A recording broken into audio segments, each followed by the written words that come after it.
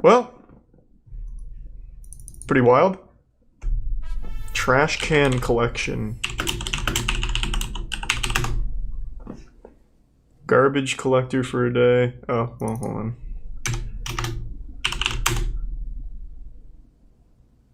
Recycling and trash. My mini bin collection.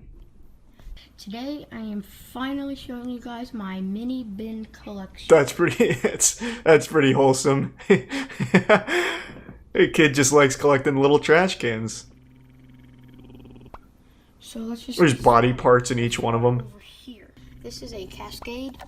So what is the point in a miniature trash can? Lid came off or something. Okay, so we've seen 27 minutes. This one though. How many mini bins is this kid hiding? Nice. So how about full-sized bins? 1950s trash. Oh, I see. Just showing me how trash was collected.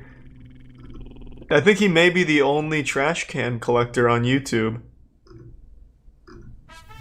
How about this? We'll be a little more specific. Another mini bin channel? Another mini bin channel? How many collectors of mini bins are there? From former WM driver. What is that? Waste management. Thank you. So this is going to be an update video on my mini bin collection. I've got a few videos out showing some of my different collections, and not to sound like a jerk, but before you guys ask, because I get this question all the time. Okay. No, I'm not going to give these away. Fuck! No, you can't Fuck! have one. Fuck! And Dislike. I don't want to hear your sob story because I collect these things. And I like to keep them. Should I ever choose to get rid of them, they'll probably go on eBay, which leads to the next question. They won't be able to take care of it like I can. Where did you get that? Sometimes manufacturers' websites will have them. Or you can Alright, just take Penguinz0, Manator, stop you can bragging. send it to- Oh, wow. Oh, wow. Oh, goodness. The city of Kissimmee, huh? That's a rare model. It's like a Starlight rare.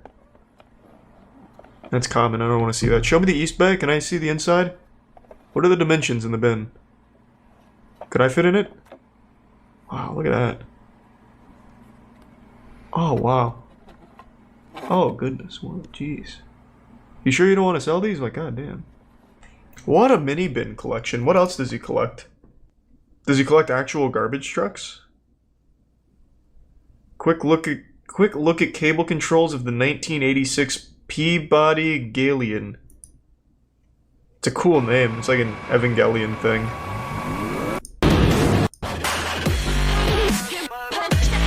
Damn! Jesus, it's getting lit in here right now. Here's something you don't see every day. Easy pack flex arm. Here's what it looks like from the other side. Yeah, I mean, that looks good. Let's take this baby for a spin.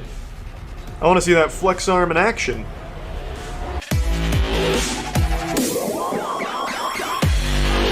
Wow, it's fucking hype. Jesus.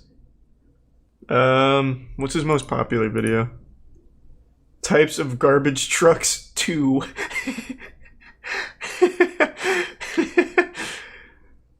Well, I mean, I'm a little curious. Everyone knows about the automated side loader. You have to be a fucking fool to not know of the automated side loader. Not impressed.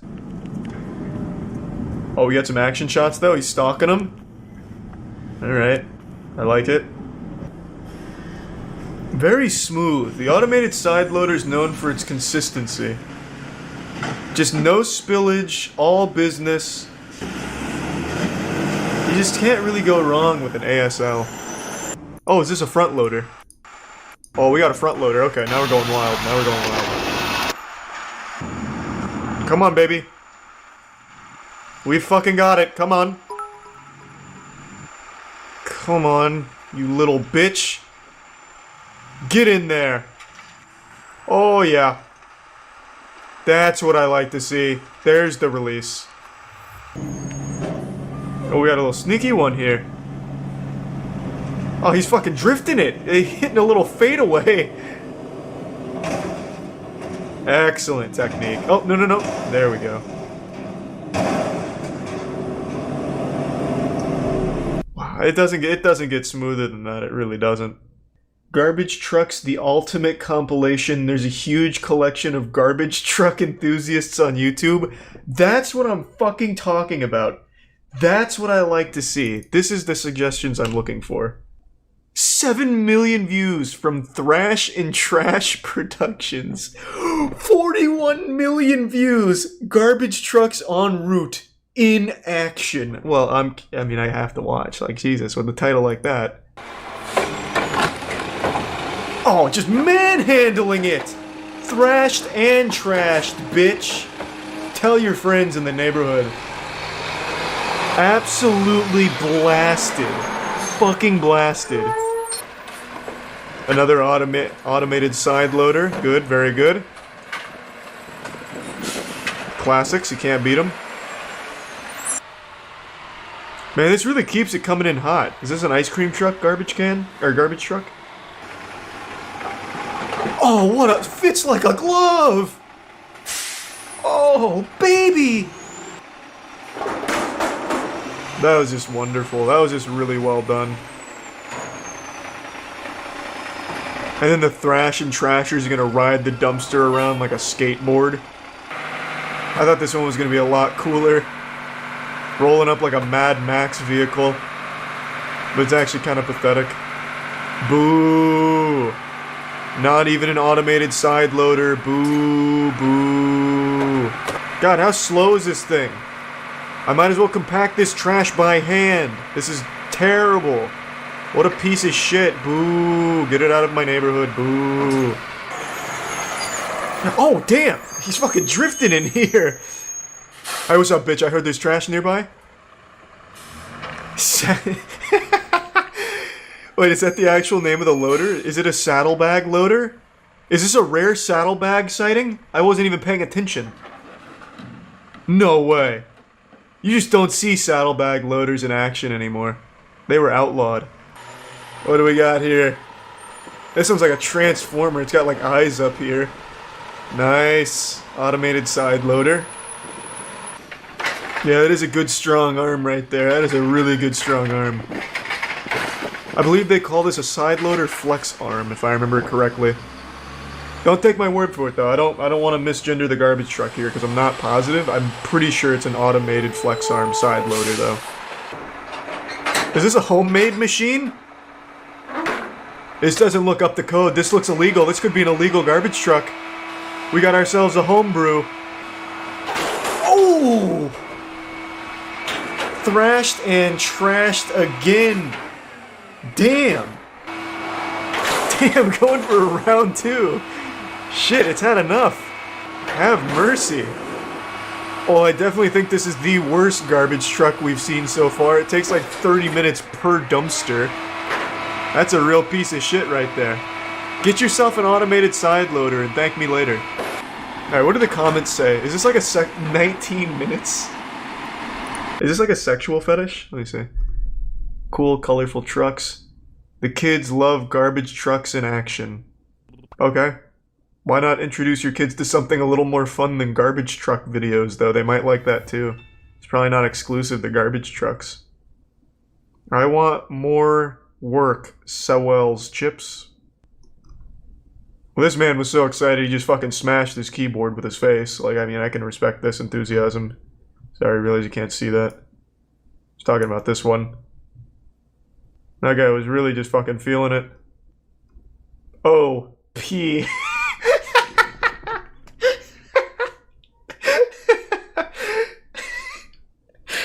You know, what more can you say to a 41 million garbage truck video besides, oh, P. Yeah, that's badass. From the 1000 cock stare. Obviously, that is badass. 5. Oh,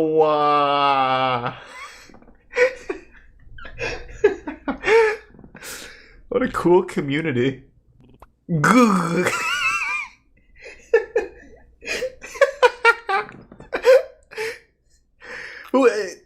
It feels like garbage trucks themselves are leaving these comments. It's just a bunch of fucking gibberish. Oh, God. I'm full steam on the garbage truck rabbit hole, man. I love this shit. Oh, this fucking idiot. It's like playing the claw game, but being really bad at it. Come on now. Oh, he's panicking. This garbage truck is fighting for its life. If it doesn't get this right, it's just going to be decommissioned. There it is. Oh. That is it. That is some thrashing and trashing right there. In the truest sense of the word. Ah! Shit! Son of a bitch. That was a damn near catastrophe right there. We did lose the lid, though. No, don't tell me. It can't be. Alright, good. That was clean. That was clean. Man, fuck this neighborhood. Just stand your recycling bins up. You're torturing this poor guy. Fuck. How hard is it to just stand this fucking thing up? There goes another one! Ah, shit. And it's the same neighborhood kid following him. This, this poor guy. Oh, that sucks. He has to be so embarrassed the kid's following him. That's two. Alright. You try and fucking work with this machinery, with this neighborhood that refuses to stand up their cans. See how well you do, kid. Oh, shit. This no, he toppled it. Soiled it. That's on him. That one's on him. Oh.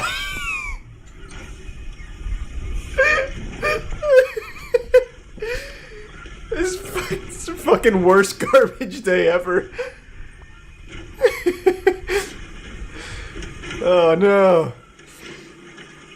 Oh, this. We're making a mess. Hey kid, cut him some fucking slack. This neighborhood is like hell. If honestly, if I was this garbage truck driver, I'd just fucking plow it into one of these houses on the next one that refuses to stand up the recycling. I'd say fuck it. Nice. Absolutely annihilated the lid, but it's a small price to pay if you ask me. I don't know this neighborhood, but they can suck my dick. If I was a garbage truck driver, I'd be so tight. I'd never come back here. Oh, you ready for some more action in the Thunderdome, huh? I'm talking automated side loaders. I'm talking saddlebag loaders. I'm talking automated compact side saddlebag loaders, baby. We're doing it all. Doing it fucking all. You have to check out the miniature garbage community. What the fuck? Wait, there's a mini garbage community? How deep does this go? Miniature garbage day with my custom first gear fleet. Oh, no fucking way! This is lit! Ah, I hope you actually put little pieces of dog shit in the trash. Make it a real high stakes operation. Woo! Yeah, baby! Yes! Fucking clean that shit up! Get it out of here! It looks like absolute ass. Get it in there! Damn, he really put a lot of effort into this. There is a lot of trash around this whole city that he's cleaning up. Saddle compact loader garbage squad leader right here. Yeah, this is definitely a squad leader. This man can smell garbage from a mile away and he'll get his first gear fleet ready for action. No garbage goes unloaded around here. Jesus, he's even picking up garbage in the middle of the desert. He's picking up garbage on Mars. And he's even got a flex arm. Garbage truck photography. What the fuck, man? This is awesome. It's a whole channel dedicated to garbage truck photography? And it's not actually photography, it's videography? Because they're moving pictures, but semantics. This is an interesting one. We haven't seen this before. So it's a front loader that doesn't deal with dumpsters. It has its own dumpster that they fill up. So it's a semi-automated process. Very interesting. Very, very interesting technique. Garbage truck men are like celebrities around here on YouTube. Good lord. I'm on board. Oh, it's so cute he waved at him. Do you want an autograph? I pulled 2 ASLs in one city. For those of you that don't know, ASL is of course automated side loader. But I would at least expect you to know that. I wonder if this truck has a John Deere 601H CNG engine found on buses. From Anime and Buses. Name a better duo. It's like cereal and milk. Anime and buses. So I see the anime, but when do we put that on a bus? Hold on. I'm pretty sure the front of the bus says Anime Central. Oh, that's fucking awesome. It's like the Polar Express, but as a bus. And not Christmas themed. That is awesome. Another side loader. I gotta be honest, I'm getting kind of tired of seeing these side loaders here. GoPro on cab ride along. A garbage day in Redondo Beach. Oh, it's a POV. Holy shit. Are they allowed to have this footage? It's like Area 51 shit. Oh, wow. Oh, wow. Damn, and look at the aggression. It's not even treating the cans with respect. Oh, wow. What a dirty girl. Oh, man. What a slut. Jesus Christ. Oh, it's gonna be a real challenge. And it nails it! Oh, this is nuts. This is absolutely gotta be a Labrie atomizer. You can't find this level of precision in other models. This is absolutely a Labrie model. No doubt in my mind. It hasn't had a single spill. Not a single drop of trash has fallen out of its gaping maw. Oh no, there's no room! There's no room!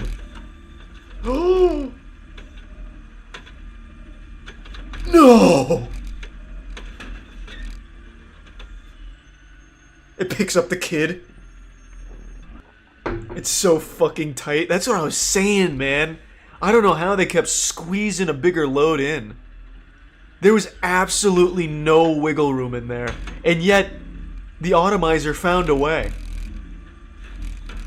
That is a quality claw. Like, this is a speedrun world record right here for this neighborhood. And the kids love it. This guy has been following the garbage truck around. Now we got this woman coming out here to flash him. Like, I mean, how can you not be excited to see this in your neighborhood? I think I've seen enough. If I keep going, I'll just blow a load right into the webcam.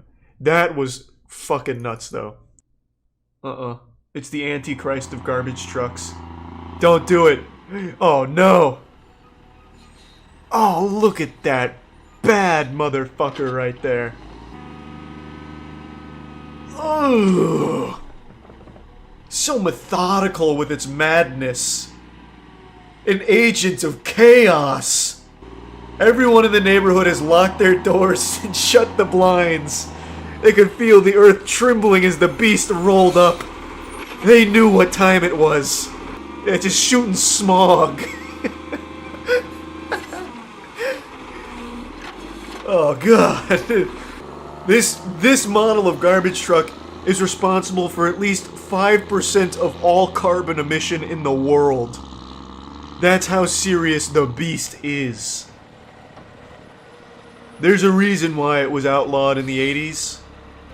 God, this thing is fueled by nightmares and double XL diesel. Oh, just look at that contamination as it rolls by.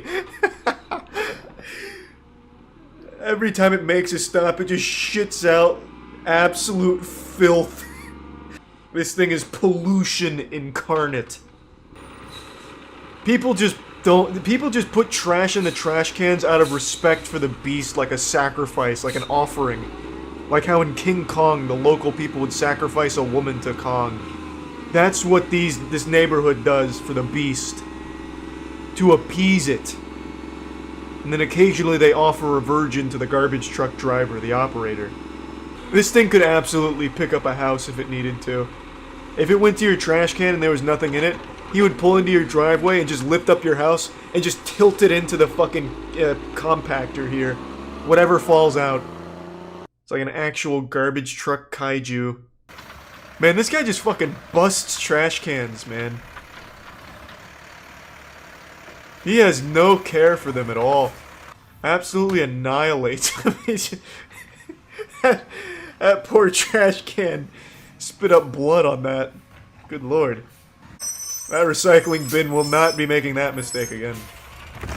Ah. Throws the trash on him. Keep the change. Oh, I see. He's impaled it. Oh, come on. Stop it. It's had enough. You've already won. No! Fucking busted that one like a piñata. Wow. I'm pretty sure that was busted from the last delivery guy. How many broken trash cans are there in this neighborhood? And how many people just randomly fucking film garbage trucks? It's like the 900th YouTube channel we've seen tonight. Wasteman Tony. I want to watch more garbage truck fails now. God damn it.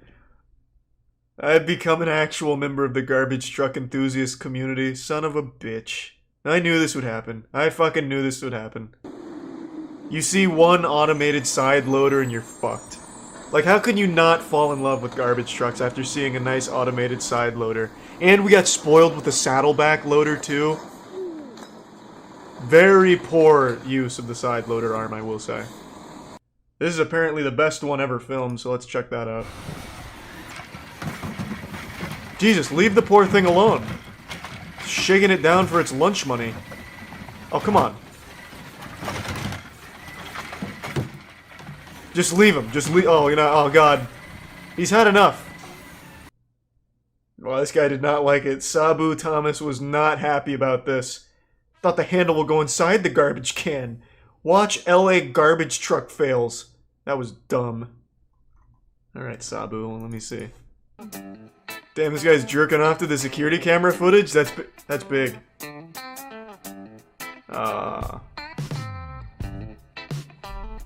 Okay. I'm guessing that was the fail. I didn't find that to be incredible, but maybe that's not the one Sabu wanted me to see. Maybe this one? I mean, so far he's so good. He hasn't done anything too bad. It's just a hard operation right there. Expertly done. How was that a fail? Ah, I see what happened there. He ate the can. And the kids didn't tell him! Man, kids love garbage trucks. What the fuck? Why do kids love garbage trucks so much? Okay, in chat, and I want you to be honest. How many of you liked garbage trucks?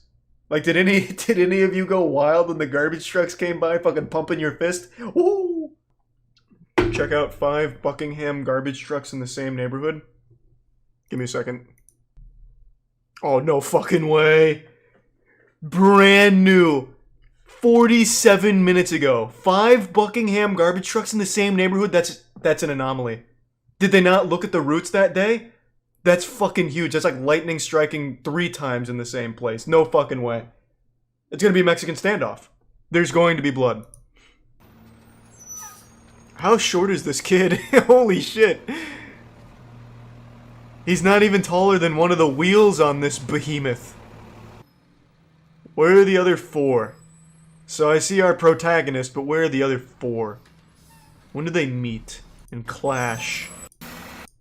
And fight for dominion over the trash cans of this neighborhood. This once peaceful neighborhood will soon turn into a war zone. But where the fuck are they? Really? Oh, okay, some foreign garbage trucks then. I like it. Alright, we've had plenty of domestic now. Let's go to Taiwan.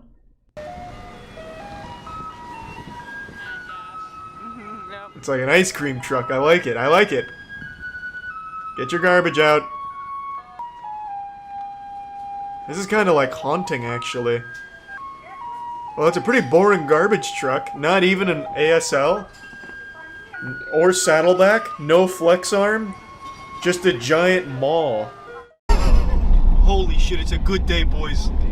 What is this? Sanitary service. What the fuck is that thing? I thought it was a garbage truck. God damn I got it. I We're missed missing it. You can see it. You Yeah, can see it. I think that's a manual loader. It might even be a Peabody Galleon, if I'm being If honest. this light would change, we could catch up to Yeah. it. Yeah, we gotta hunt it down. Come on. Is it going to the watering hole, you think? I might think so. be, It's yeah. going in the right direction. Okay, yeah. We're Take gonna us to the follow dump. it in. Yeah, quick. I don't want to miss him unloading. There's still a red light. I can't move yet. I'm so Matt, just go frustrated right around. now. Just go I'm around. gonna have to run it. That's a big It is. spot. Out in the wild, Nice. too. You want me to pop a Yui? I think he's getting away, to be honest. He kicked in the afterburners. They're trying to throw us off He the scent. definitely left the dump, though. He Yeah. left the watering hole just a moment I ago. think they've been alerted. Do you to think our he left a presence. trail on the way back for us to follow? I certainly hope so, yes. You just roll down the window. We can use our super sniffers. Yeah, goddamn. We just missed him, too. It's nest now. Oh, I yeah. can see it in the distance. Oh, look at that majesty. It's in its element right now.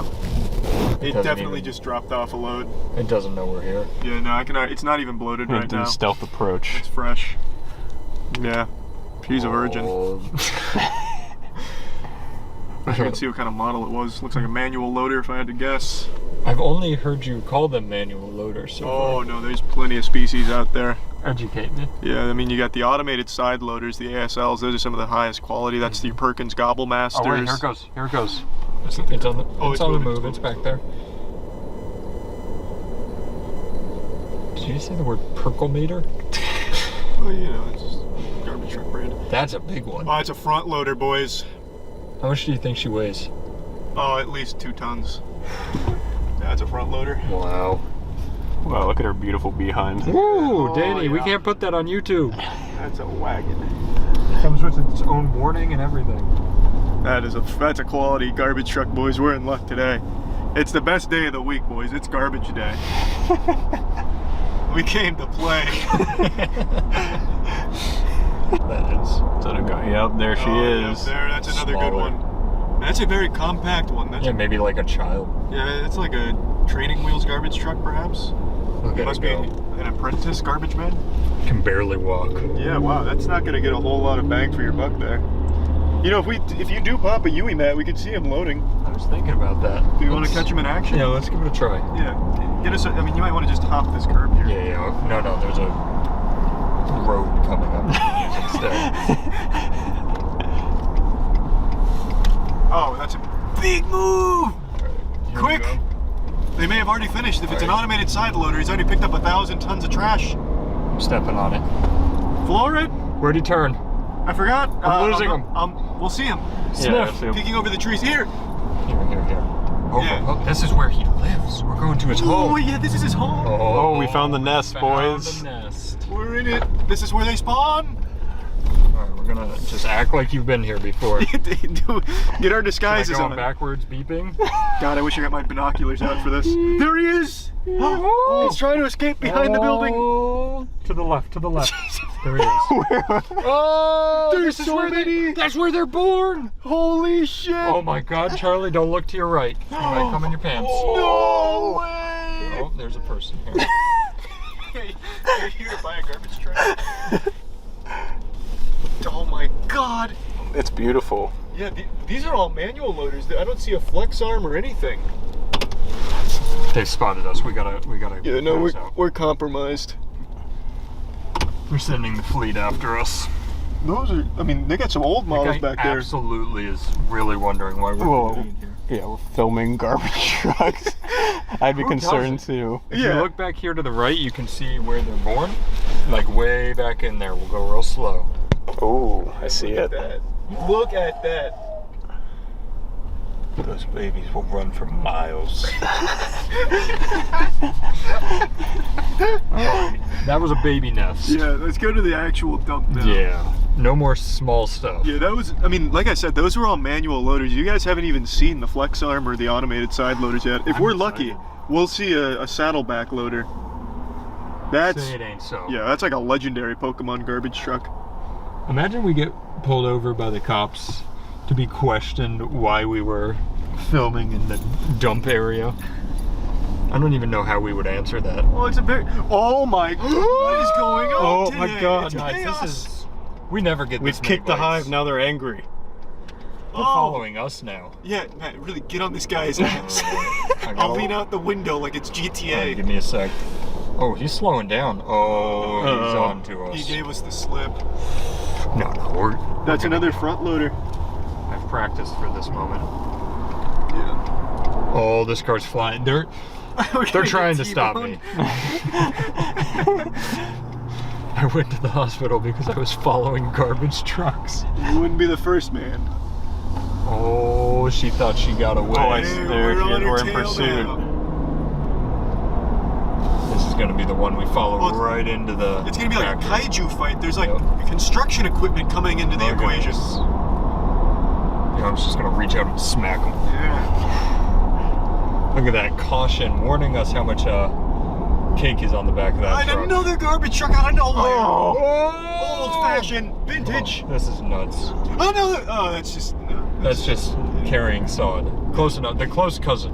Yeah. A distant relative of the garbage truck. On. It's everywhere. Charlie's overwhelmed. Yeah, we're in the thick of it now. I'm gonna have like a sensory overload back look here. to the left. Another one. There's another. Another one. That's going to the Republic service that Yep, we already it's visited. going right to the nest. Going to Santa Claus's You know where workshop. he lives. Man, they're everywhere. It's a battlefield out here. So how's it work? Are the male garbage trucks smaller than the females? Yeah, well, the males are the hunters. God. The females, they're typically there just to pick up the scraps. Like I've seen, you're not gonna believe this, but I've seen a garbage truck, and I do believe it was a Perkins Gobblemaster. It was like 18 tons pure diesel, and it had an elevator. Another Republic Another service? Republic? What's going on? My today? lord, This is ridiculous. this is absurd. So I just want to clarify, it's a Perkins Gobblemaster. Well, it's a Perkins model. I simply call it the Gobblemaster. Perkins is the brand name. Gobblemaster is the street name. I've So dubbed you've it. seen a Perkins Gobblemaster. Yeah, I mean, there's Peabody Galleons, you have the Perkins, you also have, what are the other big brands? Well, they have one called the Behemoth, but I don't know what brand that is. That's probably like as old as God himself. It's like one of the deities of the earth, I imagine. I really wish this Challenger would get out of the way. This is big garbage trying to slow us down again. Yeah. They're always on the case. So are we just following this one all the way home? He'll take us to the golden city. We've got the rungs on the trash can for it. Well, it's an arm, so it's the automated side loader, so it's a little flex arm, and it snatches it and it puts it right in the gullet. Did you expect us to be so successful so quickly? I didn't. This was a much better hunting day than I thought. I was a bit worried we were coming out a little late, a little tardy to the party. I thought they'd already fed and unloaded and hibernated by now, but I'm very pleasantly surprised. I'd honestly argue this is the optimal time. Wait, what's this one coming up? It's just kind of a brown square. That might be where they keep horses. I don't think. Oh. Let's see. It's coming our way. That might have like Star Wars drones in it. That is a garbage truck, That's boys. a garbage truck. Yeah. Oh, and look to your right. They're everywhere. Oh, Boys, my we're in the goodness. thick of it. We're being swarmed.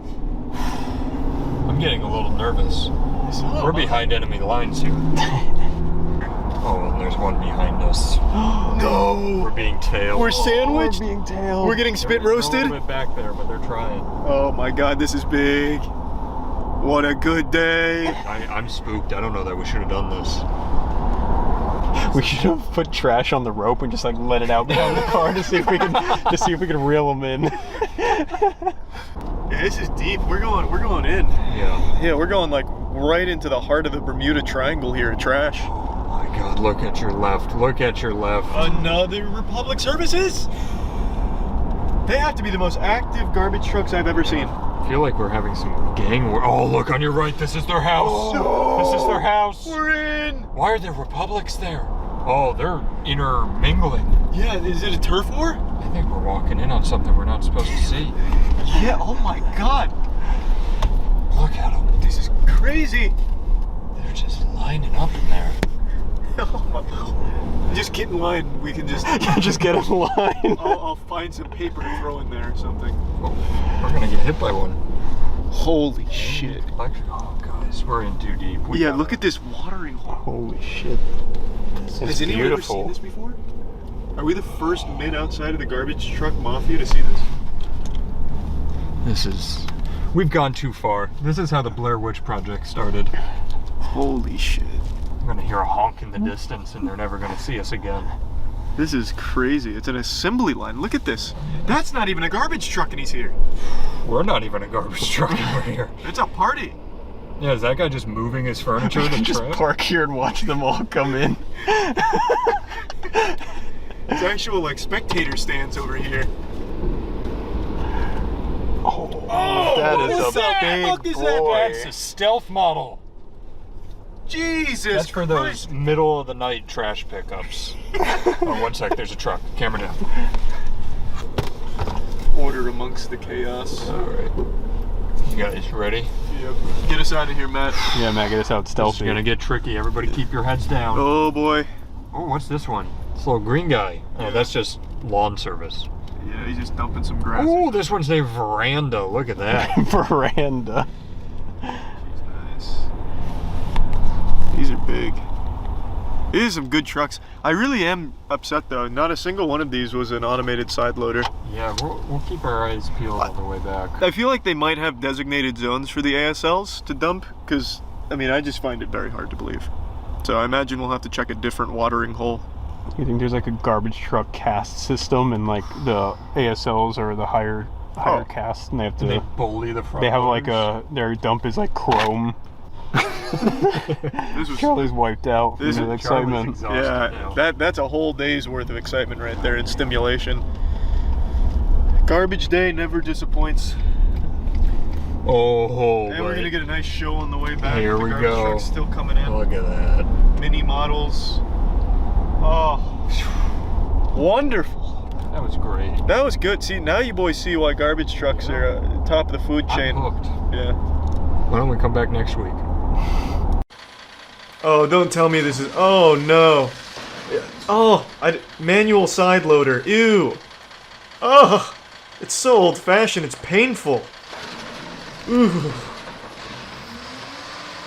Everything's manual. Might as well just go back there with a mallet and compress it yourself. Ugh. Despicable. No automation at all. Does he even empty the trash cans or just pick up the cardboard boxes next to it? Yeah, he doesn't even touch the garbage cans. Weird. Literal caveman garbage truck. That's what I'm fucking saying, man. How embarrassing. Imagine finally landing the dream job of being a garbage truck operator and you get stuck with a fucking Volvo manual side loader. Oh, what the fuck is this?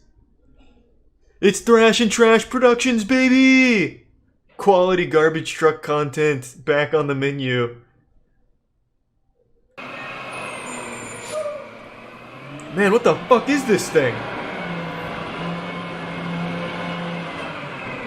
We got ourselves a legendary Pokemon.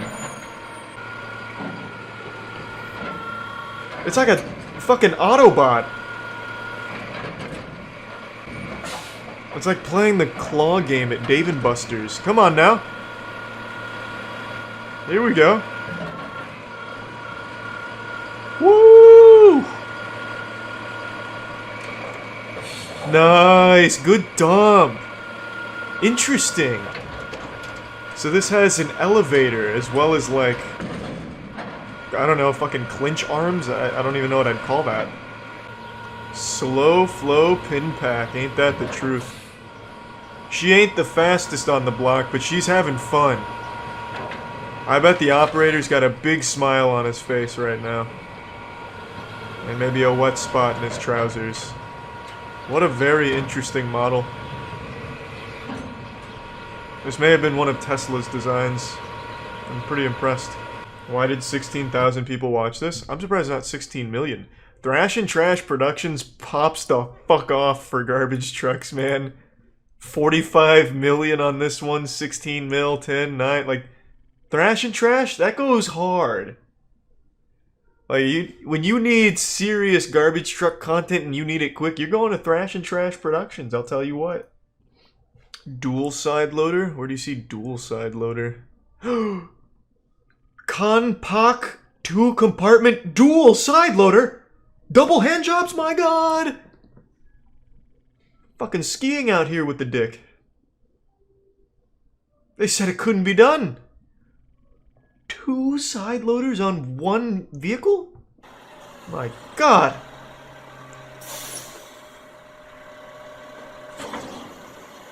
Man, whoever invented this. Oh my. Oh no. Oh God. We're going back and forth, baby.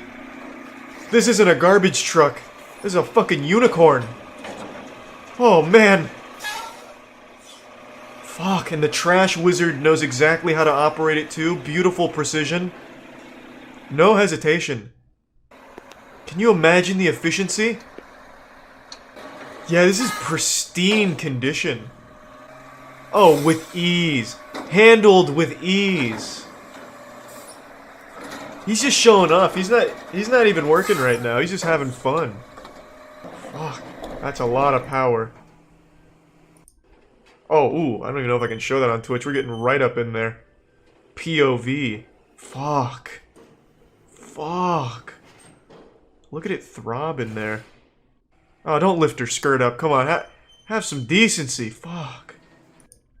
This thing is nuts. Look at that compartment. Oh, don't tell me it's a roll-off, too. No way. No way. It can't. No, there's no way. No, there's no way it's a roll-off. That'd be absurd. Oh my God, I just noticed. It's a fucking double-barrel shotgun of garbage truck compacting. There's 2 compactors. Oh no. Oh! Holy shit. Technology is advancing at an alarming rate. Look how smooth she is. There's no way they can go. They can't go both at the same time. There's no chance. We haven't invented that kind of technology. That'd be like cold fusion. We can't generate that kind of power. You'd like the fucking arc reactor from Tony Stark's heart. What a beauty. Just when you thought you saw every garbage truck model out there, Republic Services comes out with just something incredible. I've been trying to find like a repurposed garbage truck that needs a home. I wouldn't do anything with it. Except maybe I'd go around and pick up people's trash. I'd be like a fucking trash vigilante. Like the worst fucking Batman of all time. Just literally cleaning the streets. That's illegal? What are they gonna do? How are they gonna stop me? They'll never catch me. Not in my dual side loader.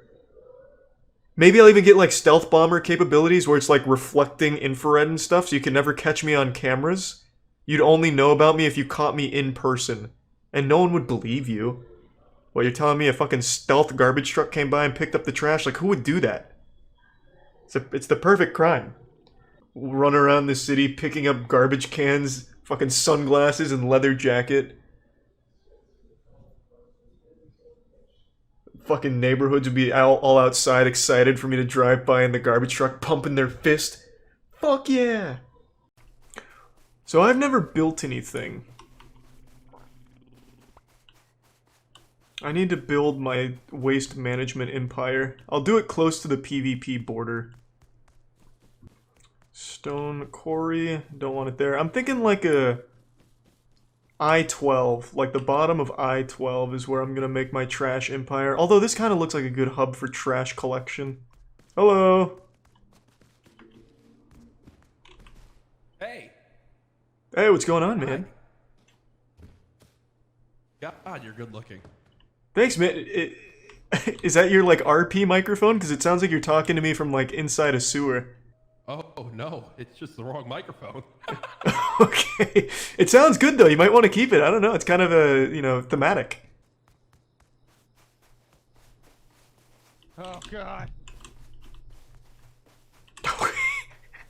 Okay. Fortunately, they don't have nicotine around these parts, so I have to shoot nicotine. Wow, the police force is back in action. Sorry, here you go. There.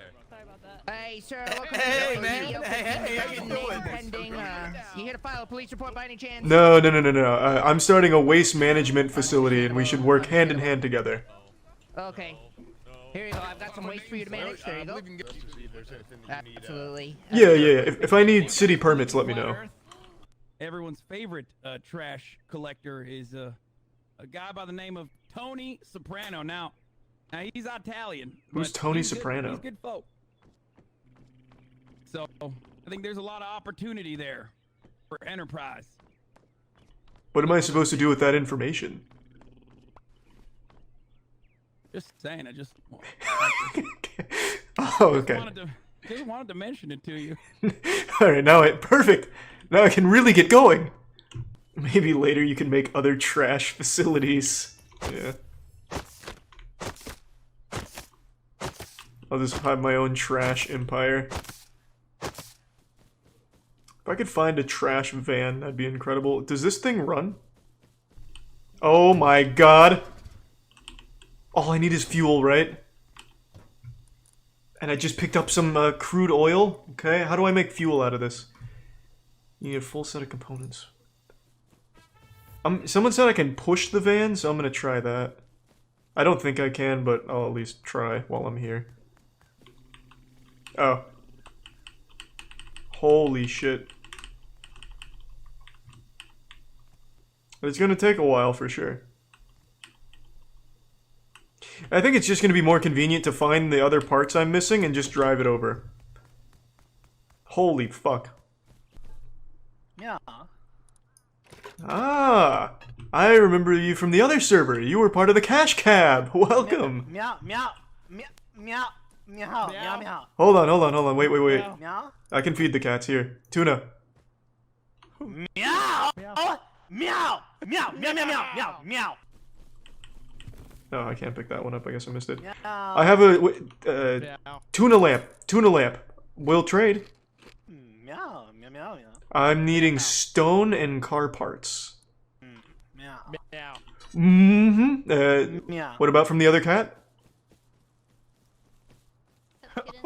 Oh, meow. No.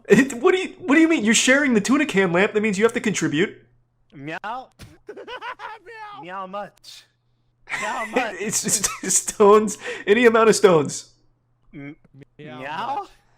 100 stones. 100 stones. Meow, meow, meow, meow, meow. 100 stones. Jesus. Meow. Meow. Meow. Meow. Meow. Meow. Meow. Meow. Meow. Meow. Meow. Or any car part. Meow. Meow. Meow. All right. Meow. He I was gonna give him 5, you dipshit. here. He covered the bill. Meow. Fine. Enjoy the tuna can lamp, you fucking thieves. Meow. No, I'm not going solo. I'm just trying to make my own shit instead of just leech. I'll join someone at some point, unless the waste management facility really pops off. Though I'm 0 for 4 on recruiting garbage men, which is weird, because I feel like being a garbage man would be like a dream position. Like, I just collect scraps from people. Like, come on, that's gotta be useful in Rust. Meow. Meow. Meow. Meow. Meow. Meow. Meow. Meow. Fuck yeah, and then what about the other parts of the car? What do we know about the, can we charade that? Meow. Meow. Meow. I think you pissed him off. Do you want the fuel? I don't. Just fuck. What do you need from me? I'll give you all the tuna in the world if you can find me the car parts. Meow. Meow. Meow. Meow. Okay, here. I see what you're saying. All right, we can push it. We can push it. Yeah. Okay. Yeah. Use hammer to repair. Isn't that... You're just memeing. There's no way this repairs it. Hold on, chat said to hit it with a hammer. That didn't work. It caught on fire. No, it'll be fine. I don't think this is what it's supposed to do. God. Really help. No! My fucking trash man! Oh, and I'm bleeding out! Excuse me. Hey! Oh, Charlie. What's up, Charlie? Oh, I placed the wrong wall. Not much, man. Oh, we're neighbors. I'm living just across, right over there. That is great to hear. I'm making a waste management Here, facility. I got some Oh! pumpkins. In case you get hungry. You just saved my life. Thank you. Oh, Father Will. Oh, hello. How you doing? I'm doing fantastic. Are you living near here, Father?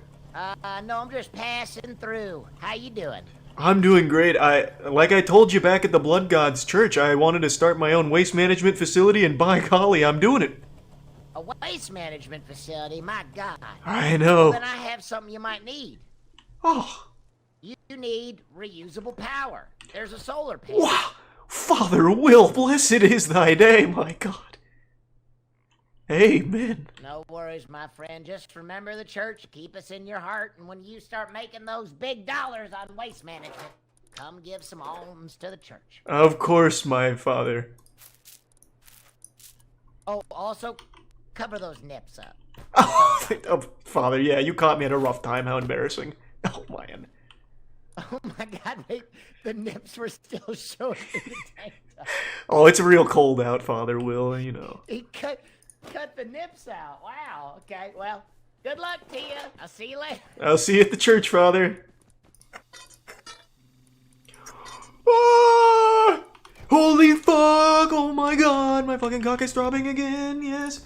Lowers my low grade. Yep. And we're out. Oh, wait, I can actually repair it too? Yep! Oh my God. Okay, now let's just go collect some garbage. Oh, beautiful trash! Dropped it. Oh, thank you. Oh, God. Here. Now give me the syringe. How do I use it? Oh my God, it's wait. Oh my God. Did you pick it up?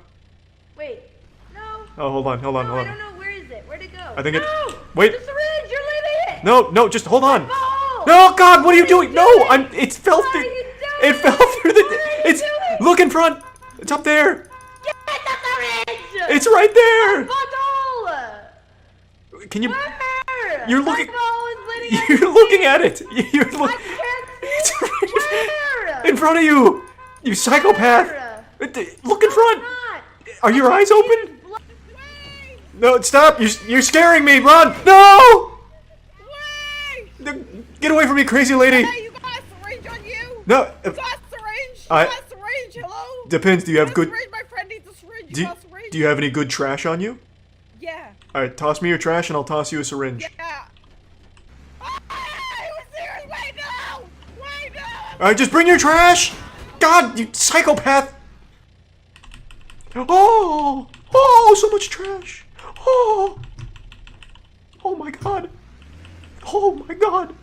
Okay. Give me the syringe. Yeah, alright, hold on. Yeah, here. I'm tossing it out the back. So you can find it. No, it's on the ground. It fell... I know it. Do you have a torch? I dropped it on the ground. Oh God, move! No, someone... you just ran over me. It's on the ground. It fell through the truck. Oh, you're lying. You're Oh, lying. wait, hold on. I can activate lights. I can activate lights. I can activate lights. Hold on. Calm down. Calm down. Here, can you see it now? How do I turn on my high beams? She's gonna die. These are F. This is F. Your high beams. I don't know. I'm pressing F. Is this not helping? I can't see a fucking thing.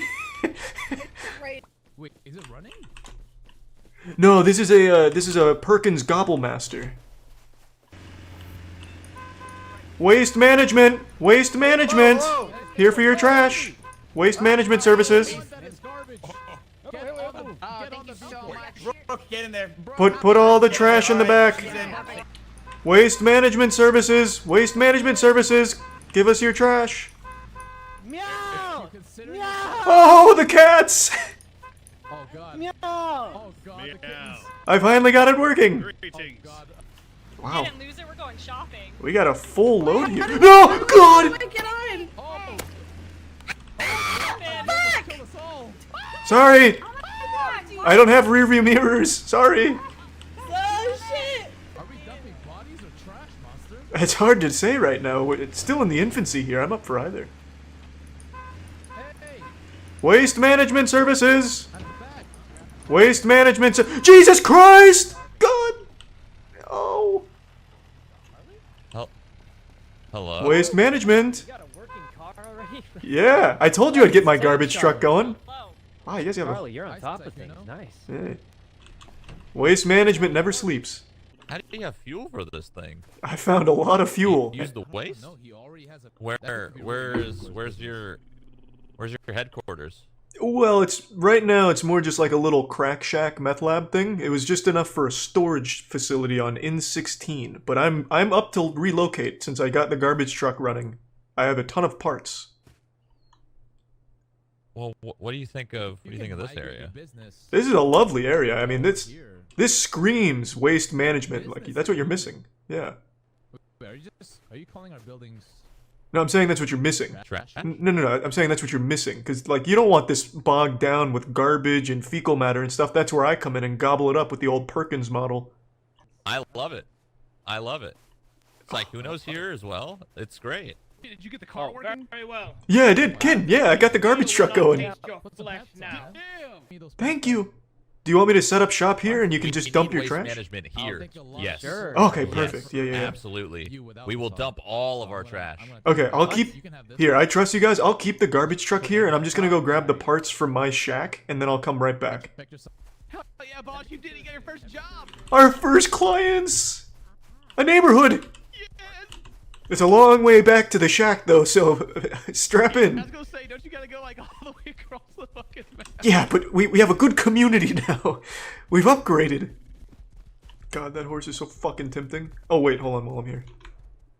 Yeah, nay, boy, meow. God, you can hear me from everywhere. Jesus. I've got cat hearing, meow. It's... Oh, they're learning English. Oh god. What do I have to trade for the horse? You have 400 metal fragments, meow. Oh, you've got insane. Oh, fine, keep the horse. Maniac.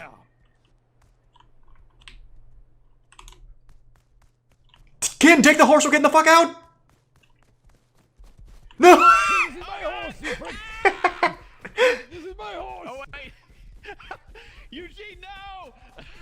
Just run, Ken! Thank you so much. Wait, you said you had more trash? Wait, you said you had more trash? Ken, she's holding out on us. What?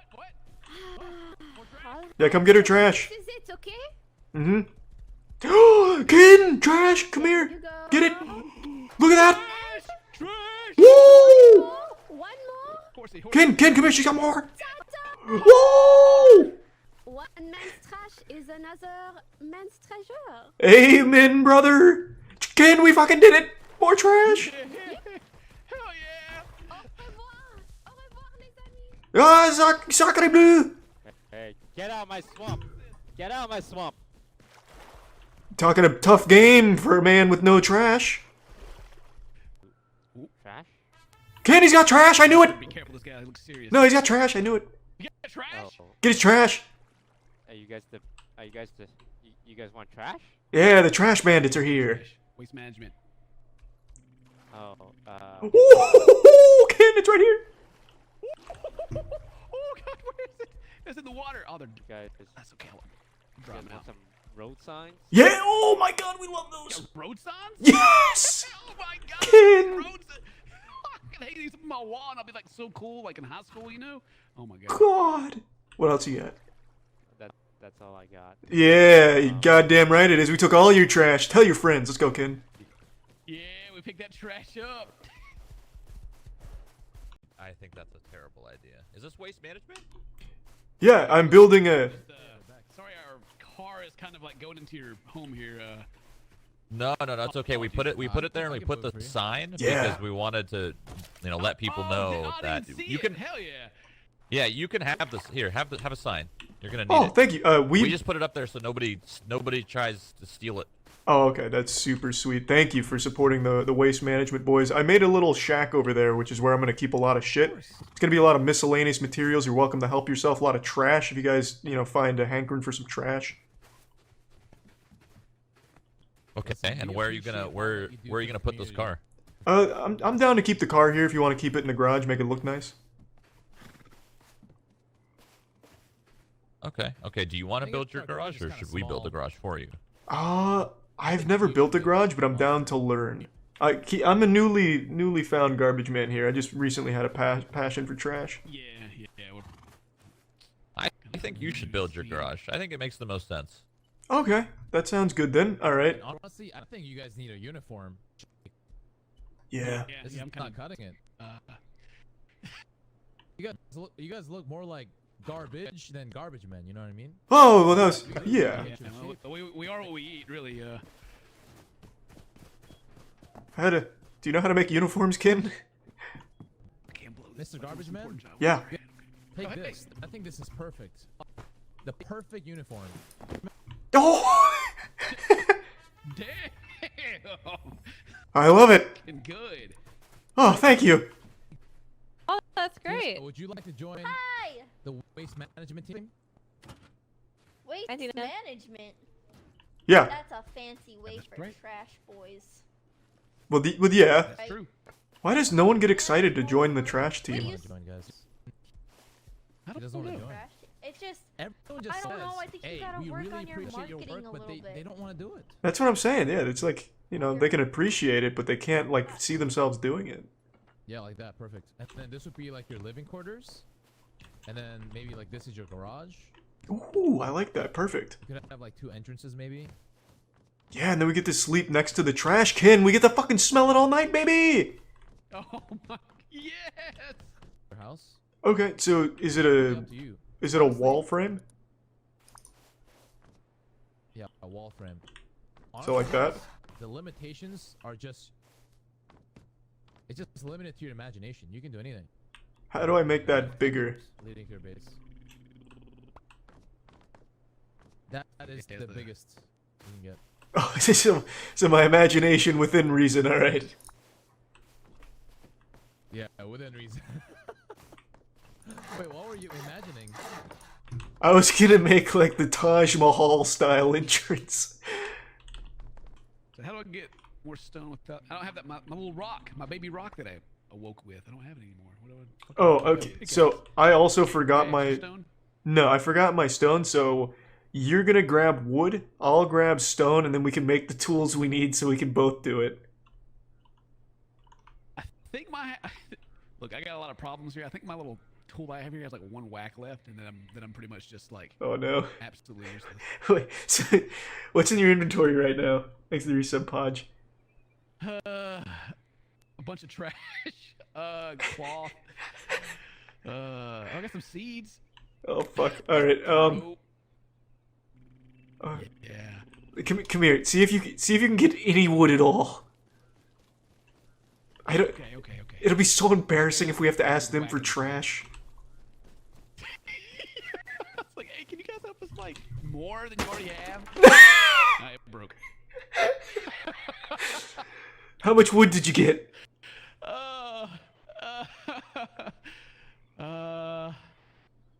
Well, would you believe me if I told you 0? Oh god! All right, we're gonna have to let's go haggle with someone else in the city. We need an automated side loader emote. That'd be such a confusing emote. When the fuck would you use an automated side loader emote? Oh my god! Ray, what's up? What's going on, Ray? Ray, come here. I can show you my house, Ray. Nice outfit. Wait, Ray, do you have any trash? Over here, Ray. Over here. Ray, dump your trash. Yup, I live there. Tina lives in the side room. Yeah, I'm part of the waste management facility. Ray, look at that. Oh! Here's a tuna can. Yes? Where is it? Where? Ken, where's the tuna can? You're welcome. Where is it at? I can't see it! Ray, there's a really nice. Turn over the tuna. Oh, I picked it up. No, we're good. I got it. I didn't see it. Oh, nice. Oh, yeah, there she is. Yeah! This is kind of hard to back her in, but I'll figure it out. How am I looking? Come straight back. Yeah, a little to the left. A little to the left. Oh, a little more. Oh, that's like a glove. Yeah. Oh, stop. That's good. Oh, yeah! Woo! Yo. Damn. God, she's looking good. Hold on. I've got another idea here. Beautiful. Watch this. Oh, where's that sign? Oh, just enough space. That looks good. Look at our sign, Ken. Damn. That took a lot of tender love and care right there. I'll tell you what. It's beautiful. Fuck, that looks good. Oh, good lord, it's perfect. That's a masterpiece. That is absolutely. Right next to the Mona Lisa. Oh, it's outstanding. Oh my god. I'm pretty goddamn proud. That took like 20 minutes worth of finagling. He's standing there and it's like, you alright? And then out pops this masterpiece. I mean, Yeah, we finally got it. Ludwig! Charlie! What's up, my man? Hey man, I opened a waste management facility. Come check it out. Oh, sure, yeah, I would love to. Where is it? Over here, follow me, to the left. Do you have any dreams Gosh, in... why do you look like a Oh, it's my, uniform. ineffective doctor? Yeah, it's, my Okay. garbage collection Great. uniform. Any dreams and aspirations of being a garbage man by chance? We have openings. Oh, you know, definitely, I would say definitely aspirations. You know, like, I'm actually opening up a hotel business myself. Oh! Right by the border. Well, if you ever have any excess trash, I mean, we're here to collect. So, how does it work? We... A working car? Yeah, I got this working within the first 5 minutes, and I just journeyed over here and opened a business. Jeez, so what do you do? You just... Yeah, so this is just the old Perkins Gobblemaster, you know, Peabody Galleon style garbage truck, and I run around collecting trash from other players, and, well, I take it home with me. What do you consider trash? Oh, pretty much anything that they consider trash. You know, I'm not too picky.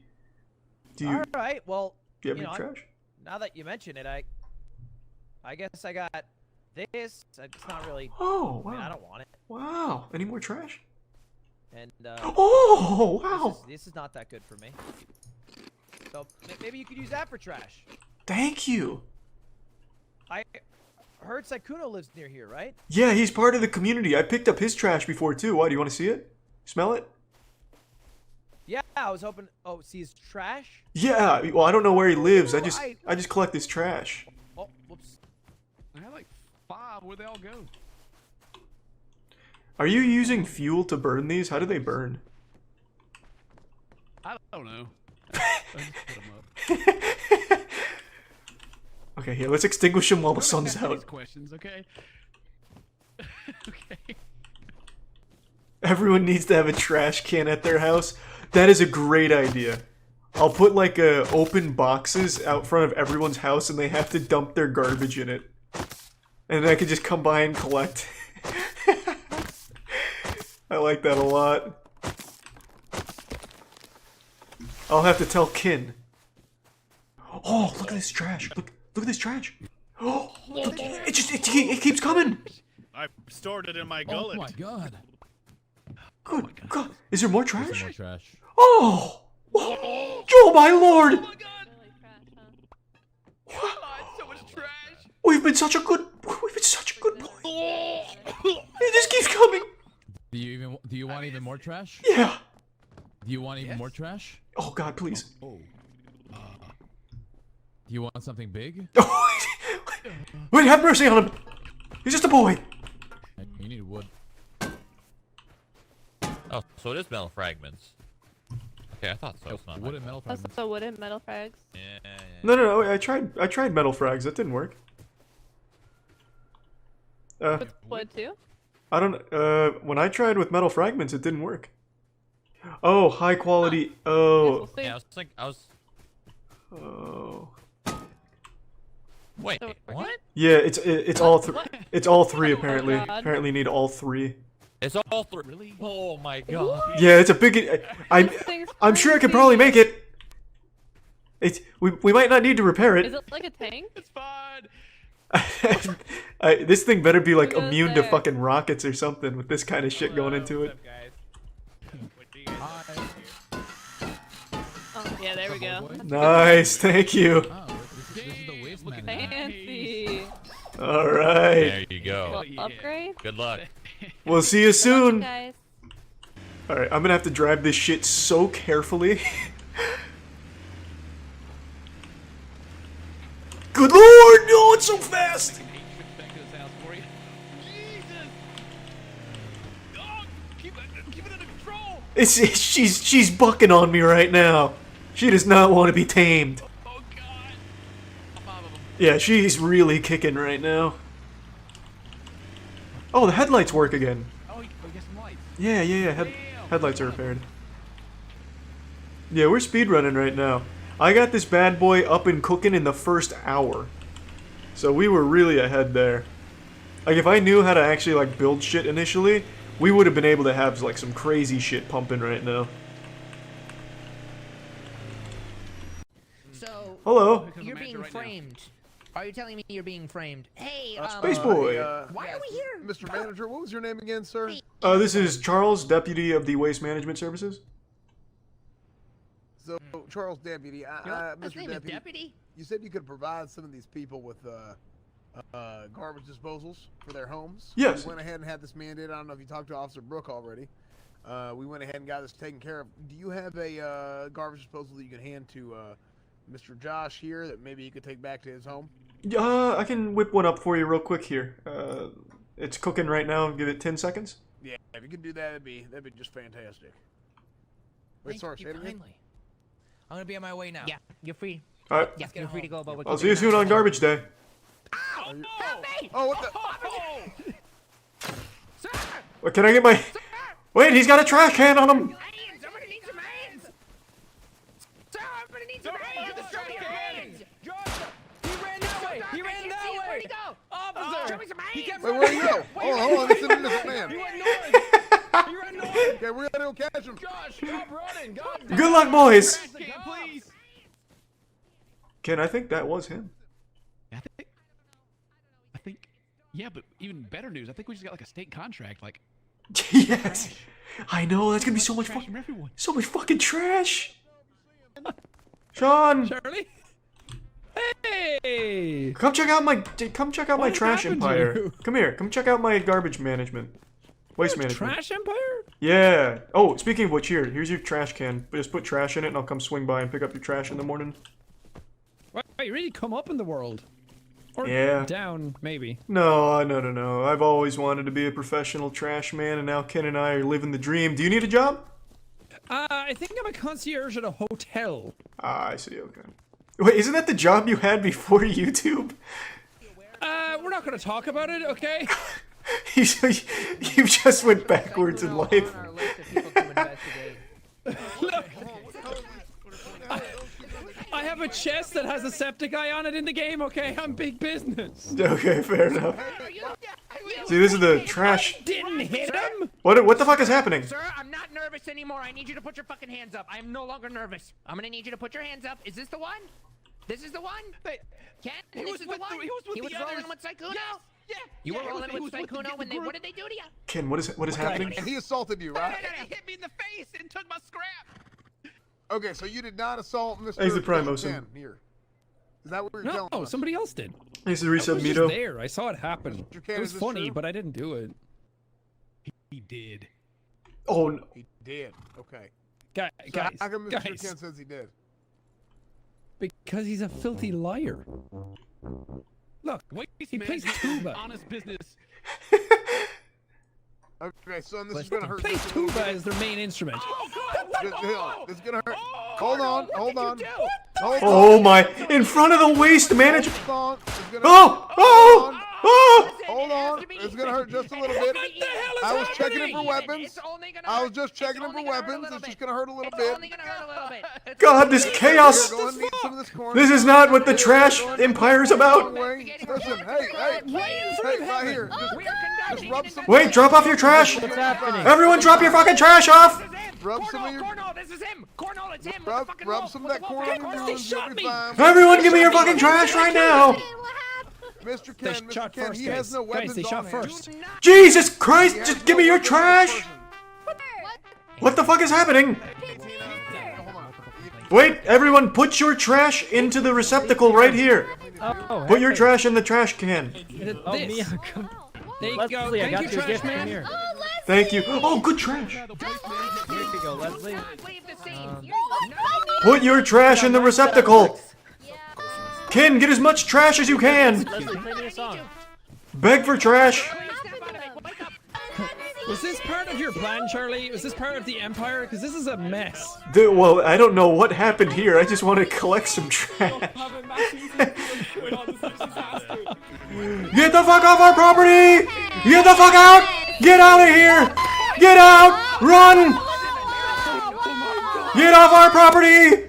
The waste management! He said he didn't want you here! Get out! Get the fuck! And give us your trash on the way out! And give us your trash too, please! You think Immortal Aim is better than Shroud Aim? I mean, is it better than Diamond 3? Yeah, I would say so. You can't let him say that. 3, huh? Running out of trash. You I can't let him don't say think I've that. ever even seen Diamond 3 before, Ludwig. Trash for the trash. You've never seen Diamond. You're telling me you came out the womb and you were at least immortal. I appreciate that, Jellyman. Thank you. Nod your head, yes. Are you doubting our leader? Okay. I have proof. Are you doubting him? Sunday high noon. Can't say I saw that one, Sunday high Palpamine. noon, Shroud. Okay. Sunday high noon. You got it. I'll be there. What do you want the stakes to be? Hey, listen, Ooh, loser gives up all their trash. You can never. Oh yeah, I should build the arena. A trash heap. It's just beautiful. Hey, where's the Do you guys see the waves? Do you guys see the waves? Magical. Where is the arena? Do you guys need me to it's make like a beautiful. trash arena for you to fight in? Trash Oh, like you throw trash. What trash exactly is that? Oh, you know, like What is that? like an arena, but it's kind of made out of trash. So I mean, you can certainly try. It sounds like it's gonna be trash though. So is there currently an arena standing, or would I just be wasting my time? I think. Well, I don't think we have an arena They're yet. making one. We don't have the Yeah, funds. I think they're making one, and I would like to make one too, but it's gonna take some time. Okay, yeah. But if you want to go ahead and make one, I'd love to see it. Yeah, okay. We're gonna need a lot more More trash. trash. Yeah. For sure. Yeah, it's already looking pretty good. Here, Ken, check it out. What do you think so far? Yeah, I think this is meiosis or mitosis. One of the two of the cells. Yeah, I know where you're going with this. It's the arena. It's the arena. Oh, yeah. Yeah. What is what's the green? That's trash. Jesus Christ, Ken, it's still a prototype. What are you doing? You're not supposed to. You're not. It's.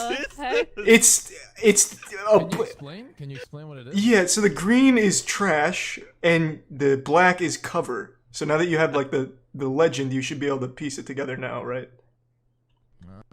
Yeah. So the idea would be. Okay. The black is cover, and Yeah. the green is trash.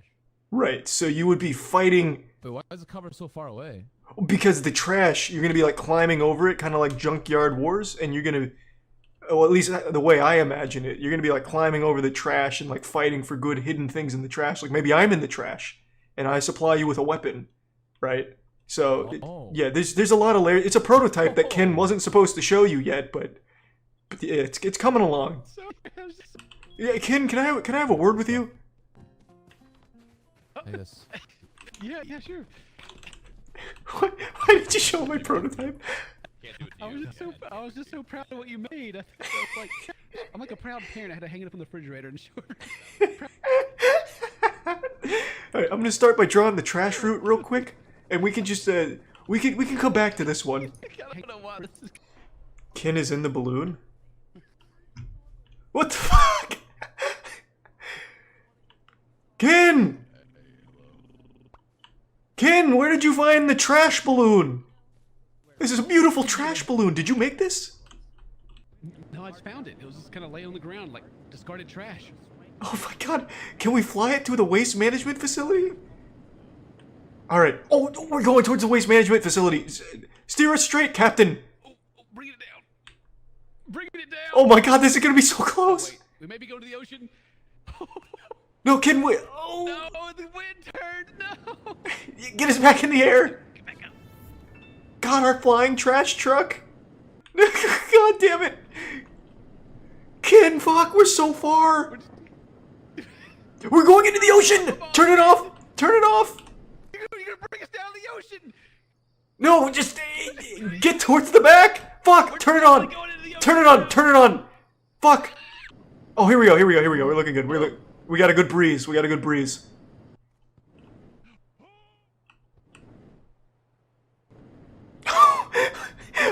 He fell? Is that what I heard? Oh. Alright, this is for you, Ken. Hey, yeah, I fell out. Yeah, did you go and get your shit back? Somebody help me. Someone saw me fall and they helped me back up. Oh, that was sweet. A little respect for the waste management workers. Good. We're going to the ocean. No. Watch. This is gonna land right on the waste management facility. I think I lined it up perfectly. Watch this, like a glove. Oh god! Oh no! Whoa! What? Yes! What is the meaning of this? I fucking did it! Are you okay? You just killed Hannah! You killed Hannah! I did? What do you mean? I flew off! You guys someone pushed me, dude. Someone pushed me. That's good enough. Someone pushed me off. What's up, everybody? It's Critical. I want you to forget everything you think you know about men. You didn't know what a real man looked like until right now. Now, you're looking at a real man. This is what evolution wanted the XY chromosomes to look like. This guy is the definition of masculinity, the epitome of testosterone. You think you're a man because your wiener can get up to 6 inches? Fuck you. This man's womb room is 6 inches flaccid. You think you're a man because you have some hair on your scrotum? Fuck you. This man's scrotum is made out of hair. Probably looks like a fucking Karibo from Yu-Gi-Oh! This is a man. You are a boy. I thought I was a man. I now realize I'm a boy. You think you've seen men in movies or in real life? No. All you've ever seen are boys. Nay, toddlers, compared to this Adonis. This Greek god of a man. I'm just gonna go ahead and play the video so you can see what I mean. What's up, Facebook? So I'm in a bathroom right now in an airplane. And I have a guy sitting next to me that thinks he owns the armrest. You got me fucked up if you think I'm gonna get between this man and his armrest. He'd snap me in half. He'd eat my tits. He looks like a goofy Lex Luthor. You gotta feel bad for whatever homunculus dared take the armrest from this man. I pity him. I'm gonna go back and I'm gonna try to get some video of me showing that if he wants to tussle with the muscle, he's gonna get it. So I'm gonna bump him off and hopefully I get it on camera. Someone better have made funeral arrangements for that poor soul using the armrest, because his arm's about to get bumped into oblivion. He's gonna bump him, dude's just gonna fucking combust. This sociopathic Howie Mandel ain't fucking around. Like he said, you just don't tussle with the muscle.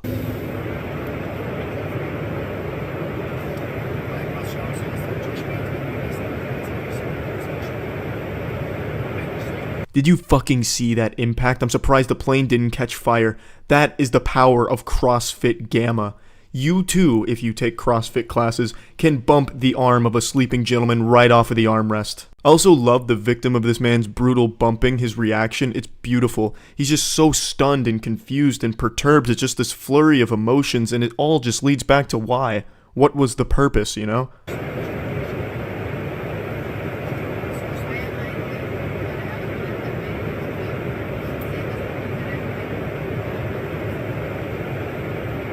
I absolutely love how crossfitting Patrick Stewart pretends to be asleep so that way it doesn't have to be any confrontation between the two of them over his actions. And you can just tell that his heart is racing. Oh no, please don't say anything about it. It was a power move. Don't call me out on it, please. I'm just going to pretend to be asleep. It's super pathetic. If you're going to commit to this, you might as well go all the way. Just bump his arm off, stare him dead in the eyes, maybe even stimulate your nipples or something. Be like, yeah, I just bumped your arm off, pussy. What are you going to do about it? You going to touch my penis about it? Is that what you're going to do? You know, just fucking stand your ground then. If you're going to be an asshole, commit to being an asshole. Don't pretend to just be some passive dude. Oh, I just fell asleep and bumped your arm off when you're hyping yourself up in the bathroom. But anyway, yeah, that is a real man for you all, and that's it. So yeah. Last year I made a lot of videos about Karens, those wild and wacky women that would go out in public and cause a big ruckus over nothing. While most of those women were postmenopausal, I was able to latch on to their titties and milk them a little bit for some content, but unfortunately that well began to run dry. Not that the Karens became an endangered species or self-aware enough to stop doing their stupid shit in public, it's just I lost interest in it. Every single meltdown from these women just became the exact same thing every time. Oh, what's this? Another video of Great Aunt Gertrude screaming about microchips in the gas station hot dogs? seen fucking 50 of these this week. It just became the same thing. Like, they were all saying and doing the same shit. It reminds me of like in a Madden video game where if you look into the stands, you just see the same fucking NPC spectators looking on and cheering. That's what it felt like watching Karen videos. Just a whole bunch of clones doing the same shit. It was weird. So I stopped doing Karen content, but I'm happy to say a Karen video has surfaced today that is actually pretty interesting and unique. This happened at an airport. He threw me to the ground! My name is Terry M. Booz! I'm the manager of the fucking airport here! That's I'm joking! This lady is fuming. She's so mad she just did a full scat man. Just hit him with a skibbity boo bada bop. Like, I don't know what the fuck she was saying. Who's got hobinin? It's like some gibberish Adam Sandler would have said in SNL back in the 90s as a joke. But she just couldn't get the words out because she's so fucking angry and heated over something that happened off camera. You'll learn about what happened here in a minute. But I also love the way she announces herself like it's a WWE entrance. My name's Terry Ann Woos, and I'm here at SmackDown vs. Raw 25 to let fucking Hulkmania run wild, brother, at this airport. Let's fucking go. Who saw him choke me to the ground? Who saw me? I saw you run through the door when you weren't supposed to. He And I saw him me push to you the out ground! You deserve I'm pretty sure you're mistaken. In a dress! Boo-hoo. Boo-hoo. Boo-hoo! You fuck off! Not helping. Excuse me? I want the manager of the airport here! There really is a lot to unpack here. This is the most stereotypical Karen I think you could possibly envision, from the outfit to the statements she makes. She wants the manager of the airport. What are you expecting? Fucking JJ the jet plane to come in here and troubleshoot for you and, ask what's going on? Who do you think the manager of the airport is? It's not fucking Starbucks, like you're not gonna be able to strong-arm your way to speaking to the airport manager. The delusion of these kind of Karens where they think they're always in the right and no matter what, they'll go from like victim to absolute evil supervillain in a second. She tries to like rally the people behind her. Who saw who saw him push me to the ground? Who saw it? Let's rise up, gamers! Who saw it? And then the crowd's just like, it was your fucking fault. You charged into a restricted area and got tackled for it. You brought this upon you. And then people get mad at her like, you deserve it. Fuck you. Boo-hoo. And she's like, oh, god damn it. No, fuck all of you. Who saw it? We saw it, and it's your fault. No, shut up. You didn't see anything. It's extremely hard to root for the TSA under any circumstances. I don't think in the entire history of the TSA they've ever been viewed positively by anybody. But in this video, they're the clear good guys here. They did that airport a justice by getting her away. So, fuck yeah, I guess. This isn't a very long video or anything, but I did want to talk about it because it just felt good to be home. I've seen it all from Karens until now. This is something different. This is a little more unique. It's goofy. It's wacky. It has everything you would expect from a Karen adventure. And I hadn't seen something like this before. So it was just nice and refreshing to see that the Karens are still out there and they can still surprise us. So that's why I just wanted to talk about it and bring it to your attention. That's about it. See ya.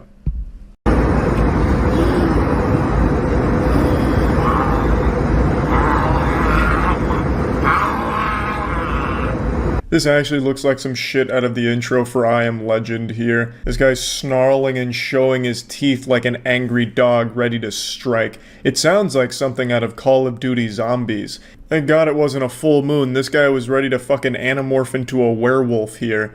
Now, it does say he's having a racist meltdown in the caption of the video, but there's nothing racist present in the video.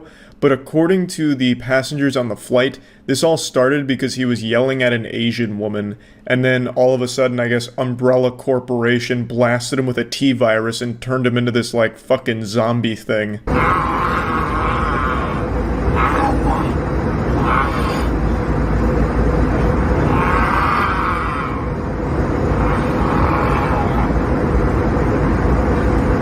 This is the face of someone who knows what human flesh tastes like. Like I mentioned last time, I'm terrified of flying, but the more videos I see of people like this and the last guy we saw, that douchebag who got taped to a chair, the more interested I become in flying, just to be able to witness this fun. It just looks like going on a circus in the air. Like, it seems like a genuinely good time. You have, like, these onboard entertainment clowns that kind of go wild. Like, it seems cool. But I feel like that's only because I'm on the outside of it. I feel like if I was on this plane and witnessing this, I would be shitting my goddamn pants. I'd already be nervously hyperventilating into a paper bag, and then all of a sudden, fucking Lex Luthor in the row next to me just starts breaking out, going Super Saiyan, growling and eating his mask while salivating. So I definitely don't think it'd be super fun to be there for it, but I just want to say thank you to the heroes that film it, so that way I get to enjoy it from the safety of the ground. Now! Sit down now! You can't hold us! We're not on the ground, sir. Sit! Yes, we are! We're only grounded! Sit! You see anyone else getting up? Sit! I love that they're talking to Voldemort here like he's a dog, just telling him to sit. You know, just, hey, be a good boy, go over there and sit and I'll give you a treat, alright? Now go sit. This is where I got a little confused. So he's upset because he thinks he should be allowed off the plane because they're on the ground. But according to the passengers, they're not on the ground. So this guy was just asking to be let off the plane mid-flight. You know, like, hey, let me the fuck out of here. I'm done. All right, I've had enough. Just opens the door and flies out like DB Cooper. Like, I don't really understand because it's such an easy thing to prove to himself. Like, are we on the ground? Let me look out the window. Because you'd be able to know if you just, like, took a single glance out of the window. Like, there's multiple windows to the side of him even in the video. He could have just been like, we're not on the ground. I'm sorry for the trouble. God! Sit! You sit down on that seat and you stay there. Don't fight it! Really? Sorry, folks, but that's what they think of America. I don't know where Joe Biden came into play. Maybe he was the pilot or something. I couldn't really tell you. But then he goes into saying sorry, that's what they think of America. And he says it like he's trying to, like, learn how to read. It was at this point that I thought this had to be a drug-related incident here, because it really does sound like he's giving a class presentation and he's super nervous. So I looked it up. Apparently there's something called ambient zombies, which is something flight attendants have nicknamed people that take Ambien and get weird. And this, I guess, could be one of those cases. I'm really not sure. But the cops do show up, and it turns out he was just really drunk. America is not a disgrace. Really? Yeah. Really? Really? So luckily, Chris Redfield and the boys were able to get on the plane and contain Patient Zero here. Hopefully this will be the only zombie we see taking flight, but who knows? This could just be the first of many dominoes to fall. Though I did think the same thing when that guy from Florida was eating another man's face off. I thought that was the beginning of the zombie outbreak. But luckily I was wrong. So weebs, put away your katanas because I think this is an isolated case. Just one zombie and it seems to be taken care of. He was cited for public intoxication. So that'll show him. But anyway, yeah, that's about it. See ya. I'm absolutely terrified of flying. I haven't been on an airplane since 2016. I have a genuine phobia of flying. However, if I was guaranteed a show like you're about to see, blessed with a fucking public meltdown of this caliber every time I'd get on a plane, I would be the first one in line at the TSA to get fingers up my butthole so I can get a great spot on the plane and watch this shit happen. This is glorious. So you're about to see a frat boy lose his mind after going 2 beers deep. He just gets a little sloppy. Let's go. You guys fucking suck! My parents are worth a fucking 2 million goddamn dollars. And you know what? You fucking suck! Meet Maxwell. I think that name fits him perfectly. It's like straight out of South Park. If they had a douchey character that bragged about their parents' wealth, they just slap on the name Maxwell because it fits. He's just the quintessential failed son who only lives off mommy and daddy's money, just constantly suckling on their teats for the rest of his life, living in their shadow. If I was watching this video muted, I would assume he was bragging about his parents' wealth. The kind of guy that's like, hey, fight me, but if you do, my dad's gonna sue you. And he also works for Bungie, so he'll get banned on Xbox Live too, nerd. Yeah! You know what? My grandpa is worth more than your fucking life. Fucking attorney. Shut the fuck up! To catch you up to speed on the lore here, Maxwell has ordered 2 drinks. He's gone where no man has gone before. He's 2 brewskis deep in here and he's feeling it. He's fucked up. Also, he apparently had a little bit of an accident. He spilt on his shirt and mommy forgot to put the bib on him, so he had to go to the bathroom to change, came out shirtless, and one of the flight attendants offered to help get a shirt from his carry-on. After Maxwell was helped get into his new dinosaur t-shirt, Maxwell said thank you in the only way he knows how. With sexual assault. He allegedly groped her chest, and not just the one flight attendant, but another one as well. So in Maxwell's fucking caveman brain, he thought honking titties was the optimal way of giving his thanks. So it sounds like Maxwell may be entering the no-fly list, but might have a future at Activision Blizzard. No!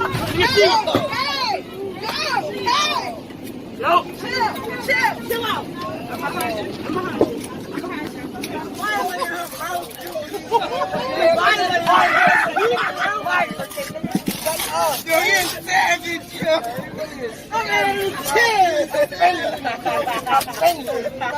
Ladies and gentlemen,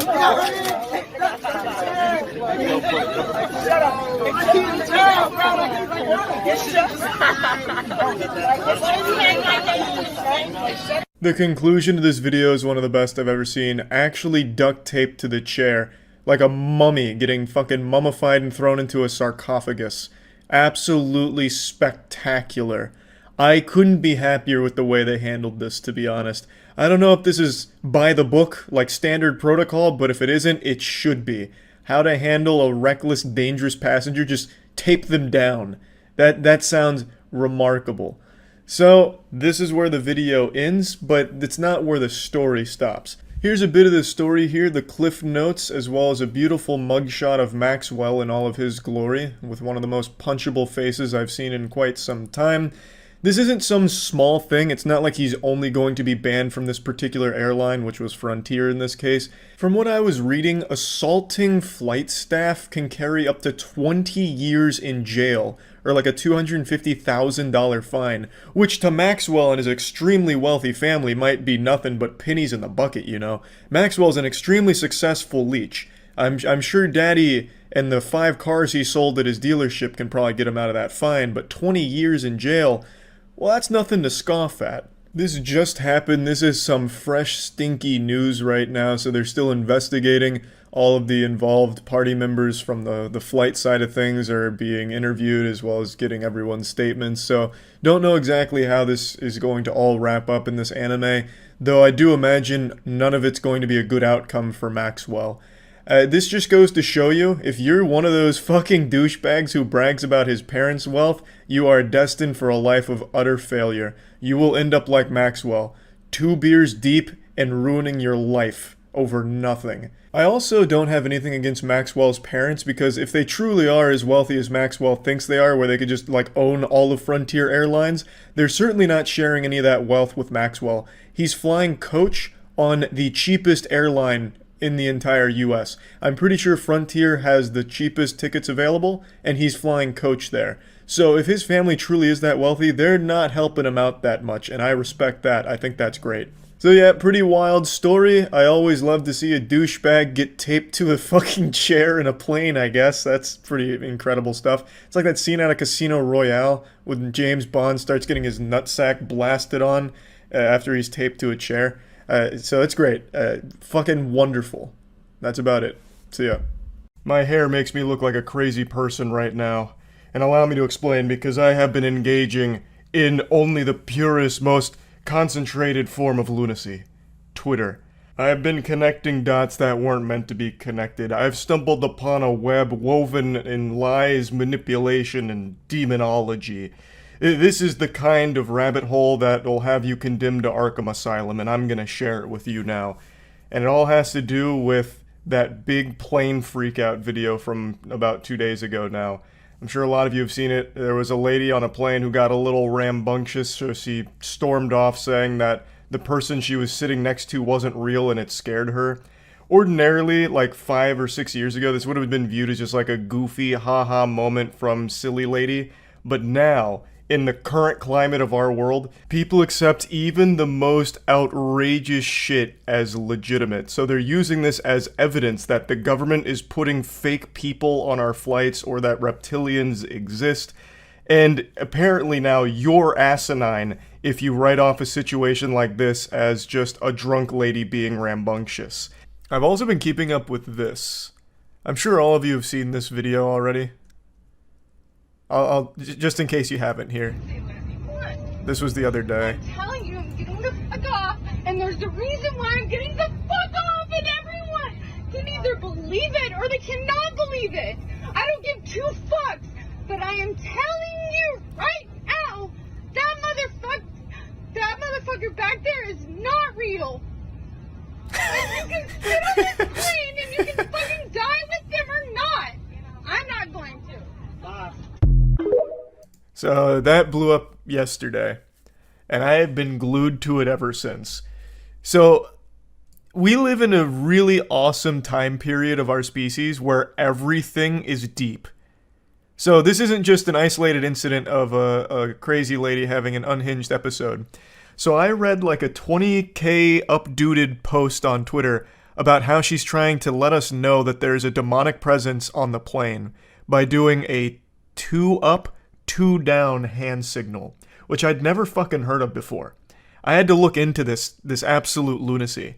So I saw people debating on how she's trying to tip the public off that there was some kind of reptilian Satanist or something back there, which is what she's referring to as that motherfucker's not real. And they were being completely, like, genuine. They were being 100% genuine. I have been glued to it. People find symbolism in everything. Actually everything, and it's amazing. This has taken hold in a big way. Everything somehow ties into some kind of big Illuminati, deep state plan, reptilian, hollow earth theory. And I have just been absolutely enamored with it all day. I must have spent like close to an hour just doom scrolling all the people hyper-analyzing this frame of her freakout. It's a jutsu. Yeah, the psychosis jutsu. Or maybe she's trapped in a genjutsu, which is why she thought that guy wasn't real. So then where was it? Oh, it's a different video, I think. Is it gonna be here? Apparently Carrot Top was on the plane, don't really care about that though. Where's the, there's a video posted showing green hoodie guy. Apparently who she was referring to was a guy in a green hoodie. And there's a video that's showing him, and it's like, this is the proof, this guy is actually not real. And then they're coming up with theories on what it is. Because he's just sitting there. Like doing nothing. He was literally just sitting still, and that's it.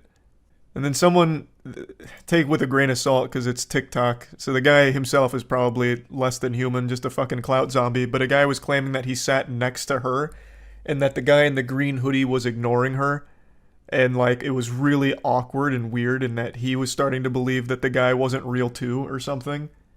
It's such a rabbit hole of nonsense I can't help but enjoy. Unsurprisingly, there's been a flood of people claiming not only to be on the plane, but also to be the green hoodie guy. There was a very popular TikTok video that's come out now from a guy claiming to be the green hoodie guy, and it's all baloney. As far as I've been able to find, the woman in the video hasn't come forward with any additional information, nor anyone actually associated with her or around her on the flight or anything like that. All these videos popping up of people pretending that they were a passenger on the plane and giving their insight into the situation, or the people claiming to be the subject that she's speaking on, are all just lying for the sake of some internet updoots.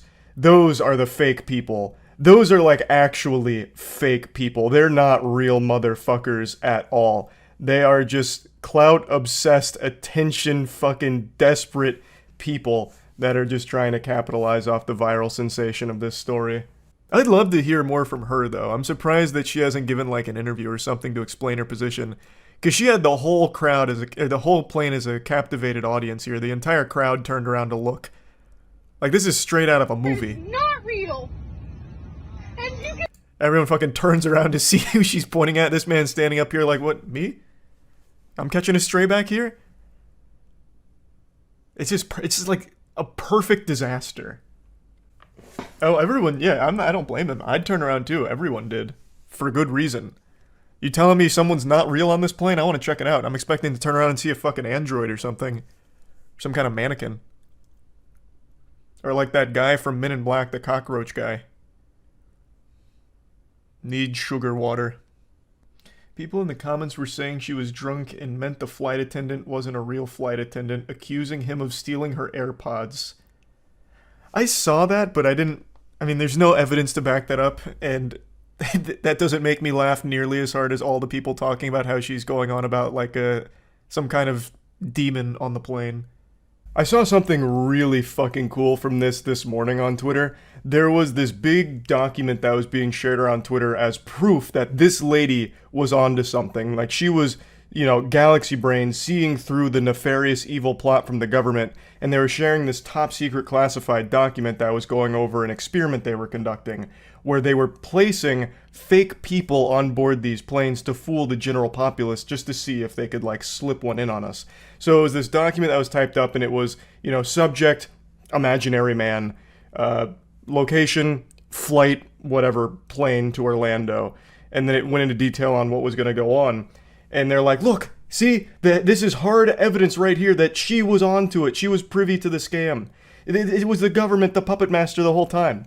And then an hour later, the guy who initially posted that it began circulating from, came forward and said that he felt really bad because he made it himself, because he thought it was fun as a creative writing piece for, like, SCP, basically.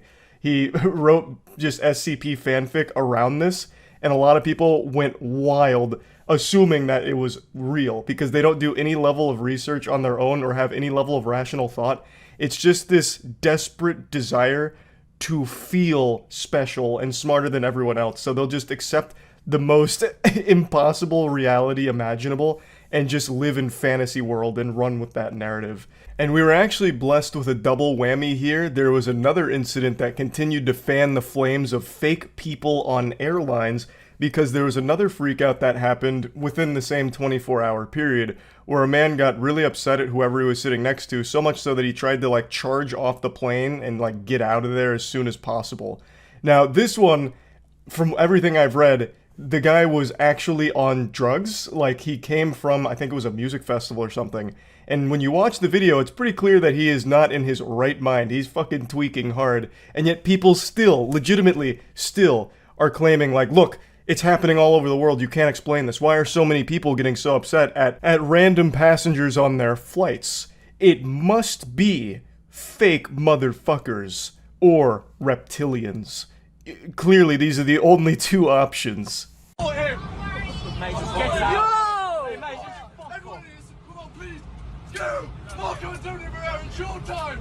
at everyone filming, man. What's wrong? Whoa. Yo. The passengers were actually very quick to stop this. He was charging the door to try and open it during takeoff, and they dogpiled on this man like they were trying to recover a fumble in the Super Bowl. So, fast action from the other passengers on board the flight. But yeah, people are once again claiming that this is further evidence that something real evil is happening aboard these flights with passengers that aren't actually humans. And like I've said, it's been extremely entertaining watching all of these outrageous theories unfold so far, so I'm excited to continue reading more evidence from them about all of this. That's really about it. So yeah. Call the fucking police right now. I know you saw it. She need me in the stomach. Good. We're gonna contact them. Thank you. You need to. I've always wondered what the real Burger King looks like, and now I finally know. He just looks like a normal crackhead we get here in Florida. Burger King, of course, has their own mascot, but this is the actual real-world king of burgers. Their mascot has his own video games like Sneak King and all that shit, but this is the real genius, the man behind the curtain, the Burger King. and he's out here on a plane ride not having any fun. So he sounds like Gilbert Gottfried with a sinus infection, and he keeps whining about how a lady kneed him in the stomach, and this wasn't like some unprovoked act of violence against him or anything like that. It's not like they had sent an assassin on this plane flight to take out the Burger King. The reason he got kneed in the stomach is because he's a racist asshole, which you'll soon see. This is my seat. Can you stand up? Where is 25A? Where is 25A? Why did she just knee me in the stomach? Because you deserve it. Yes, she did. This is the face of an angry Boy Scout whose chicken fries were cold. I love that he's wearing this Burger King crown. I can't get enough of that shit. I don't even know how the fuck he would have gotten this. Like, maybe he stole it out of a dumpster or something. Like, some child had a birthday party at Burger King. God rest their soul, that'd be miserable. And then they just, like, threw out the crown and this guy just went through the dumpster to get it. Or maybe he truly earned it, right? Like, maybe they were celebrating. He was the first person that day to finish a Burger King meal without puking, so they gave him this crown as, like, a nice little souvenir, a token of their appreciation. Because you deserve it. Did you get that on camera? You deserve it. You deserve it. Excuse me, I'm part West African. You deserve I can it. say anytime I want. For obvious reasons, I'm going to be muting the N-word here. You can start to see why the passengers were pretty upset with this asshole. I have to imagine that this may even be like a McDonald's viral marketing campaign, like the person filming is Ronald McDonald or like the Hamburglar, and they're just like filming it like, holy shit, this is gonna be huge for us. Guys, you need me in the stomach. I want to press charges. Nobody. Take your shit and get the fuck out of my seat. I don't know why he keeps saying that he wants to press charges. Like, what the fuck do you want the staff on the plane to do about it? All of a sudden provide you with a lawyer? Like, here, okay, you want to press charges? Tell it to this guy. We'll wait before we take off. I just don't know what he expects to happen. Like, another passenger raises his hand. I am an attorney, and I will represent this lunatic in this case. I only require 1 Whopper as payment. Oh, he needs to go. Oh, he needs to go. Kick that nigger bitch off the plane. Sir, please you need to stop. There are children. Please stop. Stop. Hey, that's not necessary. Take your stuff and get out of my seat, please. Yeah, so he just keeps screaming and shouting and screaming the N-word, making it sound like a 2009 Call of Duty Xbox Live lobby. Just truly awful, and tons of chaos from this one guy going wild. And Burger King has some of the worst marketing of all time. Like, genuinely, their marketing campaigns are some of the most garbage. Do you remember for National Women's Day when they posted a tweet saying women belong in the kitchen, which was supposed to be outrage bait, where you click their tweet and then you read their next one that says that they're actually offering programs to women?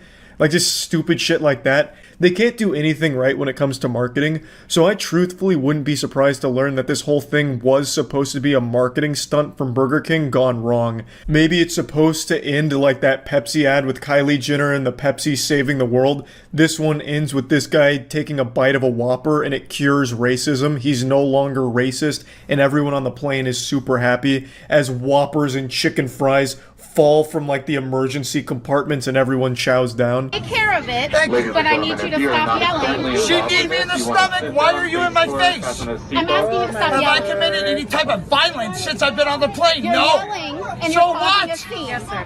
That's She kneed me in the disrespectful. stomach. I don't care what she did. You're being Thank you. disrespectful. Somebody get Shut this the on fuck camera. up for 2 seconds. I want a lawsuit. I want a fucking lawsuit right now, motherfucker. Give me a He wants a lawsuit, god damn it, and jumping Jehoshaphat, he's gonna get one. He just keeps saying that he wants a lawsuit, as if somehow that's supposed to happen like right now, that because he called for it, a lawsuit has to now be put into motion, a judge has to come out of like the cockpit, and a trial has to go underway because this guy has now declared his intent of filing a lawsuit. I just like that he proclaims that multiple times as if it's some kind of like ancient rule that we have to follow. Like back in the day, if you call for a duel, you have to engage in that duel or else your honor is fucked.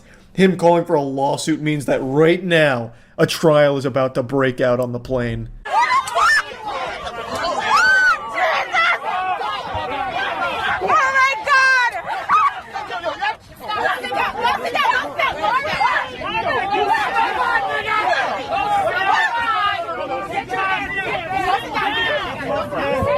So we get a camera angle change here. You can see someone really go in there and deliver the fucking meat to him, try and this like get him with like this flying punch.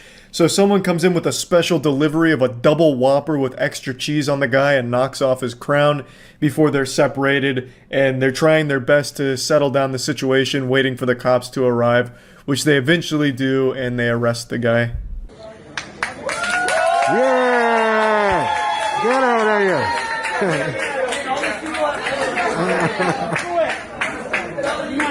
So yeah, this was a pretty wild Burger King related plane freakout. This is a little over a year old now, I believe. So I'm a little tardy to the party on this one. I didn't even hear about this, which is shocking because this is like a pretty wild freakout. And I've usually got my finger on the pulse of this kind of shit, but this one, it flew under my radar. But yeah, I just wanted to share this one. That's about it.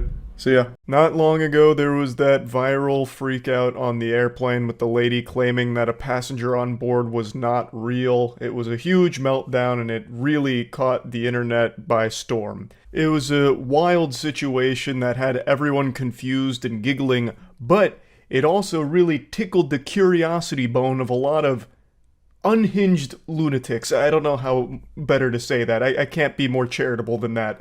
There were so many people that started to speculate that she was onto something. This was all a ploy from the deep state with their 15-minute city agenda where they're sneaking robot, android, soulless husks disguised as people on our airline flights. And only this woman was able to see behind the curtain for the truth of the matter, calling out a fake person.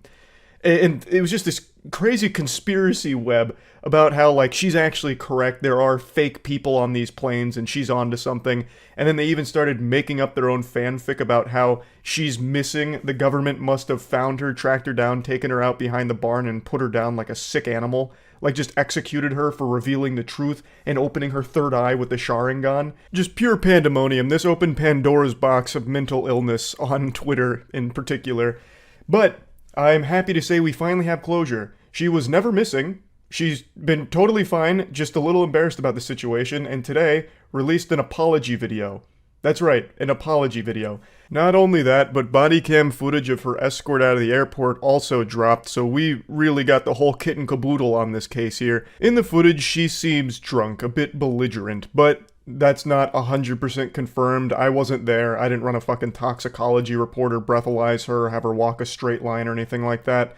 But that's how it seems. Just using my astute little peepers here, that's the impression I get, is she may have been hitting the alcohol a little hard before going on the flight, which would help explain the outburst. So, I want to show you a little bit of both of these things, and also what sparked this whole incident was allegedly she had misplaced her AirPods, she lost them, and accused a fellow passenger of stealing them.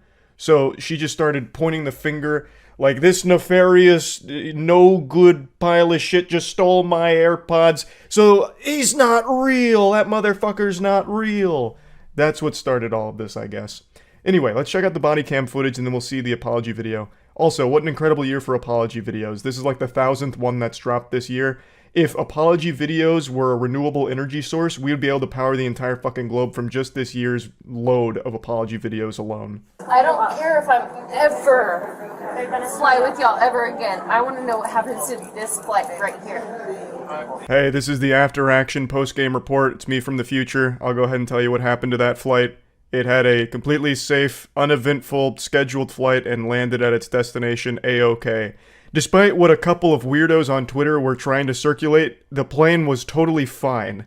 Nothing happened on the flight, aside from her getting escorted off and causing a major delay and a headache for all the passengers on board. It was totally fine. Like, everything turned out okay. It's not like she was some kind of prophet who predicted that the plane would have a problem. Let that flight leave. Do not let that flight leave. Being dead serious. Do not let that flight leave. That flight's not going to make it to Orlando. Let's go. It's not going to. Can I just leave? You don't need to escort me out? Yeah. Can I just You had your own warning. So, keep walking. Oh yeah, until y'all see that fight blow up. Okay. It's clear she's very distressed, and it's also very clear that this is not a moment she's proud of. She made that much clear in her apology video as well. This is one of those very unfortunate things that was captured on camera, and we don't know exactly the cause, whether it was alcohol related or something else, but it is I do feel bad for her. In the modern age, everything gets filmed, so you're always going to see someone's lowest moment if it happens in public. That's just the way the world works now. And I was thinking about this when watching her apology video. I have a phobia of flying. If I happened to be in the airport, or heaven forbid, on the aircraft when this happened, I probably would have had an even larger outburst and freak out that would have eclipsed hers. I would have stole the spotlight because I would have been fucking losing my mind. If this lady stood up and started saying the plane's going down, that motherfucker's not real, all rational thoughts going out my noodle. I'm waving my arms around, I'm fucking screaming. I'm gonna sound like Donnie out of the Wild Thornberrys. Like just begging to get off of the plane. But anyway, let me show you her apology video. But before getting into it, I want to mention something. A lot of people, I guess, either recognized her or found information about her. Well, I'm guessing found information about her because she mentions that it was pretty invasive how people, like, got a hold of her information. People figured out that she's a marketing executive. So there was another narrative that spun like a week or two ago about how this whole thing was actually just a publicity stunt. And I just want to knock on your empty little noggin here and try and figure out how you could ever run with such a delusional idea. This is a horrible publicity stunt that wouldn't do any good for her or her company. She's not advertising anything. She's not putting a product out there in front of people's eyes. This is pretty clearly not an attention-seeking publicity stunt for her marketing company. Like, I don't know how anyone would even think for a second that that's a plausible explanation. Just sit down for a moment, really just marinate in your swamp ass and form an individual thought. Why would this be a publicity stunt? Like, damn near landing on the no-fly list? For what? There's nothing good that comes out of this for her. So I don't know how anyone thought that somehow we had all been had. They pulled the rug out from under us. They bamboozled us. This was all just a marketing agency's calculated play. Somehow. It's so dumb. So fucking dumb. I wanted to mention that real quick. Anyway, here's her apology video. As you know, I have been unwilling to speak on the viral video, but I do finally feel that it's time. First and foremost, I want to take full accountability for my actions. They were completely unacceptable. And I want to apologize to everyone on that plane, especially those that had children aboard. Can't imagine going through that and trying to explain to your kid what in the world just happened. Overall, I think this was a totally fine apology video. It seems like she's very regretful of the whole thing because obviously this was very public. And she just apologizes to everyone involved in the situation. She takes accountability. She seems sincere. I don't have any real criticism or critique of the apology itself. I don't know where I'd put it on the internet apology tier list, but I think overall she did a fine job of coming forward and just being like, yeah, you know, we all have some very bad moments. Unfortunately, mine was very public and captured on camera for the whole world to see in fucking 4K, right? Like, it's just unfortunate circumstances. She also does mention that she found a lot of the memes that spawned from this to be comical, but then also mentions that there was a disturbing invasion of her privacy as well. Understandable to be upset about something like that too, for sure. So it's nice that she did come forward to finally put an end to all of like the conspiracy theories surrounding this situation. She didn't really go into detail on exactly what happened. So even the whole AirPod theory is still, I guess, speculation since it didn't come from her in this apology video. But it is nice that she came forward to clear the air a little bit here and hopefully put the kibosh on all these weird conspiracy theories surrounding the situation. It's not like she had to come forward, like obligated to make an internet statement. By no means did she need to do this, but it is appreciated that she did decide to, just to issue some kind of statement on the whole thing since so many people were captivated by it. So yeah, I just wanted to kind of go over the situation here because now there's some closure to all of it. That's really about it. So yep. I'm not a big ride on planes kind of guy, but I have become a big watch people freak out on planes kind of guy. Bit of a guilty pleasure of mine. And in some cases, it's called plane psychosis. I only just recently learned that term. That's new nomenclature to me, but I'm going to pretend to be the preeminent authority on it for a moment. Apparently, sometimes the act of just being aboard a flight can trigger acute psychotic breaks in people, which is why you've seen some of those videos pop up where a passenger just randomly goes ballistic or even tries to do something unhinged, like that one guy who tried opening the door mid-flight, like trying to force his way out like it was a Mission Impossible movie or something. That has a name, and it's plain psychosis, but the video I want to show you today is the angriest passenger I've ever seen that I also don't believe is suffering from plain psychosis. He's just an asshole. He just fucking hands! He just hands! Who you keep fucking staring at, you little fucking knobhead? Who you saying shush to? Do you want me to fucking smack your fucking head? You fucking little knobhead! You just watched a grown-ass man do a double foot stomp. Twice. With the two-piece true combo of throwing his arms to his side. That is a move used by toddlers during a temper tantrum when you tell them they can't have any more chocolate chip cookies and it's bedtime. So they freak out and go, "No, it's not fair!" He actually just hit that shit in front of God and everyone that wanted to get aboard this plane, with no shame. He then has the gall to get mad at one of the other passengers who just happens to be watching this. Like, what are they supposed to do? Turn around and just look at the wall like it's Blair Witch? Of course they're going to be watching this man-child freak out. Like, there's nowhere else for them to be looking, yet he's getting mad at someone for staring. This isn't like your quintessential tough guy. This guy is built like your bald PE teacher from middle school, and acting like an actual middle schooler as well. And now he's trying to get all up in the face of just some other person that wants to get aboard this flight that is being prevented because of this guy's meltdown. It's crazy. He gets up in his face, he starts like pushing on him and shit. He calls him a knob end, I think. Either that or a knobbit. Maybe was the word he was going for, like a knob plus hobbit. I don't really know. It's hard to really understand him through all of his fucking frothing at the mouth here. That's fine. Can you stay here for a few minutes, sir? A few minutes? I'll fucking pay for it. Okay.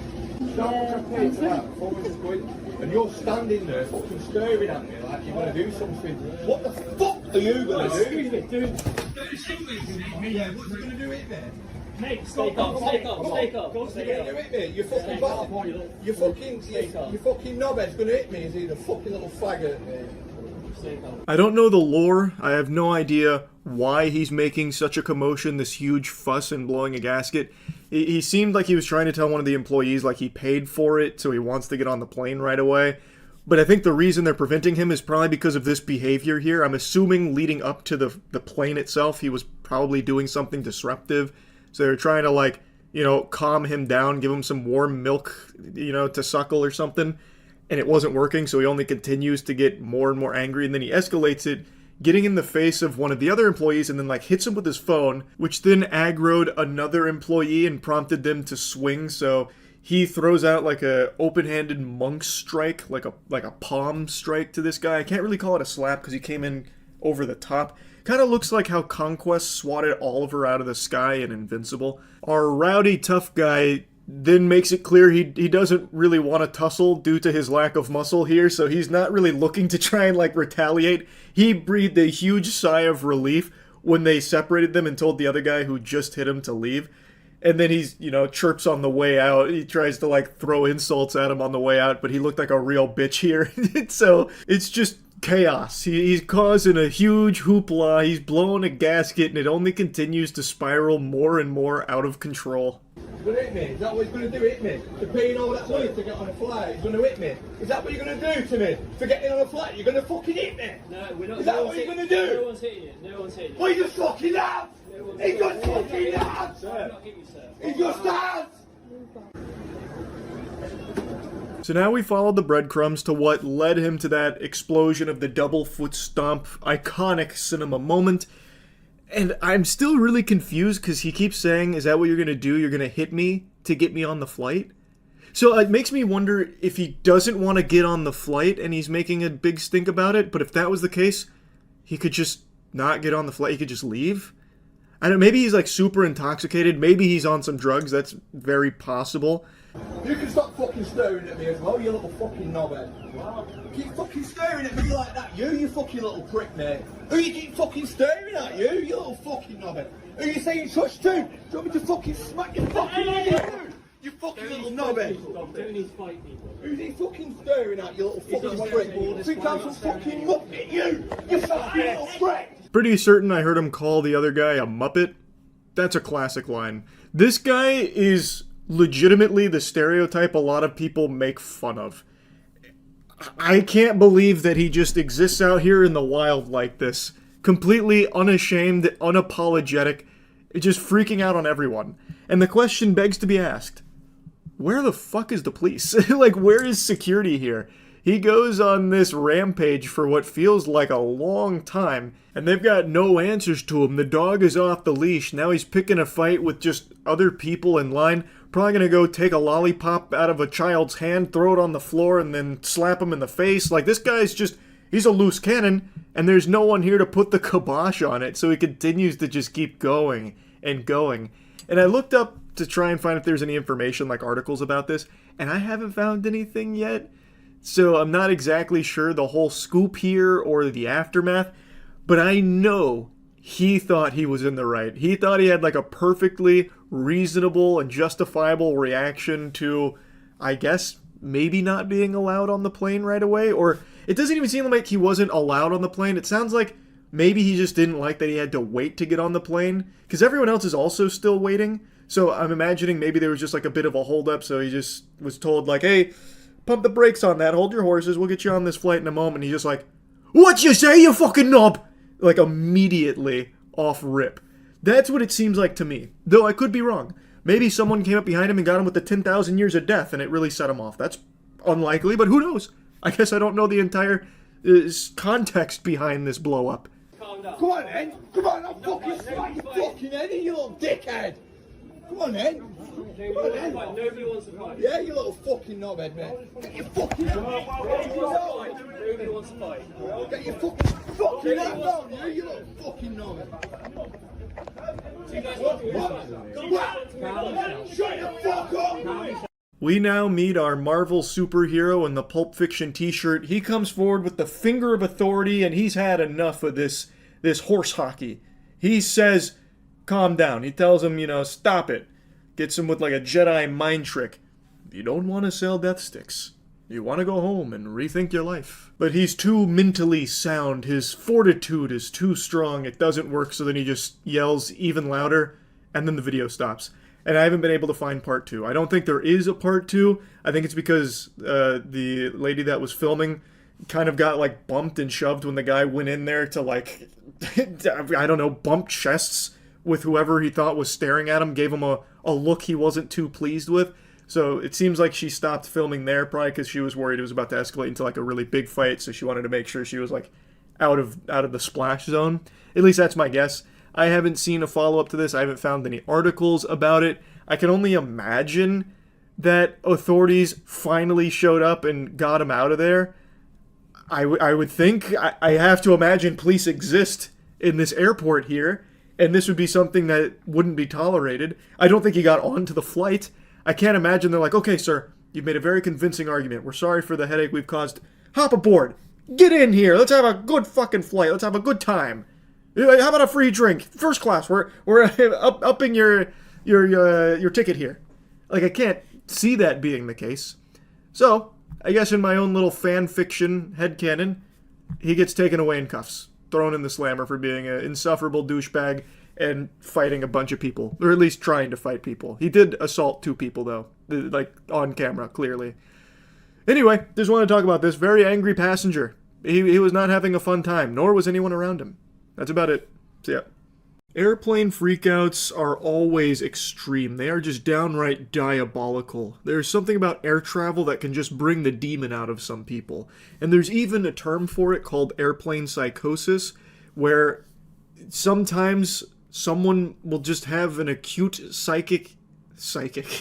They just start reading people's mind like Charles Xavier when they get on a plane. They will have an acute psychotic break where like the stress or anxiety of flying will have them just kind of have this switch flipped where they just kind of go berserk. Stay there. Don't touch Don't touch her. people. No. Don't touch her. Don't touch No, her. this is where her asshole is. Do not touch her. Look at her. Shut the fuck up. Don't fucking touch me. Step back. Let go. There's a lot to unpack here. Obviously, we're tuning in a bit late into the season premiere. They apparently were arguing because this lady was like insulting her, and then it eventually had her like leaning over, and then she said, "This is where her asshole is," which is, I mean, that's playing a game of Where's Waldo with the old brown balloon knot. Who doesn't love that old pastime? A little weird to be doing that to a stranger on a plane, though. It seemed like she was trying to film something with her phone when she said that, and then the lady that she was insulting, like, hit her phone away, which then led to her grabbing her hair and just yanking on it. No. Let go of her hair. You cannot do that. Let go, man. Let go of her hair. Shoot him over. I'm not. Andrea, I'm not even touching your hair, bitch. Andrea, we need the police right now. You need to let go right now. We need those 911. So I'm a little torn on if this is actual airplane psychosis or if she's on something here, because she's not even in the same dimension. She's now saying she's not even touching her hair, even though she has a fistful of those fucking follicles right now. She is yanking on that hair like she's trying to climb rope with it like Rapunzel. Yet she's saying she's not. Maybe she is lucid and just, I don't know, just spitting a bunch of barnacles out there. But as this progresses, you're going to see that she is just in wacko mode right now, going full-blown, uncaged, unhinged, insano style. You need to let go. 911, bro. You need to let go right now. No.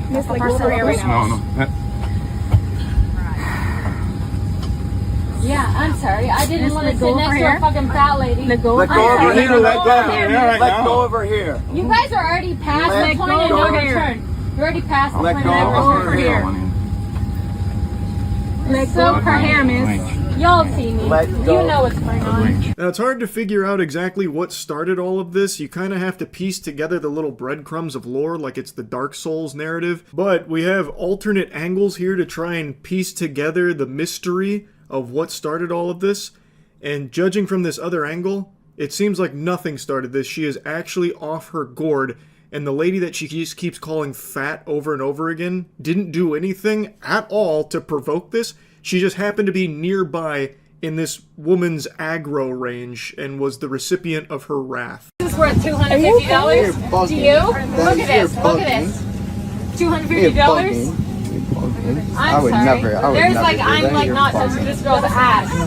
I'm sorry, I don't care. Are you okay? We need to get the police down here right away. She just struck off agent. So the no flight list is about to add another person. That's crazy. Oh my god.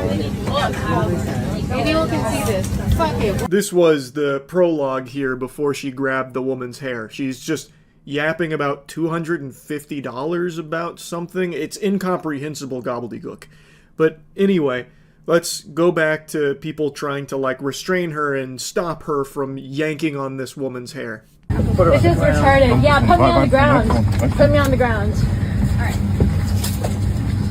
Look at this fat lady. Look at this fat ass bitch. She can't even, look, you can't even see her stomach. It's horrible. Look at her outfit. Look at this fat ass bitch. Hilarious. You can't even show your mouth because you're embarrassed. You can't even see it because you're embarrassed. Shut the fuck up. Who is Alana? Sorry, I can't hear you. I can't hear you, ugly ass fucking dude who's never gonna lay it again. She actually looks possessed. She looks like the horror movie poster to a film about an exorcism. She looks like she's trying to do an Amy Lee cosplay from Evanescence, but she got too hard into Fent on the way. She is leaning over, insulting these two people who have done nothing wrong from what I can tell from the two videos here that showcase this event and everything kind of leading up to it. She's just over here insulting them while getting restrained, and spoiler alert, she's about to make it physical. She doesn't just stop at just insulting them and all that. She then starts like actually attacking the woman. Okay, I'm sorry, black guy. My boyfriend's black, so shut the fuck up. My boyfriend's fucking a black guy. My boyfriend's a black. My boyfriend's black. My boyfriend's a fucking black guy. I really thought she was about to put on a Burger King crown. I thought the old Burger King plain guy was about to find his Burger Queen here. You're joking. Oh my god. We're not doing all that. We're not doing Shut the fuck up.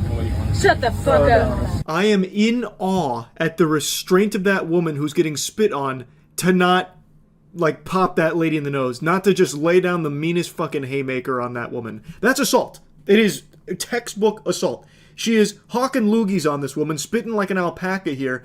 I cannot believe that she had the restraint to not hit her. I really don't know how she was able to do that. She must be some kind of saint or something, like the Zen master, able to like fight that urge to just blast her in the fucking face. That was an actual Vinland Saga Season 2 moment. I have no enemies. I actually cannot believe it. And it only gets worse though. Like, she doesn't stop at just spitting. As I said, she gets like really physical. Ugly ass bitch, you're so fucking ugly. You guys, you never got laid in your life. Your boyfriend's dick is like 2 inches big. That's embarrassing. I'm so sorry about your boyfriend. That's horrible. That's horrible. I can't breathe, I can't breathe, I can't breathe, I can't breathe. I can't breathe. I can't breathe. I can't breathe. So she blue screens there for a moment, claiming she can't breathe and like pretends to faint so that way she can get to the ground, which frees her from everyone's grasp. But don't be fooled, it's all just a ruse. What she's doing is she's entering low power mode so she can charge her ult more effectively. You're about to see it unleashed. Okay. Let me go, I can't breathe. I can't breathe. Shut the fuck up, I can't breathe.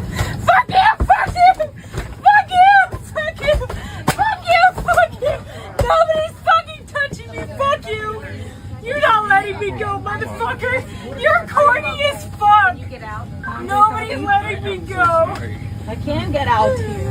Yeah, you shouldn't get out. You're fucking bad as shit. You're disgusting bad as shit. She wormed her way up a little bit so she could get a better angle to start kicking that woman that she's been insulting this whole time. And she throws like a flurry of kicks. She like unleashes some like capoeira maneuvers from down there. Also, I just have to mention, whoever is filming this, what an extraordinary job. They followed the action from start to finish and kept the villain in the center of it the entire time. There was like not a single moment that they didn't have like the perfect angle to capture this, and there was no shaky cam. I don't know if they were using a gimbal, like they had a fucking Ronin with them to film this, but it was unbelievable work. It was so smooth. You don't see movies with camera work this smooth sometimes. So really impressive job from whoever filmed this. Fuck you! Fuck you! Fat pig! Fuck you! You're so beautiful! You're stunning! Shut the fuck up! Can anybody do something, please? Get the fuck up! Hold on, grab her leg. No! I need to Yeah, okay, baby. You know, baby, pégame el celular. This way. Alright. Okay, I'm sorry. My birthday is black. You need to shut the fuck up. No, you're like... down right now? No, my birthday's black. You need to shut the fuck up. Respect him. The woman who was getting kicked finally finds a way of getting out of there and like escaping, like evacuating this area with the fucking menace on the loose here. And I don't know what happened at the end there, but she just keeps repeating that her boyfriend is black, and then it sounds like she's starting to cry. And then immediately she snaps back into fucking demon time after repeating that for like the 4th time, and then starts just kicking and screaming again. My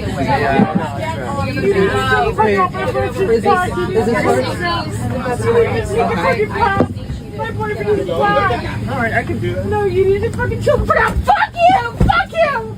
Leave me the fuck alone! The way she snaps back and forth from like being on the verge of tears to then going right back into kicking everyone and screaming, it feels like a psychotic episode here. I think it's probably airplane psychosis, maybe coupled with like alcohol, like maybe she's fucking sloshed, I don't know, but this seems like a case of airplane psychosis, which is a very real thing and a very confusing phenomenon. Now, the video ends shortly after here with her still doing that while handcuffed on the floor, but alternate angle, someone captured footage of how they got her off the plane, and it's like something out of Silence of the Lambs.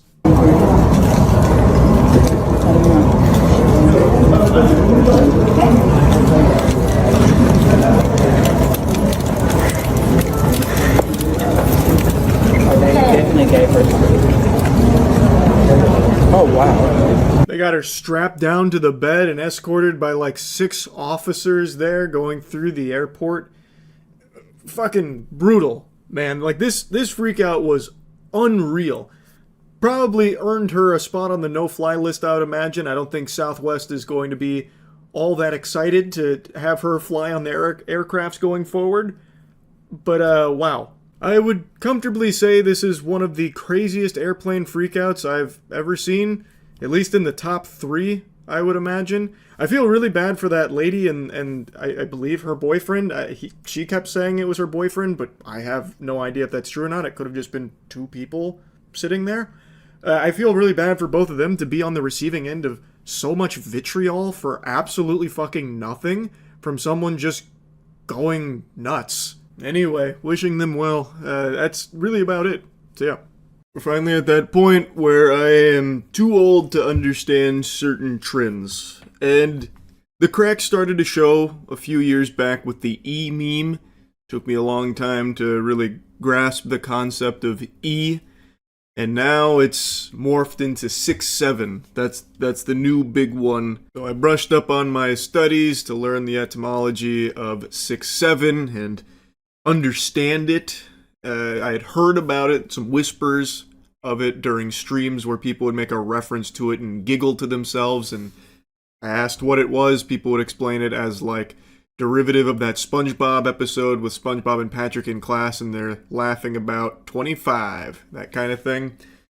But as it got bigger and bigger, I started to learn through context clues that wasn't exactly it. So I looked it up, and it's apparently a kid at like a sporting game just said like 6-7 and then did this, and it caught fire recently. Anyway, they say the greatest fear is fear of the unknown, and now that I know 6-7, I don't have to be afraid any longer. Instead, now I can just properly cringe at it.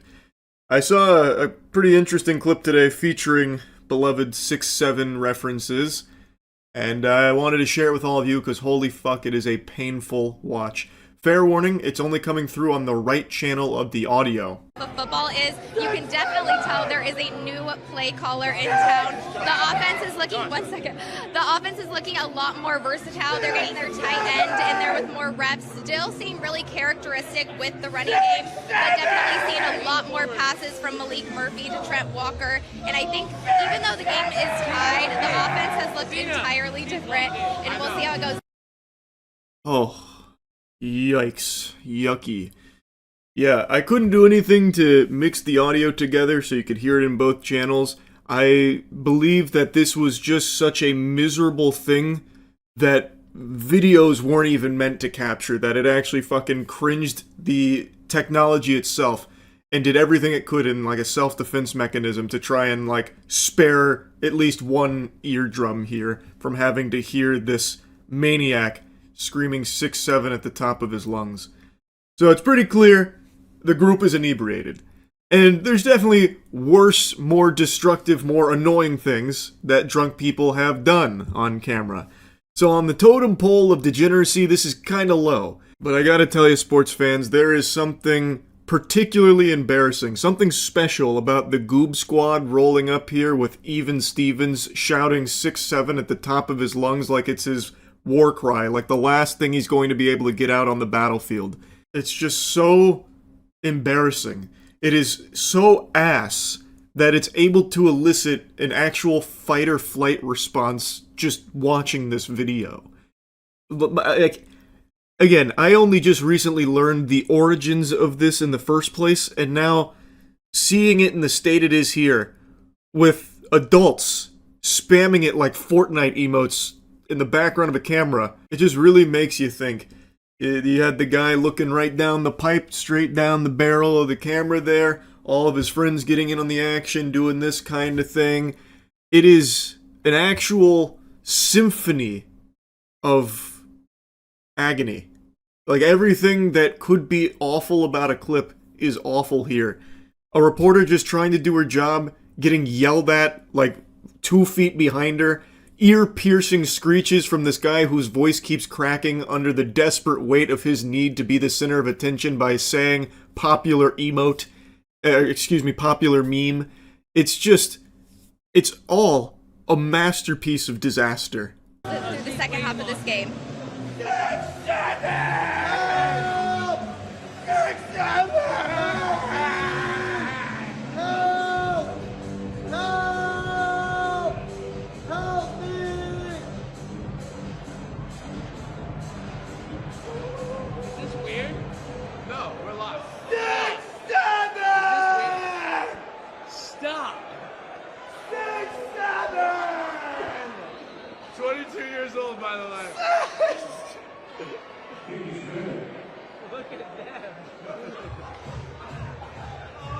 I bet you thought the clip was done, huh? I pulled the wool over your eyes. No, it actually went on for far longer, unfortunately. I don't know what the broadcast was. I don't know why it sits on this shot for so long, like why she is forced to stand there in the middle of this miasma of cringe. But my god, my heart breaks for her, because holy shit, every facet of this is awful. From the clear protagonist 6'7" guy who is so pleased with his joke he even starts recording it himself from his own POV, to his sidekick, his lackey friend who comes in to try and do his own thing with another meme screaming help and then doing this. No one seems to care about that, not even their friends are laughing at that one, so that's a fucking dud. That falls flat, then he gets full of shame, turns around and leaves, and then somehow one of their other friends is on the floor laughing, tickling his belly like he's going Gear 5 Luffy here. He's just over there laughing so hard, tickling himself because this is so hilarious. And then the one guy who stuck his face in the camera is starting to have a come to Jesus moment where he's like, okay, stop. This guy's 22 years old, by the way. Like, everything here is just perfect from the perspective of agony, like misery on camera. It reminds me of that fucker right in the pussy thing from many moons ago, but at least that had the wherewithal to be short and not, like, drone on endlessly for so long, and it was self-contained. You didn't need like tidbits of lore from outside of it. Like, you didn't, it's not like a Marvel movie where you have to watch like 20 movies or 20 shows to know what's going on in the movie. 6-7, you hear that and you have no idea what it is until you look it up and like connect the dots, follow the breadcrumbs. At least fucker right in the pussy, you knew exactly what that was saying, what that was about, and it was like a flash of lightning, just super quick. One sentence, and then everyone parts ways. They give the mic back, at least in all the ones I saw, and that was that. This, on the other hand, goes on for over a minute. It is a slobber knocker. It overstays its welcome immediately and then stays planted there for another minute longer of just constant 6-7. It is brutal. Anyway, just wanted to share that. That's really about it. See ya. If there's one thing you need to know about me, it's that this tooth, this one right here, that little bastard, is about 1 centimeter taller than the other teeth on that bottom row. And now, anytime you see my mouth open, you won't be able to unsee it. You're welcome. And the other thing you really need to know about me is that I cannot stand when people cause problems for customer service workers, in particular, fast food employees. I've made countless videos shitting on narcissists that are fishing for clout by exploiting fast food employees for views on TikTok or YouTube through pranks or just being a general nuisance, just a hemorrhoid on society. They're just normal people and they're getting paid minimum wage to deal with the most insufferable people on the planet. Just truly degenerate assholes, and my heart breaks for them. Fast food workers get abused more than a fleshlight. It sucks. And over the last week or so, there's been a new trend that has really blown up that once again just treats these human beings as if they're just NPCs, props for their TikTok and YouTube Shorts videos. It's filming your Chipotle order being made by the Chipotle worker. I'll get a bowl. Yeah, for to go. I'll get white rice with that. The idea is they're going to give you more food because they're on camera. And it spawned because people were starting to talk about Chipotle portion sizes being smaller than they used to be, which for the record, I do believe. That is a conspiracy theory I'll put on the full tinfoil condom for, because I do think that's accurate, no matter how much the CEO likes to dance around in delusion and pretend that that's not the facts of it. I do think it is true. I used to get a Chipotle burrito after every lift in college, and I had innumerable Chipotle burritos, and over the last 3 or 4 years, I've been very vocal about the quality of the food going down, in my opinion, and definitely, like, when I get burritos now, it's significantly less than I remember it being back then. But I also think that's just kind of the industry norm, because I think the same thing about many other fast food places as well. But anyway, someone on TikTok came up with a cure to this small portion disease, and it was to just film these workers doing their job and kind of give them a bit of a hard time and nudge them on camera to give them more food. And this started to really pop off because a lot of people noticed that, oh, when they're being filmed, they give you more food. So that's the cheat code. That's the life hack. Rice black or pinto beans? We'll do pinto beans with that. Pinto beans, any protein for you? We'll do chicken, please. Chicken. Any queso for you? We need some more chicken in that. More chicken? Finna fire on your ass. Put that chicken in there. All right. Any queso for you? This one is by far the worst I've seen from this trend here. This guy went in there looking to start shit. He's immediately aggressive and confrontational. The guy hadn't even put the fucking spoon fully into the chicken bowl there before he said, no, no, no, need more chicken. He's there to stir a controversy for the sake of his video. And he is just shoving the camera down this guy's throat. If the worker had bent over, the camera guy here would have given him a full-blown fucking colonoscopy. He is right up in his business to just be this insufferable douchebag that's hassling him for the sake of this video that he's filming. Now, it's filmed from another angle, but I can't find that full video. I can only find this one through Twitter. We need some veggies. Get some green veggies.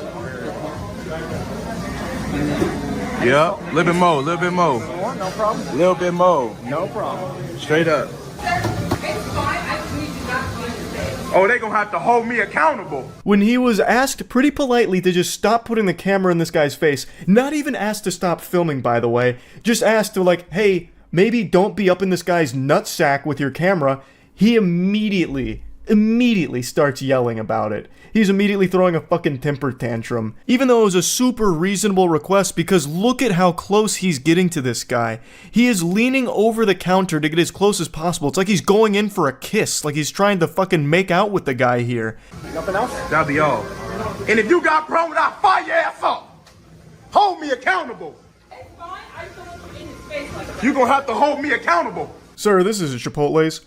Why are you yelling and screaming? Why are you hooting and hollering here? Goodness gracious, it's like a hostage situation here. The worker did everything you ask. Leave them alone. All they requested is that you take the camera out of that guy's mouth. They didn't even ask that you stop filming, even though they should have. They should have walked over and slapped that fucking phone right out of your hands, douchebag. That's what should have happened. But it didn't. You still got to have your TikTok video, and you're still huffing and puffing about it. It's incomprehensible to me. Even when people who did this trend weren't harassing the worker making their food, I still don't like it. I think it is still dog shit. You're just being a nuisance to just average everyday people just going about their lives. They're getting paid minimum wage to make your food, and you're making it a huge headache for them by putting them on camera when I know for a fact they don't want to be.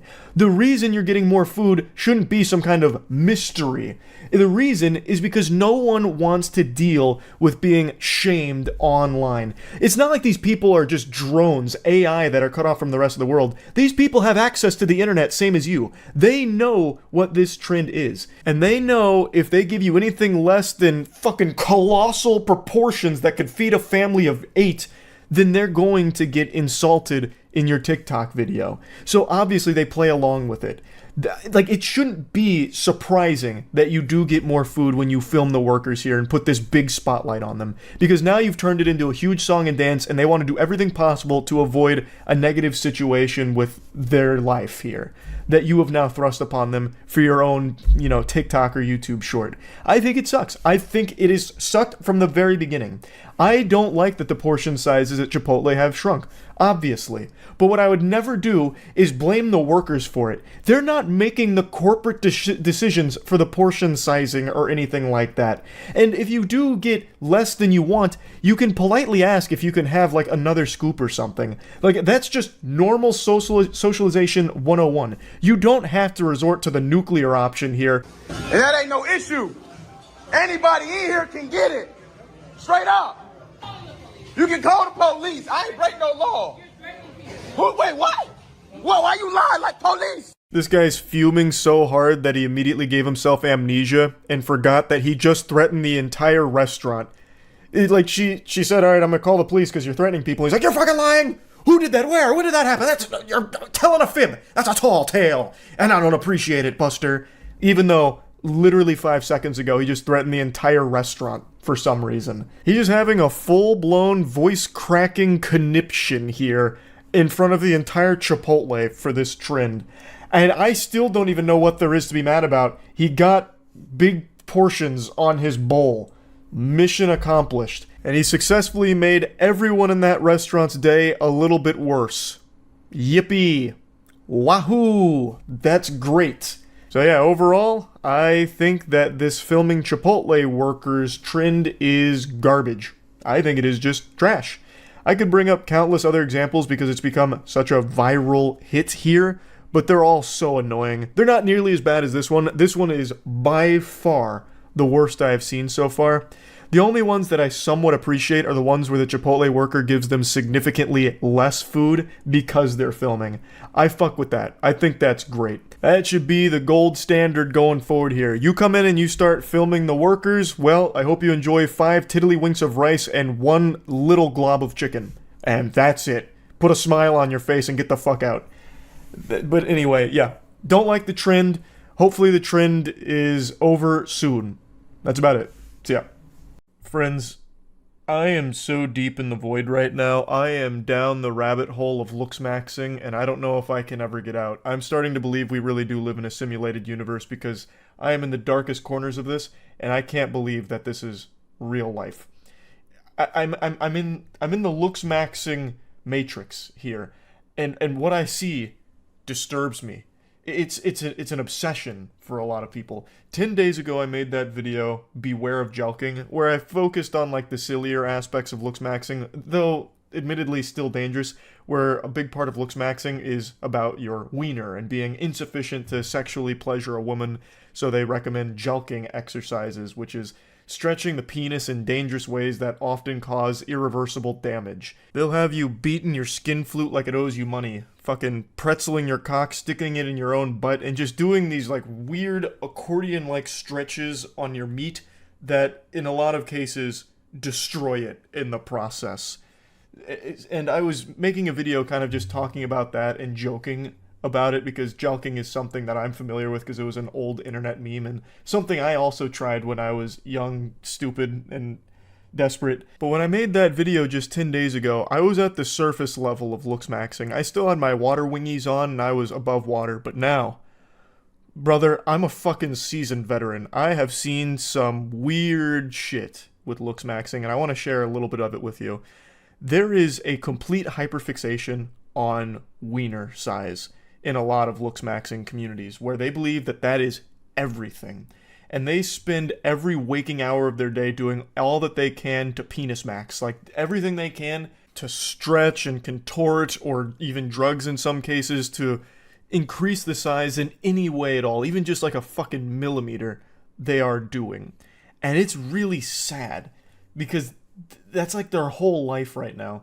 I found this YouTube channel who for a while now has been posting content pretty much exclusively focused around dropping this arcane knowledge on how to increase your cock size.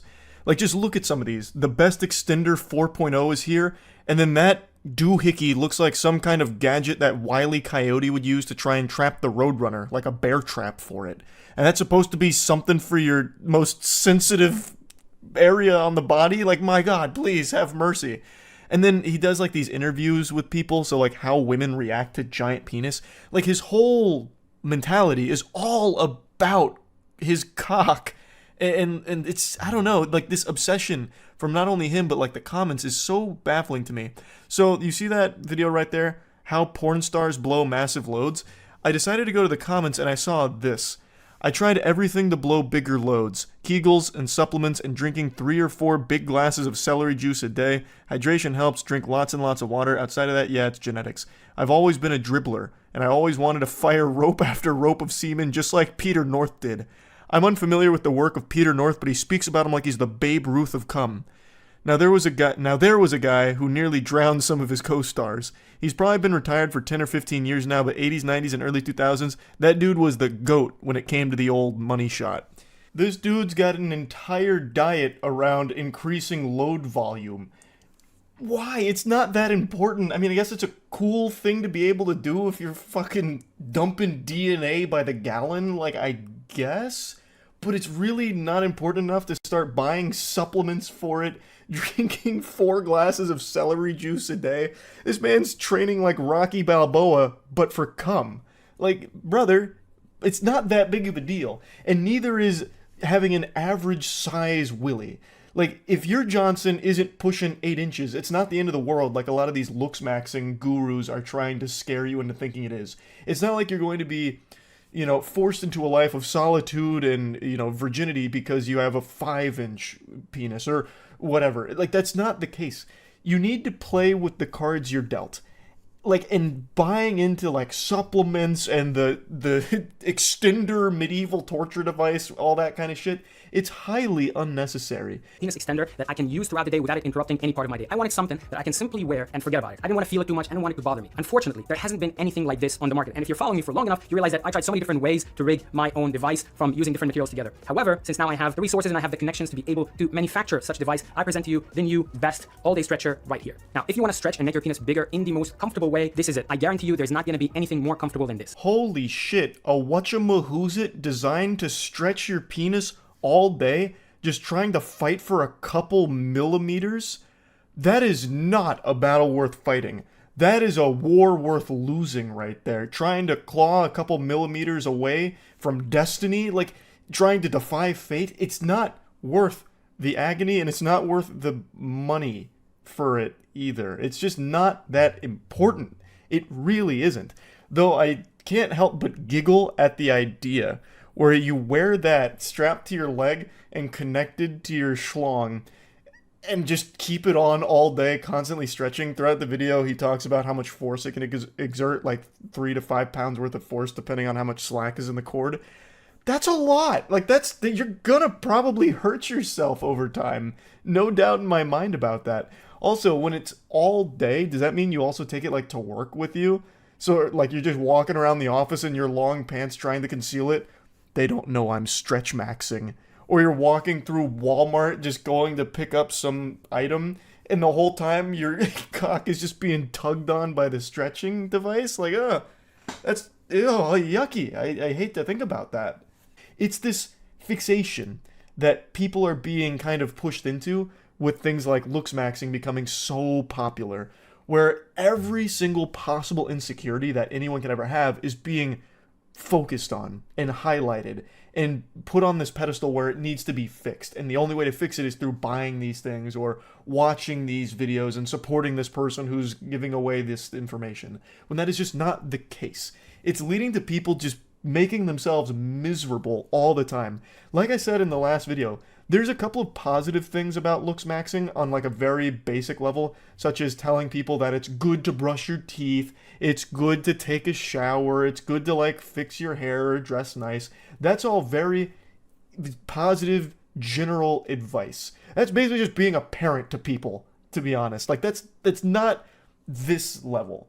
This is where it gets dangerous, and it's really done by bad actors that are peddling shit to you to make money off of your insecurity that they are only exacerbating. It's just a horrible practice of keeping people miserable and always feeling insufficient so that way they're responsive and more susceptible to buying this kind of garbage or subscribing to the people that just keep feeding into this belief.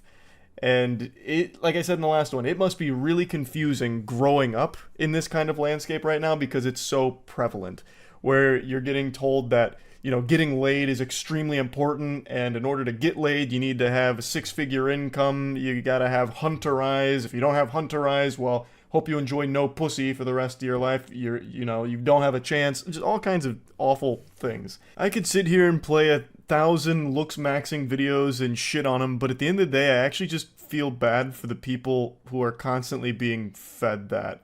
Just being told all the reasons why they're ugly and the only ways to fix it are by following these guides or buying these courses or these products. That's just fucking miserable.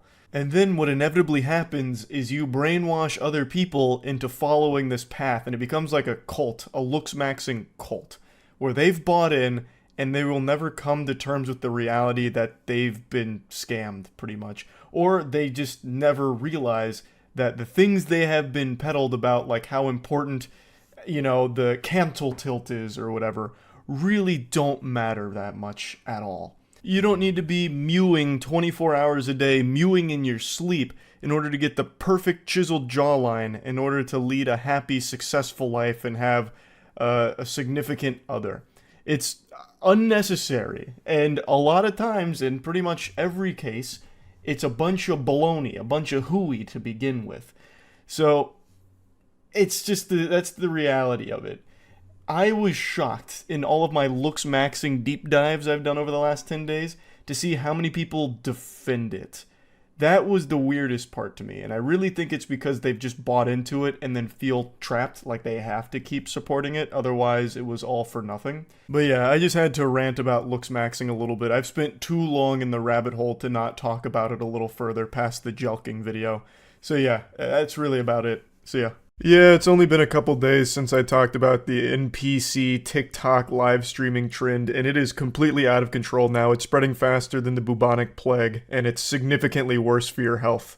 It is tragic that this is the state of entertainment now. I don't blame any of the streamers hopping on this trend because it's an infinite money cheat code right now. This is a non-stop avalanche that's only gathering more and more steam, but instead of it being an avalanche with snow, it's an avalanche with doubloons. This is legitimately free money because people, for some reason, are just throwing all of their allowance, all the schmeckles from their pockets at every single TikTok streamer that's doing this NPC trend. I'm confident all of you have heard and seen this trend by now, but just in case, I'll introduce you to the patient zero that started this NPC streaming outbreak. Bruh, fire, fire, meow, hee-haw, yes, you got me feeling like a cowgirl, let me write it, huh? Oh, thank you, Fruity, I love you. Balloon. That was good. Coconut. Hee-haw, yes, you got me feeling like a cowgirl, let me bruh. This is Pinky Doll, and with the rate at which she's growing from this trend, she'll end up being more well-known than the Bible at this point. She has exploded from this. 50,000 viewers during her most recent NPC stream, and apparently, according to reports, eyewitness accounts, she went for 5 hours of doing that nonstop.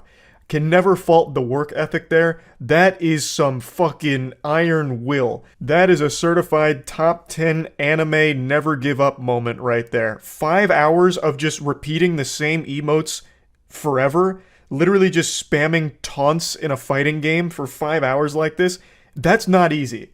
That's beyond mind-rotting. But that's where the money's at right now. She has blasted a new market wide open here with weirdos that want to watch NPC streams forever. So it's really smart from her to capitalize off this, especially considering I imagine it won't last for too much longer. This is absolutely one of those lightning in a bottle situations. I would be shocked. And I've been wrong before. It's rare, but I have been wrong, like the time I thought I got bit by a bat watching Jurassic World in theaters, and it turned out I had just fallen asleep and had a nightmare. Point is, I have been wrong. And I don't think I'm wrong here. I believe this trend will probably fizzle out and die like a sad little wet fart within about another week or two. 2 at most. I just really don't envision a world where kids will continue to keep coming back to these because it's the same thing every single time. Though, I'm going to go ahead and argue with myself here. On the flip side of that coin, kids do just endlessly loop Finger Family videos and Elsa making out with Spider-Man shit and you know, Crazy Shark or whatever his name is. Left Shark, I think is what it is. Baby Shark. Christ. Like, they do subject themselves to the exact same things on repeat forever, so maybe this will have legs for quite some time. I'm not really sure, but regardless, it's smart from Pinky Doll to keep striking while the iron is hot, because she is making a fat stack of cash from all of this here. And again, she's not alone. This has become the biggest trend right now. Either people hopping on ironically and then still doing it for like hours and then doing it multiple streams, or just people fully shamelessly copying and doing exactly what she does. If you go on TikTok and just scroll through live streams, pretty much all of them are this. There's been a bunch of videos posted of it, so I'll just show you clips from a couple of them that keep floating around of people that just scroll through TikTok lives, and it's literally every single one of them doing NPC streams. Guys, thank you all for the likes. I appreciate it. The roses. Roses. Roses.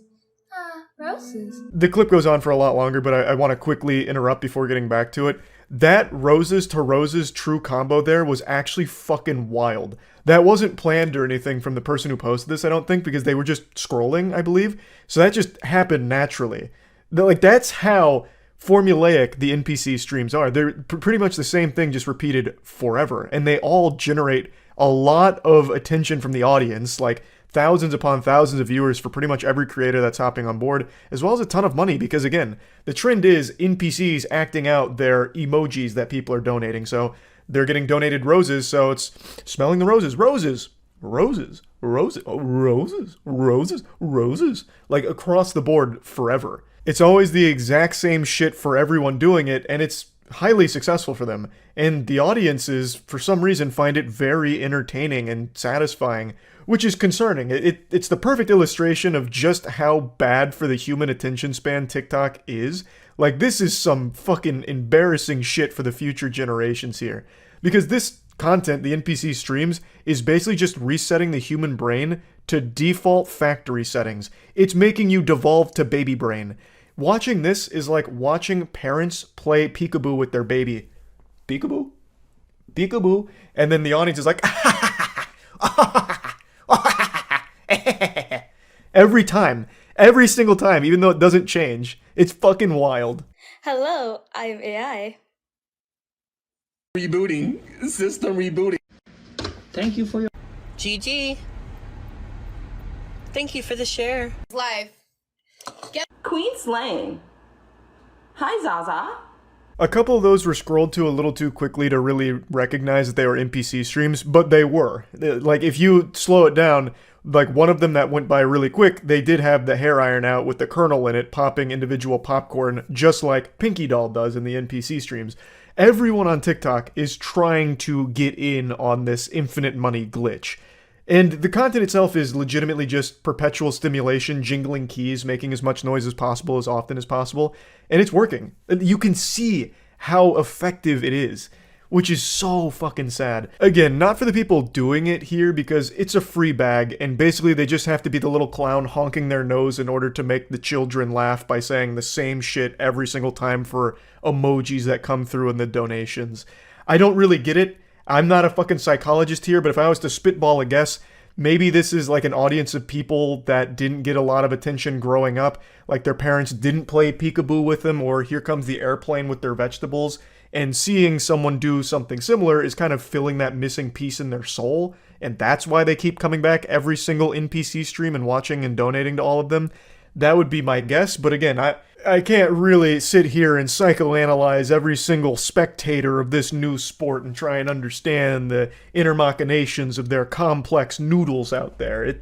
It's a little beyond my pay grade. I don't fully understand it, but I respect the people that are on the grind making a ton of money off of a wacky trend like this. I've also heard a lot of other people refer to this as an NPC fetish, which again could be true, maybe, I suppose. That there's maybe some merit to that claim, but I'm also not a fetish scientist, so I'm pretty in the dark on that one too. But regardless, one thing that's inarguable, it's extremely successful, and it's not showing any signs of slowing down. In fact, it's only growing in popularity. But again, I do think that its days are numbered. I don't think it's going to last that much longer, so anyone that's on the NPC trend, you gotta stick this shit out for as long as possible. Fucking grip it as hard as you can in order to just continue to squeeze it for a little extra juice. Also, I mentioned that it's not easy to do this, because it's not. Like, it's super simple, but it's not easy. It's many hours of just repeating yourself forever. But what I am surprised I haven't seen more of, and maybe it's just because I don't watch the NPC streams, I only see what gets posted online for the frequency of it. What I'm surprised that more people aren't doing is just recording maybe like 15 minutes of you going through all of these emotes like, thank you, fire, fire, gang gang, gang gang, gang gang, all of that. Do that for maybe 10 minutes, and then just loop the video on a TikTok live stream.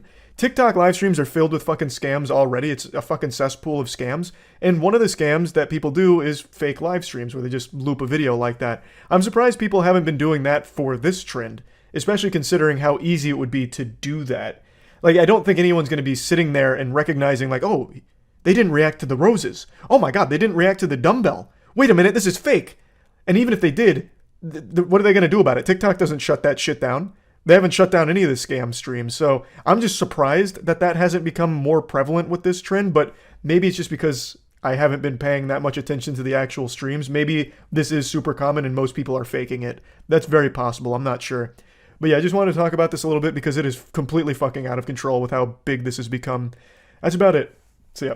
Fear of the unknown is probably the most popular fear on the planet. I feel like most people are afraid of things they don't fully understand, and that's what I'm here to talk about today. And I'm sure a lot of you have already seen this, but I am fascinated and disturbed by a very popular branch of TikTok live streaming content that's blowing up right now. I'm like a dog when you get a vacuum cleaner out. I cower in fear because I really don't understand it.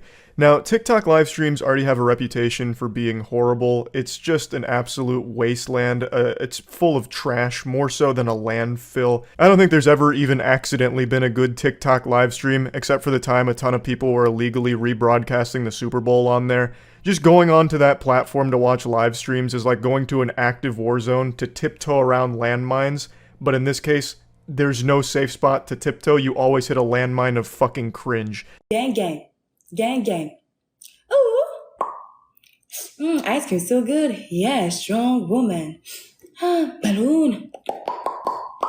Yeah, strong woman. This is what we're here to talk about. This is some kind of NPC live streaming trend where TikTok creators go live and then just act like NPCs here. Someone really summed it up best by saying that this feels like someone canceling combos in a fighting game. She just keeps randomly emoting like if you're spamming taunts in Chivalry 2 or in like Super Smash Bros. Melee. Show me your moves. Show me your moves. Show me your moves. I don't know how long she streams for, but it's gotta be fucking exhausting. It is non-stop jingling keys with no breaks. Because she's smart. She knows that on TikTok, kids leave if there's even a split second of dead air. Silence is the #1 enemy on TikTok. Silence is the devil. It's like the opposite of a quiet place where you have to be quiet to keep monsters away. This is the loud fucking doofusville platform where you have to be making as much noise as possible and stimulation out the wazoo or else people immediately turn it off. Which is why most popular videos have like 5 different tiny videos inside of them, like cutting soap in half with a knife, or the loud sounds of 5 trash cans being slammed together like cymbals while Temple Run's playing on the bottom right and GTA 5's on the top left. And she's come up with a more effective money-making strategy than free armor trimming in RuneScape. She is constantly acting out tips. So, people tip her, and she acts out the associated emoji with it, which incentivizes more people to keep tipping, which keeps supplying the stream with the NPC content. Yes, yes, yes, yes, yes, yes. Yeah, strong woman. Yeah, strong woman. Slay, huh? Oh, take your gaps. I love you. Slay, huh? Gang, gang. Gang, gang. Gang, gang. Yeah, strong woman. Ugh. Fire. Butterfly. Beautiful. Okay. Fire. Gang, gang. Gang, gang. Oh, where's my feet? Ooh, gang, gang, gang, gang. Yes, popcorn. Gang, gang, gang, gang. Fire. Gang, gang. Pop. Amazing. Ooh. For those that don't know how it works, on TikTok, they're so quirky and raw XD random that instead of just donating to a creator on live, you tip them with like emojis. So you give them like some roses or a dragon or a galaxy or a lemon or some shit like that. And then the creator can take this random assortment of Microsoft clip art and then turn it into money.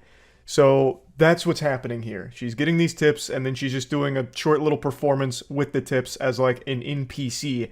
And on TikTok, it seems like people are constantly tipping.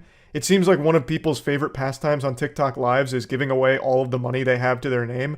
Like, these kids are like 12 years old and just give their whole allowance to TikTok creators in order for an actual split second of acknowledgement. So here, she doesn't actually like acknowledge the donators. She just acknowledges the dumbbell, for example. And she'll do like a little performance when you tip a dumbbell. I don't know how much money that is. Fucking 5 glue bucks or something. I have no idea what the conversion rate in money to emote is on TikTok.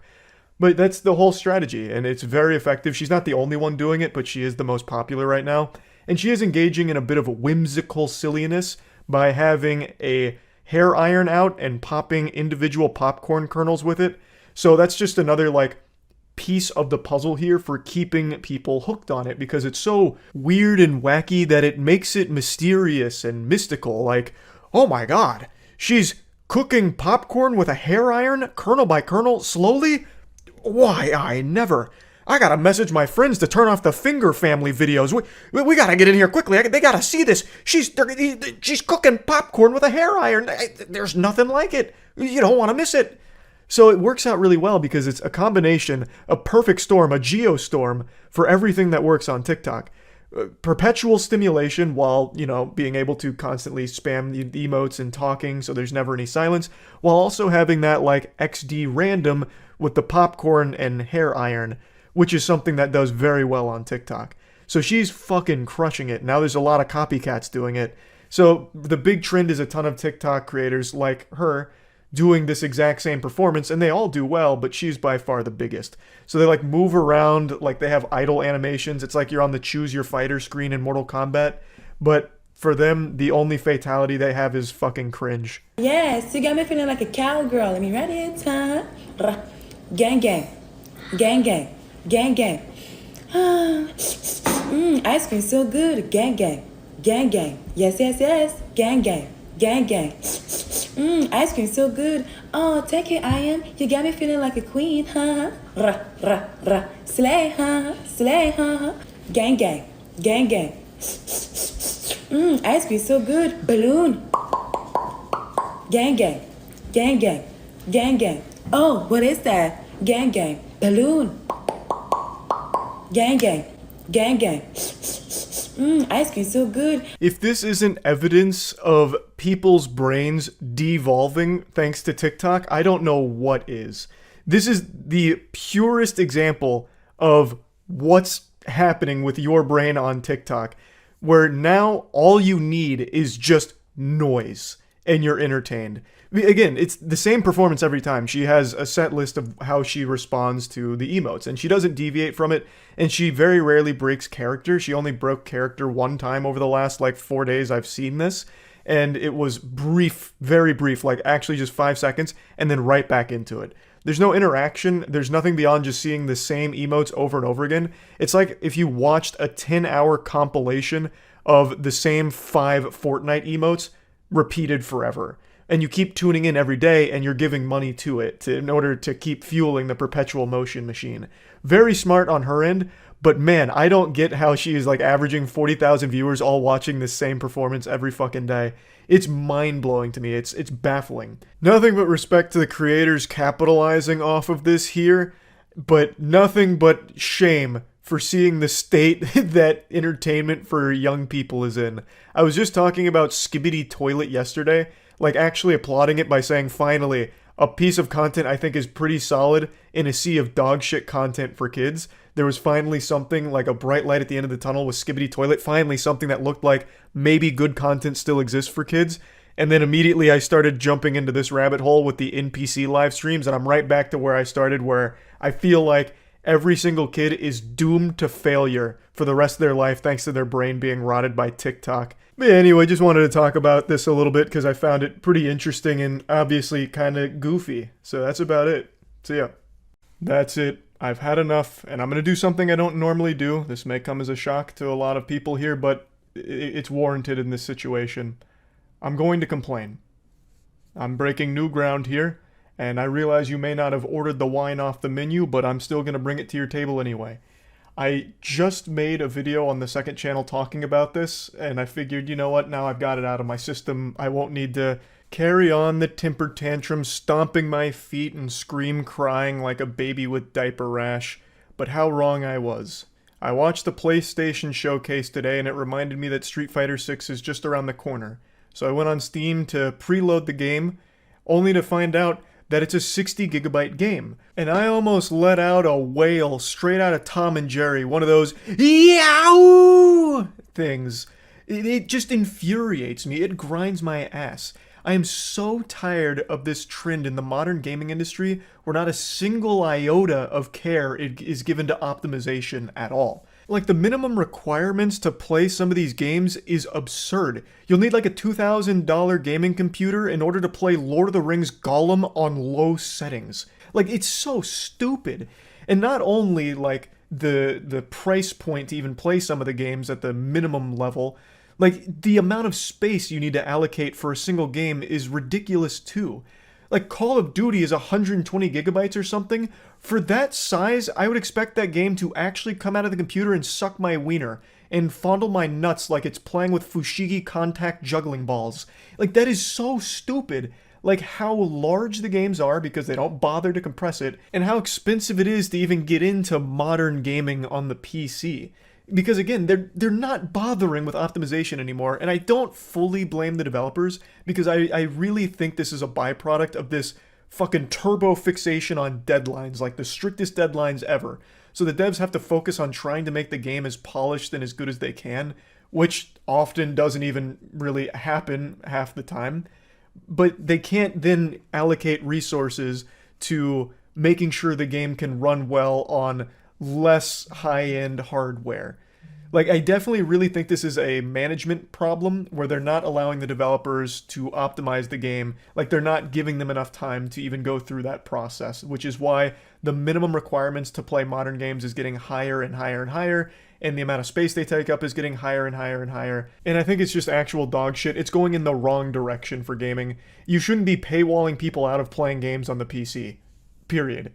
Like, as games progress, the hobby should become cheaper and more accessible over time. Not like something only enjoyed by the uber wealthy who can have like a $10,000 supercomputer and have like a fucking Zordon AI assistant in order to help run Forspoken 2, right? Now, Forspoken I actually think is a great example of this phenomenon. It's a laughable joke of a game. Forspoken is terrible. But it required crazy rigs in order to just function properly for the most part, for most people. Like, the recommended ask for the game was enough to make people slap their knee and giggle because it is so silly how expensive the rig you'd even need to play the game with the way they recommend it. For no real reason either. It's not the most breathtaking game ever made. It's not some like innovation in the industry, unless of course you're classifying over-the-top annoyingness as an innovation, going where no game has gone before with making the player have a fucking perpetual headache listening to the awful dialogue. But like, there's just nothing in the game that would justify those requirements. It's so silly. Now, I want to play some clips from the video I posted on my second channel yesterday because it goes more in depth on Lord of the Rings Gollum in particular, because I think that is just another perfect case study of this awful trend in gaming. No matter what computer you're running, there should be some capability of it to run a modern game. Within reason, of course. Like, if you're on like 15-year-old hardware, yeah, I can understand why most games probably won't be optimized for that. But in general, there's no reason that people should be paywalled from playing modern games on the PC. There just isn't. You shouldn't need a fucking 4090 in order to play, you know, Redfall and still only get 30 FPS. Like, it doesn't make any sense. And what's got me talking about this today is there's a game coming out that I'm sure most of you have either forgot about or never cared about in the first place. It's the Gollum game, the Lord of the Rings Gollum game. And I just learned that the minimum requirements to play this game are extremely high. Like, the computer specs you need in order to run this game, bare minimum, are still laughably expensive. Like, you still need pretty top-of-the-line equipment for the most part in order to run it well. Or at all, I suppose. And that just doesn't make any sense because the Gollum game doesn't even look good. It looks like shit. I'm hoping the game will at least be fun. I'm gonna give it a fair shake of the sauce bottle here, give it a whirl, but I'm not expecting much. The trailers and everything they've shown, the game is not visually impressive by any means. It looks barely above a normal indie title you'd find dumpster diving through Steam new releases. So how could they possibly justify the minimum requirements here? It's not adding up. Those were the clips from the second channel video. I realized that you couldn't see a difference since I'm still wearing the same shirt. My hair's pretty much the same. So you probably didn't even realize that it wasn't the same video, but yeah. I was going in depth on Lord of the Rings Gollum in particular. Now, another thing I touched on that I want to expand on in this video is that this is usually a big red flag that the PC port of a game is trash. Now, Lord of the Rings Gollum looks like a game that you'd find on a Nintendo Switch. And that's because it is. Lord of the Rings Gollum is on the Nintendo Switch. So why the fuck can it run on the Switch, which struggles with like a normal mobile game? That thing would probably fucking explode if you fed it Angry Birds. Why can Lord of the Rings Gollum run on the Switch, and then on the PC be so demanding that you need a pretty high-end gaming computer to run it at all, really? It isn't making any sense.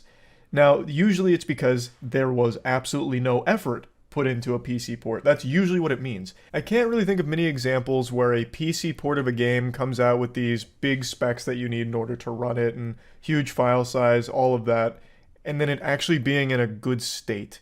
Usually it's a broken, buggy mess, and just a genuinely terrible experience. Like a horrible PC port. That's usually how these things play out. Like, this is a big red flag to me now. Where if a game's like, hey, you need, at least a 4090 to play this game with even medium graphics, and it's also 280 gigabytes, I'm usually thinking to myself, this game's gonna fucking suck, isn't it? This game's barely going to be functional. That's just how I've been conditioned from modern gaming. Now, of course, I'm not speaking in absolutes here. There definitely are exceptions. There are some games that come out on the PC that are fantastic. Like, great PC ports, super polished, no problems at all. But that's kind of rare. Like, that doesn't happen super often anymore. The trend is going down, where the quality of the PC ports is getting worse and worse and worse, for some reason. Yet, the demands in order to play them are getting higher and higher and higher. It's just all fucking cattywampus. It's all backwards here, really. And it's really frustrating. At the end of the day, it sucks. I wish developers were given more time to fully polish these PC ports, because when you release a bad PC port, we just talked about this with Jedi Survivor, you do yourself a huge disservice. You immediately ruin the reputation of the game, and it never really fully recovers from it. If you have a bad PC launch, that alienates a large group of consumers, and it gives horrible press to the game overall that extends even into the console market, where, people that maybe aren't super tuned in to the discussion around games will hear through the grapevine like, oh, Jedi Survivor fucking sucks? It barely works? Oh, okay, well, I guess I won't even bother getting the PS5 version of it then. Because when you release a bad PC port, people are obviously upset, so they talk about it. And people hear about it. So even if someone was considering it on, like, a console, they'll think twice when they hear what everyone else is saying about how it is on PC. I don't know why developers haven't realized that. Releasing a shitty, haphazardly thrown together PC port never works out well for the game. Period. And it never actually fully recovers either, even if they do go back and tweak it and fix it and make it functional and better. Like, I always appreciate they do that, but it never recovers from that, and it should have just been done in the first place instead of releasing a incomplete, not fully functional product. That's unacceptable. It's completely unacceptable. I know I'm getting a little off on a tangent here, but it all just kind of ties in together with the modern gaming state on the PC in particular. It's just frustrating. It's just overall very frustrating. So I wanted to rant about it again, and that's about it. So yeah. Another day, another awful TikTok challenge. The one we're talking about today is Devious Licks. And I actually think this is worse than the Tide Pod challenge, if you guys remember that, where kids were just eating Tide Pods and killing themselves or burning their stomachs. I actually think Devious Licks is worse than that, because at least Tide Pods, they're only hurting themselves. Devious Licks is just a massive inconvenience to everyone around them. So what is Devious Licks? It fucking sounds like a Harry Potter book, like Harry Potter and the Devious Licks. It sounds like a Death Grips album title. It's a really stupid name, but basically, it's a TikTok trend where kids in high school were going into their bathrooms and just stealing shit.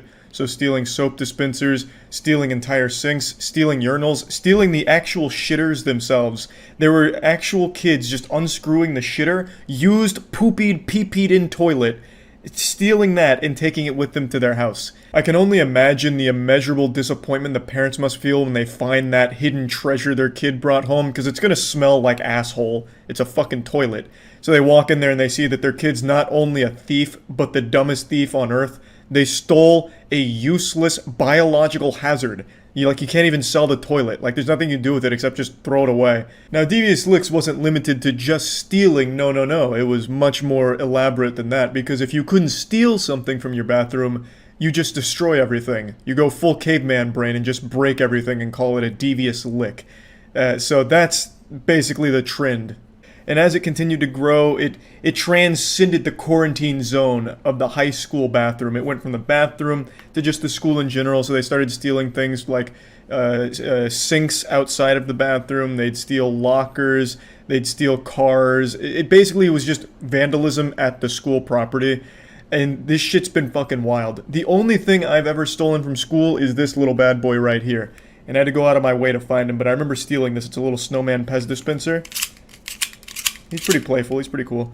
Not really a devious lick, but I felt bad about it ever since. I stole that from a teacher's desk. I remember because I thought it was just kind of cool because there was Pez in it, and it was like, yeah, that's kind of nice. So I took it. And God, the guilt has been overwhelming ever since. I pray to God every night that he forgives me for the sin. Can only imagine what these heathens are going through. But anyway, this has become such a widespread thing that entire towns are going in lockdown at their schools, fucking sounding the emergency sirens like aliens have arrived. It's DEFCON red alert out here. Devious Licks is the boogeyman that's marched into town. So the way some of the schools are dealing with this is absolutely amazing. I read about a couple schools that just outright banned using the bathroom during school hours without an approved time for it. So they had to take a field trip to the bathroom, and if you have to go before that field trip time, you're just going to shit and piss in your britches. Like, those trousers are going to get soiled because they don't want to take the chance because it got so bad at those schools that they just outright forbid using the bathroom outside of their designated field trip bathroom time. And then the more common one that I'm seeing is you are not allowed to use the bathroom without a school-approved chaperone to be there to make sure that you're not doing anything devious in there. These are high schoolers, mind you, and their brains have been rotted so drastically by TikTok that they're now not allowed to use the bathroom without a fucking bodyguard to monitor them because they can't be trusted to behave themselves while tinkling. It's crazy. Now, I wanted to show you a few devious licks that I found on TikTok, but I didn't record them in time. TikTok has banned all devious licks and the accounts associated with most of them, so all of those are now just lost to the fucking cyberspace, the cyber shadow realm. So I'm just going to show you a short compilation from Know Your Meme that did like a few of the bigger ones that were viral on TikTok, so that way you can at least get an idea of what these looked like. Licks refers to a trend where TikTokers steal school equipment and flaunt it like trophies for all of TikTok to see, with everything from soap dispensers to security cameras on the line. The trend began on September 6th when a TikToker posted a video pulling a hand sanitizer dispenser from a backpack alongside the text, "Only a month into school," and got this absolute devious lick, as if celebrating school's return with the steal. The video got high school and college kids around TikTok excited, and within days, users were going viral left and right, showing off their devious licks, aka stolen goods. Some examples include a full microscope, a computer, a functioning paper towel dispenser, and an entire fire alarm ripped right from the wall. Some have taken the trend outside school walls. As the guy mentioned, it did go beyond schools. Kids started stealing shit from all over the place and just calling it a devious lick, like movie theaters, churches, and things like that. So it wasn't just limited to schools, but that was absolutely the bulk of it. And it's been in the headlines for the last couple of days because it has been a huge deal for a lot of schools. It causes a lot in damage, and it's a massive inconvenience to the entire class because you're missing fucking entire toilets, A, and B, your school now has to have designated pee-pee times. So you better hope that your bathroom schedule lines up with the school's now. So obviously these kids were pretty proud of the things they stole, so they weren't shy of showing their names and faces with a lot of the shit, which has of course led to a lot of kids getting expelled for it. Imagine getting expelled because you were competing in a TikTok challenge to steal your school's paper towels. Like, how pathetic. Now, the thing is, you don't make any money off this, so these kids were doing it just for this idea, this wet dream of clout. On TikTok, these accounts weren't making anything. You have to like sign up for a TikTok partner program, and even then I think it's like $1 per 10 million views, which these were not getting, by the way, except for a couple. So it's not like they were really making money from doing this. They got expelled for nothing and got laughed at online by everyone except the brainwashed douchebags that were cheering them on in the TikTok comments. So that like brief dopamine hit of, oh, look at these 10 likes on TikTok, was probably not worth getting expelled, but maybe I'm wrong. You know, maybe I just haven't felt that true euphoric dopamine from a devious lick. You know, maybe that's what I'm missing. But yeah, a lot of these students have been expelled. They've been identified and publicly shamed in a lot of cases. So yeah, pretty rough, but they did it to themselves. It's a stupid fucking trend. It's really dumb. Somehow the bar keeps getting lower and lower for TikTok. Like, the second you think they hit rock bottom with the worst content ever, they find a way to break through that plateau and find something even more stupid and fucking awful. But yeah, I imagine now that TikTok has banned devious licks, it's going to die right then and there, because obviously they were only doing this for attention online, and since they won't be able to get that fixed, they won't bother. Or maybe I'm wrong. Maybe they were stealing from the bathroom just for the love of the sport. They just fucking loved collecting used urinals, you know? Like, hey, Charlie, don't you ever fucking say that again. I don't care about the TikTok clout. I stole this urinal because I fucking love to drink out of it. It's a great goblet. This is my new chalice. You know, I guess it's possible. I mean, I'm sure there's people out there that love that shit. But yeah, I guess we'll see. Maybe a month from now, every bathroom near a high school will just be completely ransacked and dilapidated, and written in blood on the wall, it'll say devious licks. You know? Who knows? I imagine it's probably done now that it's banned, but we'll see. That's about it. So yeah, please, let us take a moment of silence for the YouTubers that now post on TikTok. Thank you. It's like a fucking ASPCA commercial. It's weird, everyone on YouTube collectively took fat shits on Musical.ly, but now with TikTok, wait a second, can call that home. Everyone's going to TikTok. No disrespect for any YouTubers, anyone that does post on TikTok. It's just not my cup of cum. I'm not a huge fan of it. I think it's one of the, probably the second most humorless place on the planet, second only to Reddit. And it's just a barren wasteland of fun. Going through your parents' divorce is more fun than going through TikTok, at least in my opinion. I think it's all bad on there. And to showcase that, I'm going to show you some of the most popular trends going on right now that I was able to find. So let's dive right in.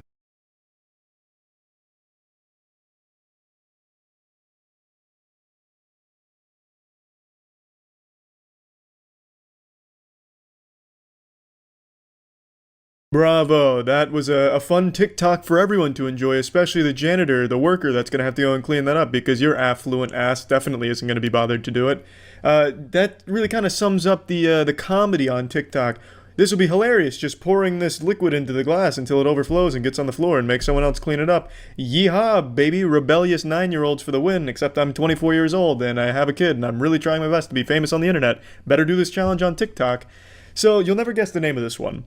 It's called the Spill the Drink Challenge, and there's music that plays, but I can't play it because it's a copyrighted song, but it says, hose, and that's while they're pouring it the whole time, and it's drawn out. The shit is genius. A fucking masterpiece.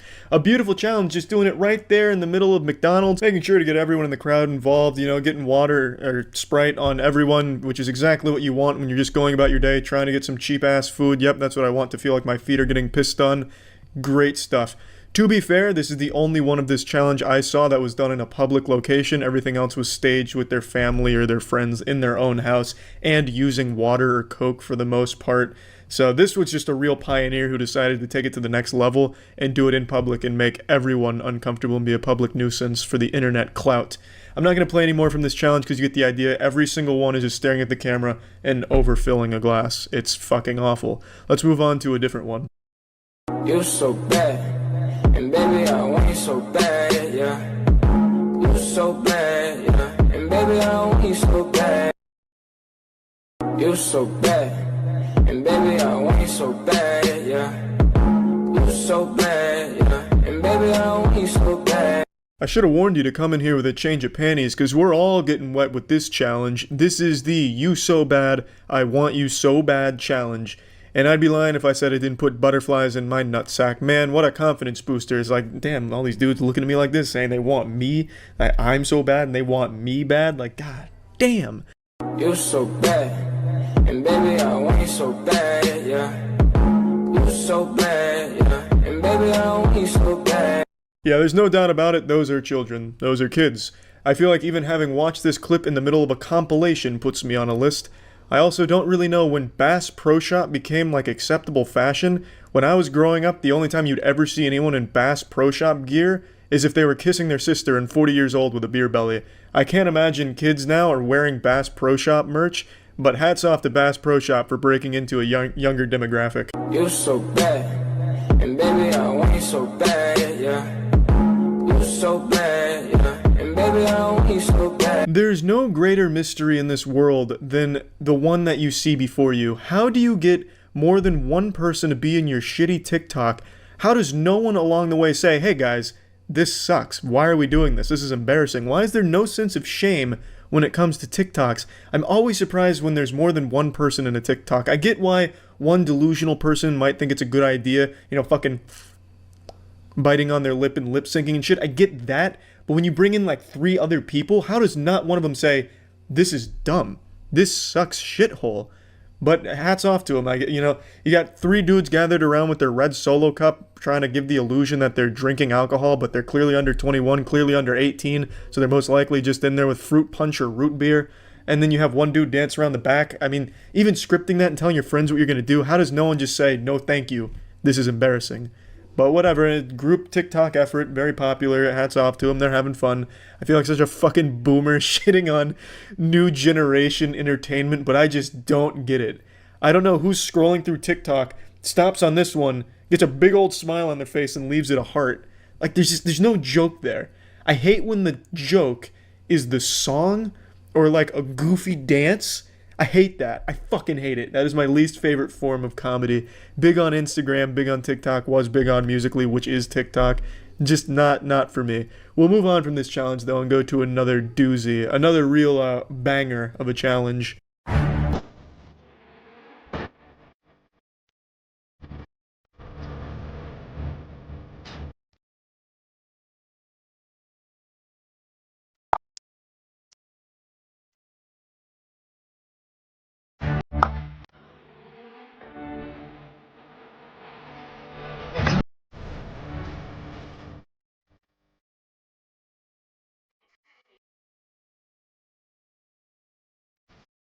This is a challenge that I guess is there for people that are on TikTok to look at girls, but I have to wonder who goes on TikTok to look at girls. What the fuck is the point of that when the internet exists? There's millions and millions of girls on the internet doing all kinds of crazy shit. You can find pretty much anything to suit your degenerate taste.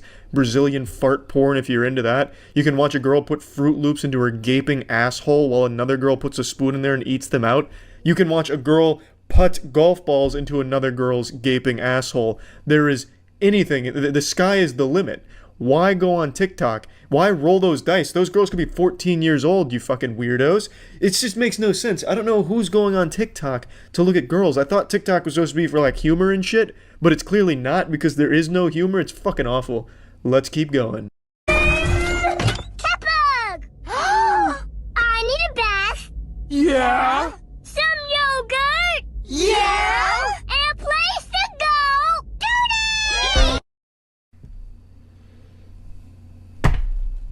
If that's not illegal, it certainly should be soon.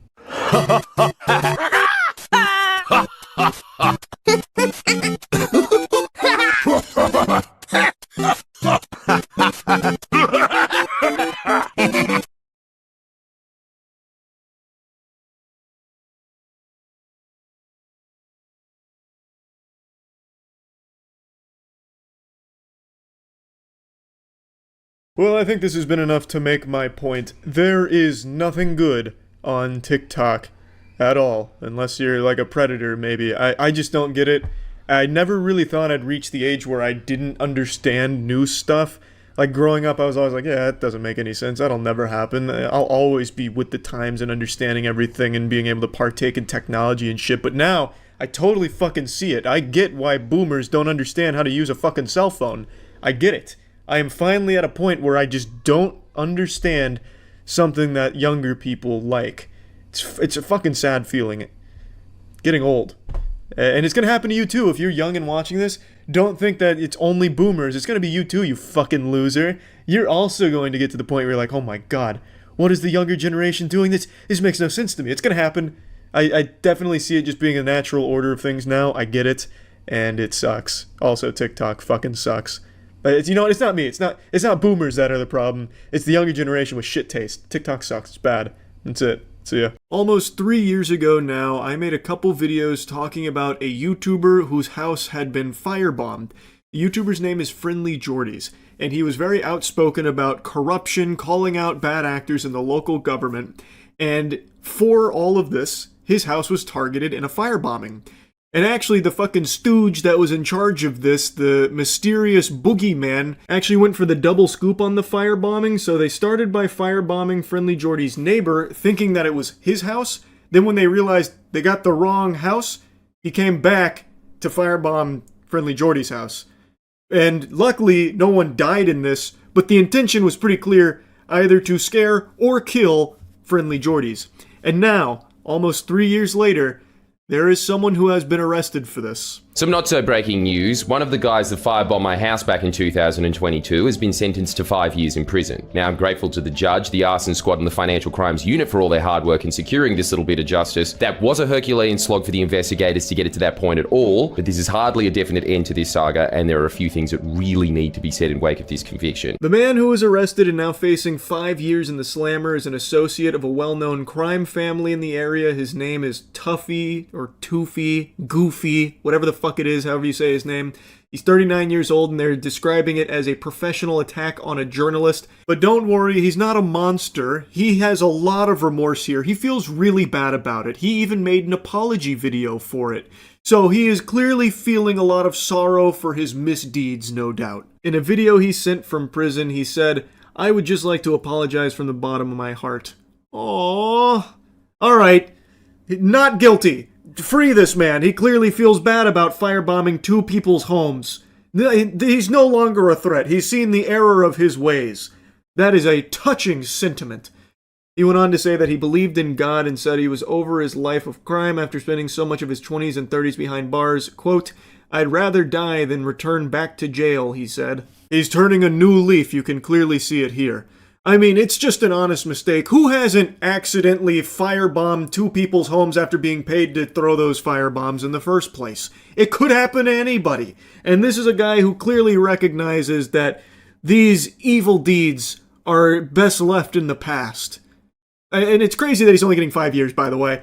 He is a career criminal, and he's still getting 5 years after firebombing 2 people's homes, which is literally like attempted murder. At least it should be. That was the whole goal. At least one of the goals, either to have Friendly Jordy's fear for his life or take his life here in the firebombing attack. It's just crazy that he's only getting 5 years. Maybe that apology really did weigh heavy on the heart of the judge. The person convicted of the firebombing is a man by the name of Tufi Jr. Tuisi Alua. I don't know if I'm saying that name correctly, and frankly, I don't care. I've never met Tufi Jr. I've never mentioned him in videos before. In fact, before he was charged, I'd never even heard of his name, nor do I hope to hear it ever again. It does, however, open a big question, a question which was not satisfactorily answered in court, and perhaps even more shamefully, not examined by most of the media. Why would a man with no connection to me whatsoever go to the effort of stealing a Mercedes, cloning number plates, surveilling my house, and then setting that house on fire? As Friendly Jordy's points out here, it's very interesting that the judge recognizes this as a professional attack, a coordinated attack here on Friendly Jordy's. They even call him the Muscle. That's what he was hired to do. Yet, at no point do they try and inquire as to who hired him and why. What were his motives? Why would someone whom Jordy has never heard of, never mentioned at all, go through so much effort to firebomb his fucking house? That's awfully strange, right? Isn't that a little weird? They fully recognize that this was a paid, planned attack on Friendly Jordy's, yet don't bother to try and uncover who planned and paid for this attack. It wasn't just some random act of violence where this guy just had 2 firebombs sitting on his passenger seat from, last Halloween where he won his, the pyro from TF2 or something, and he decided, all right, I'll just throw these 2 firebombs over here. This was clearly a planned attack, and they recognize that, yet don't even give the slightest smidgen of effort to try and figure out who's behind it. That definitely smells a bit fishy. I think I know the answer. I'd wager some prominent defamation lawyers, property developers, and politicians also know the answer. There were some unsurprisingly cowardly and oblique hints of an answer in the ABC article about the conviction, an article which refers to me as an internet personality. Mr. Shanks, who uses the moniker Friendly Jordy's online, had mentioned the Alameddine Crime Network in a video 2 months before his home was set alight. Just mention the Alameddines. A lot of people mention the Alameddines, Anton. The Alameddine Crime Network might be one of the most prolific gangs in this nation's history. They're nightly news. Some people bank their entire journalistic careers on talking about the Alameddines. They don't get their houses burnt down. How characteristically low from the ABC, especially when even the judge labelled the firebombing as, quote, a professional attack on a journalist. Anton here acts as if it was a coincidence after reading out a BuzzFeed article on a stream. I found this fascinating. What Jordy's is mentioning here is that some journalists, like the one he's pointing out, are making the insinuation that because Jordy's has mentioned the Alameddine crime family before, prior to his house being set ablaze, that maybe it's not a coinky-dink. Maybe the two are related. But Jordy's hits him with the counterpoint here. He gets him with the Uno reverse with some very basic logic that the Alameddine crime family is one of the most infamous in the area, talked about daily as a piece of nightly news, where tons of journalists make their whole career solely around reporting on the Alameddine crime family, and yet none of them seem to be getting fucking napalm striked here like Jordy's was. So it's a pretty weak insinuation to make that doesn't pass the smell test, especially because it's not like that's all Friendly Jordy's talks about is the Alameddine crime family or anything like that. This is not at all to excuse Toofy Jr. He tried to kill someone. He burnt down a house with no regard for not only the other potential occupants, but neighbours, which were the elderly, and for all he knew, could have been children. Even worse, because his motives are murky and seemingly transactional, he seems to have just been waved away with he was just the hired muscle. He tried to kill people. He burnt down a house. Things are a little bit scary in New South Wales if you ask me. At this point, you can order a firebombing, not only not get caught, but the muscle who does get caught gets about the same time as it takes to do a bachelor's degree. The guy responsible for double-fisting firebombs that could have killed multiple people is getting an extremely light, soft sentence of just 5 years, which is basically just the amount of time between Stranger Things seasons.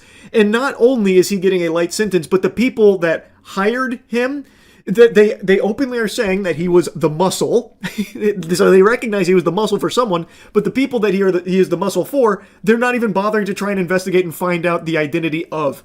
They're just like, oh yeah, he was the muscle, and that's it. We know that's as far as we're gonna go. It's just so blatant. It's so obvious. It's so fucked. Pretty good risk to reward ratio, if you ask me. Over the past few years, I've faced multiple different criminal investigations and charges over what apparently in New South Wales is a far more serious crime, making YouTube videos. I don't think it's hyperbole to say that there were far more investigative and legal resources thrown at botched attempts to punish me than there were at punishing the firebombers. If you followed Friendly Jordy's at all for any length of time, you are probably familiar with the fucking ringer they have put this man through over the years. The justice system over there is trying so hard to bend them over their knee and spank his cheeks red every chance they get for even the slightest things. They will go to extremes for him, all because he posts videos online talking about corruption. Meanwhile, a firebomber who firebombed 2 houses, a career criminal as well, by the way, so he has a history too, gets significantly less resources put into that investigation. It's fucking crazy. How can a man be charged and sentenced to 5 years in prison for a firebombing and the courts get to know nothing about his motives? No, they know everything that needs to be known about his motive. He was hired to do it. He was the muscle. Hired by who? Cares. Who cares? They don't give a fuck. Just gonna send him to jail for just a little brief period of time here and just let this whole thing quietly die down so that way people don't ask too many questions about this whole firebombing, hoopla, that kind of thing. Because there's no need to dig any deeper on who might have paid for this kind of thing to happen.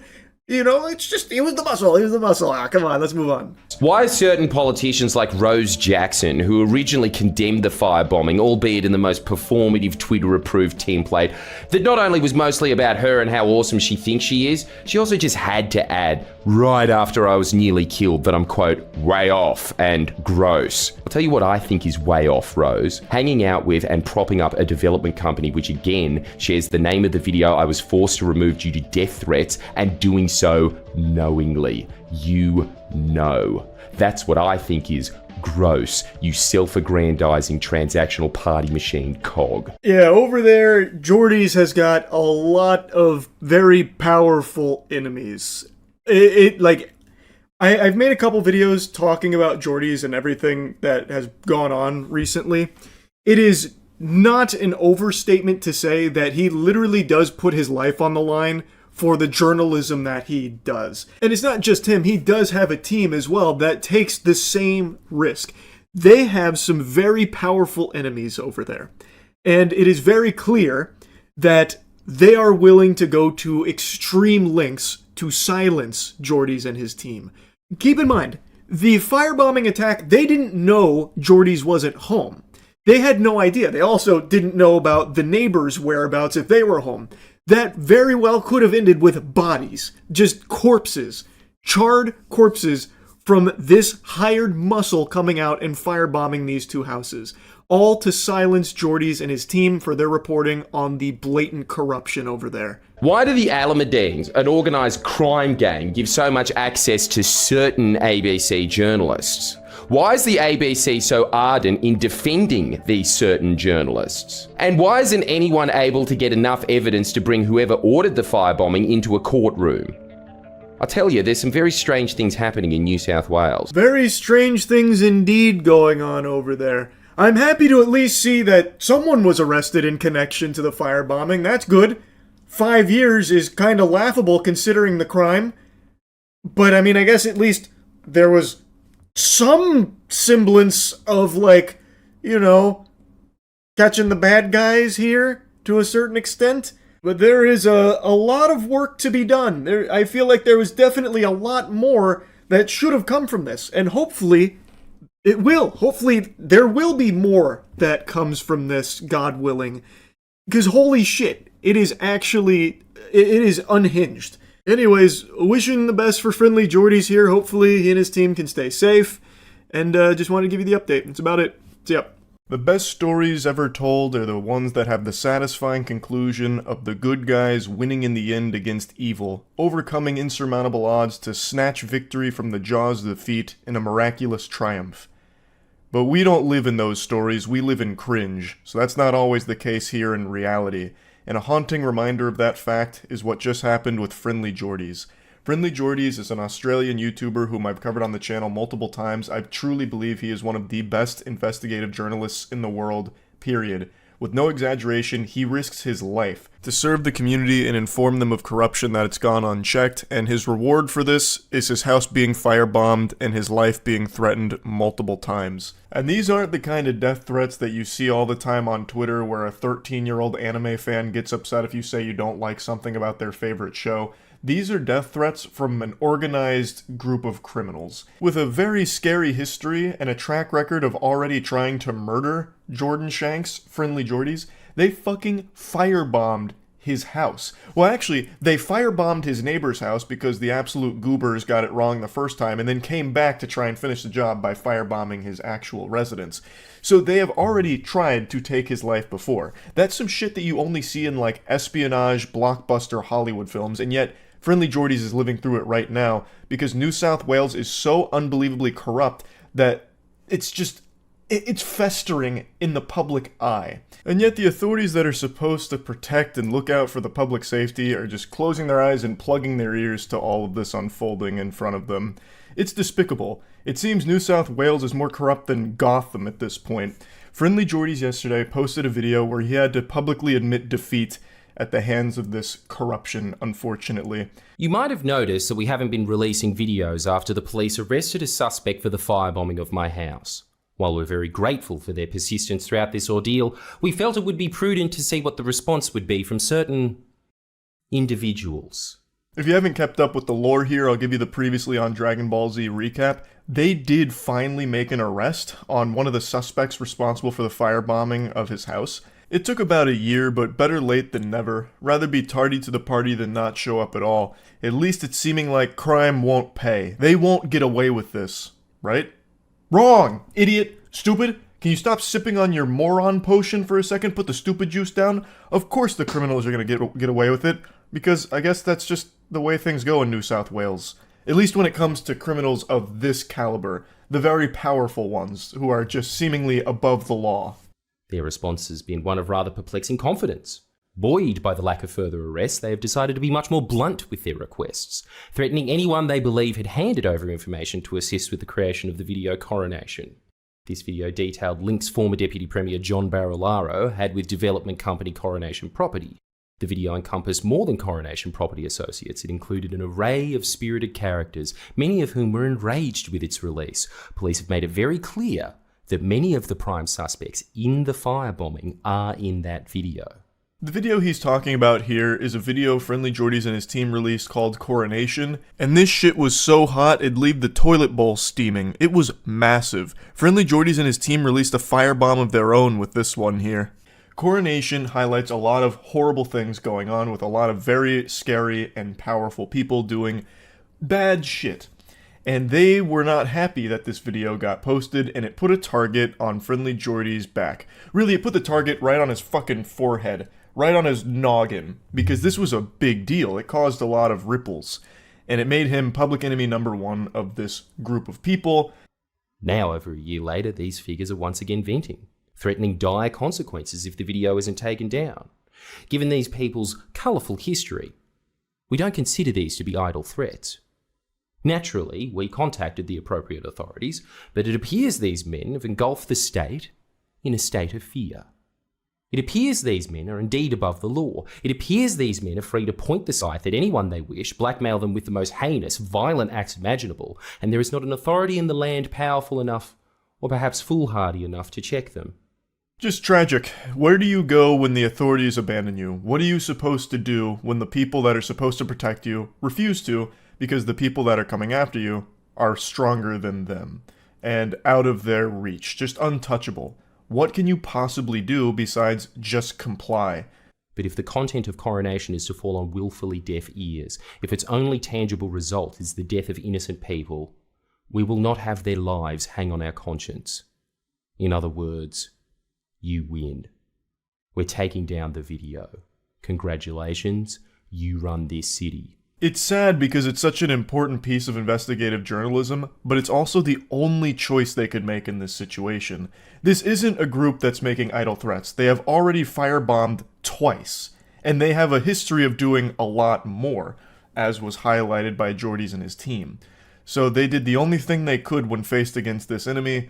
They just complied. They took down that video. Now, of course, since it's the internet, nothing's ever really gone forever in this cyberspace, except of course for all my old YouTube videos I deleted when I was a teenager because I was embarrassed of them and worried that the copyrighted music would cause a problem, so I deleted them in like 2012. And I desperately want those videos back, but they can't be reclaimed. Those are the only things in the entire documented history of the World Wide Web that are apparently just fucking poofed out of existence forever and can't be brought back. But aside from that, nothing else has ever really gone forever. There's always re-upload, there's always archives of it. So in this case, Coronation, the video that he had to take down, is re-uploaded 1,000 times already. So it's not like completely dead and buried or anything like that. And I saw a lot of people saying this could actually, start the Streisand effect here on this and have even more eyes on this group, which I guess is possible, but I think the big victory for them is that they've shown that they can kind of bully and strong-arm anyone with impunity. They can't be touched by authorities. They just have this green light to do whatever they want with no repercussions, so they're able to force Jordy's to take down a video they didn't like. And they're just demonstrating that power here, and I think that's kind of what they were aiming to do. Not so much shut down the information, because I'm sure they knew that this was just going to be re-uploaded, but it's just kind of letting Jordy's and pretty much everyone else know that they can do what they want.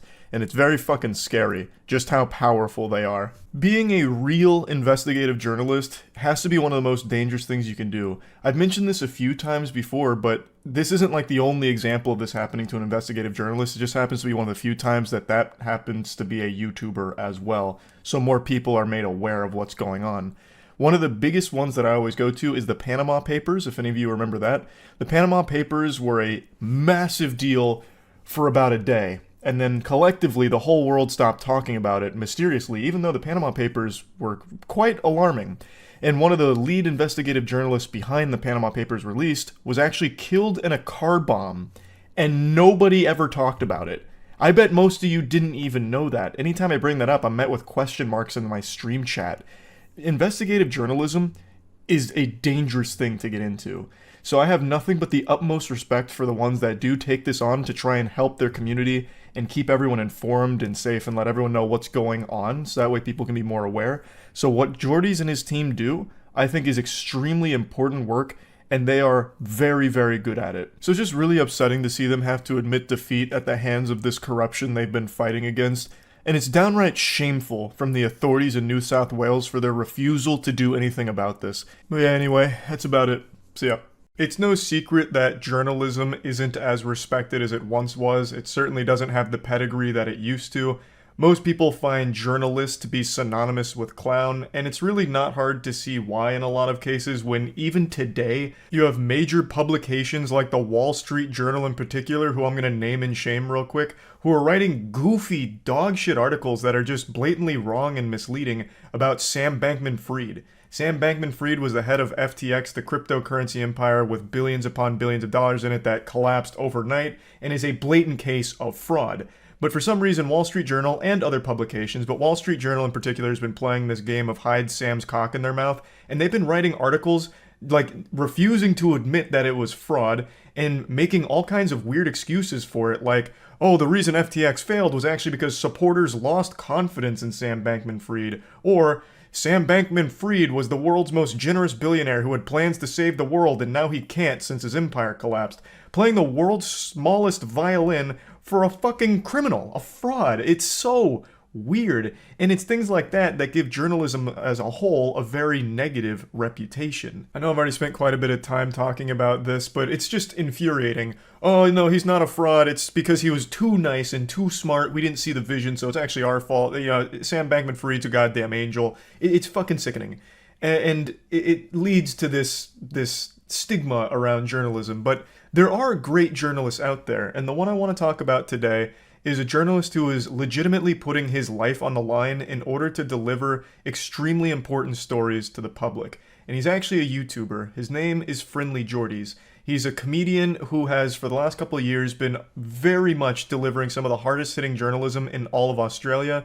And the price he's paid for this is a huge one. He's been threatened more times than Bugs Bunny by Elmer Fudd. He is constantly getting threats from powerful people. He's been sued. Even very recently, he was involved in a defamation case that resulted in Google, YouTube having to pay $715,000 over this defamation case. He was labeled racist or abusive for a series of videos he made talking about a person in power. He's done so many stories about corruption at even the highest level, and most recently, the scariest thing has happened to him. His life was put in jeopardy. His house was firebombed. He made a video going over the situation, but it's also been reported by so many Australian news outlets as well. The situation is as follows. His neighbor's house was firebombed on the 17th of November. It was luckily put out pretty quickly, and then shortly after that, his house was firebombed, and a lot of it was damaged, obviously. Now, this appears to be a deliberate attack. The fact that his neighbors got firebombed and then he did makes it seem like they originally went for him to begin with, but were too fucking stupid to figure out which one was his residence, so they gambled on a 50-50 and lost. Kind of like when you gamble on a fart and shit your pants, but then they came back and tried to finish the job. It's fucking terrifying stuff. I'm going to play you a bit of his interview with the media here when they were waiting for him outside of his house. I would hope that the New South Wales strike force that is supposedly set up for fixated people and terrorists would be looking into this instead of a comedian and his team for 6 months straight at the whim of a previous premier that all of you defended for his last 10 years, and then when he came out, and even after all the New York stuff, you're still sitting there defending him now. I saw all of your articles today where you all wrote all of the same little narrative that you write every time. I would hope that you would put just as much attention on the fact that that happened as you have on trying to assassinate my character over the last year. Thanks for your time. Did something happen here a week ago, Jordan? Now, his real name is Jordan, and even in the face of his life being threatened, he still rolls up calm and collected like Kratos, keeping his slapping hand primed and ready for these media cheeks. And it's not like his anger is misplaced. He has had very less than favorable articles written about him with a lot of labels attached to that, which I don't think are deserved when the entire purpose of Jordy's content recently has been exposing corruption at the highest level, which is an extremely important thing to be doing, where I feel he should be rewarded instead of vilified. But, you know, that's just me. I don't live in Australia here, but he has been treated very poorly by the people that are now standing outside of his home, showing no empathy at all. No sympathy at all, just trying to circle around like vultures on roadkill to get their scoop for their clicks. And he rightfully is upset at them and points out a bit of the hypocrisy surrounding it. I'd also like to add a bit of context surrounding Jordy's statement about the fixated people and terrorists statement he made in that clip. Well, it's because one of his producers was arrested by the unit that's supposed to be monitoring and stopping, like, terrorists, I guess. It's the Fixated Persons Unit. His producer was arrested for stalking. What a remarkable joke. It would almost be laughable if it wasn't so goddamn scary. He was arrested for stalking and intimidating when doing their reporting on the person that they were talking about. By the goddamn department that's supposed to be about, like, you know, threats, like terrorist threats. Like, holy shit. That is mind-blowing. So Jordy's really does have every right to, of course, be upset. And obviously, after his house being firebombed like this, it's a fucking terrifying situation. He does very deep reporting. He exposes a lot of corruption, and I feel like he's probably one of the hardest hitting journalists Australia has at the moment that I'm aware of. He's celebrated by a lot of Australians as well for all of his reporting, and now his life is in danger, and it's hard to say who's responsible for the attack. He mentions in the same clip that because he's been doing reporting on, you know, a lot of corruption at a very high level, it's hard to say who actually may have carried out the attack. Obviously, we've done some extremely dangerous reporting over the last year, I suppose, of a bunch of extremely powerful people and corporations. There is many people that would want to do that. I obviously can't say who I suspect it is, but I do have like a short list in my head of who I think would have done it. What a fucking horrifying situation for anyone to be in, and yet somehow Jordy's maintains a very composed demeanor. He continues joking throughout the rest of the video, even joking about the situation, and somehow staying, like, calm and collected, which is fucking baffling. The man is just built different. He's got tungsten throughout his body. It's fucking wild. Now, it doesn't matter how you feel about political opinions or whatever. I think everyone should be able to agree that his house being firebombed is outrageous. That's a huge problem, and it should result in a very thorough investigation that leads to people being arrested for this act. I think everyone should agree with that. But yeah, I want to mention that Jordy's also does have a Patreon if you want to directly support his content beyond just watching the videos. I'll go ahead and link that in the description below. And yeah, I think this is just terrible that it happened, and hoping for his safety in the future, and hoping they catch whoever was responsible for the firebomb attack. That's about it. So yeah. A couple months ago, one of the best journalists on the planet, who also happens to be a YouTuber, got his house firebombed due to his investigations into a large network of corruption in Australia. I really do mean those words earnestly. Journalism is in such a poor spot right now. Modern journalism has about as much respect as the bronies did during the early 2010s. You remember that community of adults that used to jerk off to My Little Pony? In fact, I would argue that people have more respect for them than a lot of journalists these days, and rightfully so. It's an industry that thrives off of just feeding shit into the mouths of everyone that happens to come across their headlines. They're either writing meaningless articles, not focusing on anything important, writing blatant lies about shit, or just generating their own controversies to farm rage bait clicks from people just to drive traffic to their site. I'm sure you're tired of me whining about this one example I'm about to use because I've used it like 20 fucking times now, but I just think it's perfect to encapsulate what I'm talking about. There is an article Kotaku published proudly where it was all about the author mishearing a lyric in a Super Smash Bros. Song and thinking they heard a slur, so they wrote a whole article attacking Nintendo for it and demanding an apology and a response. Like, that is just the perfect example for what I'm talking about. I'm already getting lost in the sauce talking about this again and ranting. The reason I'm even mentioning it is because Friendly Jordies does real, meaningful journalism. One of the very few in the field that does. He's a political commentator, a YouTuber, and a comedian, and he combines all of these into extremely hard-hitting investigations into corruption in the government, and he presents all of the information factually, with sources, with evidence, and delivers it in extremely entertaining ways. So it's palatable to anyone, even if you're not in Australia, it gets you educated and it entertains you. It is just the perfect blend of everything you could ever want from a journalist, really. And for all of his hard work, his life gets threatened. He is doing all of this at great personal risk to his own safety. His fucking house got firebombed, and the list of suspects that it could be is super long. He came back recently after a 2-month break on YouTube to update everyone on what's going on with that whole situation, and he laid out the entire timeline of events for all of the enemies he's made that could have been responsible for this firebomb attack on his house. This attempt on his life could have been made by a lot of very powerful people that Jordy's has exposed and dropped very important information on over the years, and I highly, highly recommend watching his entire video going over all of it. Of course, the link is going to be in the description below. I'd like to briefly give you a summation of some of the possible suspects here in this little murder mystery whodunit. He compared this whole situation to Knives Out, and he's absolutely right. This is a wild web of fucking supervillains that are after him, potentially. He's got like the entire fucking Naruto Akatsuki hunting him down. And by far the biggest clown, but also the biggest, most powerful person in that group is John Barilaro, the former Deputy Premier of New South Wales, whom has come after Jordy's many times and even cites Jordy's as the reason he stepped down from his position, the most powerful position in New South Wales, because of their YouTube beef and Jordy's content insulting him and exposing him.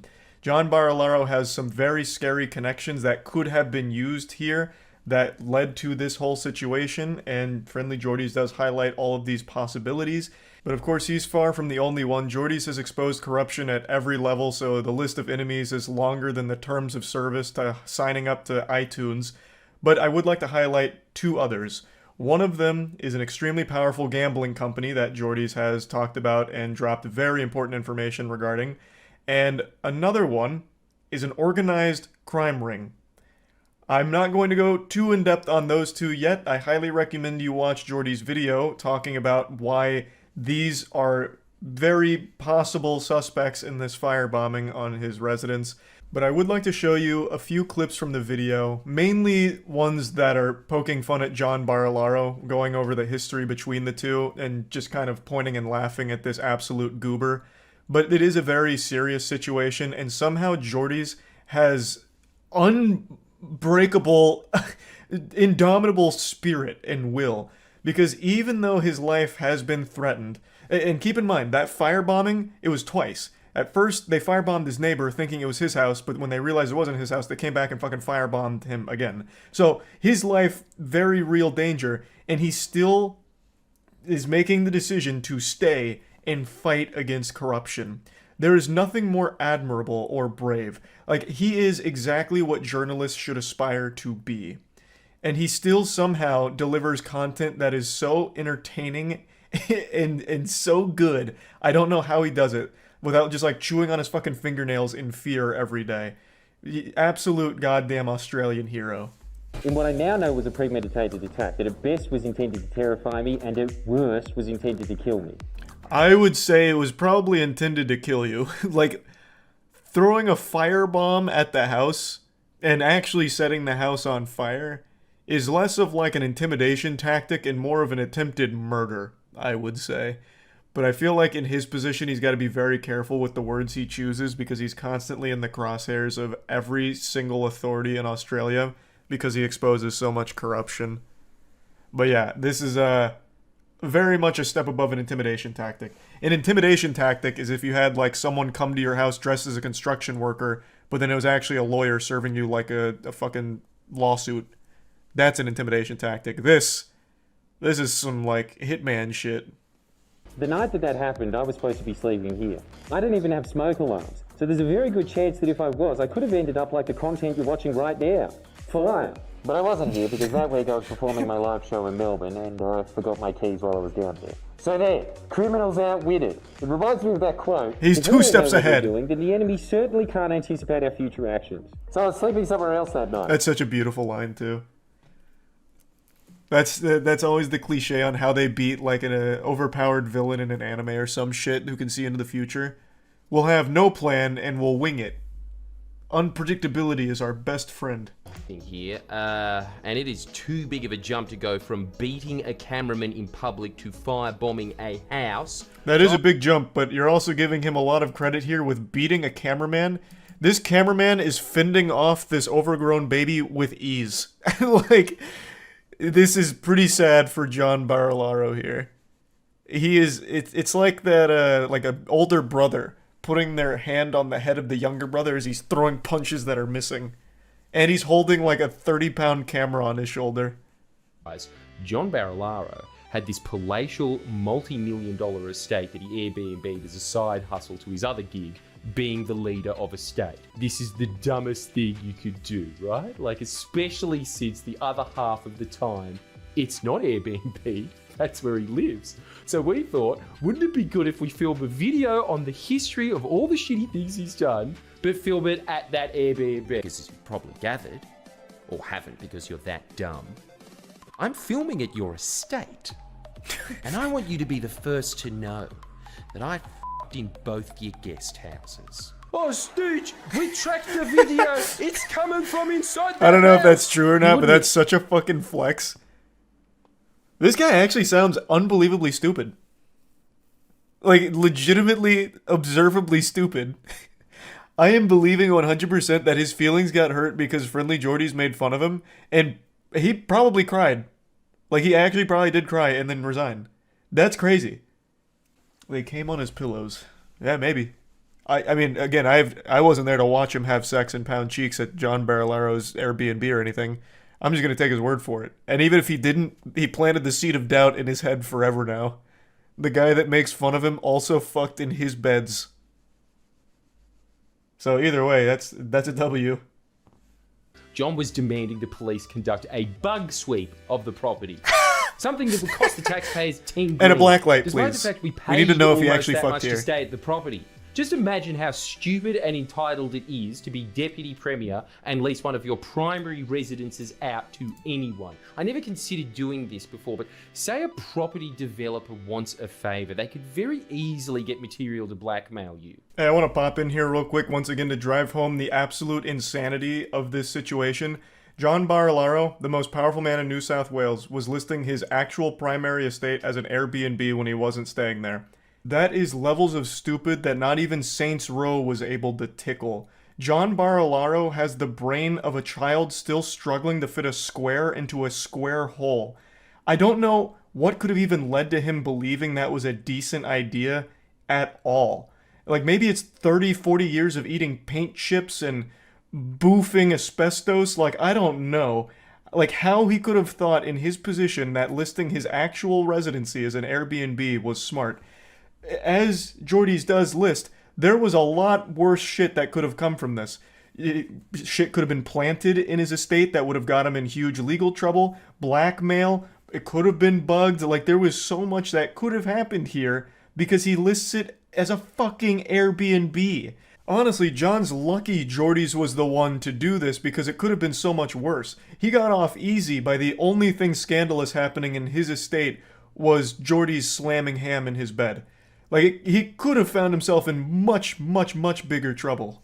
In another video, I called Barilaro up and attempted to ask him about allegations surrounding him and extramarital affairs. Turns out, John's intimate relationships would eventually come under scrutiny in a judgment hearing concerning his boss's intimate relationships, but that's a story for another day.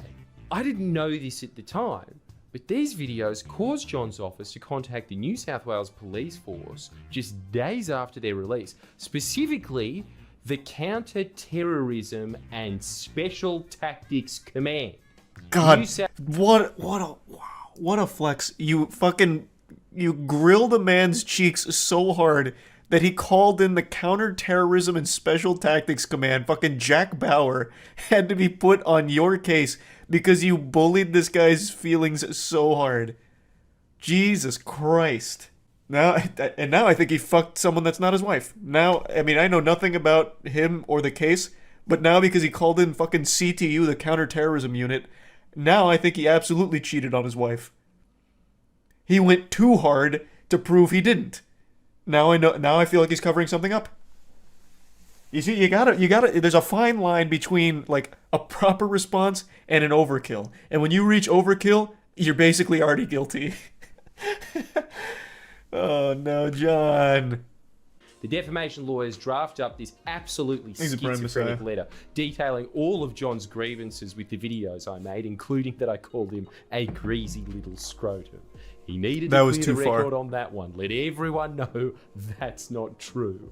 Go by, and they were pretty quiet. Unbeknownst Seeing to us, insults the in police writing hearing on a him legal is document is surveilling us crazy. On behalf of a guy that we exposed and made fun of. Oh no. So we've been served. And what they gave us, in my honest opinion, is another whiny crock of shit. That was. Does not he only actually have to? riddled with- So he's been sued a million fucking times. Does he actually ever have to even defend himself, or does it get thrown out pretty quickly? Because this man has collected more lawsuits than I have Pokemon cards at this point, from the feelings he's hurt. Yeah, he's had to defend a few times. Okay. Because, like, I've seen the sheer number of them, and it is overwhelming. But I also know quite a few of them get thrown out. Like, even in the description of this one is being thrown out. So I was just wondering if he ever even had to actually go defend himself, or if they eventually just drop it. Then on the 4th of June 2021, my producer Christo was walking back from uni. Oh, He's already I know planning this on one. meeting our lawyer Mark that day, so he had the document. Yeah, this was a big clip when it came out. They're giving away evidence and trying to run away with it. Yeah? What's happening? They're just fighting him. Run off with evidence. Okay? Who are you doing this? You're out with... Jesus Christ. Come on, Connie.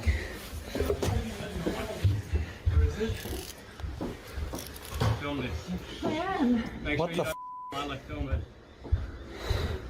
This is bizarre. This is not Australia. Yeah, it's Mark Davis.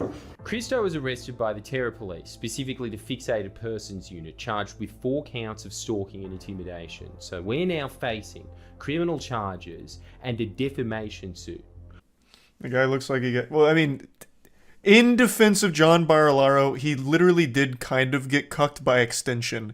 Because this fucking idiot put his personal residence up as an Airbnb, so friendly Geordies went and had sex there. Like, his estate got cucked. So of course he's going to be sad forever. I'll briefly give a little context here. Geordie's producer got arrested on completely bogus dog shit by the goddamn fucking counter-terrorist unit, like super soldiers meant to actually go after like terrorists and shit. All over fucking hurt feelings, and Geordie's and his team exposing corruption. It's an absolute affront to God. It is just downright wrong and fucked up what happened to Geordie's, his team, and everyone involved here. And that clip you saw is only a brief section of that whole arrest, which was brutal. Like, they roughed him up for no reason. Like, all of it is just foul. They end up withdrawing the application and paying both Christo and my legal costs of over $20,000. Hey, but Christo's attaboy. criminal charges still hang over him, and my defo case is still ongoing. During this time, Barilaro also decided to publicly announce his intention to resign from politics, basically saying, I forced him to resign. The defamation case definitely playing a big part of this. God, that's I so don't know how good. many of you can endure what I've endured on online. I feel for young men and women, young boys and girls that get bullied on social media. I feel for them because as a Bro, you are literally the most powerful person in the region, and you're crying about YouTubers making fun of you so much that you're quitting your job. That is the weakest, softest shit of all time. Actual 14-year-olds get bullied harder than you do, and you know what they do? Continue on and move forward. You're the fucking most powerful politician in the region, and you curl up into the little fetal position suckling your thumb because a YouTuber called you a greasy scrotum. That is wild. That is fucking wild. Holy shit. You know what? I actually don't even think it's the mean words that Geordie says against him. I really think when Geordie's fucked at his house because this stupid idiot put his Airbnb or his actual home up for the Airbnb, I think that's what broke him. I think that, like, actually broke his whole soul. I think that was just, like, this big eureka moment where it's like, wow, I'm a fucking idiot. And he couldn't handle the realization. Like, the self-reflection was too much. Overwhelming. So my legal team launches an application shit, to that's strike out Galaxy that claim, Brain. opposed again by Barilaro, who fights tooth and nail to keep that claim in and keep his special protections that prevent his own words from being examined in court. And guess what? We lose. The judge rules that it would be more unfair to deprive Barilaro of the right to vindicate his reputation. What? What is that Than stance? to make it impossible That's just for me blatant to corruption. defend myself. So I'm basically stuck in. That needs to be highly scrutinized ASAP. That is so wild. Holy shit. Imagine still being bound by a 1700s ruling to protect a politician from saying something stupid in Parliament. He literally said he can defend himself, but not you. I know. In late December of 2021, I released a video detailing that I had found an Ashley Madison account linked to John Barilaro's email address and personal details. You know the website that had the slogan, That's so "Life good. is short, have an affair." It was hacked a few years ago. I Yes. swear to God. That was as with huge. The rest of this saga, you couldn't make this up. That I can't wait for the reveal, but I just have to once again chime on that. With that Ashley Madison hack, I don't know how many of you remember that. That caused like actual hysteria for maybe like a week. Like on Facebook, like the old gentlemen, they were breaking down like, how could this have happened? The internet is a secure place. My life is ruined. I can't believe it. Like absolutely having this nuclear meltdown because all of their shit was now exposed. It was amazing. It was fucking amazing. Ashley Madison was a place where married men went for cheating on their wife or something. That was the whole shtick. That was the whole basis of the site.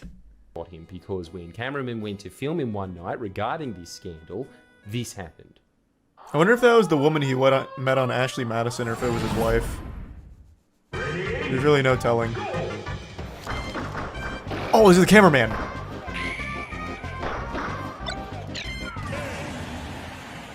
It was a Hey, long come on. and Please. The cameraman wins this. John took the most damage. John was the one that hit the blast zone here. Cameraman's got 30 pounds of fucking iron on him. And he is still just manhandling John with one arm. couldn't work for a while, so we're now using our legal fund to pay for a legal action against John Barilaro on behalf of the camera. Let's go. Just a quick That's so update. good. Days ago, John's charges were dropped on the grounds of mental health. How is that an excuse? Wait, what? Does that work in Australia? So let's say assault and battery, whatever. Like you show evidence like, hey, this is really taking a toll on my mental health. Like I'm really stressed about this, and then be like, oh my god, we're so fucking sorry. Holy shit. Okay, we'll drop the case, please.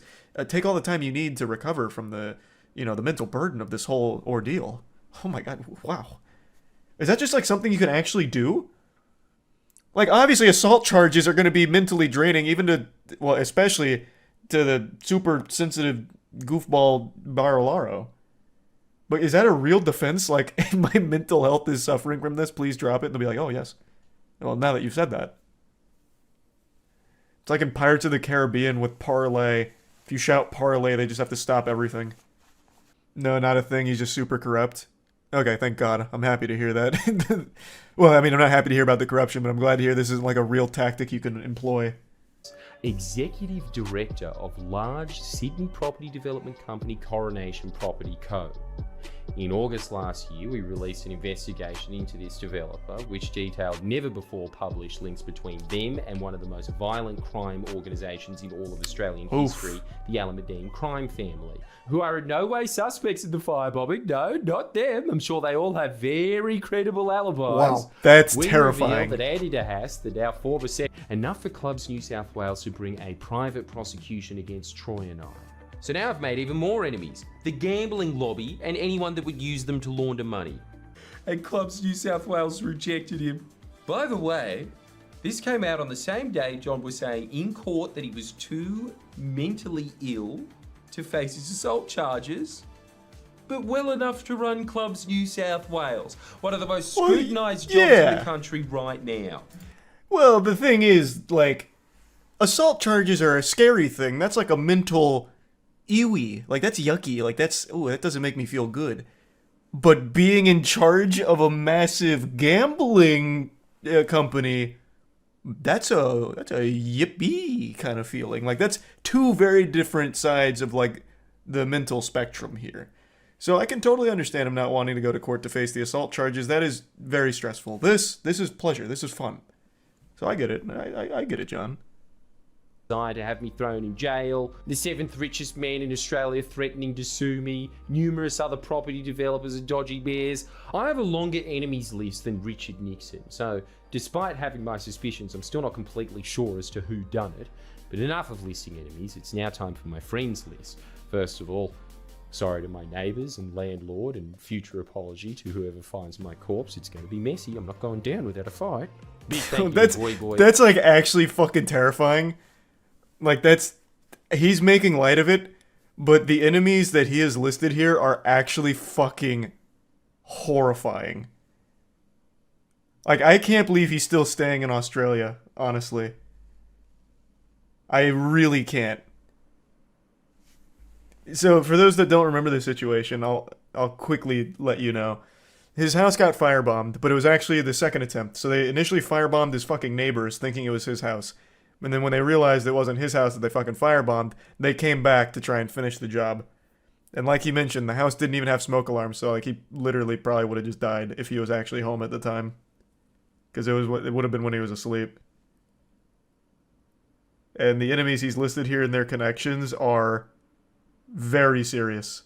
I don't know how he's sitting here and being like okay about it and lucid. What a man's man. The problem as well is people who hear real journalism but don't like the message and reject it. See, like, I don't really subscribe to that belief, because if you look at some of, like, the real journalists that do great work like Jordy's, they are very well received by actual people, not politicians and not the elite. Like, that's how you know it's the sign of, like, good journalism. I never really see pushback when you're met with, like, a real journalist. Good news! Phoenix Wright just lost a client, as I will no longer be requiring his services. The potential lawsuit that I was wrapped up in is no longer being pursued. It is amicably being banished to the Shadow Realm, so it's done and dusted. I even talked to Brad Arnold on the phone a couple of times, who is one of the people listed in the demands letter that was teetering on lawsuit. And he was very friendly and apologetic about the whole thing, and he was kind of filling me in on things with this system that he didn't even know was going on and he didn't agree with. And I think there's actually a lot to talk about in regards to how this even happened in the first place. But first, let me give you the lay of the land here in case you don't know the lore with what's going on. To bring you up to speed, the previously on Dragon Ball Z, if you have no clue what I'm talking about, yesterday I made a video going over how I might be sued, as I had been served some very hefty legal paperwork. It was spearheaded by an IP law firm believing that I was liable for potential copyright infringements and damages in the many tens of thousands of dollars, even into the six figures. In the papers, there was a sense of urgency to comply and respond, and failure to do so would enact even bigger penalties, and that would be when the full lawsuit would come through. What I received was the demands. And when I received this, I was of course pretty skeptical, because there are a lot of like fraudulent bad actors out there that are phishing. Who knows, this could have been fucking pages from the Death Note for all I knew. It was representing two YouTubers, Brad Arnold and Reed Timmer. And I didn't immediately recognize who that was. And I don't do like React content or anything, so I was pretty confused. I thought this may have just been, potential phony baloney, suing local Florida man because he pooped when he meant to fart, I thought this could be made in error, especially because the language in the paperwork was very fishy, saying like I used it multiple times, but then it just listed the same YouTube video twice as if they were separate instances. It was a live stream I did during Hurricane Milton. I live in Tampa, so Hurricane Milton came through with the fucking meat. And I was streaming during it, and of course I was checking in on Milton to see what the fuck was going on out there with this hurricane that was in my own backyard here slapping us around. And some of the footage that I showed one was from Ryan Hall, y'all, who had footage from Brad Arnold in it. and the other was a bit of Reed Timmer. They were both storm chasing Hurricane Milton at the time, and in total, the footage that was used across both of their work was less than 2 minutes, and it was very, very briefly shown just to stay knowledgeable on what was happening, both for my own safety and just, of course, to like show the audience this is the hurricane that's here. It was not copying it or stealing it or trying to like make money off it or anything like that. I reached out to both of them privately just to check, hey, are these real right here? Are we dealing with big naturals, or is this all, you know, like fake? What's going on? I just wanted to verify the authenticity. But 2 days went by and I didn't hear back, and since the paperwork did express a very real sense of urgency, I made the assumption that, okay, this must have been something they signed off on, so I got my legal team on it, and then I made that video yesterday bringing everyone up to speed on what's happening. And I also do think it was just an important topic to talk about in general, because it is concerning that if you do show like less than like a handful of seconds worth of like a content during a natural disaster, you could somehow be liable for many thousands of dollars. Like, that is something that most people cannot afford to like take that kind of hit, especially when there was no wrongdoing, no malicious copying or stealing of someone else's work, just textbook fair use, staying knowledgeable on a natural disaster and using a couple of brief snippets of footage to stay up to date on what's going on. And getting served paperwork like that with like the very serious nature, the very serious amount of money on the line, I imagine is very scary to a lot of people that would receive it. I don't know how many people got this big blast here, that I don't know. It feels like it was a shotgun approach, and boy howdy did they load that birdshot in. And both Reed Timmer and Brad Arnold were quick to respond, and also quick to like retract this whole thing, both saying the same thing. They didn't even know this was happening. So I'm just going to clue you in on everything here. The company, Viral DRM, is a company that has actually reached out to Matt before. And from what I can tell, they are now getting into the space of trying to represent creators as a digital rights manager to enforce their copyright, to smack down, you know, bad actors that might be using it for their own personal gains. That way you can come in and take the pie back. And that's kind of the business model. The firm was not Viral DRM. I believe the firm was contracted by Viral DRM. They're an IP law firm. They're a very real firm that does IP law. And it's very clear that none of this was ever walked by Reed Timmer or Brad Arnold. They didn't know. Both of them have said the same thing. They did not know I was named in this.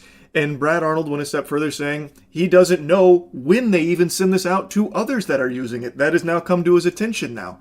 That they are not even brought up to speed with who their digital rights manager is even going after and what for. Now, based on the conversations I've had and from what I've gathered here, I believe the process is Viral DRM has this content that they have the rights to protect. They log it into their systems, and then their system will start to flag instances of that content appearing in other works that maybe didn't get a license deal or anything go through. So it will now see that that is flagged internally as a potential problem. Then it feels like they go full Yosemite Sam here, firing from the hip, shoot first, ask questions later, making the assumption that it must be a bad actor doing something, you know, nefarious with this content to try and avoid paying for it, and thus action must be taken. And according to what Reed Timmer and Brad Arnold are saying, they don't even consult them first or anything. They just take matters into their own hands and do it without ever even bringing them up to speed on what's going on or why in regards to that content. Without ever even checking with their clients here, in this case Reed Timmer and Brad Arnold, do you want to pursue this? They're just doing it without even consulting them.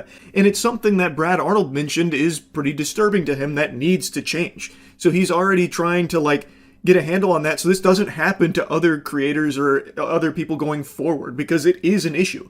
Like, yes, it sucks that I got served this paperwork, but imagine all the other people that might have this exact same legal documents, well, stack of legal documents sitting on their desk right now panicking that it hasn't been retracted because Brad Arnold and Reed Timmer don't even know they got it, because Viral DRM has already just went through all of this without talking to them first. When it takes 2 seconds for Reed Timmer and Brad Arnold to see, like in my case, how it was utilized and be like, oh, that's like totally fine. What the fuck? What are we doing here in the first place? This is a huge mistake. There's a big misunderstanding. Why are we even like this far down the road on it. The reason why they even have someone manage the rights of their content, as I understand it, keep in mind I'm a little new to the whole Storm Chaser ecosystem here and how their content gets like exploited and all of that. But the reason why Storm Chasers sign with these like agencies and these managers is because apparently there has been a history of like organizations like media outlets stealing the content for their broadcasts without paying the licensing fee that they charge to license it out, or they'll do it uncredited and they'll just take it without ever even contacting the Storm Chaser. And Storm Chasers, as I understand it, they pay out of pocket for these missions, really.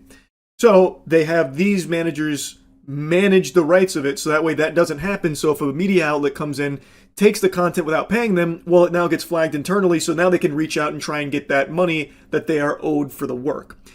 But it is clearly, you know, fucking digivolved into something far different, where now it's extending to the entire internet space, where anyone now that shows even a brief section of the work is on the hook. Which is, I think, very different than how Reed Timmer and Brad Arnold intended for it to be utilized, especially with how Brad Arnold talked about it to me on the phone. He does not agree with how it is being utilized like this. It's just very odd. Like, it almost feels like it's designed to be there for, like, a settlement as opposed to going through, like, the entire process. Because it took Brad and Reed 2 seconds to get caught up to speed with what was going on and why, and say, like, oh, this is a big mistake. This shouldn't be happening. But the viral DRM has already gone through all of it, and I'm now served these papers. So it feels like they just built the case very quickly, and it feels very weird to me. Because I don't think, like, if this didn't get retracted, like, if this went through the entire song and dance, the bells and whistles, I really don't think there's a world in the fucking multiverse that Doctor Strange would peer into where this would win. So it's just, the whole thing is just odd to me. I do think that there was probably paperwork signed between Reed Timmer, Brad Arnold, Viral DRM, about how they have like full autonomy to manage their rights in whatever way they deem appropriate. But I don't know if Reed Timmer and Brad Arnold were aware of things like this happening. And based on how I was speaking with Brad Arnold and what he was talking about, it seems like he doesn't really like that. He doesn't know what's going on in regards to how his content is managed here and like this litigious nature. And like, it seems like the whole purpose is to stop like legitimate bad actors from stealing it and circumventing like the licensing fee and that kind of thing, which this was not doing here. And again, I have no idea if this went to a lot of people or just me. I don't know. Anyway, though, I'll stop blabbering here. Like I said, I did talk to Brad Arnold on the phone, and he was a very nice guy and very understanding of like how messy all of this was here.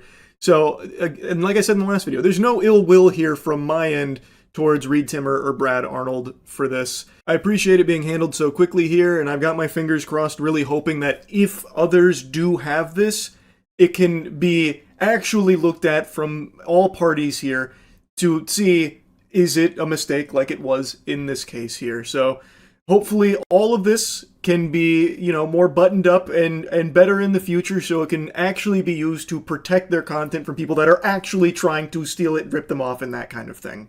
So wishing both Reed Timmer and Brad Arnold the best here. I know they both have YouTube channels and their own careers. Hopefully this kind of thing is just water under the bridge now, and there'll be no more scary legalese paperwork going to people that don't deserve it. So anyway, that's really about it. So yeah, I've been on YouTube for almost 19 years, and I'm not kidding. I have never seen nor heard of something like this before. Yesterday I made that video about all like the Taylor Swift hoopla, and the video got copyright claimed because I showed a snippet of lyrics from her song Wood, which is an ode to Travis Kelce's cock, and I said a couple of the lines, and it got claimed because apparently that counted as me using the melody of Wood, the Wiener Ballad. That is unbelievable. Keep in mind, I didn't sing it. It's not like I gave an a cappella version. I just said a couple of the lyrics because they were so silly, and it's the one track on there that I thought was like actually just kind of revolting, like it just wasn't good. Overall, I thought the album was just like very generic and mid, but not nearly as bad as people were saying. But I used this one as an example for a track that I just didn't like. And somehow that was enough to flag the copyright system internally.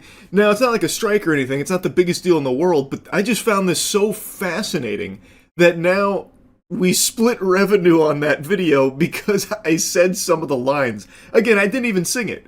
All I did was say like a redwood tree, not hard to see, Dick learned to pee, put soap in my eyes. I had to remix it here a little bit just out of fear that this might get claimed if I say like the full lines. Like and speaking of soap, by the way, our vanilla scent is available now at usecheeky.com, best soap in the universe. But the point is, like, I cannot believe that just saying the words without even a single hint of melody was enough to get flagged because Taylor Swift, I guess, owns all of those words in that combination. That's wild to me. Now, I do know, of course, that you can get copyright claimed by doing like a cover of a song, or if you're like singing the hook to a chorus of a mainstream song, sometimes that'll, flag internally. Like, I know that happens. But this is so far removed from that, because not only was I not singing, it was only like maybe 10 seconds of that section of the song, too, that I said the words. It is crazy. Like, there's no music or anything there. I didn't have, like, the instrumental going or anything. I'm really just stunned. So I saw this last night. Obviously, I decided to take action just to see if, like, Taylor Swift's legal team was going to fight tooth and nail about me stepping on her toes by reading her copyrighted words. I guess she owns these words now. But I took action, and it has been overturned, which is nice. But I do wonder, for a channel that doesn't have the, ability to fight back against a claim like this, would it have stuck? Like, would a smaller channel, maybe like a Swifties fan account, still have this claim? I don't know.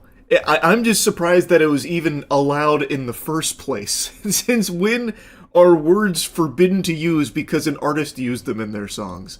Or maybe I guess it was me showing a snippet of the lyrics on screen, but even then, showing some words being copyrightable is pretty crazy to me. It is. I am not kidding. I've never seen something like this before. And since we're on the topic, I did learn that my assessment on her level of greed yesterday was underselling it. Apparently, and I've looked into this and it seems accurate, there are 28 variants of the same album that she is selling her fans. 28! And this album is less than a week old. That is crazy. And the differences between each variant are so trivial. Like, it's usually like a different cover or a different name, such as my personal favorite, The Crowd Is Your King Edition, parentheses, Summertime Spritz Pink Shimmer Vinyl Target Exclusive. That seems a little excessive to me, but I've seen a lot of defensiveness from Swifties that have purchased every single one of them, saying, nobody was forced to buy these, we wanted to support her. I mean, she's a fucking billionaire, she doesn't need you to buy 28 copies of the same thing, but again, it is your money, you spend it however you want. You could wipe your ass with it doesn't bother me. You can waste your money in whatever ways make you happy. But come on, there is no justification for why Taylor Swift is selling 28 and ongoing, it seems like she's planning to introduce more variants, copies of the exact same album to her fans, other than just to make a lot of money off of them. It inflates the fuck out of her numbers, too. I think each variant should count as its own separate album, as opposed to all roped together as Life of a Showgirl sales. Because that shit is just foul. That is so absurd. It's like if I was going to show you my Skechers collection, and it's just the same pair of Skechers Go Walk 28 times, but with like dirt placed in different places. Like, that'd be the only difference. Or like, maybe the stitching was a little different on this one versus that one. But I have 28 copies of the same pair of Skechers. It's absurd. Like, it is, the only reason to have this many variants is to squeeze your community for all the money that they have. And again, if they want to, like, spend hundreds of dollars to own every variant of this album, all power to them. But it is greedy. Like, you can't you can't explain that away or justify it. It is greedy. And it's very clear that Taylor Swift only really cares about the money with this one. She already apparently released a little video with AI for this, which again is crazy. This is the album rollout and she's just freely, willy-nilly using AI for it instead of like hiring real people, professionals to breathe life or like bring any level of creativity or passion to the project. She instead just uses AI to save money. It does seem like the entire purpose behind Life of a Showgirl and the monetization model here and everything she's doing with it is just to make as much money off as little as possible. Which, if you're a Swiftie who doesn't mind, thinks Taylor Swift needs an even bigger bag by any means necessary, then that's okay too. I just don't think there's any need for mental gymnastics to try and explain how it's actually not greedy. Because it is. There is just no world where that makes any level of sense to have this many variants and ongoing. Like, there'll probably be like fucking 400 versions of this by the end of the year. The goddamn Life of a Showgirl Travis Kelce Hot Dog Turbo Arcade Edition or something dropping this Christmas. Like, it is just for the sake of making even more money off of an already finished album that she keeps repackaging and selling to the community. There are more variants of Life of a Showgirl than there are re-releases of The Last of Us and Skyrim put together. Like, it is an outrageous number. But again, if you do not care, that's fine. But there's just no reason to get mad about people rightfully pointing out that this is a preposterous level of greed with it. Because it is. Like, just, it's time to be honest about it. It is just about the money here with this model. And if it doesn't bother you, it doesn't bother you. That's fine too. Anyway, got a little lost in the sauce there on, like, the variance tangent. The whole thing that I wanted to yap about was just that copyright claim. That is preposterous. I hope that was just some kind of fluke and an isolated incident that isn't something that's happening across the platform. Because I would feel really bad for people that do want to like celebrate the album that are just talking about it, getting claimed for it. Taylor Swift isn't above copyright law where she can just rewrite what is and is not acceptable at the mercy of her will.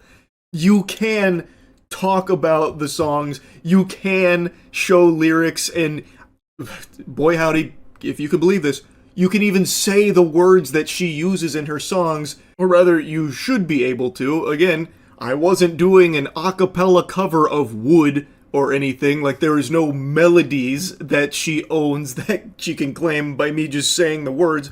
So, you are allowed to say some of the lyrics from these songs without fear of copyright claims or anything like that. Like, I have to imagine this had to be a mistake. And of course it didn't come personally from Taylor. I'm not stupid enough to think that she was right there watching the video, got angry and claimed it or something. I know this is just from like her army of lawyers and her team, whatever. But this is a huge overreach that hopefully isn't something that's common right now. Because it shouldn't be. Anyway, that's really about it. So, yeah. Title's not clickbait. For the first time ever, I have been served some hefty legal paperwork. And it's not, there wasn't anything ceremonious about it. It's not like any of the, crazy stories you might have heard about people being served where, like, someone will go incognito like a secret agent, like with the disguise where they have some kind of silicone mask of your mother's face on it so you open the door and then bang, you get the paperwork served to you or anything. It was nothing like that. Just a normal, unassuming, albeit very large envelope in the mail. Now, it's not a full-blown lawsuit or anything at the moment. It is some demands because there are two YouTubers that believe I have stepped on their tootsies and infringed on their copyright. They are Reed Timmer and Brad Arnold. Now, I initially reached out to both of them because the language in this paperwork is very fishy. I'll get into that more in a moment, but I wanted to talk directly with them to see if this is like a scam or something. Like, I wanted to make sure this was like a legitimate thing before I got my lawyers on this. They haven't responded, so I'm guessing this is probably legitimate. Like, this is probably something they are actually trying to go through with, though I do know that there are a lot of law firms now that are trying to encroach in the space to convince YouTubers to go through copyright law to try and make money. That is something that a bunch of firms have reached out to Matt about to do on my behalf, which is unhinged why any firm would think I would ever do something like that, but it is somewhat normal in the space right now. So I think there is a chance that maybe that's what's happening here and they don't know that, but since they didn't respond, I can't say for sure. So as of now, it feels legitimate, so I will be getting my lawyers on this, obviously, to be going through the next steps of this now, most likely very long procedure. But let's go ahead and talk about what the claim is. So last year, during Hurricane Milton, I did a stream in the middle of Hurricane Milton. I'm in Tampa, and Hurricane Milton came through to spread our cheeks. I was streaming during it. While streaming, I would check like weather updates or like some streams to see the progress of Milton and what's going on in the area. Now, I think all of you know this, I don't do React content anymore, so if there's ever any like content or footage on my stream, it's very brief, and the only things I usually watch are game trailers, movie trailers, or news footage, like news broadcast, publicly available news. So for the hurricane, I thought it would be a-okay to show very brief clips of what was happening with Milton so I could stay up to date, as well as, I guess, share with the audience who was asking, like, what's going on, are you safe, what's happening? And one of the streams I pulled up was a Ryan Hall Y'all stream where he was showing a bunch of footage of Hurricane Milton, and one of the footage snippets, like one of the contributors, was Brad Arnold. You can see his footage there as one of the, on the scene, boots on the ground, reporters there. And I had that section there, that footage that included Brad Arnold's work there on my stream for less than 30 seconds. Unless I missed another instance of it somewhere, it was present for less than 30 seconds. Though I did pause at one point, so if you count the pausing with the image of the footage there, it's a little longer, but I can't imagine a still image counts. If it does, then no bussy is safe, because that would just be fully Pandora's box wide open here. Even this video would be in jeopardy then, because I did just show you a screenshot of that stream that had a still image from Brad Arnold's on the scene work. But it's just a picture, it's not moving or anything, and it's like, I have it here for 5 seconds. I guess we'll see. I think that would be really scary if that is now completely prohibitive and a potential copyright infringement. That would be very, very scary. Anyway, though, that's the extent of Brad Arnold's footage that entered into the Thunderdome of my hour-and-a-half long Hurricane Milton stream. So it was less than 30 seconds. I don't think that's an extensive period of time there, but I'll go ahead and let bygones be bygones on that and move on to Reed Timmer. Reed Timmer and Brad Arnold are both being represented by this firm, so it's a tag team here, a dynamic duo looking to double fist my butthole. Reed Timmer was on my stream for, I wrote these down because it was a couple times. 28 seconds the first time, where I showed some of Reed Timmer's, once again, on the scene footage. It was 28 seconds to see what was going on. And then once I showed that, Reed Timmer's fans came in my chat telling me that I should really check out his tank. He built like this really cool tank, and they really wanted me to see Reed Timmer's tank. So I went to his video that showed his tank, and I had that on screen in total for 1 minute and 10 seconds. I then skipped towards like more of the middle of the video to see the rockets, because everyone wanted me to see like the rockets he has on the tank. So I went there, and that was on screen for 25 seconds total. And then I just paused it, and I just had it as a still image there, so it was there for a bit longer as a still image, not the video playing or anything like that. So in total, less than 2 minutes was Reed Timmer's footage across 2 pieces of his content, one being a live stream and then the other being the tank that his fans really came in and wanted me to see. Maybe that was an elaborate ruse, a big bait from the Reed Timmer community to get me in hot water with him. And if this was a Galaxy Brain chess maneuver, impressive work. I hadn't seen that line before. The Scotch Open got me good there. Like it worked. The bait was successful, because now Reed Timmer is here in the squared circle with a copyright notice. And now let's talk about the actual paperwork here. As I said, the language feels very fishy to me. And the lawyer that I had glance over it to take a peek also found it to be really, really weird. One of the first things that jumped out was they claim that I've used it in multiple instances, in multiple locations. They say that I unlicensed distributed their work in the following locations, and then it gives 2 links to a YouTube video. I said a YouTube video because they only have one YouTube video there. They list it twice. They do the same link twice, but then imply that I'd done it multiple times in multiple locations. So that's already weird. It's the Hurricane Milton stream. I am not familiar with Brad Arnold's work, nor Reed Timmer's. That was the only time I'd ever even heard of their names, was during the Hurricane Milton stream I did from, well, Reed Timmer's community, and then also just from trying to stay knowledgeable on what the fuck is happening with the natural disaster that's hitting my home. Like, that's the only time I was ever even heard of their names before, and what I put on stream of theirs was there for such a small amount of time, I thought there'd be no issue there at all. The paperwork goes on to, I don't know if I'm allowed to say the exact amount, but it goes on to say that they are potentially entitled to many tens of thousands of dollars per infraction. It makes a mention of damages that could get up to 6 figures, about me potentially posting their content on all of my other socials and my other websites, which is obviously not anything that happened. It was only during that stream for like sub 2 minutes. At least from what I can tell on the stream. Maybe I missed a couple instances, but it's not a long period of time at all. But it's saying, or rather implying, that I may have been blasting it all over the place, thus they would be entitled to more money.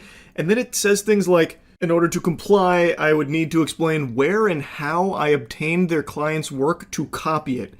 As if I had some kind of Ocean's 11 style heist where I broke into Fort Knox to steal their copyrighted footage for myself, like I took a fucking Dragon Ball or something. Which is really weird, because what do you mean, how did I find this? Those were 2 absolutely massive streams during Hurricane Milton that were there to try and keep people informed on what was happening with Hurricane Milton. They had like fucking 100,000 viewers. Like, they were huge, huge streams. So I saw those streams, and I tuned in to see what was happening with Hurricane Milton for my own safety and to stay up to date on the progress of the hurricane. And the second part of that is absolutely mind-boggling about, like, where and how I found it and copied it. I didn't fucking copy it. I looked at it. I had my peepers on it very briefly. I didn't steal their work. I, like, fucking download it to a floppy disk. Don't copy that floppy type shit. Like, I didn't copy anything. I looked at their stream for a very, very, very brief period of time during a hurricane that was hitting my house, just to see what was going on and stay knowledgeable. Also, to show chat, stream what was going on in the area. I'm not exactly equipped to show it myself by just taking this camera and going outside during it. I'd get blown away. I'm fucking 5'6". That shit would ragdoll me. I don't have all the gadgetry and doodads to show it. So I looked for a very small handful of seconds at the on-the-scene storm chasers and reporters just to stay up to date. I didn't copy their work, and I wasn't trying to steal their work and pretend like it was mine or make money off of their work. It is an hour-and-a-half stream during Hurricane Milton, and their footage is present for less than 2 minutes at the end of the stream, by the way. Like, Reed Timmer's section there is literally right before I went offline, before my power got knocked out briefly. Or I can't even remember if my power got knocked out in that stream. It happened a couple times. I'm pretty sure it got knocked out in that one. I don't even remember now. But, like, it's at the end of the stream. I feel like it is very odd if this is something Reed Timmer and Brad Arnold are legitimately pursuing. Or maybe this is all a huge misunderstanding, and they don't even know that I got served these papers. I'm hoping that's the case. I have no ill will towards Brad Arnold or Reed Timmer, one way or the other, I suppose. If they really feel like I have done something wrong with that, then they're fully within their right to serve me these precious little papers here that I'm patting real nicely. That it is what it is. I wanted to keep you all in the loop here because this, I'm not gonna lie, was extremely annoying. If you follow Moist Critical Gaming, you probably will have seen the League video I posted the other day where I was fuming. Well, it's because I got served those papers and I was talking to lawyers about it. So it was an extremely frustrating day. Anyway, wanted to just keep you all in the loop here on what's going on. That's really about it. So yeah. A weirdo had a business where he treated his customers worse than TikTokers treat fast food employees, and a YouTuber named Louis Rossman called him out for his bad behavior and horrible business practices, and as a result, this business owner, he got very upset and he pulled up his britches and did what you should never do on the internet landscape. He filed fraudulent strikes against the channel that was calling him out. That is a big time no-no right there. That's like the Walter White in the car screaming meme. Like, you never want to do that because it's always disastrous. And Rossman is a big channel. I'm sure a lot of you are familiar with his work. And in poking this bear, it led Louis Rossman on his own investigation, following trails of breadcrumbs and eventually compiling court documents and credible sources. And he alleges that this business owner is most likely this man with a criminal history, a very serious criminal history. Like, it's not Weenie Hut Jr. at all. It's not like he smoked the devil's lettuce one time, caught with weed. The charges that this individual faced were child sex offenses, and as a result, it has led to him and his business being completely gadooshed. I highly recommend watching Louis Rossman's full video on this. I just want to go over bits and pieces of it because it is fucking nuts. I'm going to be following up on the video that I did on Better Way Electronics the other day. Before we get started on the video, there's two things I have to go into because this gentleman has repeatedly tried to strike my videos down on privacy and defamation claims. Now, this slug creature is doing this to anyone that's even covering this topic right now, where he is filing fraudulent strikes to try and have like the videos blocked or taken down. But YouTube themselves is seeming to step in and put the kibosh on that because it is just complete baloney. It's just absolute malarkey. So it's not going through, but this guy is actively doing the best he can to try and scrub this and censor it. I'm familiar with at least one other channel that's talked about this and has made a video about it that has faced a similar claim against them, trying to have that video removed by this guy. So I'm very certain that he's going to try the same for me here now that I'm also talking about it. The first thing we need to go over when it comes to privacy and doxing, that the messages that I'm going to be showing in this video are messages back and forth between a WhatsApp number and his customers, and this WhatsApp number is public on his business website. If you go to betterwayelectronics.com.au, you'll see that there is a text or WhatsApp right here. This is a public business phone number. The messages are shared with the customer's full consent for Rossman to cover them. The WhatsApp number is publicly available, publicly posted by the business itself. There is no privacy or doxing complaint that he can justifiably try and use as an angle to take videos down here. And the defamatory claim that he tries to make as well is also just bogus because he is simply going over credible sources and court documents about it. I'm hoping that when he inevitably tries this clown behavior again here with trying to claim or strike this video, YouTube will do the same thing they've done previously and just shut it down themselves here because he has absolutely no leg to stand on with it. So BWE has a piece of software that allows you to better understand what's going on with your PlayStation. This allows you to diagnose and repair the console in a way that you wouldn't be able to without his software. I will give him credit there that he's damn good at what he does and making software that makes it easier to fix a PlayStation. The problem is that his software has a very, very weird type of spying DRM in it where it can tell what you're running on your computer. If you're running software on your computer he doesn't like, he bans you. If you're not running other software on his computer, he also bans you. That's kind of the lore breakdown here in a nutshell with the genesis of this controversy, this beef, what started it. He has software that's a diagnostic tool for PlayStations to help people repair it and figure out what's going on so they can better repair their devices. If you're familiar with Rossman's work, you are probably very familiar with something he is a huge advocate for, which is the right to repair. Basically, you as the owner of a piece of electronics should have the ability to get it repaired. I think that's a very understandable, very simple, very agreeable perspective to have on things.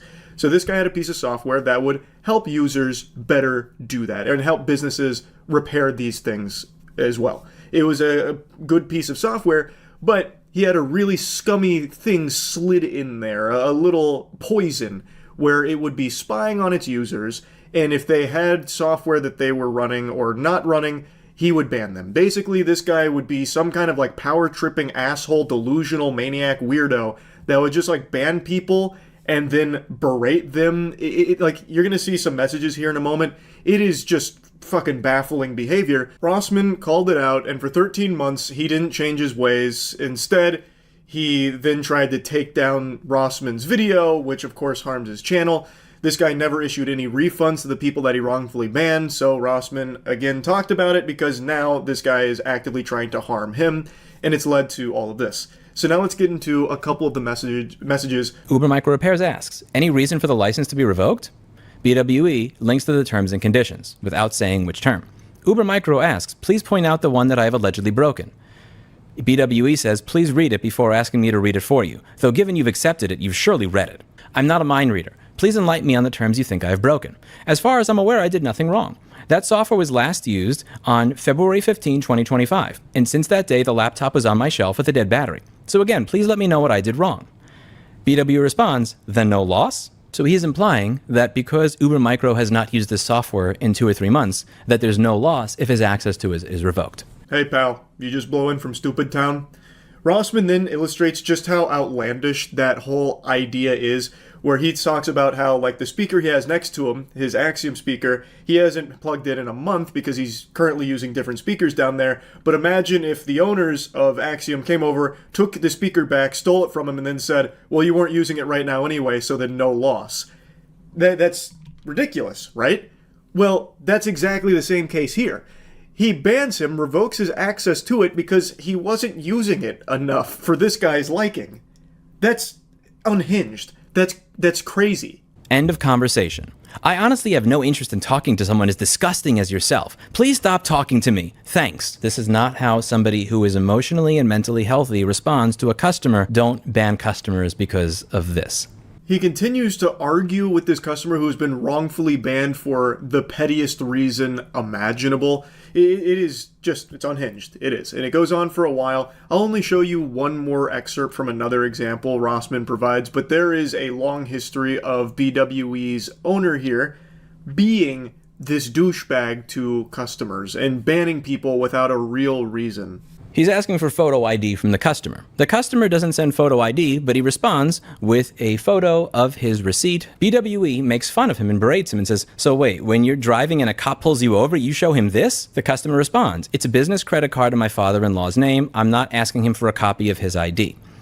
Louis, so you don't exist, and he doesn't exist. And then he links to the terms. BWE is mocking this customer for not wanting to give him his state ID. He's mocking him for showing the receipt for the software, in spite of the fact that on his own website, he doesn't even have his own name attached to it. He loves arguing with customers more than Bugs Bunny likes carrots. So I've cut around some of these here, but you can see the way that he behaves. There is a long history and a multitude of examples of him treating his customers like toilet paper, and he is just a completely revolting person to them. Angered upon learning more and more about BWE's behavior, Rossmann decided to look more into Louis himself to see what kind of person this guy even is that would do shit like this so frequently and try and actively file these fraudulent strikes against him. So he did a little digging. Made me sick. Let's talk about BWE. I'm Louis. I have a master's degree in cybersecurity, a bachelor's in management, a bachelor's in information systems, and a diploma in business. I'm currently undertaking a PhD in cybersecurity. So he's going for his degree, and he lives in Brisbane, Australia. His website is registered to Julie Marie Miller Morrison, not Louis. Who is Julie Marie Miller Morrison? Julie Marie Miller Morrison is somebody in Australia that owns Phase 4 Modern. She's listed under this business name. That Donat Harahaj and Julie Morrison own this place. If you look down here, it says that the owners are Donat Dani Taharaj and Julie Morrison. Wonder who's related to Donat Taharaj. Do we find anybody? If you take a look, you'll find this gentleman over here, Louis Tahiri, whose name used to be Luan Taharaj. Again, I've cut this up a little bit here just to give you the bullet points on how he connects BWE to this individual, Luan Taharaj, or Louis Tahiri. It's, I think, a pretty convincing connection here. Of course, it's all alleged at the moment, but all of the coinky-dinks are very suspicious, eyebrow-raising indeed. It's not just, nonsense Rossmann's pulling out of his butt cheeks here. So, from May 2010 to July of 2024, this man's name was Luan Taharaj. ABNs are kind of like social security numbers in Australia. Your name can change, but this always stays the same. His name is Louis, the name that we know our individual. Where does he live? Main business location. When you take a look at the postal code, Brisbane, Australia, right where his business is located. Now, let's take a look at when he was registered to do business. He was active from May of 2010 to June of 2013. Now, what may have happened in June of 2013 that caused him to stop doing his business? This is. You ready? 1, 2. Brisbane court jails man for 12 years over internet sex offenses. A Brisbane court has jailed a man for 12 years for offenses including using the internet to procure underage girls for unforgivable crimes from this individual, Luan Tarahaj or Louis Tahiri. Absolutely sickening shit. These are all publicly available records that others have also gone down this same rabbit hole and turned up the same results. But again, it is not 100% confirmed beyond a shadow of a doubt that this Louis Tahiri is the same Louis from BWE, though he himself has made a pseudo-statement about it. Apparently he made this Discord post saying, given their goal was defamation, harming the reputation of business, he's not going to contribute any longer, saying that it succeeded, and that whether what they've said is true or not, or whether or not he can prove it, has no meaning any longer. The information provided by those people doesn't reflect his business or himself, and he's also like collecting all of this evidence for his own safety and sanity, saying that what's been happening to him is criminal. So he's kind of threatening, like nudging that he's going to perhaps be pursuing legal action himself against everyone that's talked about this and Rossman, who's done this investigation. He's basically claiming that he is a liar. He even blatantly just calls him a liar. Now, I know I'm jumping ahead in the timeline a little bit here because this is the most recent video from Rossman covering it. It's BWE's response to his investigation. And BWE responded in the only way he fucking knows how, horseradish complaints. So he filed another privacy complaint.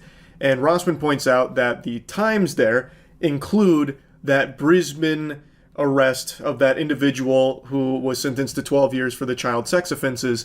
And Rossman illustrates that the only way he could note that as a privacy complaint would be if he was that guy. How could you say that that is a privacy complaint violating your privacy if it's not you? If he is not that guy, then how could that possibly violate his privacy? It just doesn't make any sense. He's calling Louis a liar, but still filing a privacy complaint on that. It just doesn't compute. So it's very messy from BWE's Louis here. Again, it is still all alleged that he is this same individual, but as Rossman also points out, it's very easy for him to prove that it's all a fucking lie if he would come out and do exactly what he berates his customers for not doing, providing his identification. He could easily come out and prove that he is not the same Louis as this child predator, this fucking pedophile. He could easily come out and prove that if he is actually not that guy. But he hasn't. Instead, he's kind of talking vaguely around it, saying it doesn't even matter if it's true or not. That's a really weird response if he's not actually that guy. He hacked the computer of one of the girls in southern New Wales and threatened her if she did not strip and engage in sexual acts on webcam. Police found 180 child things you can't view on the internet in Texas without a VPN, images on his computer, and that he had bragged online about his conduct. He posted images on 2 internet sites along with comments like epic win and enjoy and learn from the master. No remorse. Justice George Freiberg said Tarahaj had shown no remorse and ordered he serve half his 12-year term before being eligible for parole. There's an entire thing over here. This is public from Australia's website, Australia government. So if anybody's watching from YouTube and they think I'm making this stuff up, view this website for yourself. I'll link it down below. I'm going to read you some of the highlights of this. Rossman then reads some horrifying details of that case. I'm not going to show any of that. That individual is truly evil. It is just beyond disgusting. What I do want to show you a little bit more of from this video, though, is just some other connections that they are very odd coincidences, for sure. There was going to be a 12-year prison sentence. However, this wound up being commuted to a 4-year non-parole period. 2013. When did his business first end? June 2013. 4.5-year parole period. When would he have been active again? 2018. Wayback Machine. Let's check his website. When did his website become active? 2018. When did he start making commits to GitHub? What did Luan do to the 13-year-old girl? He hacked her computer and he messed with her. What does Louis identify as? A hacker. I eventually shifted my focus from hacking to reverse engineering. When you Google this guy's name, Louis Taharaj, Queensland University of Technology, Brisbane, Australia. Louis Taharaj, Department School of Electrical Engineering and Computer Science. Where was this guy going to school when he was arrested? Queensland University of Technology. Now, when you look at the website, his name's not there anymore. But it was there before, because it was screenshotted 2 days ago. It stopped being there yesterday. He bragged on the internet that he made a 13-year-old girl defile herself and advised others how they could do the same. He'd leave his Rolex watch, gold rings, and cash on his desk in view of the webcam when he spoke to the girls. When you look at the court cases, they bring up a gold Rolex as part of the evidence. And when you look at his videos on YouTube, Better Way Electronics, what is he wearing over here? What kind of watch is that? And what color is it? Every one of the videos this guy makes has this little underage looking girl over here with the pink eyes in the bottom of the screen. Same as the shit that I see on his GitHub. It's a very thorough and pretty convincing investigation. Again, not 100% confirmed or anything as of this moment, but what is confirmed is that BWE took down their socials, like their Twitter is down, as well as the business itself is no longer accessible, citing that, in the midst of all of this, he's taking it offline. So, regardless, he has definitely felt the gadooshing here. And keep in mind, it is entirely of his own making. Even without Rossman's investigation into the potential connection of BWE's Louis and this pedophile Louis, even if that wasn't present, he was still ruining his own business by treating his customers like absolute dog shit, insulting them, banning them for no reason, and just being an all-around terrible fucking person, and then fraudulently striking people that would call him out on bad business practices. He was still actively destroying his own business even before this investigation. Again, I highly recommend you watch Rossman's videos covering this. It is crazy. So, just wanted to talk about this a little bit. That's really it. So yeah. You're looking at an addict, but not to drugs, something much harder and much more noble, drug dealing. It feels good to supply the community with product that they really want and treasure. It really, I'm like Santa Claus, but with smokable items that they really enjoy. Schedule 1's got me in a titty twister. I love that game so much. And yesterday, I made a video talking about an investigation that's been launched into Schedule 1 on the grounds of potential copyright infringement. It was launched by a publisher called Movie Games, and they have a title that also competes in this genre called Drug Dealer Simulator. It's a very competitive genre now. It is cutthroat out here. It's like rival cartels going at each other now. And over the last 24 hours, there's been a lot of new developments here in this season of Breaking Bad Gamer Edition, with a statement from Movie Games themselves, as well as the developer of Drug Dealer Simulator, Bite Runner, coming forward. Also, I want to make a mention of this. I talked about it on stream briefly, but I changed the title of yesterday's video covering this. I initially called it a lawsuit that they launched against Schedule 1, because that's how a lot of other media reported it, as a lawsuit that had been launched. But it's not 100% accurate to say that. It's an investigation that's been launched, which does start the process of a lawsuit if Movie Games decided to pursue it. But right now what it is an investigation after they've said they've identified infringing material in like the narrative, mechanics, UI. I also saw other words expressed saying they identified characteristics of unfair competition. But anyway, there's not an official lawsuit they filed. It is an investigation, which yes, could lead to a lawsuit later on if Movie Games decides they want to go down that path. Nintendo did something similar pretty recently with Pow World, where they investigated Pow World and then later down the line launched their lawsuit. So it could happen, but from their statement, it sounds like that's not what they're trying to do. Dear gamers, we'd like to address the Schedule 1 Drug Dealer Simulator situation and share some facts. 1. There is no lawsuit. 2. It is not our intention to prevent Tyler Video Game Studio from selling or developing their game. 3. There's an investigation into the nature of similarities between the games, since a preliminary legal analysis indicated there might have been an infringement. 4. The analysis and investigation were necessary in light of repeating opinions that the games are very similar. By not investigating it, Movie Games, being a publicly traded company, could face severe consequences for negligence. Let me just take a brief pause here. That one is really confusing to me because obviously there's going to be similarities between the games. They're in the same fucking genre. That's to be expected. There's nothing copyright infringing about sharing mechanics in the same genre. There's only so many things you can do to make fucking weed, right? But you're saying that repeating opinions are what drove you to this about how similar they are. How does that work when you filed this investigation the same day Schedule 1 launched? They filed this on March 24th, the launch day of Schedule 1. How many repeating opinions could there have possibly been? Like, it's not like this is something that had been simmering and bubbling over like speculation. Did Schedule 1 infringe upon Drug Dealer Simulator's copyright? Like, that wasn't a prevailing thought process. This happened immediately when Schedule 1 launched. My best guess is they're referring to their legal analysis that had this repeating opinion that they share a lot of suspicious similarities. But that doesn't really pass the smell test for me either, because there's other drug dealing games out there that I think share more in common with Drug Dealer Simulator than Schedule 1 does, and they didn't get hit with an investigation by Movie Games. And another thing that really baffles me, why just Schedule 1? From what I've seen, I don't think Movie Games has gone after other drug dealing simulator games, like Weed Shop, for example, a game near and dear to my boners. Weed Shop and Drug Dealer Simulator also share a lot in common. Like, a lot. They do. But Weed Shop didn't have Movie Games knocking on their door, taking a peek under the hood to make sure everything was, A-OK there with no infringements. And while I understand companies have to defend their copyright, otherwise they're going to lose it and it's a big problem for them, it's something I'm very well aware of, I've talked about it before. This doesn't really feel to me like a case of them doing that just for the sake of, doing their due diligence, making sure, no one tries to hit them for negligence, because they haven't done this for any of the other drug dealing games in the genre, like Weed Shop and other ones that do share similarities, a lot of similarities with Drug Dealer Simulator. It seems like it is specifically targeted at Schedule 1, and none of the others. Anyway though, to number 5, they said, the above was communicated only via SP, a stock market communication system where we are obligated to publish such information for full transparency. Not publishing it would also be a case of negligence. From there, it was picked up by media and in some cases wrongfully reported as a lawsuit. And then number 6. The above is handled only by Movie Games, the publisher, not Byte Runners, the developer of Drug Dealer Simulator. The developer is not involved in it whatsoever.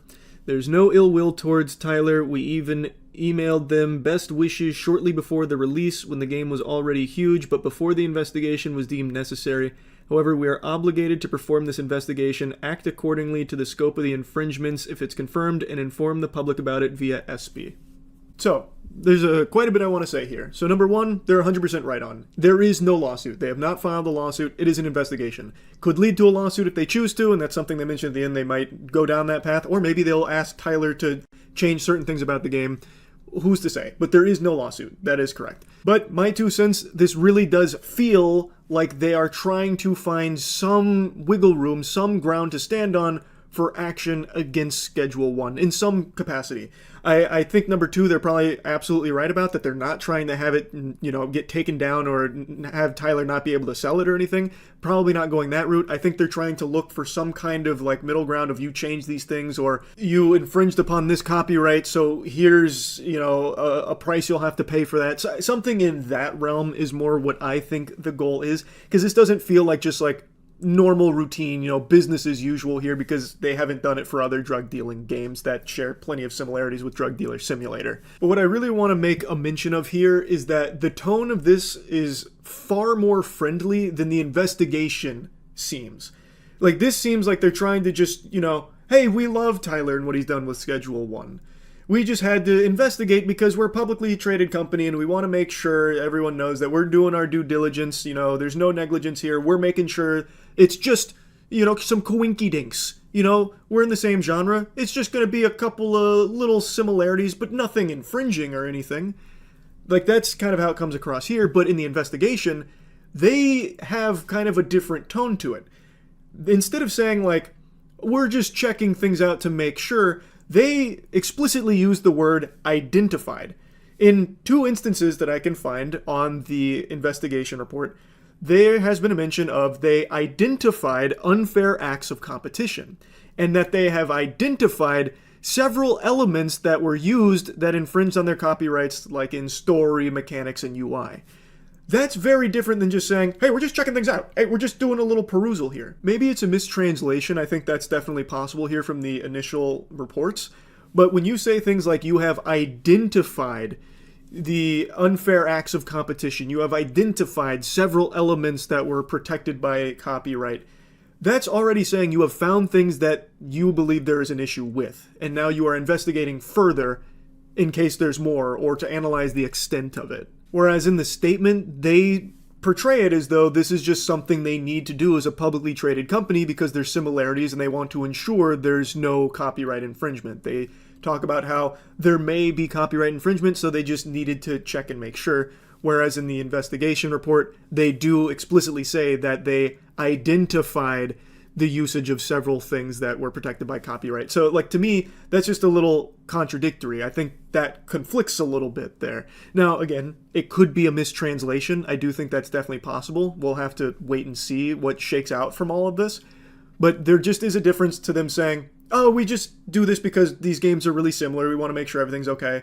Versus, we identified things that are not okay, and now we're investigating further. Those are just two very different things in my eyes. Now, as I mentioned, the developers behind the game also came forward. They said, in light of the recent Movie Games vs. Schedule 1 legal investigation controversy, I would like to state that we, Byte Runners, the development studio behind Drug Dealer Simulator series, do not have any ill intentions towards neither Schedule 1, Tyler, or the game community. Actions taken by our publisher, Movie Games, are part of their internal policy and business interest, which we have no influence over. We were not informed about their plans and are also surprised by this course of action. We are currently in talks with Movie Games on the matter. For now, we do not want to publicly neither condone nor approve the actions before these talks come to any conclusions. And then they go on to congratulate Tyler for the success of Schedule 1 and mentions that they want everyone to just support whatever game they choose and want to make their game the best it can possibly be. Byte Runners themselves obviously had no hand in any of this. This was solely a decision made by Movie Games, and Byte Runner comes out to confirm that and even mentions that they were just as surprised as everyone else was with this action that Movie Games has taken here. Now, I saw some people upset that they didn't fully come out with, like, you know, the iron fist and say this was really bad for Movie Games, but I understand it's a very tricky situation for them to be in because that's their publisher. They can't just bite the hand that feeds them like that and potentially just lose their studio like that. That's not something that any developer can reasonably do. So I think that's a very unfair criticism of Byte Runners. I think this statement is totally fine. And there's something in here that I find very interesting about how this all unfolded. Byte Runners said they were just as surprised as everyone else, meaning Movie Games must not have consulted any of the developers about this copyright infringement that they believe was potentially happening. How the fuck would the publisher pursue this without even consulting the developers of the title? It's not like they were in the lab, like, fucking coding it themselves, making the game. How could they possibly say that something was potentially stolen from them or toes were stepped on in regards to their copyright with Schedule 1 without ever even talking to your own developers about it? That feels so weird to me. I don't know if that's weird to anyone else, but I thought that just sounded really backwards. Now, I did reach out to both Byte Runners as well as Movie Games to ask more specifics about what they think could even potentially be a copyright infringement between these two titles, and why this action would be taken against Schedule 1 but no other Drug Dealer Simulator game. Because I truly can't wrap my noodle around what could possibly be a copyright infringement here in the first place. Drug Dealer Simulator was not the only drug dealing sim game on the market. There's a handful of them. There's nothing super unique about that concept. There's nothing there that I believe is exclusive to just Movie Games property that no other game can ever use without stealing from them. Like, it's not like Spider-Man, for example, right? It's not like Tyler made a Spider-Man ripoff where instead of slinging webs from his hands, he's slinging webs from his feet. Then you've clearly got yourself an issue there. Here, it's similar mechanics, sure, because it's the same genre. There's only so many ways you can be making these drugs and distributing them on the street, using a phone to contact people.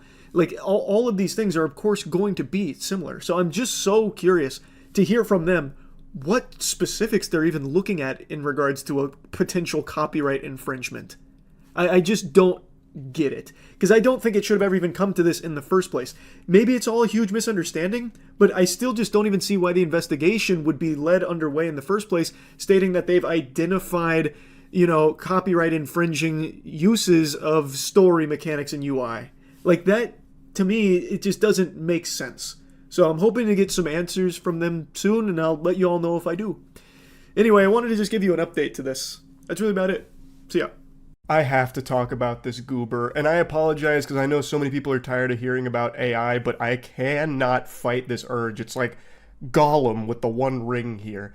The more and more I read about this dweeb, the less and less I can resist speaking about it. An AI artist, and that is a word I'm using very loosey-goosey when referring to this gentle sir, has the chutzpah to attempt to appeal the Copyright Office's decision to reject copyright protection to his AI-generated art piece.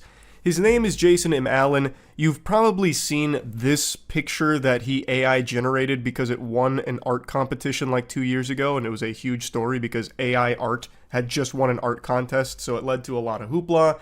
He is trying to copyright that piece. It was rejected. He's salty, and he's attempting to appeal it. I believe the Copyright Office made the right decision saying, no sir, and just putting the kibosh on that. Copywriting an AI-generated piece is like trying to copyright a fucking wet dream that you had. It's so silly.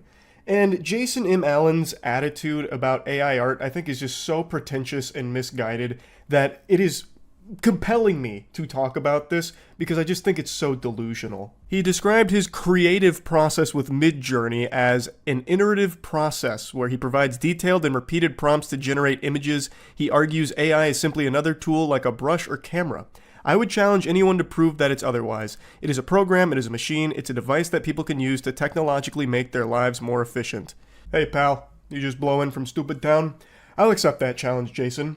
A brush or a camera does not create anything for you. You, behind the camera and the brush, still have to make the art.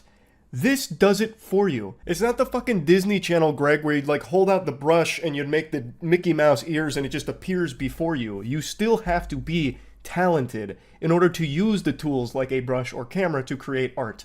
When it comes to AI, you don't have to have talent at all. I've personally generated hundreds of silly AI art pieces over the last couple of years because anybody can do it if you have a keyboard. It doesn't take a galaxy brain gifted human being to do so.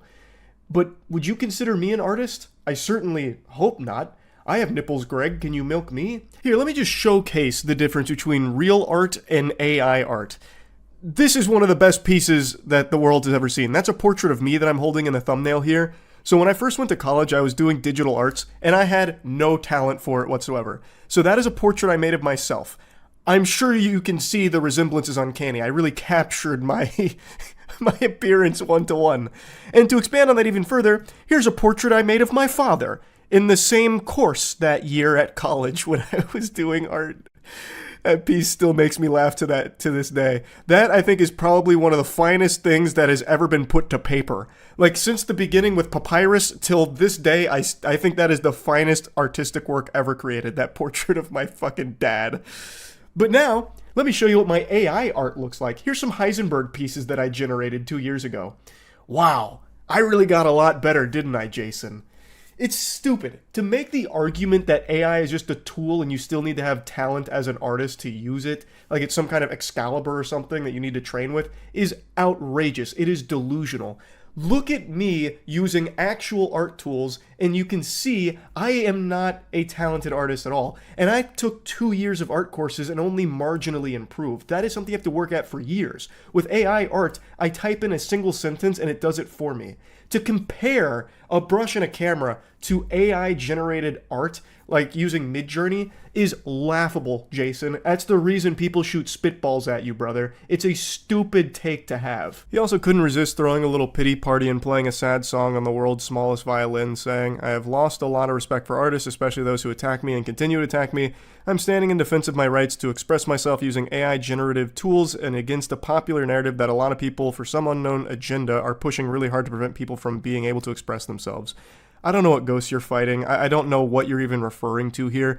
If you're just AI generating art on your own, who cares? No one cares. It's the fact that you're trying to copyright it, man, and the fact that you're entering it into art competitions against real artists. And I know that term has been super muddied, real artist, but I think most sane people can agree that someone just AI generating art is not an artist by any sense of the word. You are typing in sentences and letting the machine make whatever it envisions. The hardest part of your creative creative process, Jason, and I cannot believe he has the chutzpah to call it a creative process, is just hitting enter multiple times. As he said, he just repeats the prompt enough until it spits out an image that he's satisfied with. Where is the creative process there, Jason? You type in a sentence and then just have it keep repeating the process till you get something you like. Oh, God.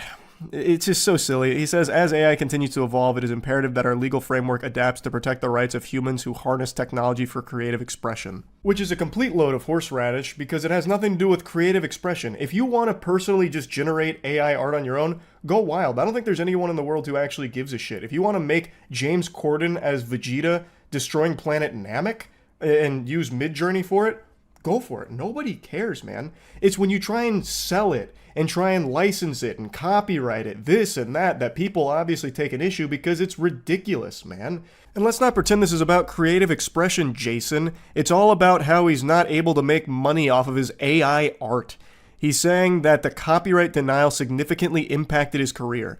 I have experienced price erosion in the sense that there is a perceived lower value of my work, which has impacted my ability to charge industry standard licensing fees. I don't know who the fuck would pay for AI art in the year 2024. If you like an AI art piece, just generate it yourself. Jesus Christ, like, you can just do it yourself. Why would you ever pay money for it? But whatever. He then went on to say that it put me in a terrible position with no recourse against others who are blatantly and repeatedly stealing my work. It's kind of ironic, don't you think, Jason? AI art is trained on real artists' work in order for it to generate the way that it does. Blatantly just stealing their work and copying it in order to generate pieces based on it. I also love that there's a little peek under the hood here. We get a little taste of the secret sauce. He told the office that he created the art with the generative AI system Midjourney by testing hundreds of prompt iterations. My God, backbreaking labor. He typed hundreds of words, damn it, and altered it with Photoshop. Yeah, I'm sure he did a ton of altering. The office rejected Allen's application after he refused to disclaim the parts of the image that Midjourney generated. Mr. Allen had a specific artistic idea conceived of in his mind, and he used Midjourney as a tool to create an artistic expression of that idea. Such creative input is on par with that expressed by other types of artists and is capable of copyright protection. Goofball, I have hundreds of artistic ideas and visions in my head that I can never bring to life because I'm not a talented artist. It's what separates me from actual talented artists. That's the whole point, man. And it's fine if you want to generate what's in your head using AI art. I don't think that's a big deal at all. The problem comes when you try and copyright it, you try and sell it, or you try and deceive people with it, or you try and use AI art tools as a means of pushing out real artists. That's the main problem with AI art, and I'm sure you've all heard it a million times, but it's true. Companies are going to be shifting to AI art because it's cheaper and they can infinitely generate art without needing to pay actual artists a salary or anything. And it is a grim future because of things like that. But if you want to generate AI art pieces that just take what's up here in your noodle and put it onto a picture, go for it. But why are you going to try and make the argument that you're some real artist, you're going to try and copyright it, you're going to try and license it? It's stupid. I think that's so dumb. If Jason was just a little more honest with himself, like, hey, I just kind of typed sentences into Midjourney and I got a really cool picture from it, then no one would care. But right now, he's opened a goddamn case about it because he's so butthurt that they refuse to protect his AI-generated piece with a copyright protection. Like, what the fuck, man? It's so dumb. It's so dumb. I had to talk about this. So anyway, that's really about it. So yeah. On YouTube, there's an unwritten rule that when violated, it ruins your image forever. It causes irreparable damage to your reputation, and there's really not much you can ever do to get back in the good graces of the platform. That is abusing the copyright takedown system. It's basically a 10 commandment that, when broken, is a cardinal sin that banishes you straight to the shadow realm in the eyes of everyone who uses YouTube. And unfortunately, a massive YouTuber today took a bite out of that forbidden fruit. His name is Brent Rivera. I actually recently talked about this goofball only 9 days ago. He was recently involved in some medium rare YouTube beef where he and another YouTuber named Tyler Oliveira were staying at the same haunted hotel that they were milking the tits out of for content. Now, I'm not one to usually believe in the paranormal, but after all of this going around here, I'm starting to think that Brent Rivera really did catch a curse from this hotel. He's now being haunted by a clout demon that's using his body like a fucking fleshlight. A little puppet that's forcing him to say the stupidest shit imaginable and has transformed him into an even bigger douchebag. But anyway, these two YouTubers stayed at the hotel. Tyler Oliveira started trolling Brent a little bit. He was clearly instigating, so he'd go up and like say, hey, do you fake your pranks? Nothing like super mean or aggressive or anything, just like, hey, you fake your pranks, don't you? And Brent would go on the defensive. He'd be like a cornered animal. He'd be like, oh, no, I don't fake my pranks. Do you fake your fucking pranks? And then throughout the night, the two would cross paths in what seemed to be accidental because it's not a huge area. And every time they did cross paths, Brent Rivera and his henchmen would insult Tyler. So it ended up just this horrible look for him where he looks like a piece of shit because he kept insulting Tyler. While Tyler did start it, per se, his was less egregious than everything Brent was doing, so Brent ended up looking significantly worse. It was very petty stuff. I covered it because I thought it was silly, but anyway, that's where it all started. That's why it's important here. So Brent Rivera was getting dunked on by his own community of 4-year-olds who somehow found Tyler's content, or I guess maybe a TikTok of someone dancing while explaining it, must have enlightened them and opened their third eye to the situation, because everyone turned on him. Brent Rivera got a lot of shit tossed at him. A lot of YouTubers started making content around him, and I guess at some point something must have snapped. The nice guy went bad, and Brent Rivera went rogue and started copyright striking and copyright claiming some people's content that was critical of him. And one of those YouTubers is a commentary channel named Dumpy. He's made a couple of videos clowning on Brent for this whole situation, and today posted this video titled Brent Rivera Wants to Delete My Channel, where he goes over what he's been dealing with behind the scenes over the last 12 or so hours, where Brent Rivera or someone that represents him on his team have been filing takedown requests on the content that's been laughing at him.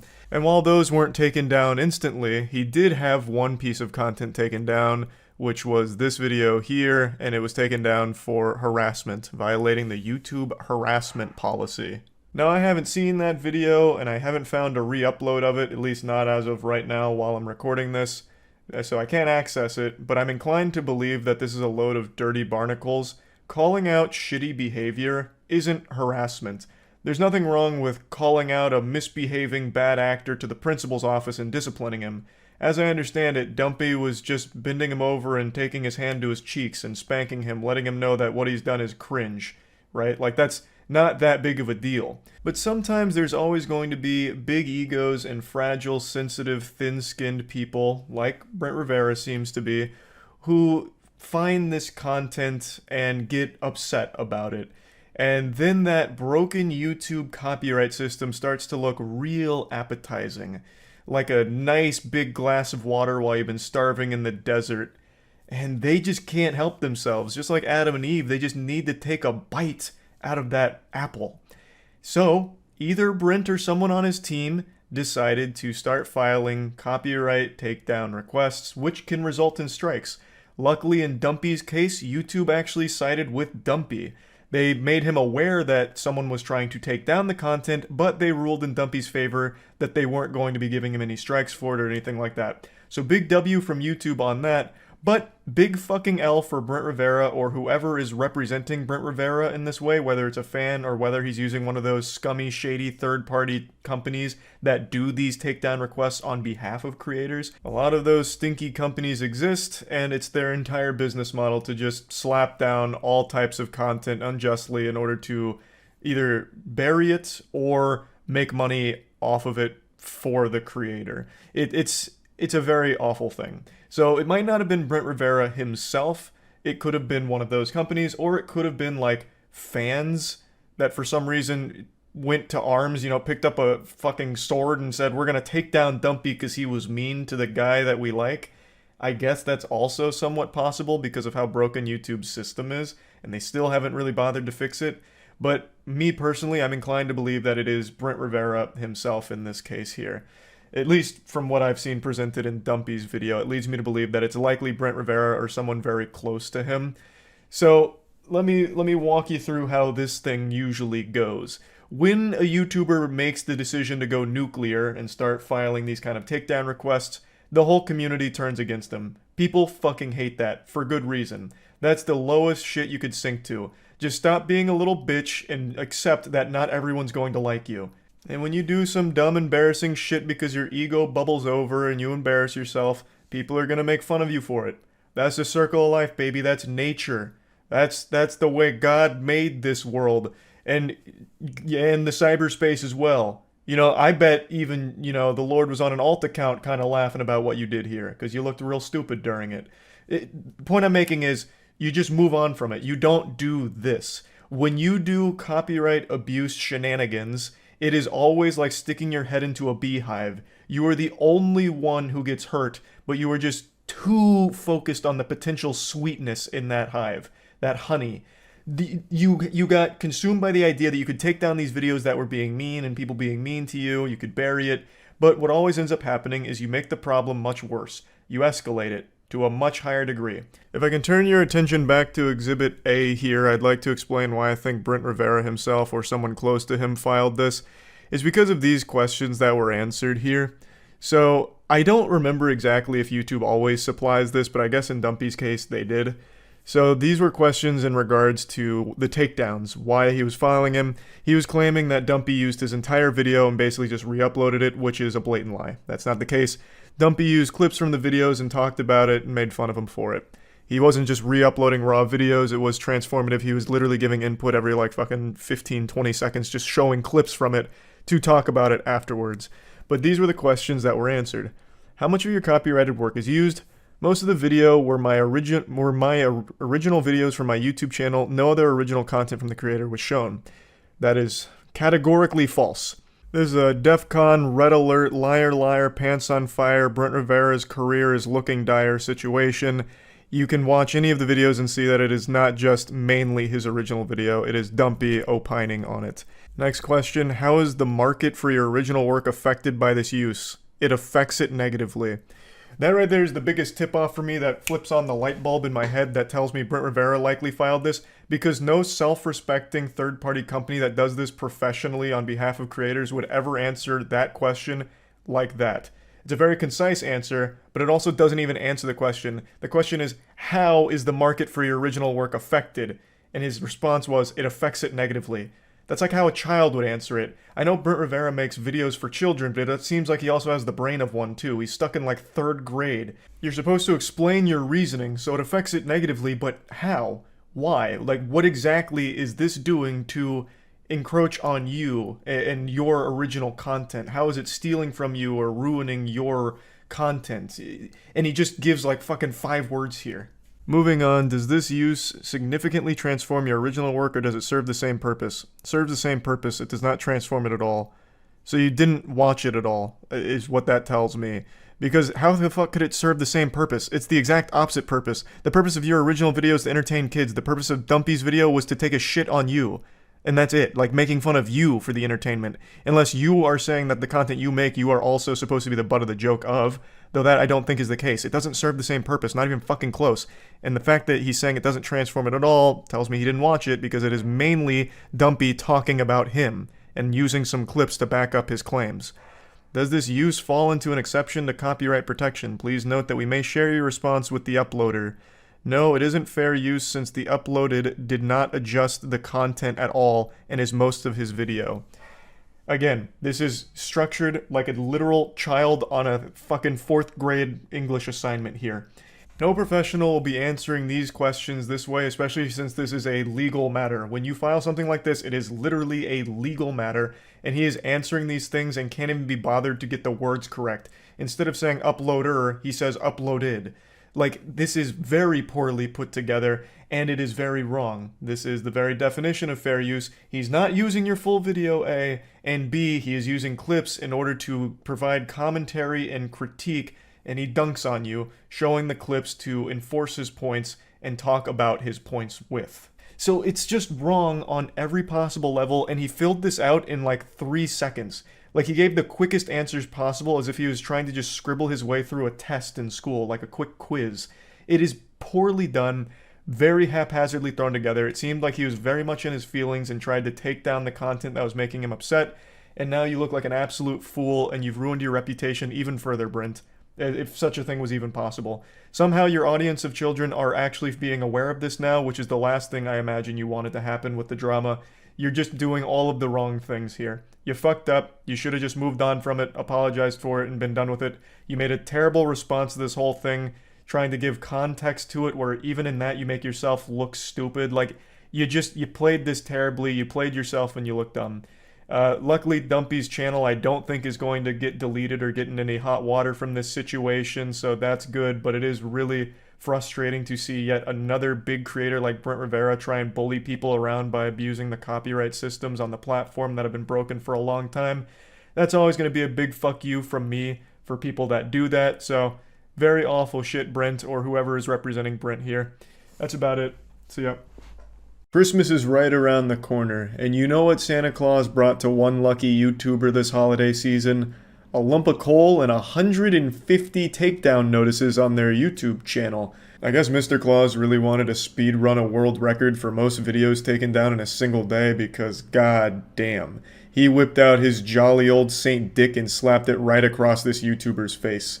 Today, a channel called Totally Not Mark, who has a history of covering Toei animation properties such as the Dragon Ball franchise and One Piece, posted this video saying that 150 videos of theirs were taken down by Toei Animations. He goes on to state that they were unjustly taken down because his content is transformative, it reviews, it critiques, it analyzes the properties without just re-uploading them or anything like that, thus it should be protected by fair use. Which it is. Now, if his channel was just playing a completely unedited One Piece episode while he's stuffing his face with popcorn, greasy-fingered and playing with his nipples or something, and not really doing anything, and just having the whole episode uploaded with him just sitting there, then they'd have a case for they are stealing the content, thus we're going to take down his video on it. But his whole channel is about the review of anime and discussing it and analyzing it, and he completely transforms that content, and it's not like he's using extensive amounts of like unedited clips from the shows or the manga that he's looking at either. So he's in the right in thinking that it is some bullshit, but if you've been on YouTube for any length of time really, you'll know that anime companies don't give a fuck about fair use. They don't give a shit, especially Toei Animations. You'll remember Team 4-Star, the people behind Dragon Ball Z Abridged. They had a video taken down and a strike on their channel while they were doing a cameo in the official Dragon Ball Z Kai show. So Toei literally had them doing a cameo while they were fucking them in the ass on YouTube. And in Mark's video here, he actually tells a similar story. Toei Animations apparently reached out to Mark and his channel in order to promote their content on it. And then they go and bury 150 of his videos, just throw that right in the shitter. To be honest, the most surprising thing about this video is the fact that they didn't strike his channel. Usually when Toei Animation has gone on these supervillain rampages, they don't just take down the videos and block them, they strike the channel for each video. So this really could have been 150 strikes in a single day for Mark and his channel. They could have banished him to the Shadow Realm. 150 strikes all at once just sends him straight to hell. That's usually how they conduct business when they go nuts to butts. This isn't the first time they've attacked YouTubers before. As I mentioned, Team 4-Star, but they've also just attacked all kinds of content creators no matter their size, just for the most innocent shit. Like if there's a video of an 8-year-old drawing Goku on a piece of paper in crayon, they'll probably strike down that video at some point. They just are ruthless and they don't give a fuck. So I'm not surprised to see they did this, it's just always upsetting when they do. I'm sure if he fought each of these claims, he would get the videos reinstated over time. But it's such a tedious, laborious process, and he mentions that as well, that it just takes so long. It would take years and years in order to get all of them back through that process. And I know a lot of people are blaming YouTube for it, and YouTube's a lot at fault because they have the tools that allows a company like this to abuse them. And it is always frustrating to see how hands-off they are when their system gets abused. They just say, oh, we'll just handle it with them. You guys can take care of it. We're not going to do shit about it. Fuck it. You guys go, play in the sandbox and make sandcastles of legal disputes. We're not touching it. That's always fucking awful. But I think people really need to focus on the fact that it is Toei Animations that have chose to abuse this shit and attack content creators, and it's not just YouTubers, by the way. I know they've done this on a lot of like anime sites that just like to talk about anime and just go over and critique certain things. I know for a fact they have also issued legal takedowns for other websites as well over the years. They truly just don't give a fuck about anyone else and are just so stuck in these archaic ways where they have to like lock down their property and rule it with an iron fist where no one else is allowed to even mention it unless they have paid Toei Animations money to do so. No matter how within their rights they are to critique and review anime and even show images and clips from their shows, they don't care because they will drown out that with legal notices in their legal department. Toei Animations has a lot of money and they can bully people around with it, and they do, and they have for a long time. This is just the most recent and the most grand example. 150 videos in a single day is nuts. They were taking down one video every 3 minutes, judging by like the emails he showed. They were going wild. They had some intern at the office working overtime. Dude was going fucking Ultra Instinct, double fisting mice, issuing takedowns at light speed. Just to really fuck Mark's channel here in the ass. It's just really sad, and there is something else I'd like to talk about that's not just this, but it's related. Japan has this problem and this really out of touch view on the internet. And this is just another example of it. They view this channel as like a threat to their property, or it's infringing on their property and it's bad for them. It's not promotional unless they say it is.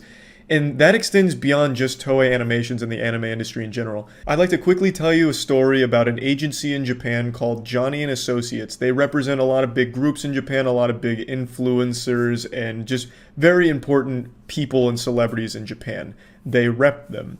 And they are fucking scary. They're less of a talent agency and more of a corrupt military. So, if you've played the Yakuza series, you've probably also heard of Judgment. Judgment stars a very popular Japanese actor named Takuya Kimura. Takuya Kimura is represented by Johnny & Associates. And there's a reason why the most recent Judgment game will be the last one most likely. And it's because they're so afraid of the internet and having Kimura's picture on the internet. They take this so seriously that when he is doing something without their complete blessing, they will take the publication and blank him out. Here's an example. He was on this magazine cover, and then Johnny & Associates decided they didn't really want him there, so they pulled the magazine cover and then grayed him out, literally censored him. He looks like an upcoming challenger in Super Smash Bros. Melee. So they turned him into this gray silhouette because they were afraid with the PC port of this game, his image would appear on the internet, and that's a scary place for a lot of companies in Japan, it seems. So they like the complete control, and they feel like if his image was on the internet, they'd lose that ability to control everything. And that extends to other places in Japan like Toei Animation and like Nintendo. Who remembers about 10 years ago, you couldn't even post videos of Nintendo games on YouTube without risking your channel being taken down, because they would actively strike any videos that showed like Mario Kart Wii or Super Mario Galaxy or anything like that. They would strike your channel because you didn't have their express written permission to showcase that, even though you were totally within your right to review those games or, you know, talk about those games, analyze those games. They didn't care. Nintendo would still go and take down channels because they wanted that complete full control over it. So it's not just Toei Animation, it's a big problem in just all of these industries in Japan, it seems, and anime's a big one. So now, what can the Totally Not Mark channel do in order to fight these 150 claims without going through each one individually and trying to, like, take it through litigation and get it solved legally, because that's just going to take years. I think he said it'd take like 37 years to go through the proper channels. So what does he do? I think posting the video is the right first step, and he mentions that he will no longer be supporting the company. And he's a big channel, and I imagine a lot of his followers are very upset at Toei Animations for doing this. So him not supporting that company anymore, and he said he's not going to see any more like Dragon Ball Super, like their new movie, he's not going to see it. And he's encouraging his subscribers and his fans to do the same. And I think that's the right way of handling it. They need to put pressure on Toei Animations to realize that what they did was wrong and release the claims themselves. They went through the trouble of filing 150 blocks on those videos. They can go through the trouble of unblocking them. It is an absolute bogus bullshit reason they gave for the blocking. It was completely transformative material from everything I can see on the channel. So there should have been absolutely no ground for them to do that in the first place, but they abused a broken system and got away with it for now. I do hope for a good ending to the story for the Totally Not Mark channel. I really hope the videos do get reinstated. And yeah, I just wanted to talk about it because it is just a fucked up situation all around. That's about it. See ya. I'm setting up my Mario Kart. I'm in the shop right now. Making some adjustments and tunings. You wouldn't get it. It's car stuff. Carburetors and shit. Oh yeah, but I have to connect the cart to the Nintendo service so they can get my social security and all my info. Oh baby! Oh, I'm in the heart of it now! Oh, this is fucking nuts! We've really entered the future now. I look like a kaiju in an old movie. About to eat this guy. I'm the greasiest fucking monster you've ever seen, Luigi. Let's see if it works. Ooh, a little rocky on carpet. Let's check in here. Find like body parts in here or something. Honk. Yeah! This is nuts!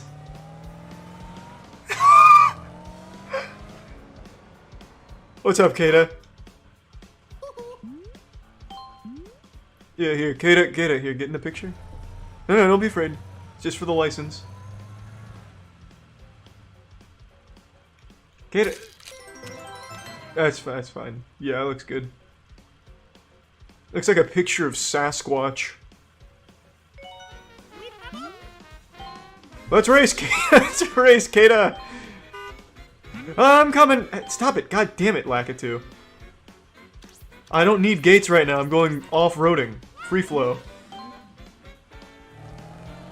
Let's go, Kata! Yeah! Don't be afraid! It's simply a race. This is about the coolest goddamn toy I've ever owned.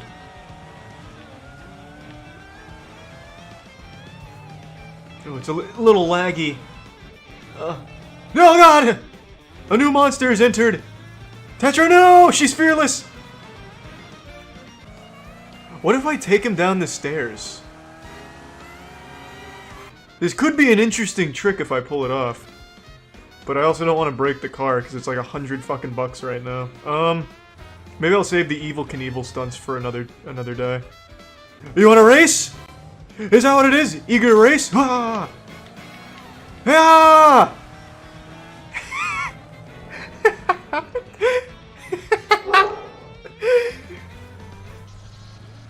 You're too slow, Tetra. I'm already out.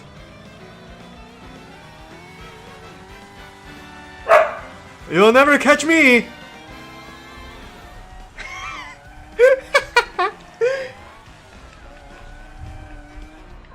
Oh, there's my feet!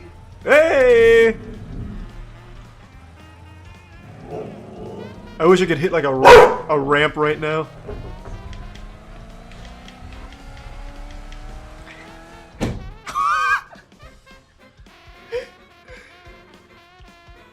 Oh yeah. This'll get them to trust Luigi. Yeah, just really load that bad boy up.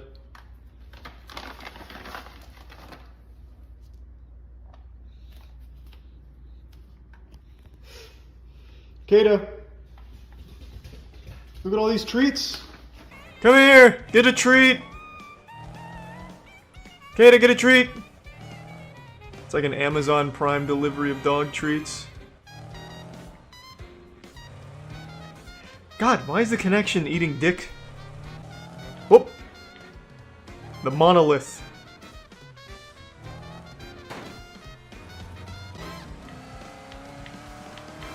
Come on, Tetra!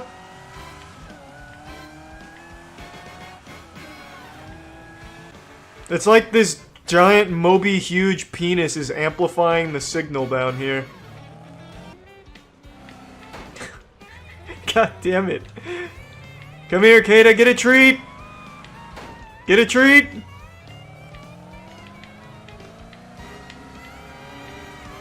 I gotcha!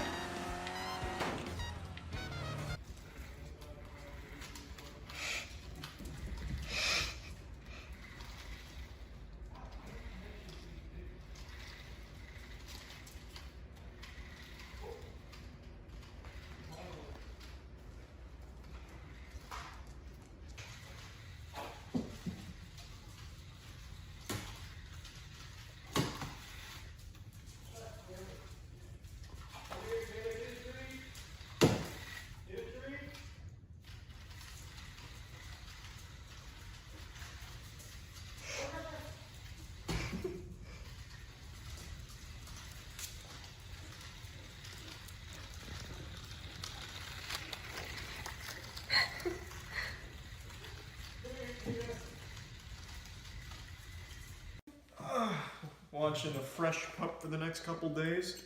I'm gonna teach him a lot of cool things, illegal things like gambling underage, how to smoke a doobie, how to sing. You ready to sing?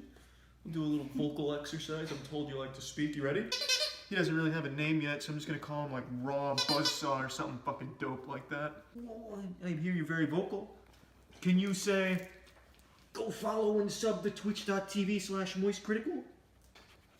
We'll walk you through some standard vocal exercises to get the pipes ready. No. Maybe he wasn't born to be a singer.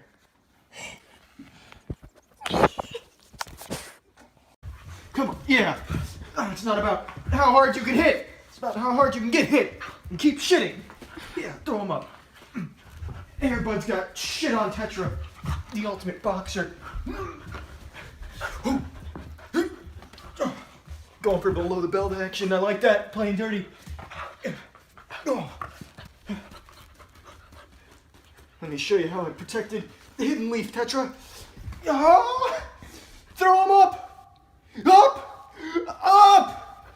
Up! Woo!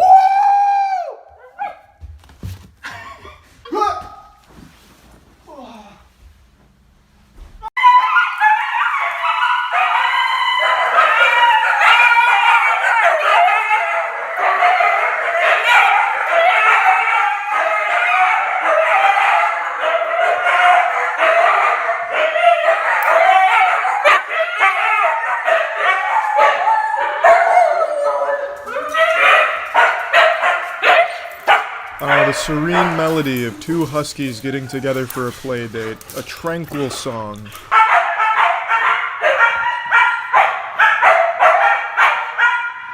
What the fuck? It sounds like two children arguing over Fortnite V-Bucks.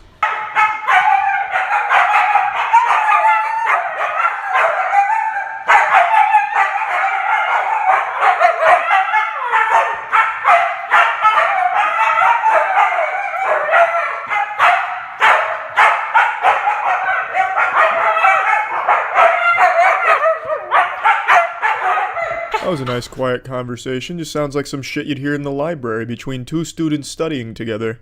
Most of you remember when we got Tetra. I made that video when I announced her presence to the world, where I held her on my Lightning McQueen to the sound of the Dragon Ball GT intro.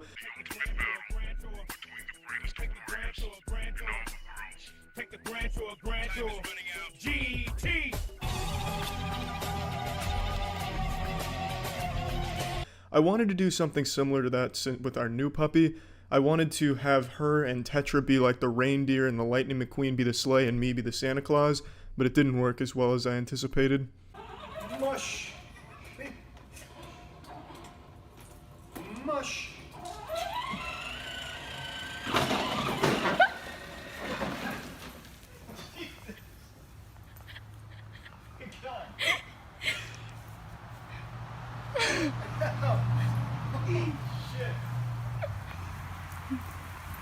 I have the cutest cat in the world. This has been confirmed by science. Multiple studies have been conducted on the topic, and they've all concluded that my cat is indeed the cutest cat on this planet. If you think otherwise, then you're just genuinely wrong, like provably, objectively wrong, and I'm embarrassed for you and feel sorry for you. I know everyone thinks that their pets are the cutest in the world, and that's super wholesome and fine, but it's a lie. You're living a lie. It's not the truth. Let me show you the truth. Is your heart melting yet? Look at how adorable this little creature is. This fucking precious, four-legged, multi-celled organism. Now, you might remember I made a video a month ago talking about how at my girlfriend's work, someone left a box of kittens there and we took one in to try and nurse her back to health, and we ended up keeping her, and eventually named her Io. I lobbied hard for Glup Shitto, but unfortunately that just wasn't in the cards and it was vetoed down. I think it could have been a very strong name, but I digress. I think Io is also equally good. And initially we couldn't even get the cat's gender identified properly because unfortunately she was born with a birth defect. I always fuck up the name, but it's like atresia ani or something, where the colon doesn't connect to the anus, and it's a pretty serious thing, but We got the surgery for her. She's been doing better and hopefully continues to do better. And I just wanted to make a video showcasing how cute this thing is. Because for my entire life, I've always said I don't really like cats. I've always been a dog person. I always find cat videos cute and stuff, but every cat I've ever met in the real world is just mean. So I've just never really had that feline fever of just wanting to be around cats or anything. And then this cat just kind of fell into our life, and she's amazing. So I just wanted to show some cute shit with the cat. Like an absolute fucking buffoon, I've been filming all of my cat videos vertically. I guess owning a cat's rotted my brain to the level of a shitty TikToker. I know better. I know I should have filmed these like horizontal, but I just blacked out from cuteness. So I apologize for that. This is Io and playing with our drapes. She really loves these drapes. She treats it like she's Agent 47 here on a stealth kill. She plays it like it's a goddamn stealth mission in Tom Clancy's Splinter Cell. It's absolutely amazing. It's so fucking cute. She also really likes to cuddle, so oftentimes she'll just like sleep on either mine or Tiana's shoulder and like nestle up in our neck. It's wild. This is only a small taste, I got plenty more. But I just feel like if the Grinch stole the nuclear launch codes and was threatening a nuclear winter apocalypse doomsday situation, and the only thing that would save us is having his heart grow 3 sizes, I think the first line of defense would be showing him pictures of Io and videos of Io. That would probably do the trick. It would save the world. One of the other kittens from that box was taken in by one of Tiana's co-workers, and this is them playing together a little bit. Io has a pretty in-depth understanding of martial arts, so this is her in the ground and pound, so right now she's working the defensive here. And she's putting up a good guard, but one thing Io really likes to do is slap, so that's her kind of go-to signature move. She does a lot of slapping.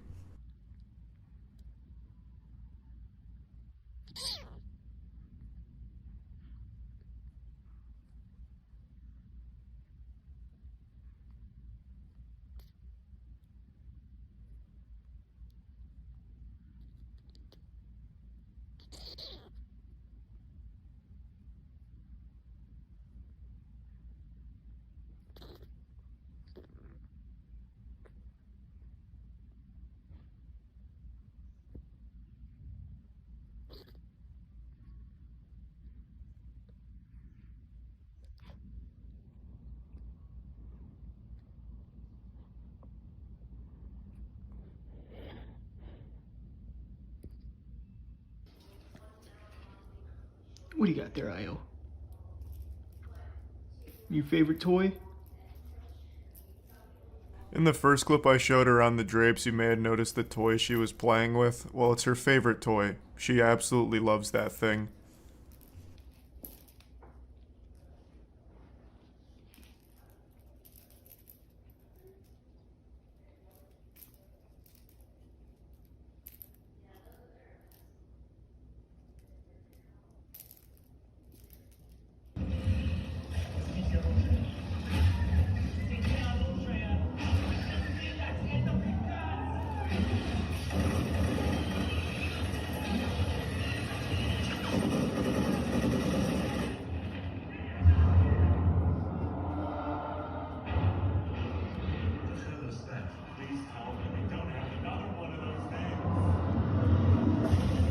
She also really likes tunnels. Yeah, we were watching Stranger Things, and the gunfire gave her the zoomies, so she started going wild and run through the tunnels and slapping shit around in the tunnels.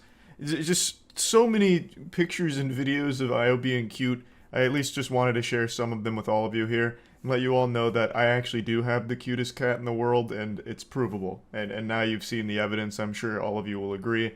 And yeah, that's about it. So yeah.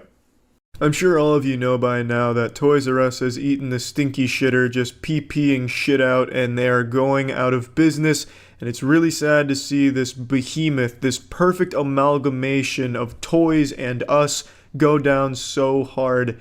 Not really, it's fucking great, because they're just giving away their fucking inventory for nothing. You could barter the most expensive Lego set from them for like 2 pieces of gum and a pack of popsicle sticks, and they'd give it to you. They're literally just giving the shit away. So I went there, and they had these packs of 250 ball pit balls for like $2. so I bought 5,400 of them. Bought being the wrong word, I basically stole them from them. I showed up, they threw their hands in the air. Oh shit, boys, just empty out the whole inventory because this looks like a man who wants some ball pit balls, motherfucker. And god damn it, they were right. So what did I do with 5,400 ball pit balls? I made my dog the happiest dog in the world.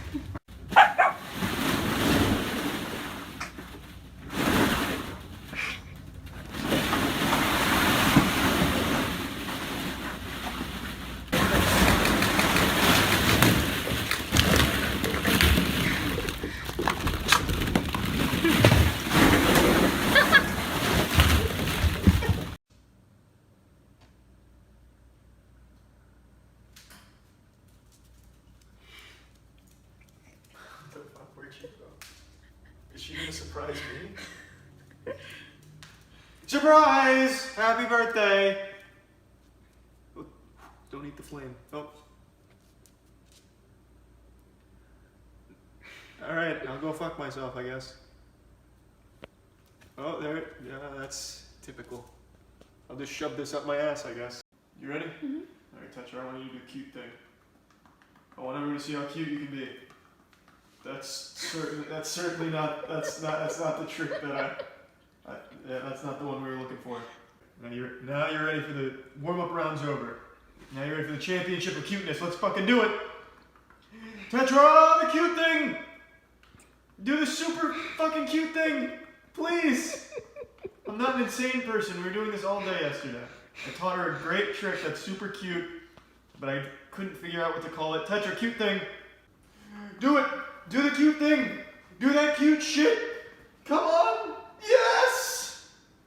I love that shit when she throws her hands up like this, like a referee saying the field goal's good.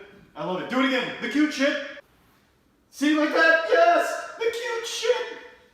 Did you get it? It's so cute. No, the new Star Wars movies are fucking awful. They're abysmal. Don't even bring up the story. That's the worst part. George Lucas on the verge of a Xanax overdose could write better than the Disney Star Wars. You disagree, huh? Oh, you disagree, huh? So what if the visuals are good? The characters in the new Star Wars movies. Are you kidding me? You have to be joking. If I saw a man at a gas station step on a piece of gum, I'd feel more for that gum than most of those characters, Tetra. Oh, don't you take that tone with me. You heard what I said. I'm more emotionally attached to piss stains in a public urinal than those characters. No, don't even get me started on Fortnite versus PUBG. It's not even worth going down there. A couple of years ago, I taught my dog Tetra how to box and become the ultimate warrior. However, I never taught Kata the art of boxing, and I really feel like she has what it takes to become a champion of mixed martial arts, so I decided it was time I take her to the dojo and give her some lessons. Kata! What a good girl. What a good girl. What a good girl. And then you gotta be ready for a fight.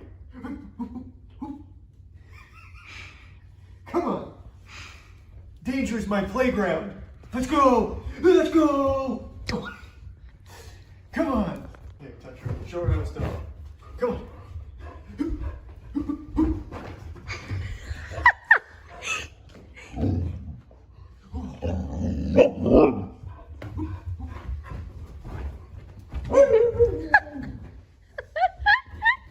Make noises at her.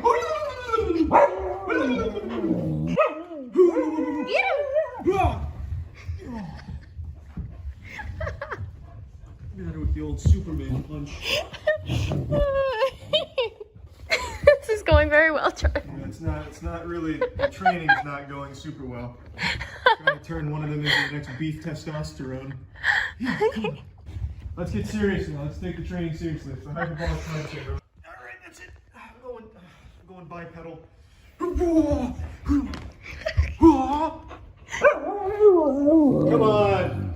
Let's go. Kana, come here. I'll go bare knuckle then.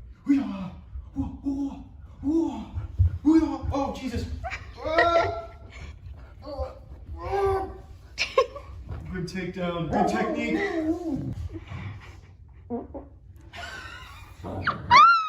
Jesus Christ. Why are you shitting your pants? You're not even training. Let's go! Like Mike Tyson said, everyone's got a plan until Dawn slaps the shit out of you. Yeah. Go on, Kata. Now that we're in the fighting spirit, the 50-pound gloves are coming back on. Even Tetra ran this time. Let's go! Yeah! Woo! Man, they hate the gloves. They really do. Why do you keep... That's why they're leaving, because you keep fucking farting ass at them. Fucking gamer gunking your panties over there for no reason.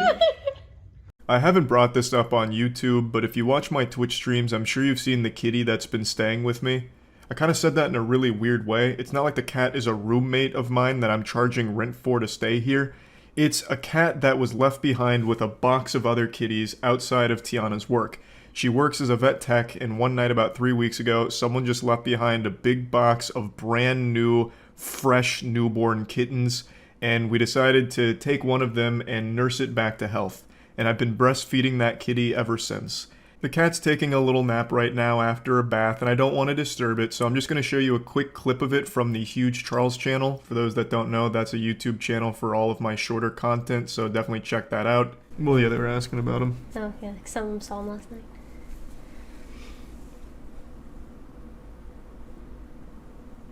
Yep, it's a pretty fucked up looking dog. Maybe fits in the hand. Since he's got a clean booty, you want to hold him without towel? Yep. Oh, it's so cute.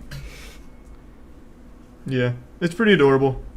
Someone in the comments pointed out that I talk about the cat like I'm about to review it and give it a rating on the moist meter, which is pretty accurate. I'd give it like a 95%. The cat's super adorable. Initially, we weren't sure if we were going to keep it or just get its strength back up and allow someone to adopt the cat because we already have 2 dogs, but the dogs like the cat, and I think we've decided that we're going to keep it.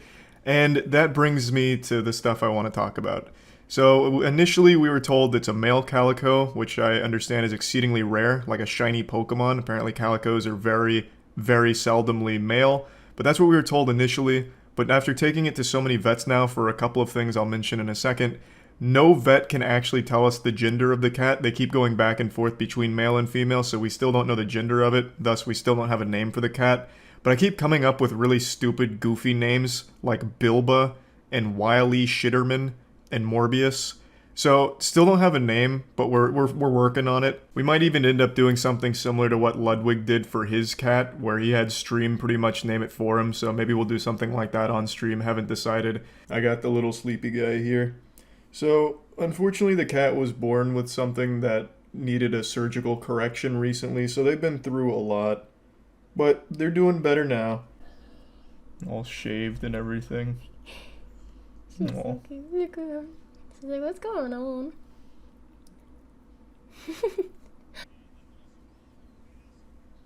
So the cat was born with what? Altresia ani? Atresia ani. And that means that its colon didn't connect to its anus, right? Or there's like a gap or something? So Atresia ani. There are 4 types. Type 1, the colon and the rectum still connect. There's just a very, very narrow connection. So not much can get through. It's like a string of connection. That means her colon and her anus couldn't fit anything through that narrow gap. Okay, so they put a balloon in its ass? Wasn't that the solution? Yes, they dilated it with a balloon. Okay. And that should fix it, right? Hopefully. Okay, good. Occasionally they need a second dilation, and sometimes they still need surgery. Yeah, they've been through a lot. And it will eventually have a name. And I'll train it to be a warrior. I'll show it how to do cool things like a pop shove it on a skateboard or something. Teach it how to juggle, I don't know. It'll be a really, really cool stuff. Anyway, I just wanted to make this little update since people keep asking about the cat and if we're keeping it. The answer is yeah, how could you not? It's adorable. I've always been more of a dog guy, but I mean, this cat's real cute. So yeah, that's really about it. So yeah. For my birthday, my parents got me a cardboard cutout of Keanu Reeves because they know I like his work, I'm a huge fan of him, and they also think that I'm his small doppelganger. My girlfriend thinks the same thing. In fact, everyone in my life and on the internet thinks that I look like Keanu Reeves, but personally, I don't see it. I think I look more like Zayn Malik of One Direction, mixed with a little bit of Brad Pitt with a hint of The Rock thrown in there. I don't see the connection between my appearance and Keanu Reeves, but even still, I take it as a compliment. But anyway, I have this cardboard cutout, and the dogs, my dogs Kata and Tetra, freaked the fuck out. They were terrified of Keanu Reeves. Kata even pissed immediately out of fear. Keanu Reeves just had this looming presence like in Hunter x Hunter, a malicious aura emanating from him that only my dogs could pick up on, and they hated it. They hated Keanu Reeves. Check this shit out. This is after first contact with Mr. Reeves. Post-piss, they're still very scared of him, still growling, barking at him. They're hiding under the desk as if it's an earthquake and they're taking precautions. It's just an unbelievable amount of fear towards Mr. Reeves. I'm gonna try and get him out of here without them freaking out. Oh god.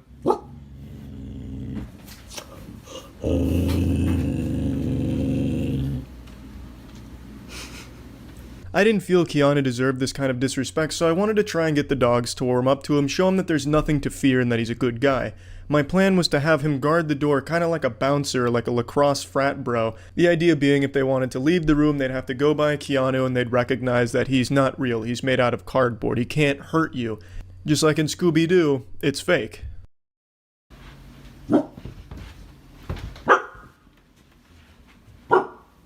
My plan didn't work, they stayed in my room for 30 minutes, they wanted absolutely nothing to do with Keanu Reeves. So I thought, okay, maybe this was a little too aggressive, a little too forward. What if Keanu Reeves was there to make them feel safe, like a safety blanket or something like that? So when they went to the bathroom, I thought I could sneak Keanu Reeves in front of the door so they'd see him and be like, oh, he's watching over us, making sure when we take a pee-pee in a big old shit, Keanu Reeves is there to protect us just in case, you know, a wild hyena jumps the fence or something. The idea being Keanu Reeves is there looking over them, an omniscient presence, a holy spirit guiding them as they do their business outside. So I put him in the door here. Unsurprisingly, this plan didn't work and I even scared myself. It's really weird just having a Keanu Reeves, or any cutout for that matter, kind of peeking through a window. It really adds a level of creepiness to it, and I should have learned that when I was a kid growing up. My parents had a wax figure of Humphrey Bogart, and that was terrifying to me, and I'm not even a dog. I'm like at least twice as smart as a dog, and that scared the shit out of me, so obviously this wasn't going to work. So I tried another approach. What if Keanu Reeves fed the dogs? They'd be like, oh, Keanu Reeves provides for us. He feeds us. When we see Keanu Reeves, we know we're about to get fed. It didn't work, but I thought I was making progress.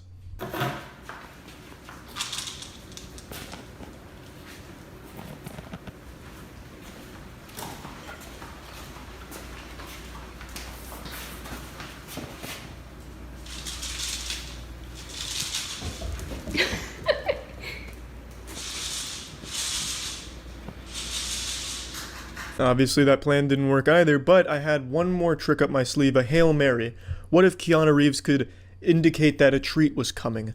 So I put a treat to Keanu Reeves' hand, and maybe they'd go get the treat from him, because my dogs love treats. I figured, you know, if they get a treat from Keanu, maybe they'd warm up to the idea of him being there, or maybe even better, they'd recognize it's not a real person, it's not a real entity. Or maybe it is, maybe it's a haunted cardboard cutout, I don't really know yet, maybe they're seeing something I don't, but up until this point, I didn't even consider that theory. All I wanted to do was make sure that they could feel safe with Keanu Reeves in the house. This plan didn't work either. Tetra, look, Mr. Reeves has a treat for you. Come on, Tetra. Treat. Eventually I gave up, and now I just keep Keanu Reeves right here next to the food bowl like a shrine of treats. I've sprinkled a lot of treats around him and hoping that they're going to go get the treats. it hasn't worked, so I'm probably just going to abandon that plan as well. I think I'm going to have to hide Keanu Reeves from the dogs, so that way they're not afraid of him. I don't like my dogs being afraid, and I tried my best to let them know that Keanu was not there to do them harm. But it's a little surprising. Keanu Reeves is a really good dog guy. I would think that dogs would resonate well with his vibes, but it clearly isn't the case with my dogs. That's it. So yeah. Yeah, the warm-up. All right. Wait a second, Tetra, we had a duet. Don't steal the show. This is Opera Master Amadeus Gryffindor duetting Diva Dance from Fifth Element with Tetra. You ready? On the drop. We got this. A little early.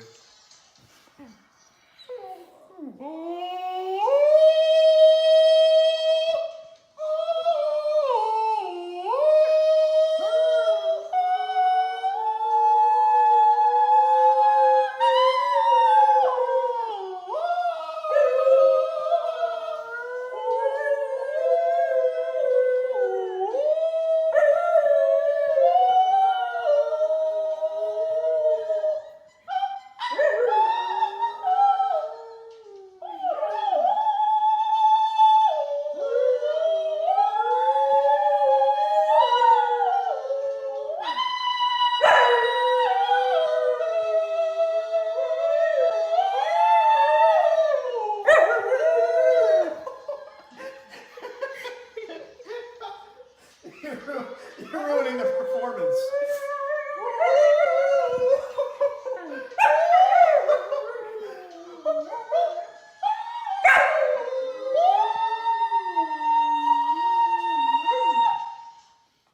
Good work. Beautiful.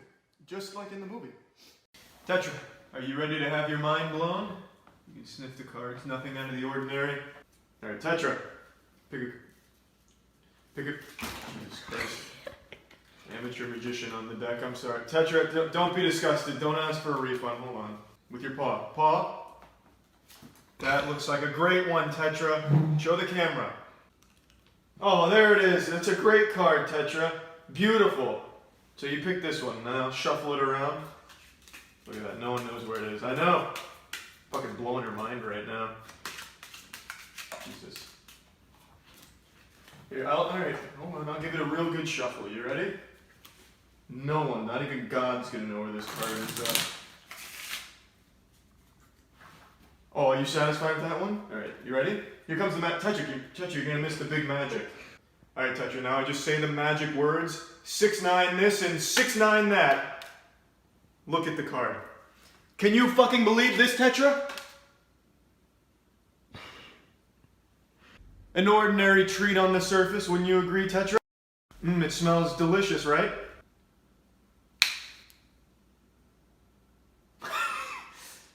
Fucking mind exploded. But ready?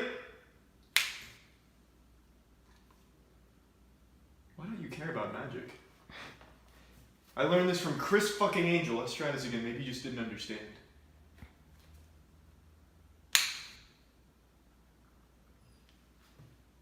I can bring it back.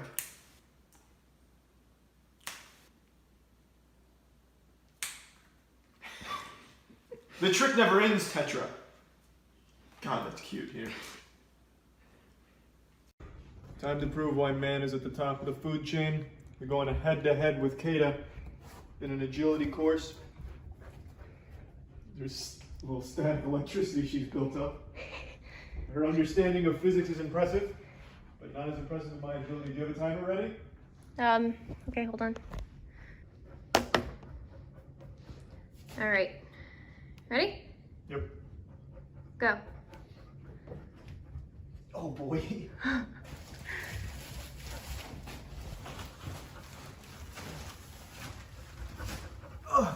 It's a pretty big tunnel. I could probably get through that standing up. This has to be a penalty.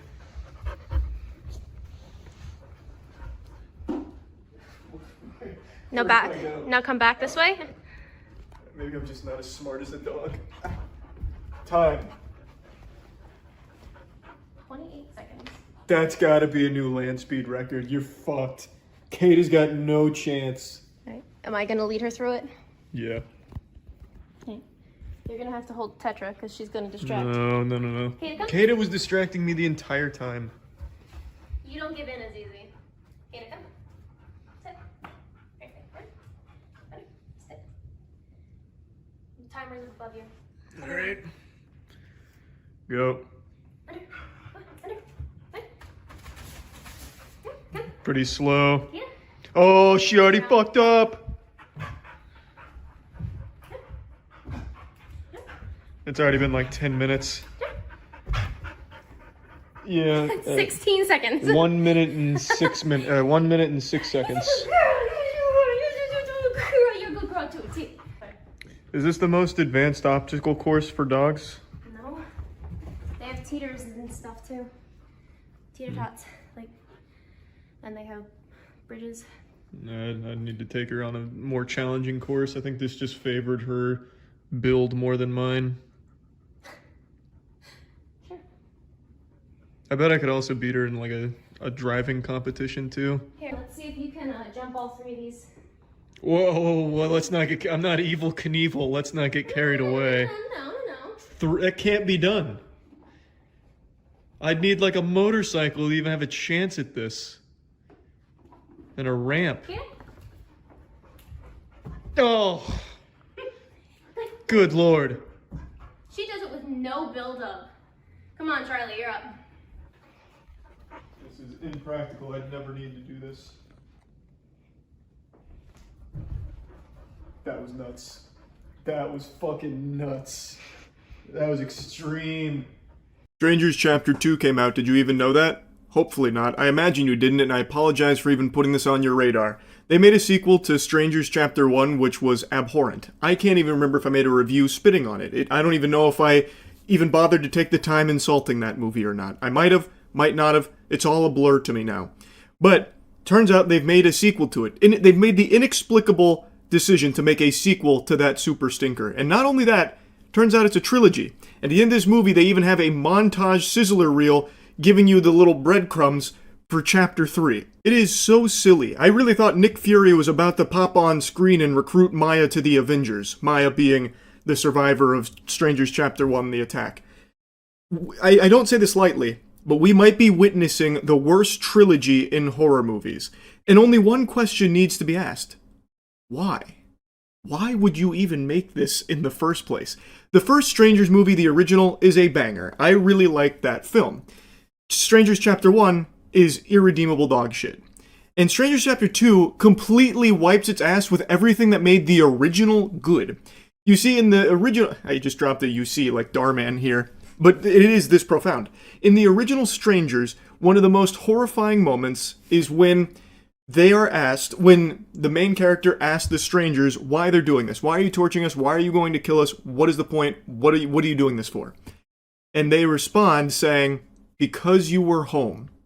That's it. You don't get a Naruto flashback to the strangers explaining what led them to this moment, why they turned out this way. You don't get any tiddlywinks of lore about these characters at all. It's this message here. That's all you get. Because you were home. Letting the viewer know that these are just unhinged psychopaths that are doing this just because they felt like it and this couple happened to be there at the time. It is such an effective scene. Strangers Chapter 1 was horrible, but it did at least keep intact the strangers just being like, you know, faceless nobodies doing something because they clearly have a love for it, and they gave their own spin, their fucking remix on Because You Were Home, and butchered it.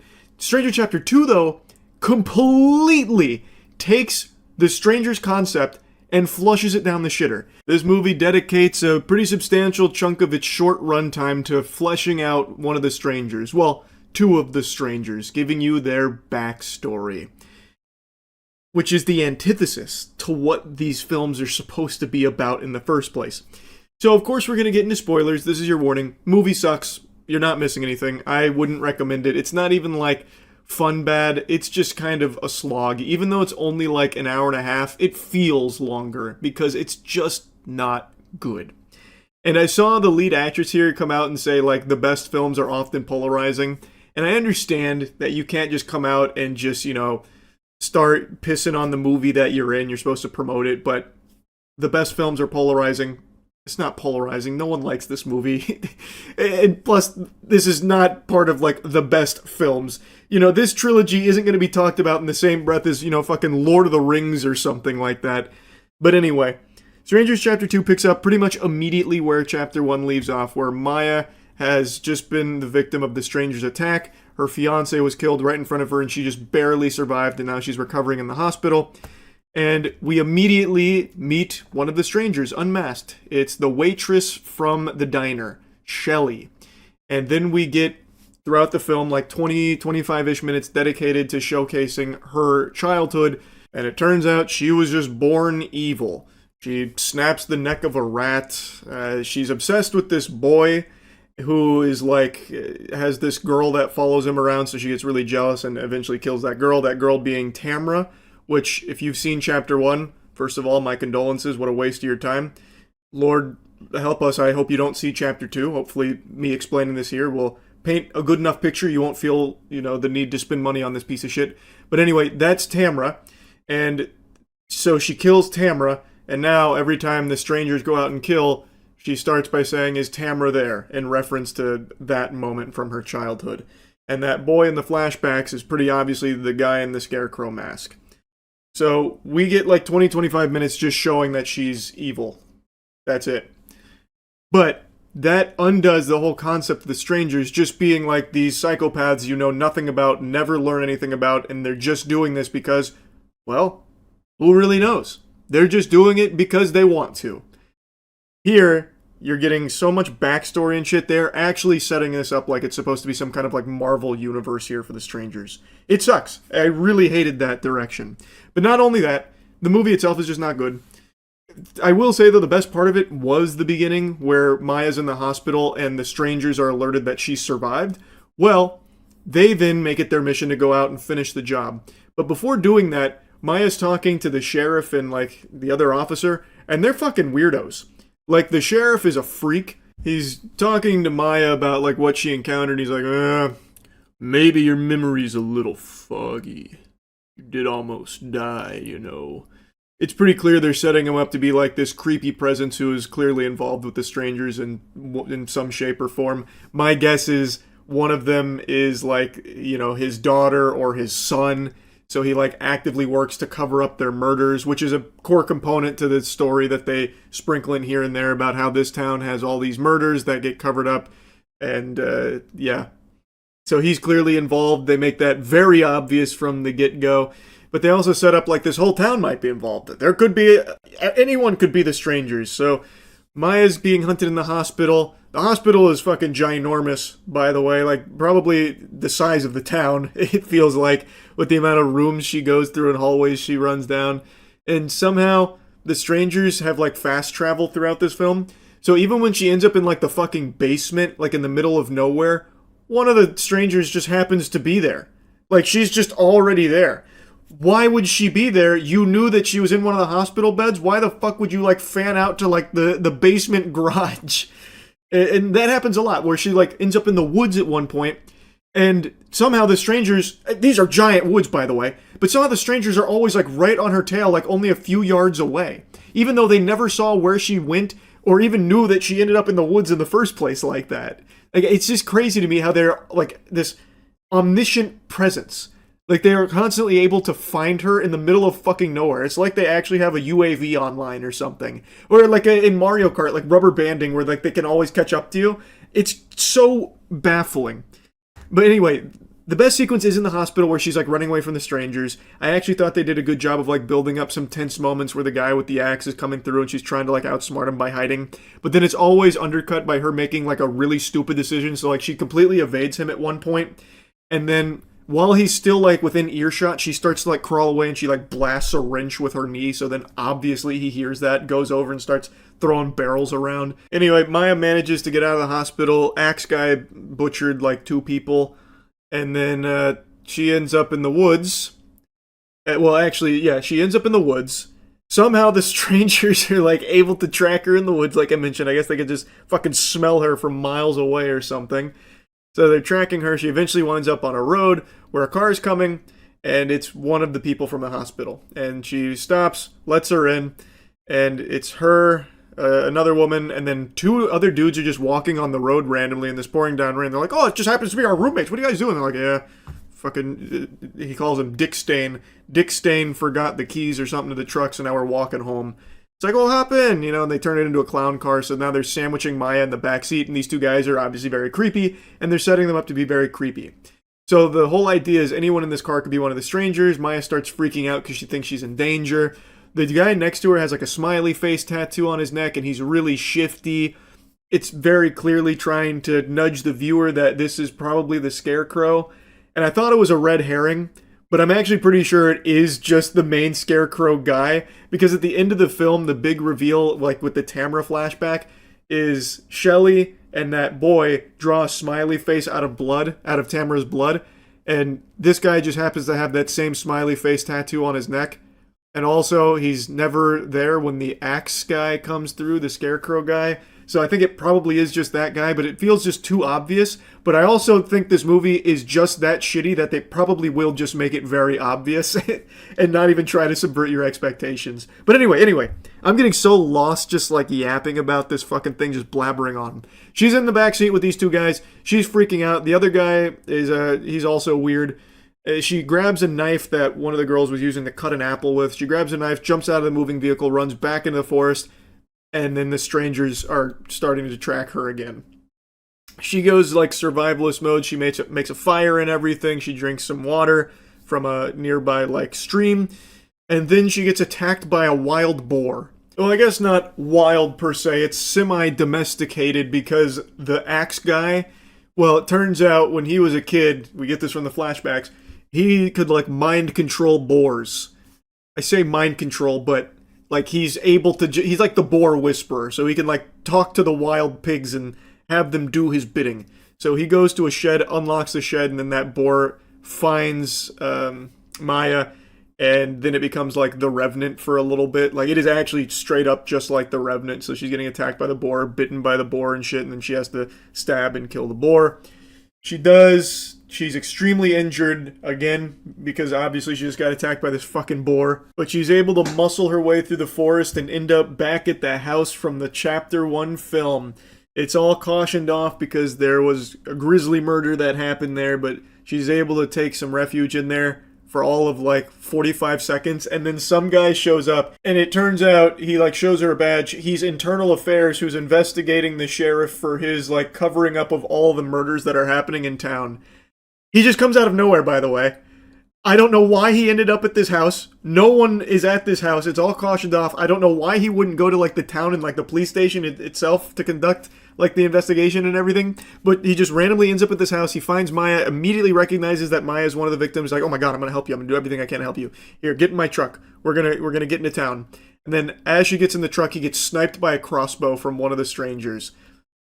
So he was in actually maybe like 15 seconds worth of film there. So now she has a truck, she drives away, but it got hit by a crossbow, and now it's like breaking down, and it crashes, well, it runs out of juice right at the house from that woman from before, and the roommates and everything. It's their house. So she collapses at the door, they stitch her up, fix her, get her back together, and then that guy with the smiley face tattoo, his name is Gregory, and this guy is like the biggest.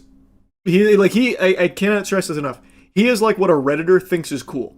He is so fucking cringe. I had to write this down. I didn't take too many notes during this movie because it's just so bland and boring. But Gregory is bafflingly cringe. So, when she gets up out of bed, notices that she's been stitched up, she walks out of her room and meets Gregory, who's chugging a bottle of alcohol. And he's just immediately like going back and forth. He's like, oh, you like my tattoo, don't you? Yeah, it's a cool tattoo. We had a little like church retreat, and we all got, you know, tattoos and stuff. You know, like what you're supposed to do and stuff. You like this tattoo, don't you? I know you like this. Yeah, you do. I know you do. And then like he's just being so weird, and Maya just says that's cool. And then he, like the others come in, the other roommates are like, Gregory, stop being such a creep. And he's like, gah, whatever. So then he like storms off behind her to the door right next to her, or to the door behind her. Slams it, says fuck, and then turns on rock and roll music on his fucking boombox. It is so embarrassing. Like, it's It's so bad. I cannot believe they actually did that unironically, and it wasn't even played off as like a joke or anything. It was awful. But I'm also pretty sure that is just the Scarecrow guy. I don't think that they're gonna try and make him a red herring. It's probably just him. It's so dumb. It's so fucking dumb. Anyway, though, after that encounter with Gregory, she goes back to her room to rest. Gregory storms off, fucking hammered, gets in his car, drives away. And the roommates, they then get attacked by the strangers. So both of them get killed, and then the two female strangers are trying to break into Maya's room. One of them is actually behind her. Maya had no idea she got flanked. And instead of the stranger killing Maya, she instead starts singing, "Rock-a-bye baby on the treetop," trying to be like really creepy. And then Maya had a pair of scissors, so she turns around and stabs her. The only reason Maya gets away at all in this film is because the strangers are so fucking bad at what they're doing. Like, they're not even doing it as part of, like, their game or whatever. They're just, like, genuinely stupid people. So she gets stabbed, and then she runs and locks herself in the bathroom, and then the strangers just leave. It's like, oh, I got stabbed, like, in the shoulder. I'm gonna go home. I gotta get this checked out. So they just leave. So Maya just waits in there for a couple minutes. Diagros leaves. And then an ambulance is there because an ambulance was sent to pick up Maya. And she gets in the ambulance, and it turns out the strangers didn't fully leave. They were waiting to ambush her. So Shelly is in that ambulance, and now they're fighting. And it's really an easy fight. Maya, who has been mauled by a boar, stabbed, beaten up, like absolutely like beyond repair, like probably tons of broken bones, ouchies, lacerations, can hardly walk, is able to easily overpower Shelly and stab her in the head, killing her. Or so you thought. As Maya's driving away in the ambulance, Shelly gets up and like starts strangling her with the seatbelt, so then Maya flips the ambulance, which kills Shelly. And then Maya watches as the Scarecrow guy and the other female stranger pull up in their truck and see that Shelly is dead. They unmask her and he starts fucking crying over her corpse. And then you get that last flashback I mentioned with that smiley face after killing Tamra. And that's Strangers Chapter 2, setting up for Chapter 3, where she's going to kill the other two strangers. It sucks. Really does. I don't know what they were thinking making this movie. Well, making these movies. I don't know why they made Chapter 1. I understand even less why they made Chapter 2. And I really cannot fathom why they are making Chapter 3. Apparently these were filmed back to back to back.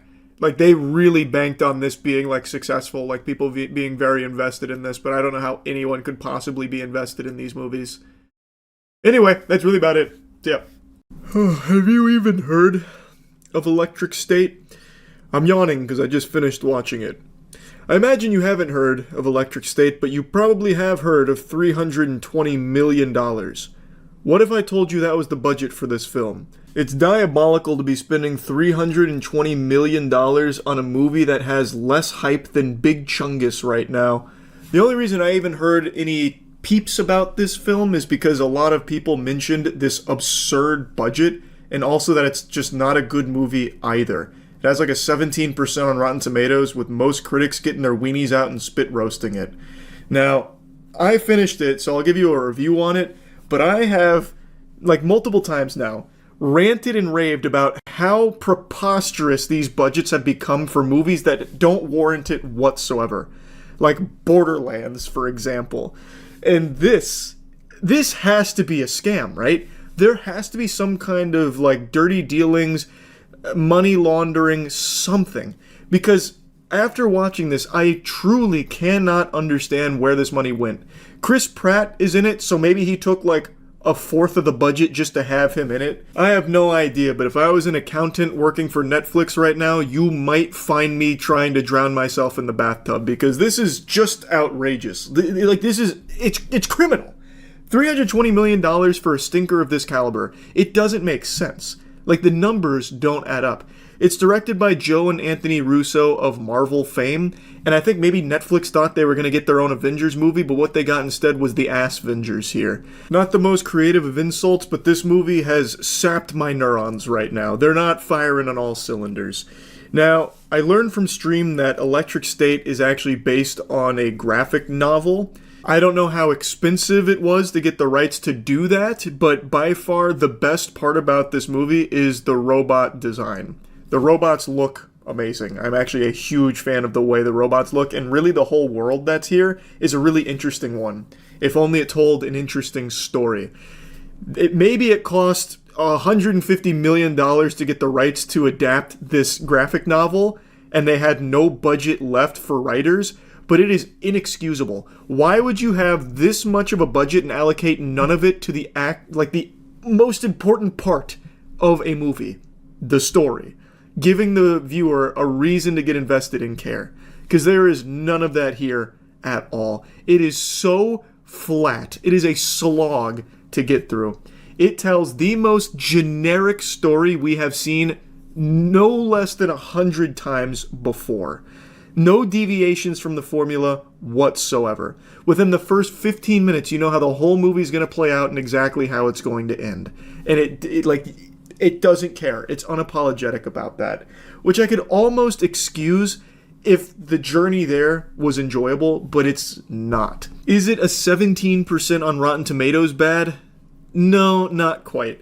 I'd probably put it around like the 30% ballpark-ish, and that's mainly just because it is really carried by the robots. I just think they're very cool, but they don't get utilized at all.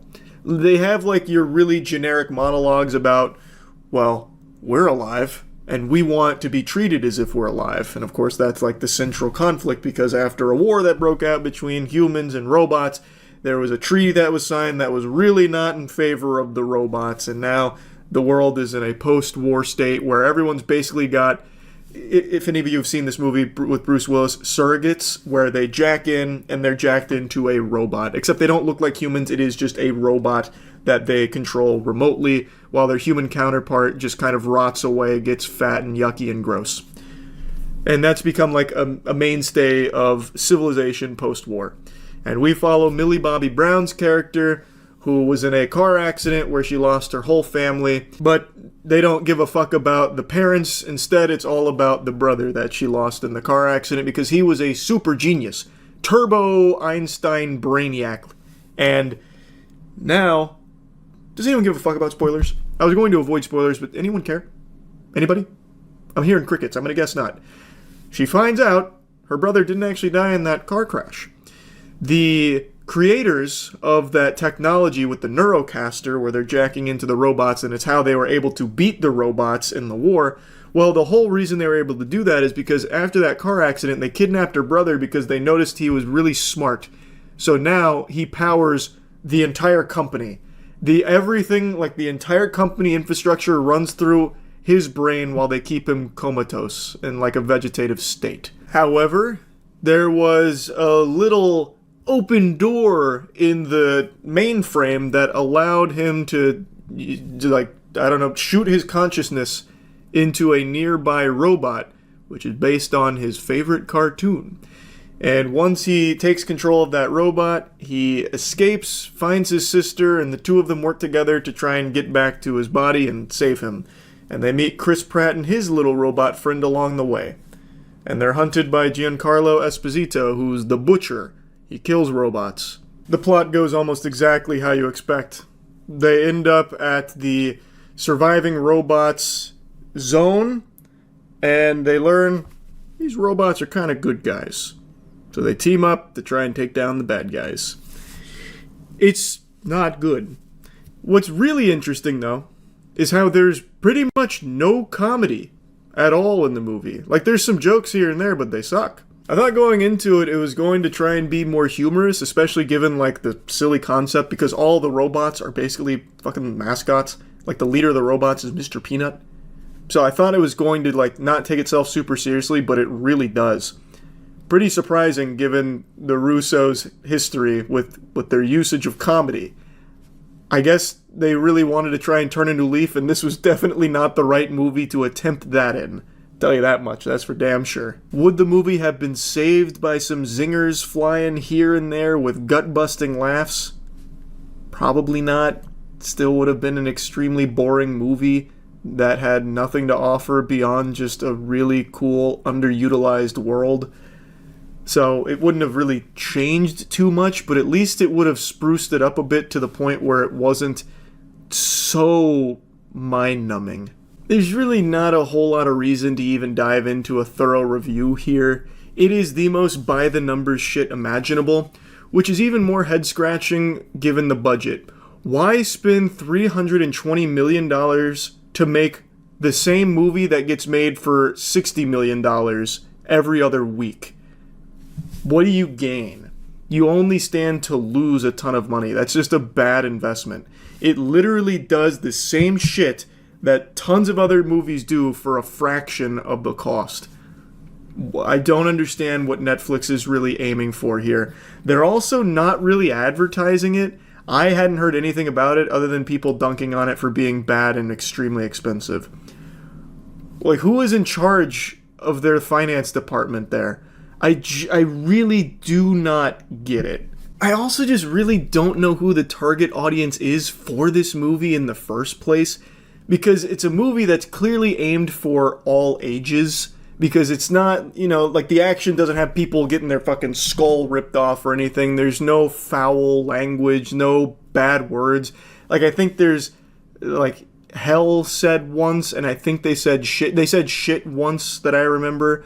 So, like, it's a movie that's clearly for all ages, but I don't think kids would really care to watch it because, A, all of, like, the recognizable brands here are ones that I don't think kids will ever recognize. Like, there's no Fortnite representation or anything. There's no fucking Minecraft Steve bot. Like, I don't think kids are going to be going crazy like, Mom, look, it's the Planter's Peanut! Like, I don't see that happening. It also, like, relies heavily on, like, the early 90s aesthetic, which, again, kids weren't alive for. Like, I don't think they're gonna care. And also, like, when there is action or anything at all happening, it's really lame. So, like, one of the robots uses a slingshot to shoot gumballs, or at least what I think is gumballs, at the bad guys that come in with their robot suits and their guns. And their guns are basically, they just shoot, like, a couple beams of electricity. But, like, he shoots gumballs at him, and then the guys with the robots are like, oh! Which is super weird. Like, clearly that's aimed at, like, a kid, you know, like, slipping on a banana peel type shit. Millie Bobby Brown's weapon is a paintball gun. Which, how the fuck would that ever defeat these robots? She's shooting them with a paintball gun, and they're going, oh, oh, oh! And then they'll die, because they freak out and, like, end up killing themselves.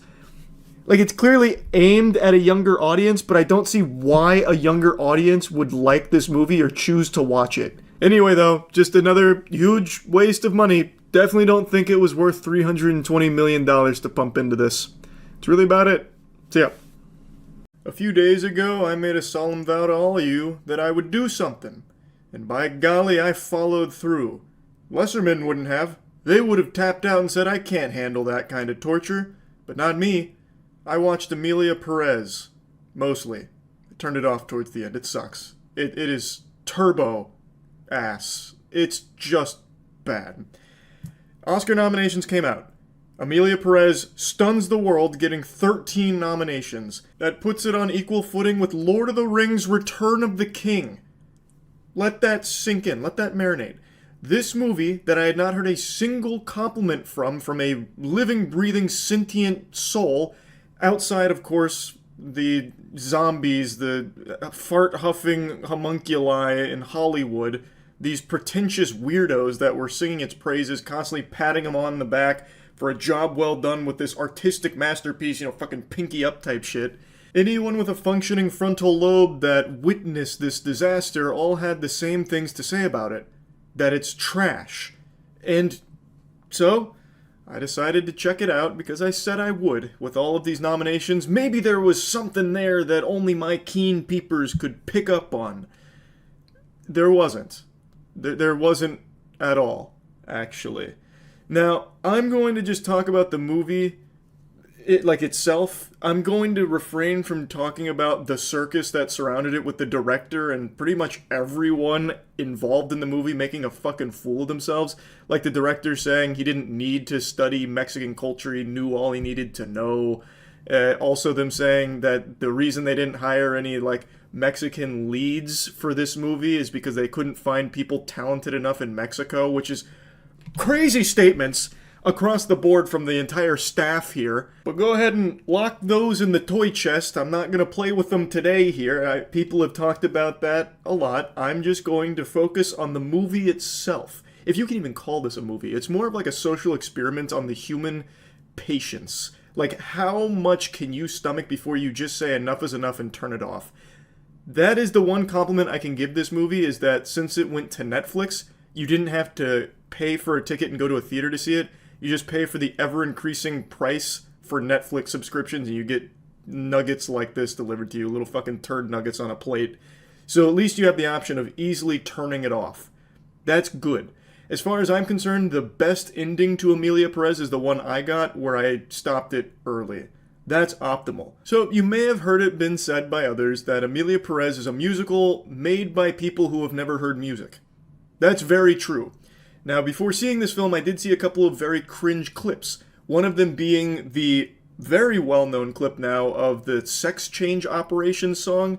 I don't know if I can play a clip from it here. I don't know Netflix's rules on that. So I'll just acapella it for you. Hello, very nice to meet you. I'd like to know about Sex Change Operation. I see. From man to woman, woman to man, man to woman, penis to vagina. Is it for you? I mean, if that doesn't get your finger wiggling, I don't know what will. That musical number goes on for quite some time. It feels like a joke someone would make to insult musicals as a whole. That's how every musical sequence in this movie feels, honestly. Also, I did look it up. There are YouTubers that have put pieces of that musical number in there, so I'm going to do the same here so you can grade my performance a cappella versus the official. I'm going to say, I think I got him beat. Hello, very nice to meet you. I'd like to know about sex change operation. I see. Men to woman, or woman to men. Man to woman. From penis to vagina. Is it for you? This is just one of many stinkers. There isn't a single good tune in the entire film. There's not even the semblance of something decent. Like, the DNA of music is not even there. It really does feel like this is made by people who have never even heard a song. Maybe like Happy Birthday at some point in their life, but beyond that, nothing. Every single musical number comes out of nowhere too. Like a fucking groin shot, Johnny Cage style. You'll be watching the movie, not entertained obviously, and then it's going to get even worse because in the middle of this conversation, out of nowhere, it breaks into like a pseudo-musical where they introduce maybe like one light instrument in the back, and then the character starts whispering melodically. It's stupid. I just fucking either do like a whole musical number or just don't bother, because that's just weird and silly and annoying. But also, to the team that made this, just don't do musicals ever again because you're bad at it. A lot of these musicals, honestly, like, it doesn't even sound like you're listening to instruments sometimes. It really does feel like they just went in and winged it with whatever they found on set that day, like starting, banging on the catering table or slamming two plates together to get, like, the sound of shattering plates going. And then the characters don't really even sing most of the time. They're mainly just speaking weirdly. So, like, a conversation with Rita and another doctor. She's like, change the soul, change society, change the soul society. The soul society is at risk because Ichigo is no longer a Shinigami. It goes in all these weird directions where they're not singing and they're not talking. They exist in the dimension in between. They're tap dancing on the line of insanity, and it is miserable to listen to. It's like another conversation, let's stick with the same one. In that same conversation with the doctor, which is like a musical the entire time, it really loosey-goosey nomenclature here, calling it a musical. But Goober sounds like he's, about to pass out from Xanax or something. Like, the way he's delivered, it's like they tried to reinvent singing, and they couldn't do it because you can't reinvent that. Like, there's notes you should be hitting, and there's ways that singing is that you just can't really change the foundations of, but they certainly challenged it. So Goober just starts breaking out into it. Lady, I only fix the body, I don't fix the soul. Your Mr. Mystery better change his mind, change his ID. And then she'll come in and like try and duet with it, but they don't mesh, and they also don't like conflict well, so like the battle doesn't work. So she comes in, You better change your mind. You better change your mind. Like, it sucks. Like, nothing about the musicals work. And that's the whole focal point of this film. And every statement it tries to make on, like, hot button issues just falls so fucking flat. It's very clear that this is a film that had one target demographic. And that's out-of-touch Hollywood weirdos that love to jerk each other off about how in touch they are and how refined their palate is. It is the textbook definition of Oscar bait, and I can really see why so many people hate this movie. It's also extremely shallow. It doesn't make any strong statements on anything at all, and I really do get why, in Mexico in particular, people hate this movie. Because it boils down their entire culture to just being drug cartel. That's it. It is laser focused on trying to tap into the degenerate evil brain of the Hollywood elite. And it successfully has done it, clearly. 13 Oscar nominations. It is truly just for that weirdo groups that love to shake each other's hands and put each other up on pedestals because they like irredeemable dog shit that they think is deep when it's not. And I have no doubt that they think that by enjoying this film, they're in touch and socially conscious of things. I can already just picture it now. Oh, yes, Emilia Perez, one of the finest films ever directed. A lot of Philistines couldn't appreciate the genius of Jacques Audiard. Not like I could. I found a new appreciation for Mexican culture thanks to Emilia Perez. I even had my private chef whip up tamales last night to celebrate. Even been learning the language. Spanish is beautiful. Donde está la biblioteca? Buenos noches. Impressive, I know. Gracias. Like, it's just the people that have nominated this pile of doo-doo, this fucking winky. I'm fucking malfunctioning trying to find other ways of insulting this movie. But the fact it's nominated for 13 Oscars blows my fucking mind. Like, it tries to tackle a lot of, like, hot button topics, but it doesn't tackle them. It doesn't tackle anything except your patience as a viewer. It doesn't make statements on anything. It's not deep. It's beyond shallow. The director and everyone who worked on this movie had absolutely not a single moment of reflection when making it where they thought, hey, maybe we should, like, actually try and do something here. The only goal in mind is how can we try and tick all of the boxes to get Oscar nominations. That's the only thing they did. The movie is a failure on all possible fronts. It's a bad movie. It's a bad story. The characters are bad. The music is really bad, and there's a lot of music. Like, everything about the movie is a catastrophe. It is no surprise to me now why everybody who has seen this movie does not like it. Just point blank, they do not like it. Like, I haven't even really got into, like, the story at all. I've been just talking about, like, in broad strokes here. The story is super fucking stupid. I don't even know if it's worth diving into. I feel like I've already ranted about this enough. There is not anything about this movie that I think is, like, good or worth watching. I will say, like, if I had to really scrap, like pick at morsels for something nice to say about it, there's a couple of set pieces during, like, a dance or two where I was like, oh, that's kind of cool. I guess, like, a couple of shots where it, like, almost worked if the music wasn't so shitty. But other than that, there's just nothing here. Like, and that's really scraping the bottom of the barrel for a compliment.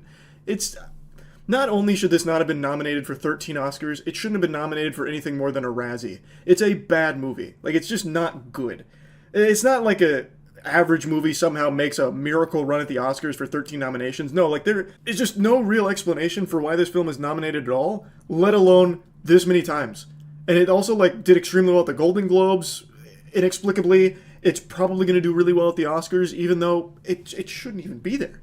I don't get it. And now that I've watched it and then turned it off, I can say that it's just not very good. That's about it. See ya. You're looking at a man who just wasted 2 hours watching the new Netflix urinal cake, Atlas.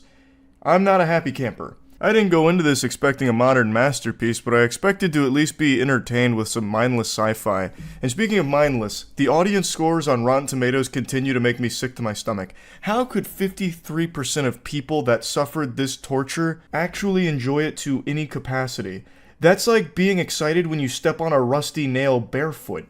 It's just painful. It's a complete waste of 2 hours. And this is coming from someone who really appreciates bad films. I think there is this fine, beautiful line where a movie is objectively horrible and it is so bad that it becomes entertaining. Just absolutely immaculate, like Moonfall. But Atlas never crosses this so bad it's good line. The only line Atlas crosses is the one between my butt cheeks. It's shit. So let's go ahead and break this down and explain why this is yet another horrible Netflix original. But before I do that, because it's gonna get a little rambunctious here. I feel insulted, honestly, for having wasted this time on it. But before I really get into it and dive into the weeds, I want to once again just remind everyone that my GamerSupps Waifu Shaker Cup is only available for the next week or so, and then it'll never be sold again. So pick this puppy up at gamersupps.gg. I'll put a link to it in the description. It's the finest goblet you'll ever drink out of, I promise. Now, back to Atlas. This film stars Jennifer Lopez, and it's all about the nightmare of AI! It's all about AI going rogue and looking to exterminate humanity. It is the most generic plot you will ever see in a sci-fi film. This took every single cliche that has ever existed in this genre and rolled it into one unapologetic package that just stains the screen. Like, I feel my TV was weeping just having to show me this movie. Let me explain the plot to you. So, it's the future, and humanity has advanced so much that AI has become integral to our existence. They're in everything. And we have AI robot companions, and one of them, the super robot companion named Harland, he breaks the code. He goes against the programming, and he's able to do so for other AI as well. And he leads a rebellion, and he gets labeled the first AI terrorist. At the height of his infamy, he decides to shoot off into the cosmos. The explanation they give makes you believe that the humans were starting to rally and beat him, but multiple times throughout the film, they contradict that by saying Harland's never been this close to capture. This is our best chance we've ever had of beating Harland. So if that's the case, that means that Harland was winning on Earth. Why in the fuck, at his peak, would he just shoot off into space? So Buster saddles up and hops in a space shuttle and shoots off into the night sky to another planet in the galaxy. I mean, cool, I guess. And then the movie fast forwards 28 years later, and that's when we're introduced to Jennifer Lopez's character, Atlas. And she has a special connection to Harlan because her mother created him. And I'm going to get into spoilers, so be warned. Actually, you're welcome, not be warned. Me spoiling this film and saving you 2 hours, that should give me a fucking Medal of Honor. I'm doing a public service by spoiling it. So anyway, Harlan leaves to go get milk. He's spring breaking over in the Andromeda Galaxy at GR39. And he's cooking up a nefarious plan. And I'm just bringing out the biggest spoilers instantly because I wanted to spit when his motivation was revealed, because the whole movie builds up the mystery of, like, why does he want to kill humanity? Like, how did he break the programming and all of that?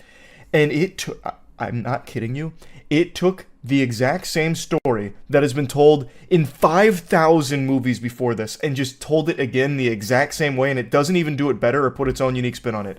The reason Harlan turned on humanity and wanted to, like, fight us and kill us is because humans are detrimental to Earth. He scanned, and he saw the horrors humanity was capable of and that we would inevitably destroy ourselves and our planet. So the only thing he could do was exterminate half of our population in order to save us from ourselves and save the planet. Where have you heard that story before? Besides a million fucking times previously. It's ironic. A movie all about AI and, like, the dangers that can come from it was 100% written by AI. And I know that is a criticism that gets tossed around super often, but I am convinced in this case, this is the product of a large component of AI being used in its production. There's no other explanation. It doesn't even try. It actually takes, like, 1,000 sci-fi movies over the last 3 decades, boils them down to, like, the cliff notes of each of them, and puts it into this movie, and nothing different. It doesn't try any unique spin. It even has, like, futuristic Los Angeles, where all the buildings are, like, fucking spiral DNA helix shaped. Like, they're all loopy and rounded, and like goofy, like Salvador Dali paintings, like the most generic idea of what future looks like. Future. It actually looks like Akon City in this movie. Like, I feel like they modeled, like, future Los Angeles after what Akon City was pitching. It's ridiculous. So, that's the big thing. Harlan wants to destroy us, to save us. He's actually the fucking hero. And Jennifer Lopez's character, Atlas, is the one that was responsible for him breaking the code, getting out of the Matrix. So what happened is, since her mother created him, they were basically like siblings, and she got jealous that Harlan was getting more attention from mommy than she was. So she went up to Harlan and said, I want to be more like you. And he's like, well, in order to do that, you're going to need to put on this earpiece and say the magic words abracadabra, so that way I can send data to you, and they can have a back and forth data transfer. So she's like, okay. So he gives her like this Bluetooth headset, which is what the Neuralink that they use to, you know, sync with their AI companions. And prior to this, no AI had ever been able to like go back and forth and break the code. But Atlas gives him permission, and he immediately takes it and has the mother grab a gun and shoot herself. So he overrides her motor functions since they were Neuralinked, and now that he can send data to her as opposed to just a one-way, he has her grab a gun and shoot herself. And then he decides to wage war against humanity. So, before I even get in any deeper than this, also a huge component of the movie is about Atlas learning to trust AI again after this betrayal. So she goes on this deep space mission to apprehend Harlan, take his CPU back to Earth so they can study how things went wrong. And on the mission, things go tits up immediately, and she's forced into this mech suit. So now she's like the fucking Gundam pilot here, and she's having to bond with this AI who she has a deep hatred for and a mistrust because of Harlan. And it's like this little buddy cop thing where they're teasing each other back and forth and learning to get along. But anyway, I'll get to that soon. When this plot point was revealed at the end of the movie about why Harlan was doing what he was, the immediate question was raised in my noodle up here. Why the fuck did Harlan flee Earth in the first place? Like, his plan revolved around getting Atlas to join this mission in deep space to bring him a ship with warheads, basically nuclear warheads, that would fry the atmosphere of Earth and exterminate so many of them. But they had this, like, defense force field around Earth that she had half of the code to, and another guy had half the code to, so he needed to figure out this really deep, intricate plot to get them to deep space. So it starts with her capturing one of the AI on Earth, who, like, gives up his location, but it was all part of Harlan's plan. He was the puppet master, he was behind all of it.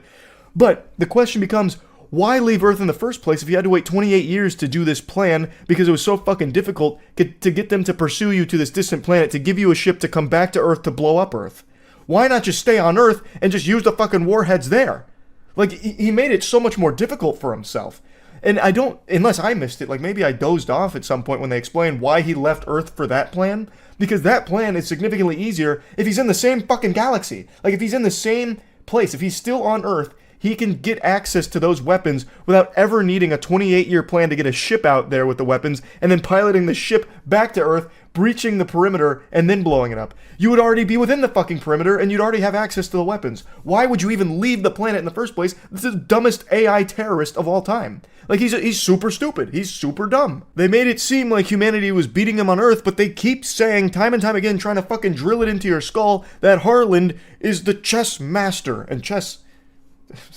I didn't even mean to make this bridge here, this fucking Neuralink. Chess also plays a role in this movie because Harlan taught Atlas to play chess and then tells her, like, hey, when you put this earpiece on, it might hurt, so grip your favorite chess piece. So she grabs the chess piece, and then in, like, one of the earlier scenes in the film, she plays chess against AI and checkmates it. It goes, whoa, that's fucking, you know, jaw on the floor moment type thing. But anyway, Harlan's like this unbeatable person. They've never even come close to capturing him until he's on the Andromeda GR39 planet.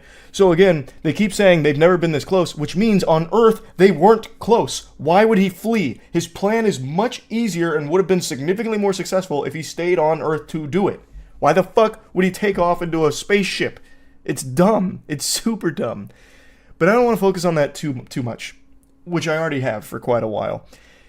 Now, what happened is, once they've tracked him to GR39 after, you know, interrogating one of the AI fugitives on Earth, they send out this mission, and they have these giant mech suits, and Atlas, wants to go along because she hates Harland and needs to see him killed, and she feels responsible for him breaking the protocol and whatever.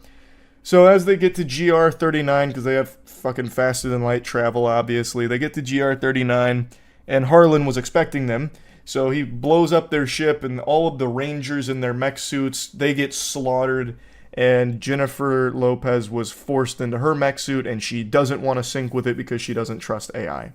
But she needs to trust AI because it's the only way she's going to survive. So she's traversing the planet in the mech suit, and most of the movie is spent just with her talking to the AI, doing almost fucking nothing. It's so boring. It's so lame. And it doesn't even try and do anything deep. It just tells the same story we've seen 1,000 times about, like, blurring the lines between what is and is not living. Can AI have a soul? Which is a conversation they have point blank. It's really on the nose. That's most of the movie. And so Atlas and Smith is the name of the AI. They just talk a lot, and they keep trying to formulate plans, and Smith is like, tell me more about yourself, Atlas. It's the only way that we can reach 100% synchronization, because they can't fully sync because she won't let him fully in. And then there's like a couple of actions, there's one action scene that happens where she's getting ambushed by AI that Harland has there, and she detonates an ion bomb. It's really, I thought the action would be cooler than it was, because how can you fuck up having a mech suit? Just having mech action against AI soldiers, that's just a recipe for enjoyable, fucking shove popcorn in your mouth action. But they fumble it. They really do. So, the ion bomb goes off and they get vaporized, and that's, the whole scene. And then, again, it's her just kind of, scheming. Eventually she finds Harlan's base, and then we get to the final climactic moment where she 100% synchronizes by revealing the truth to the AI. After Harlan's about to go destroy all the humans on Earth, he says, fuck these cringe meat puppets, we gotta keep Earth safe from them. And then she busts free after reaching 100% synchronization with Smith, and then she gets back into Smith, and the two of them are this killing machine, and this is the only good sequence in the movie, the very end. So, Smith has 4 arms, and he's fucking dual-wielding pipes and knives, so he's got akimbo knives on the right side, and then dual pipes on the left side, and he just starts chopping up a bunch of AI soldiers, and it's actually cool. It's very reminiscent of Titanfall kind of combat, and I appreciated that. The action was legitimately cool, and it made me even more upset because that could have been the bulk of the fucking movie. If you had just focused on it just being this mech on AI fucking kill fest action and not even bother trying to regurgitate the exact same sci-fi plots we've seen a million times, this could have been an enjoyable film. It absolutely could have. I don't know who directed the fight scenes at the end, but they needed more freedom to, interject that throughout the rest of the movie. Because then there might have been something worth watching here, something of quality. And the final fight between Atlas and Harlan, in the mech suit, was really good. Harlan was super cool with his fucking plasma sword, which he eventually turns into a plasma whip. It was great. That was actually fun. Why wouldn't you have just put all your eggs in that basket and just made it a fun action movie, as opposed to just this slog of her learning to accept AI? Ugh. It's just such a waste of time. There is no reason to ever watch this movie. Even for background noise, you don't even get a lot of noise, you just get a lot of fucking ASMR talking between Jennifer Lopez and Smith AI. It's boring. Boring, damn it. There's plenty more things I can whine and moan about, but why even bother? The movie just sucks. It's just so bad. It's not even really worth, fully breaking apart, to be honest. It's just I can't even imagine who was excited to release it. It does seem like Jennifer Lopez tried in her performance. It's not like her acting's bad or anything. She really did give her all when she had no material to work with here, the flattest material ever. She did seem to really try to breathe life into it. So, props to her for that. But you can only turn dog shit into a different form of shit. And this film just doesn't have anything of value to it.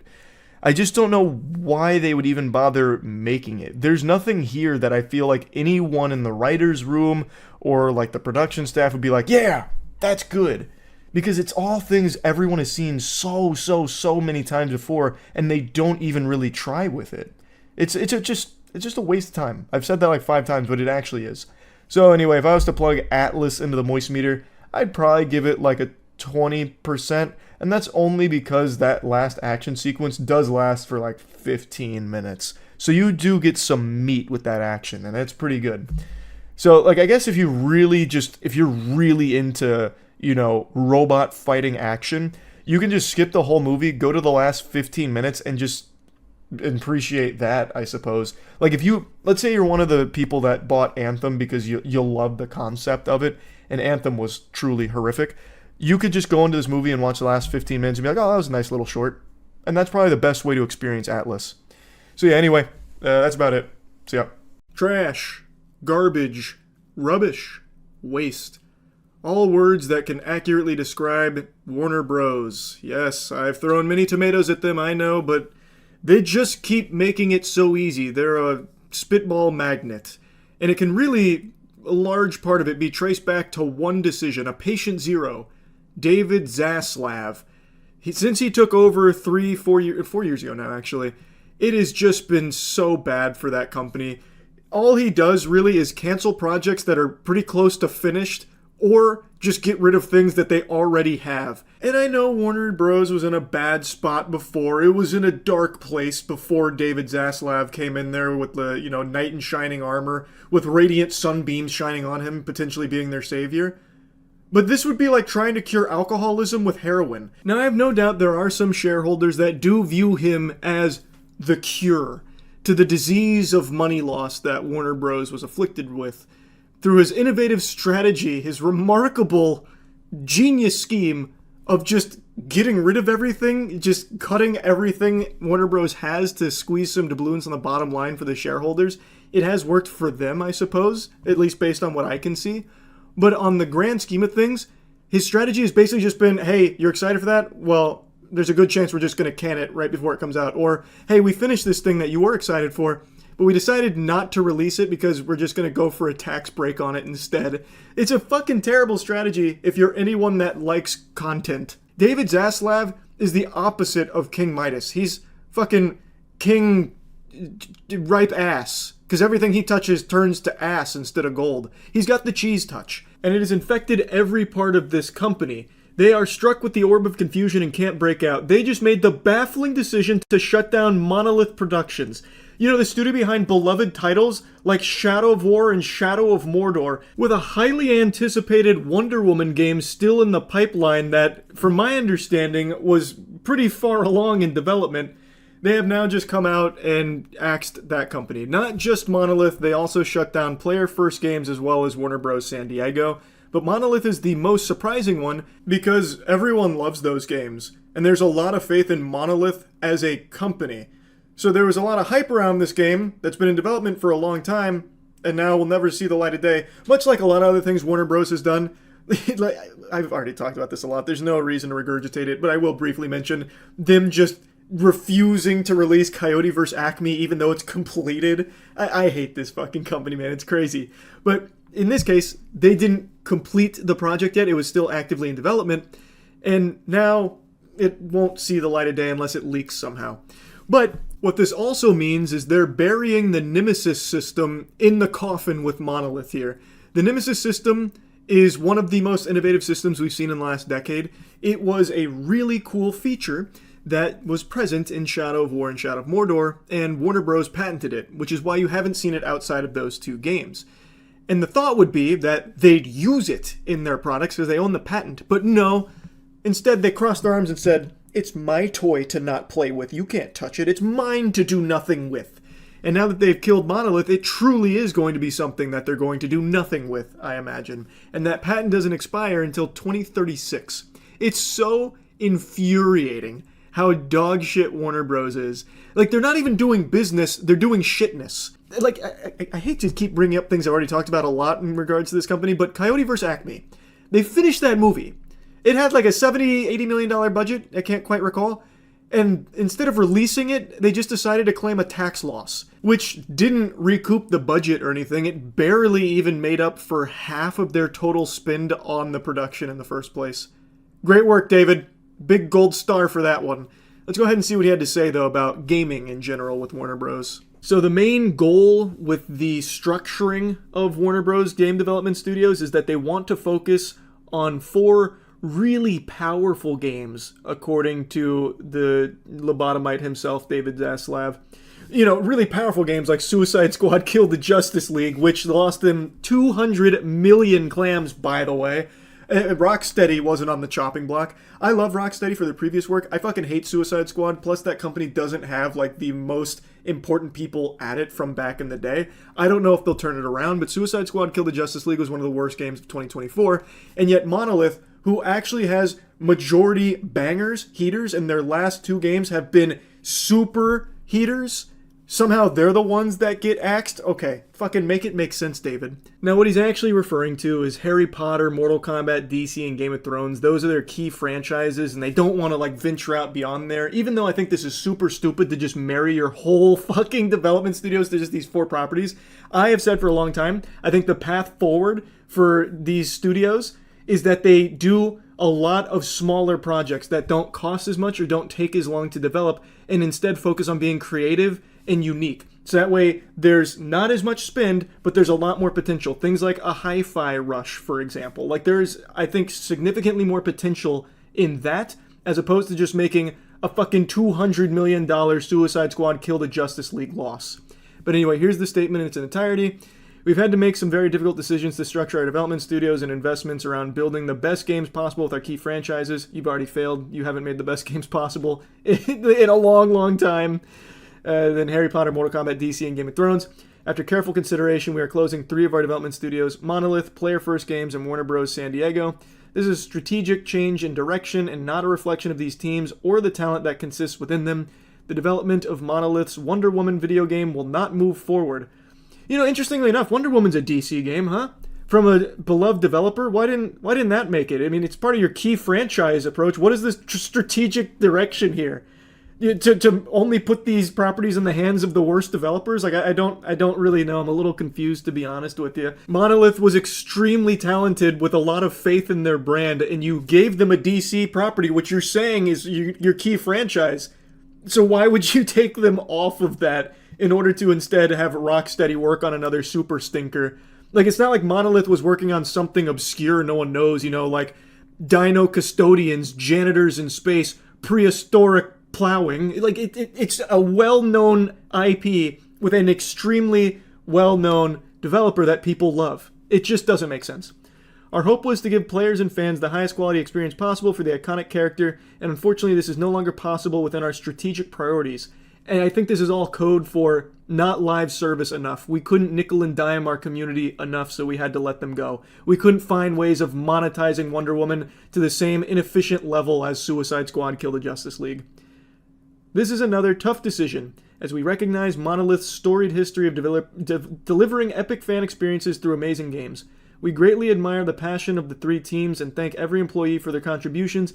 As difficult as today is, we remain focused on and excited about getting back to producing high-quality games for our passionate fans and developed by our world-class studios and getting our games business back to profitability and growth in 2025 and beyond. You imbecile.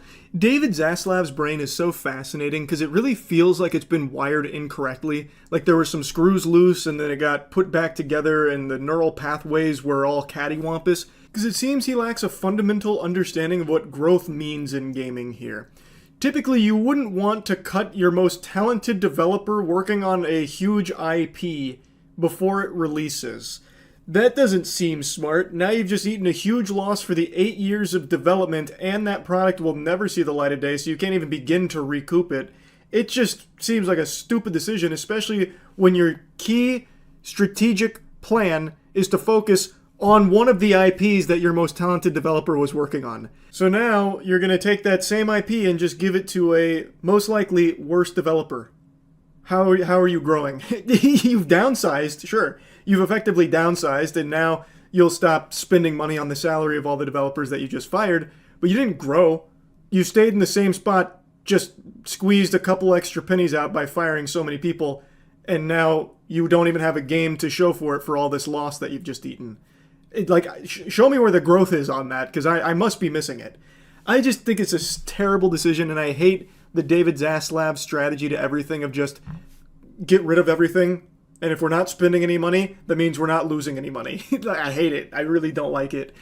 So yeah, I just wanted to talk about that a little bit, especially because I love Shadow of War and Shadow of Mordor, and the fact that we're not going to see anything else from Monolith now. And let's say like pie in the sky, Monolith gets to stay together, someone else takes the entire team intact and they work on something. Well, they still can't use the Nemesis system they created because Warner Bros. Owns the patent, at least to my understanding.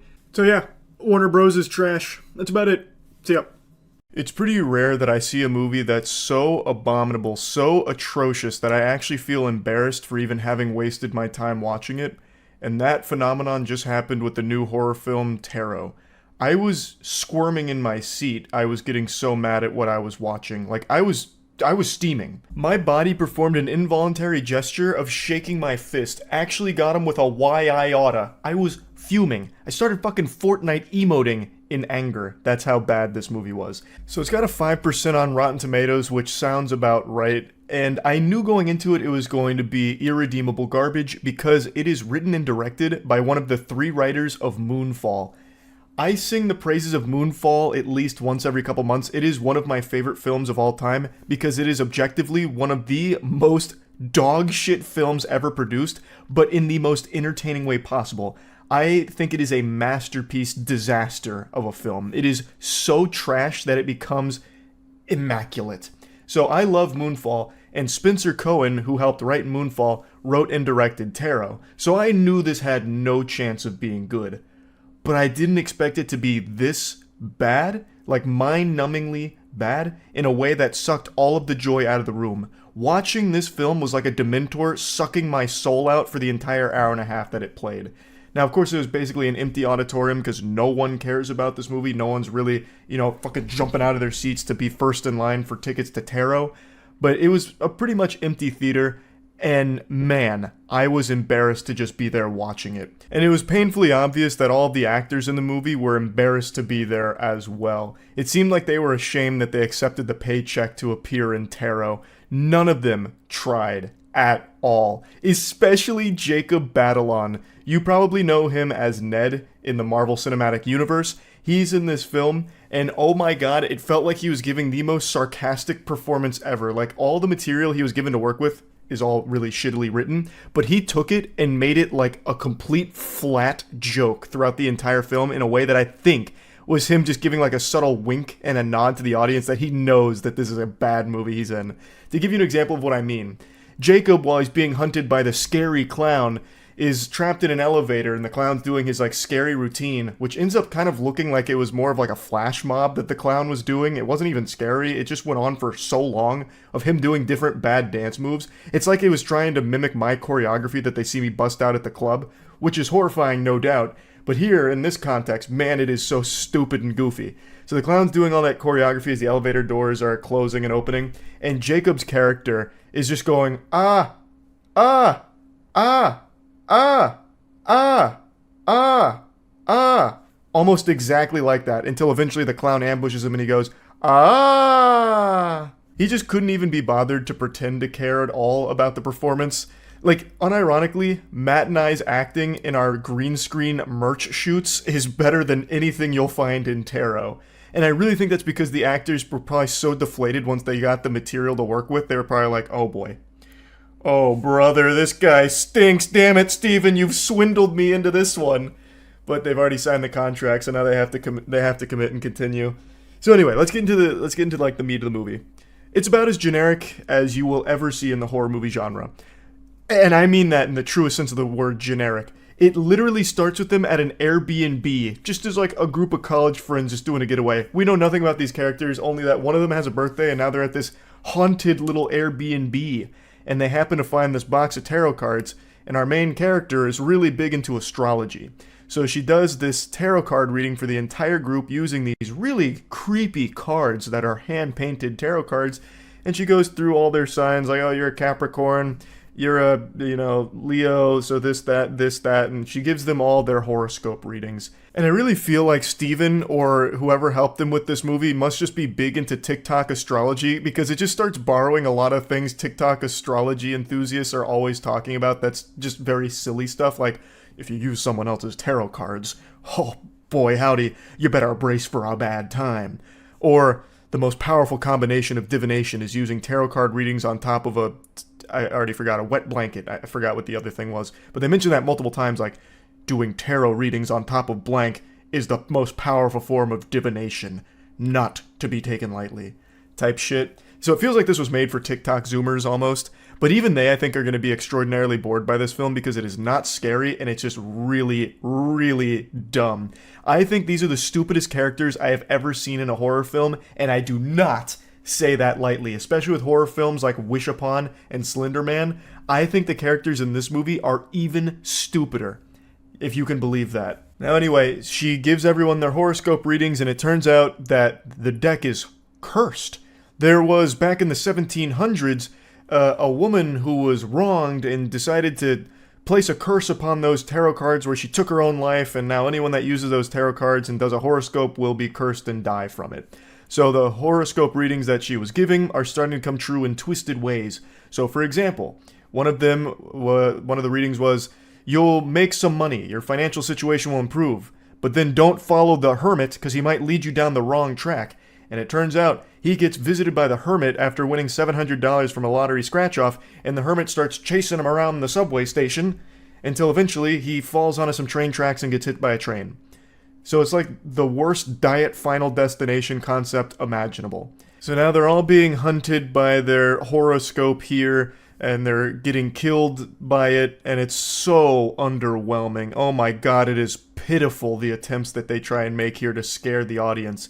Like, there's a couple of jump scare attempts, but I feel like maybe that was like a little icky for Spencer, so he's like, no, that's too loud, that frightened me, tone that down a bit. So not even the jump scares are enough to frighten or startle anyone, because they're not even like loud or anything, and they're not even like startling, as weird as that is to say.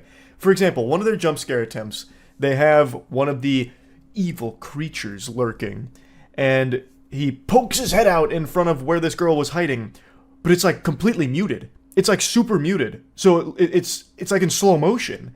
And I know it's supposed to be a jump scare because then it kicks on the music right after that happens.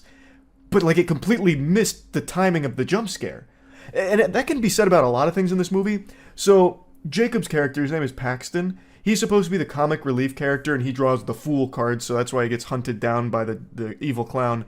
And his jokes are the worst timed jokes ever. Like, the comedic timing in this film is non-existent. Like, anytime Paxton is going to make a joke where he's like, yo, you guys are fucking, I gotta go, well, I can't think of anything he said, actually. That's about par for the course for Taro. Just had myself a Jimmy Neutron brain blast. I remember one of his jokes was, as they're doing the tarot card readings, she's asking, who wants to come up next? And he goes, I'll go to the bathroom, and then walks by her. And like, that's like the timing of that scene right there. It's so bad. And then like the whole group laughs at him like, Paxton, you got her. Oh, fried. Nice. Like, that's the level of humor they try and insert in here. It sucks. It super sucks. Oh my god. Like, everything in this movie fails. Like, all of it falls so flat on its fucking face. It's almost impressive how they couldn't even accidentally get something as simple as a jump scare right. So anyway, let's talk about why I actually started getting heated, because usually these kind of things I'd find to be like fun bad and maybe even a little bit charming, but this one was actually just making me upset. So they figure out early on that those tarot card readings that were done is most likely what's killing them. So like the birthday girl dies, she falls off a ladder after her prediction was she climbs a ladder, but be careful because there might be a crushing blow from the high priestess to, do this and that, and she dies by falling off the ladder. And then the high priestess, which looks like some kind of Party City costume that was trying to emulate like the nurse from Dead by Daylight, comes out and starts hitting her with a ladder, and she dies. And then after that was the guy who got hit by the train from the hermit, and they're like, oh, that's interesting, they're all dying kind of the same way the horoscopes said. Weird. That's probably the cause. And all of them except for one guy immediately buy into it, but they still go and visit like this old lady who they found through a Google search. The most stereotypical horror movie cliche ever. Just like a random old lady who is just the exposition vomiter. She just is present because the writer wasn't able to figure out a way to convey this story in a way that made sense. That they just have this random character that knows everything, so she explains to them and the audience exactly what's going on. And all the characters confirm, like, okay, that's 100% what's going on. Now we know. So in the readings, she kind of says, like, what you need to do to avoid being killed. Like, you know, oh, maybe don't follow the hermit's light because it might lead you down the wrong track. So basically it would be, all right, don't let that light scare you and lead you in different directions and you wouldn't have fallen onto the train track, that kind of thing. So they all know this now. It's the horoscopes. And they're all very well aware of what their predictions were what her predictions were because one of the girls actually filmed her prediction. And their car breaks down, and the prediction was, you know, technology might stop working, but don't be alarmed, just sit tight. There's no reason to run away, because else you might find yourself hanging. That kind of thing. Her card was the hangman. So the car breaks down on this bridge, and the girl is remembering, like, oh, okay, I need to not panic, and I need to not run away. But then, like, on, like, the glass, the hangman draws a hangman, and she's like, ah! Opens the door and starts running. The thing that they just reminded her and herself reminded herself of to not run, she immediately does in this inexplicable panic when what was just established seconds prior is to just sit tight and wait it out. And then she just fucking freaks out, starts running, and then ends up getting caught by the hangman and hangs. And then, even after that, Paxton, who now knows beyond a shadow of a doubt that all he needs to do to survive is to not do what the horoscopes said. And his horoscope was, don't be bullheaded and make rash decisions. And then after that hanging thing, the group gets together and he's like, I'm gonna go back to the apartment, fuck you guys, this is well, it's PG-13, he doesn't say fuck you guys, he's like, poopy to you guys, this is a bunch of baloney, I'm not gonna be caught, you know, out and about because it puts me at risk, so I'm gonna go back to the apartment. They're like, no, listen, Paxton, you're being bullheaded. That means you're gonna die if you go through with this. You are being bullheaded. Remember with the horoscope reading? And he's like, patooey, I'm going this way. I'm gonna be bullheaded. You don't know what you're talking about. Even though, minutes ago, he just witnessed what happened when you, like, it's crazy. It's actually crazy. It's like every character here is like Drew Barrymore in 50 First Dates. They just keep forgetting things that have just happened. So he goes being bullheaded, and what do you know? He gets attacked by the evil clown, the Fool. Like, I actually was so mad. Like, I had no reason to be as mad as I was, but it really felt like Spencer himself was just giving the middle finger to the whole auditorium, like, you guys are stupid for paying money for this, ha ha ha. Like, he was the ultimate evil tarot card slapped on the table here. Like, we just saw these characters describe in detail exactly what not to do, and then two characters do exactly what both of them said they will not do immediately. One of them, I guess you could write off because they got really afraid and frightened, so they stopped thinking rationally. I think that's a lame excuse for it. But Paxton, he was cool, calm, and collected, and then still just said, alright, I'm gonna go die anyway. Like, huh? Like, there's so many things I could really pick apart here, but who gives a fuck? No one's seeing this movie anyway. I know none of you watching this had any interest in it, but man, this one is actually worse than Imaginary and Night Swim. I didn't think we'd find any horror movies for the rest of the year that would compete with those, but man, this one does it. This one actually does it. It is worse than both of those films. Leave it to one of the Moonfall writers to strike a new low in the horror genre of all things. Like, I didn't even know it was possible. But I will talk about one more thing in the movie, because it was another thing that just got me heated. So that old woman that I mentioned earlier, well, eventually the crew goes back to that house to get the tarot cards, because they eventually deduce that, hey, if we destroy the tarot cards, we probably break the curse. So they go there, get the cards, try and burn the cards don't burn. They're like, oh! They do like a fucking Mr. Beast thumbnail shock. And they're like, okay, let's call the old woman. Which, you know, I guess that's a fine idea. But you know what happened like 30 minutes before that? They tried to call that old woman, And it turns out her phone doesn't work. Like, it just goes straight to voicemail because her phone doesn't exist anymore, which is why they drove to her fucking house and you know, snuck up on her in the middle of the night because she doesn't have a phone that works. Yet somehow, during this moment, not only were they able to call that old woman with a phone that didn't exist or didn't work, but she shows up instantly. She literally Goku instant transmissions to the front door there in a matter of seconds, even though it took them like an entire day to drive themselves to her previously. Like, this is just such a poorly made movie from top to bottom. Nobody gave a shit at all. Like, I don't know what you were thinking with this one, Spencer. I really don't. Moonfall is a beautiful disaster. This one is a tragic disaster. It's so shit. So the old woman shows up and I'm like, okay, she's going to be like really helpful here. She's going to be instrumental.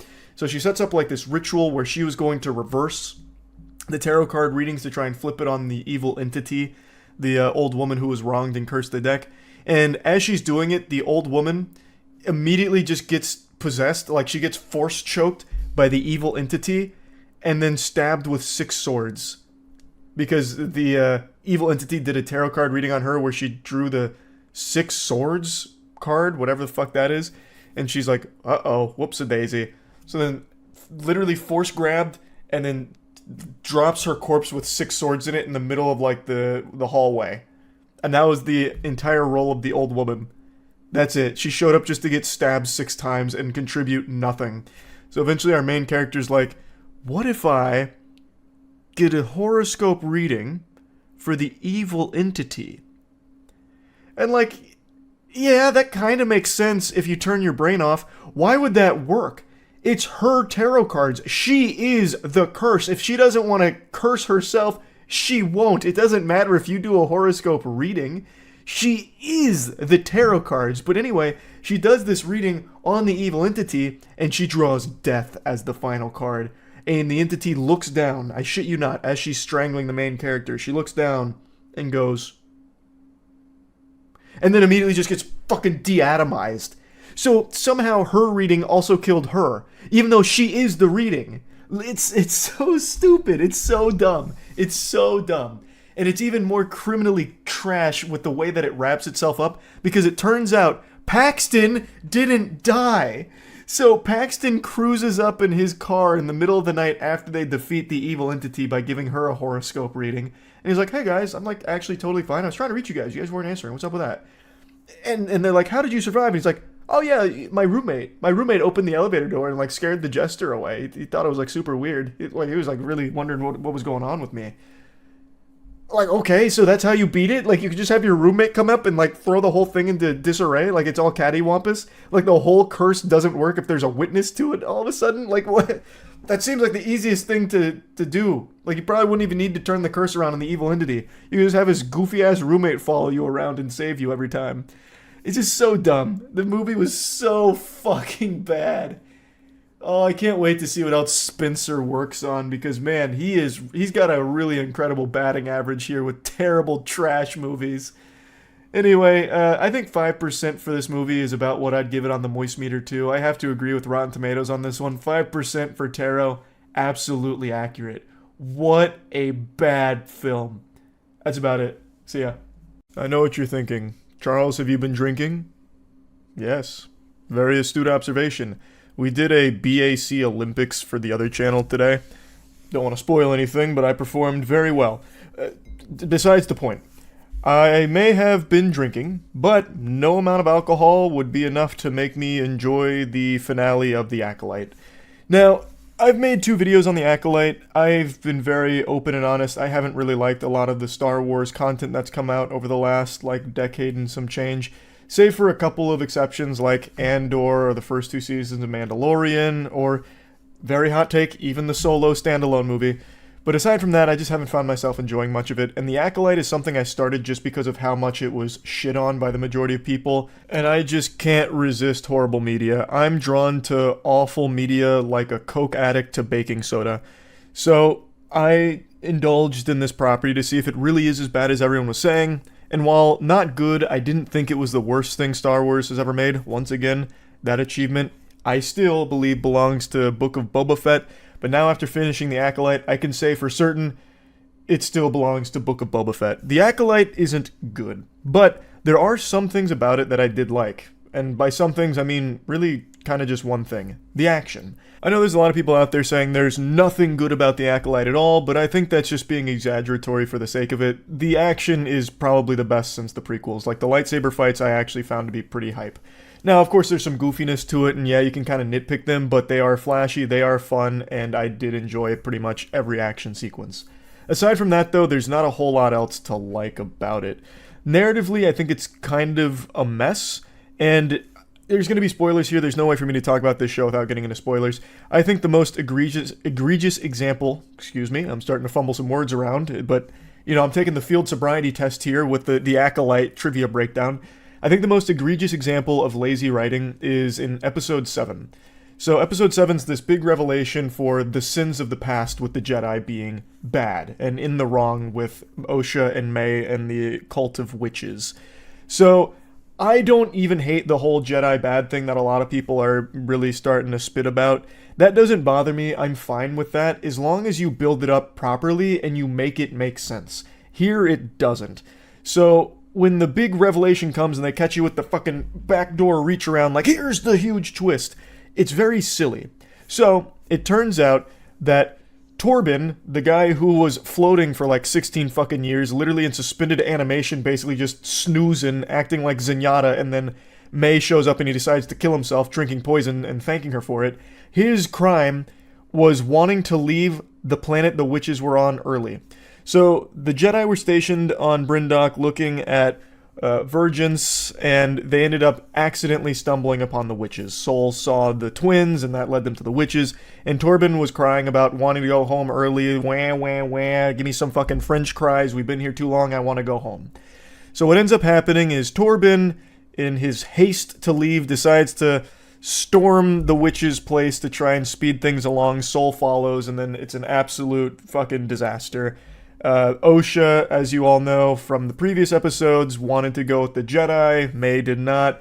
There was this big back and forth conundrum with the witches where their mother, who was like the head of the coven, was going to let Osha go with the Jedi. She's like, you know what? These are very important girls to the coven, and if Osha wants to be a Jedi, who are we to stop her? So she was already on board. Like, this is what Osha wants. This is what Osha's going to do. So Sol and Torben getting there early definitely throws a wrench in everything, but what ends up happening is shit starts to get poopy. You have the big disagreement between May and Osha, where Osha has a wild overreaction and decides to just set everything on fire, watch it all burn, and then Sol and Torben are with the witches, tensions are very high, and then it reaches a boiling point where the mother, in a panic, decides to turn into a smoke demon in front of Sol.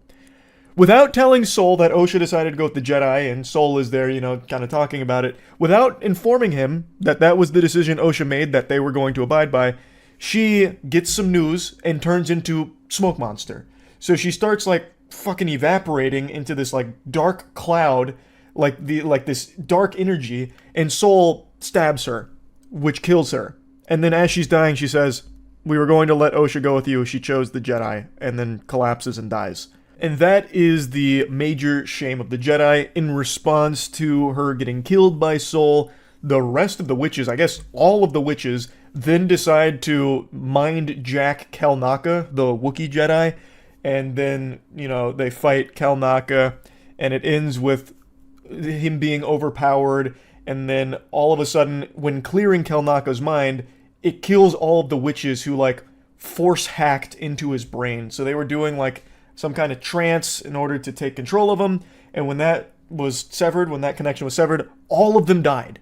Like, all of them, apparently. It took, like, the entire coven to do that one stunt. That one little trick. So when that was broken, it killed all of them. And that kind of finishes that off. And then, of course, the fire. I shouldn't really need to explain why this is super stupid, but I'm going to anyway.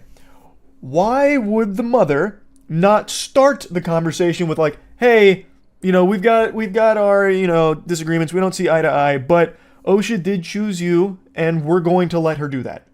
Why would she instead fucking jump scare everyone by turning into a smoke monster in front of them without explaining anything? Like, Sol's not even in the wrong for reacting the way he did. Like, that could be perceived as a huge fucking threat to, like, everyone. Like, maybe even the twins, like, oh, maybe the mom's gonna kill the twins because we're here and, you know, OSHA might want to go with us. Like, she didn't convey any useful information. She instead just transforms into a cloud of smoke. Like, all she had to do was just communicate, and this whole thing could have been avoided. It also could have been avoided if Torben wasn't in some kind of speed run to get off the planet. I think that's super silly. So there were two very easy ways this could have been avoided if the characters were just thinking rationally. And that's like my big complaint about the series. The only reason things happen is because other characters were doing stupid shit. So it feels really unfulfilling. Like, I don't even mind some of the story beats. Like I said, the whole Jedi bad thing, I don't mind. I think that can work really well. And it's not like that's never been done before in Star Wars. They made that really clear in Star Wars that the Jedi became complacent, you know? Like, a lot of the things that go wrong, go tits up, is because the Jedi are just kind of lazy assholes. Like, that's not new. But the way that they get to that in this series is just not very good. And the finale does nothing to really solve that problem. I don't hate the finale. I think it's a fun final fight between Soul and the Stranger. I actually do like the Stranger, but I think he is also a pretty silly character. There's not a lot that was explored about him, but I like the Cortosis helmet. I think that's cool. The short-circuiting lightsabers by fucking headbutting them. And, like, him dual-wielding, like, the tiny saber and the big saber. It's flashy and it's fun. But if you really start to think about what the character has said, he's a goddamn goofball. Like, his whole motivation is, I want to do what I want to do.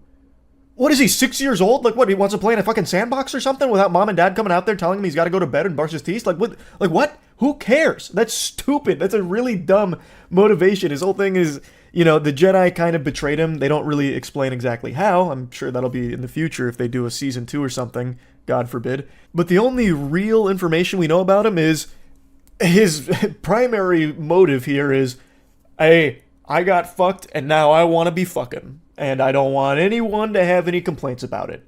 So he wants to, you know, be free to be himself and use his power how he sees fit. And he really wants to train somebody. This guy fucking loves being a teacher. And he's not the only one. Soul was obsessed with training the twins. Like, he really wanted OSHA to be his Padawan.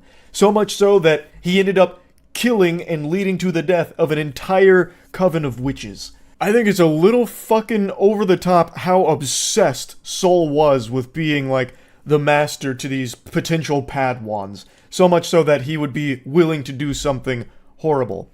And this leads to, like, the whole cover-up thing where after the events of this, they buried all of it so that way it wouldn't surface. But you didn't really need to. So, like, a thing that comes in the finale here is about, like, Soul thought he was in the right for what he did, and OSHA pushes back saying, well, if you thought you were in the right, why didn't you tell the Jedi? I mean, that's a fucking slam dunk right there. That's checkmate. She got you with the scholar's mate. That's a great point. If you thought you were in the right, why even cover it up? And you covered up significantly more than what was necessary. If a big reveal is that OSHA and May aren't twins, they're the same person, but ultimately that doesn't really matter because they are still two different characters in the show. Like, they're fundamentally still just twins, but regardless, they are the same person made from the power from the Virgins on the planet. Why wouldn't they just share that information with the Jedi? That wouldn't really implicate them in any, like, big crimes that happened on the planet. And also, a big thing is that Soul didn't reveal a whole lot because he needed May to be alive in order to convince the Jedi. Why? You could still have that work with just OSHA. You don't need both of them. Unless I missed a crucial component there, that just seems like actual mumbo-jumbo. Like, why do you need both of them in order to convince them that this is real? Like, you have OSHA, who is the product of the Virgins. Do you need May too? Like, you could have still... Like, I don't know. It just was really dumb, and it felt like they kind of backed themselves into a corner on trying to explain why it needed to be covered up to the level that it was. And I don't think they explained it super well, because ultimately, it didn't need to reach that level. Again, I don't understand why he couldn't just share that information about the Virgins creating life here with OSHA and not May. Really, a lot of everything that goes wrong in this show can be easily explained by the characters just didn't want to talk to each other. Like, it really seems like the characters have a huge apprehension with communication. Like, they just do not share information that would be extremely helpful for some fucking reason. And another really convenient thing that they bring out for the finale is a mind eraser, literally a Men in Black neuralizer. So the stranger has the ability to just wipe someone's mind, which is an incredibly convenient ability. And then, of course, it then goes in to try and explain how all of this never really reached the point that it should, where people were aware that the Sith are back. And I really think the way that it gets to that is dumb too. But man, that mind wash, like the scrubbing of memories, was such an ass pull. I think that has been like established in Star Wars lore at some point. Like, I definitely think I've read that. I haven't seen it, but I definitely think I've read it. But the way they bring it out here, I just think is so fucking stupid.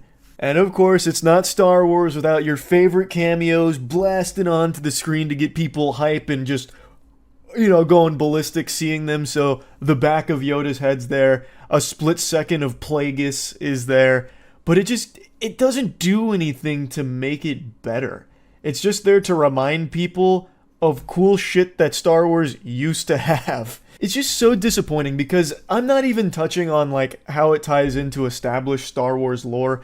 To me, that's not the most important thing. For me, it's about, can this show stand on its own two legs without Star Wars in it? Like, if this had no tie to Star Wars, would this be a good show on its own? And for me, the answer is no. I just really don't think it knew how to actually get to the things that it wanted to. So, Osha turns to the dark side. She bleeds her lightsaber in the finale, and then she runs away happily ever after with the stranger. And it doesn't work. Like, at no point do they really build Osha into that decision. It just kind of happens, like, super suddenly. 1 second, she's like, Jedi. Jedi, May, you really fucked up and you're evil and bad for what you've done. And then she gets fed some new information about, like, what Soul did and instantly turns to the dark side without anything really building to that. Like, yes, that's super alarming information, but it's not like May's innocent either. May is also very much responsible for a lot of what happened with the death of their mother and the entire coven.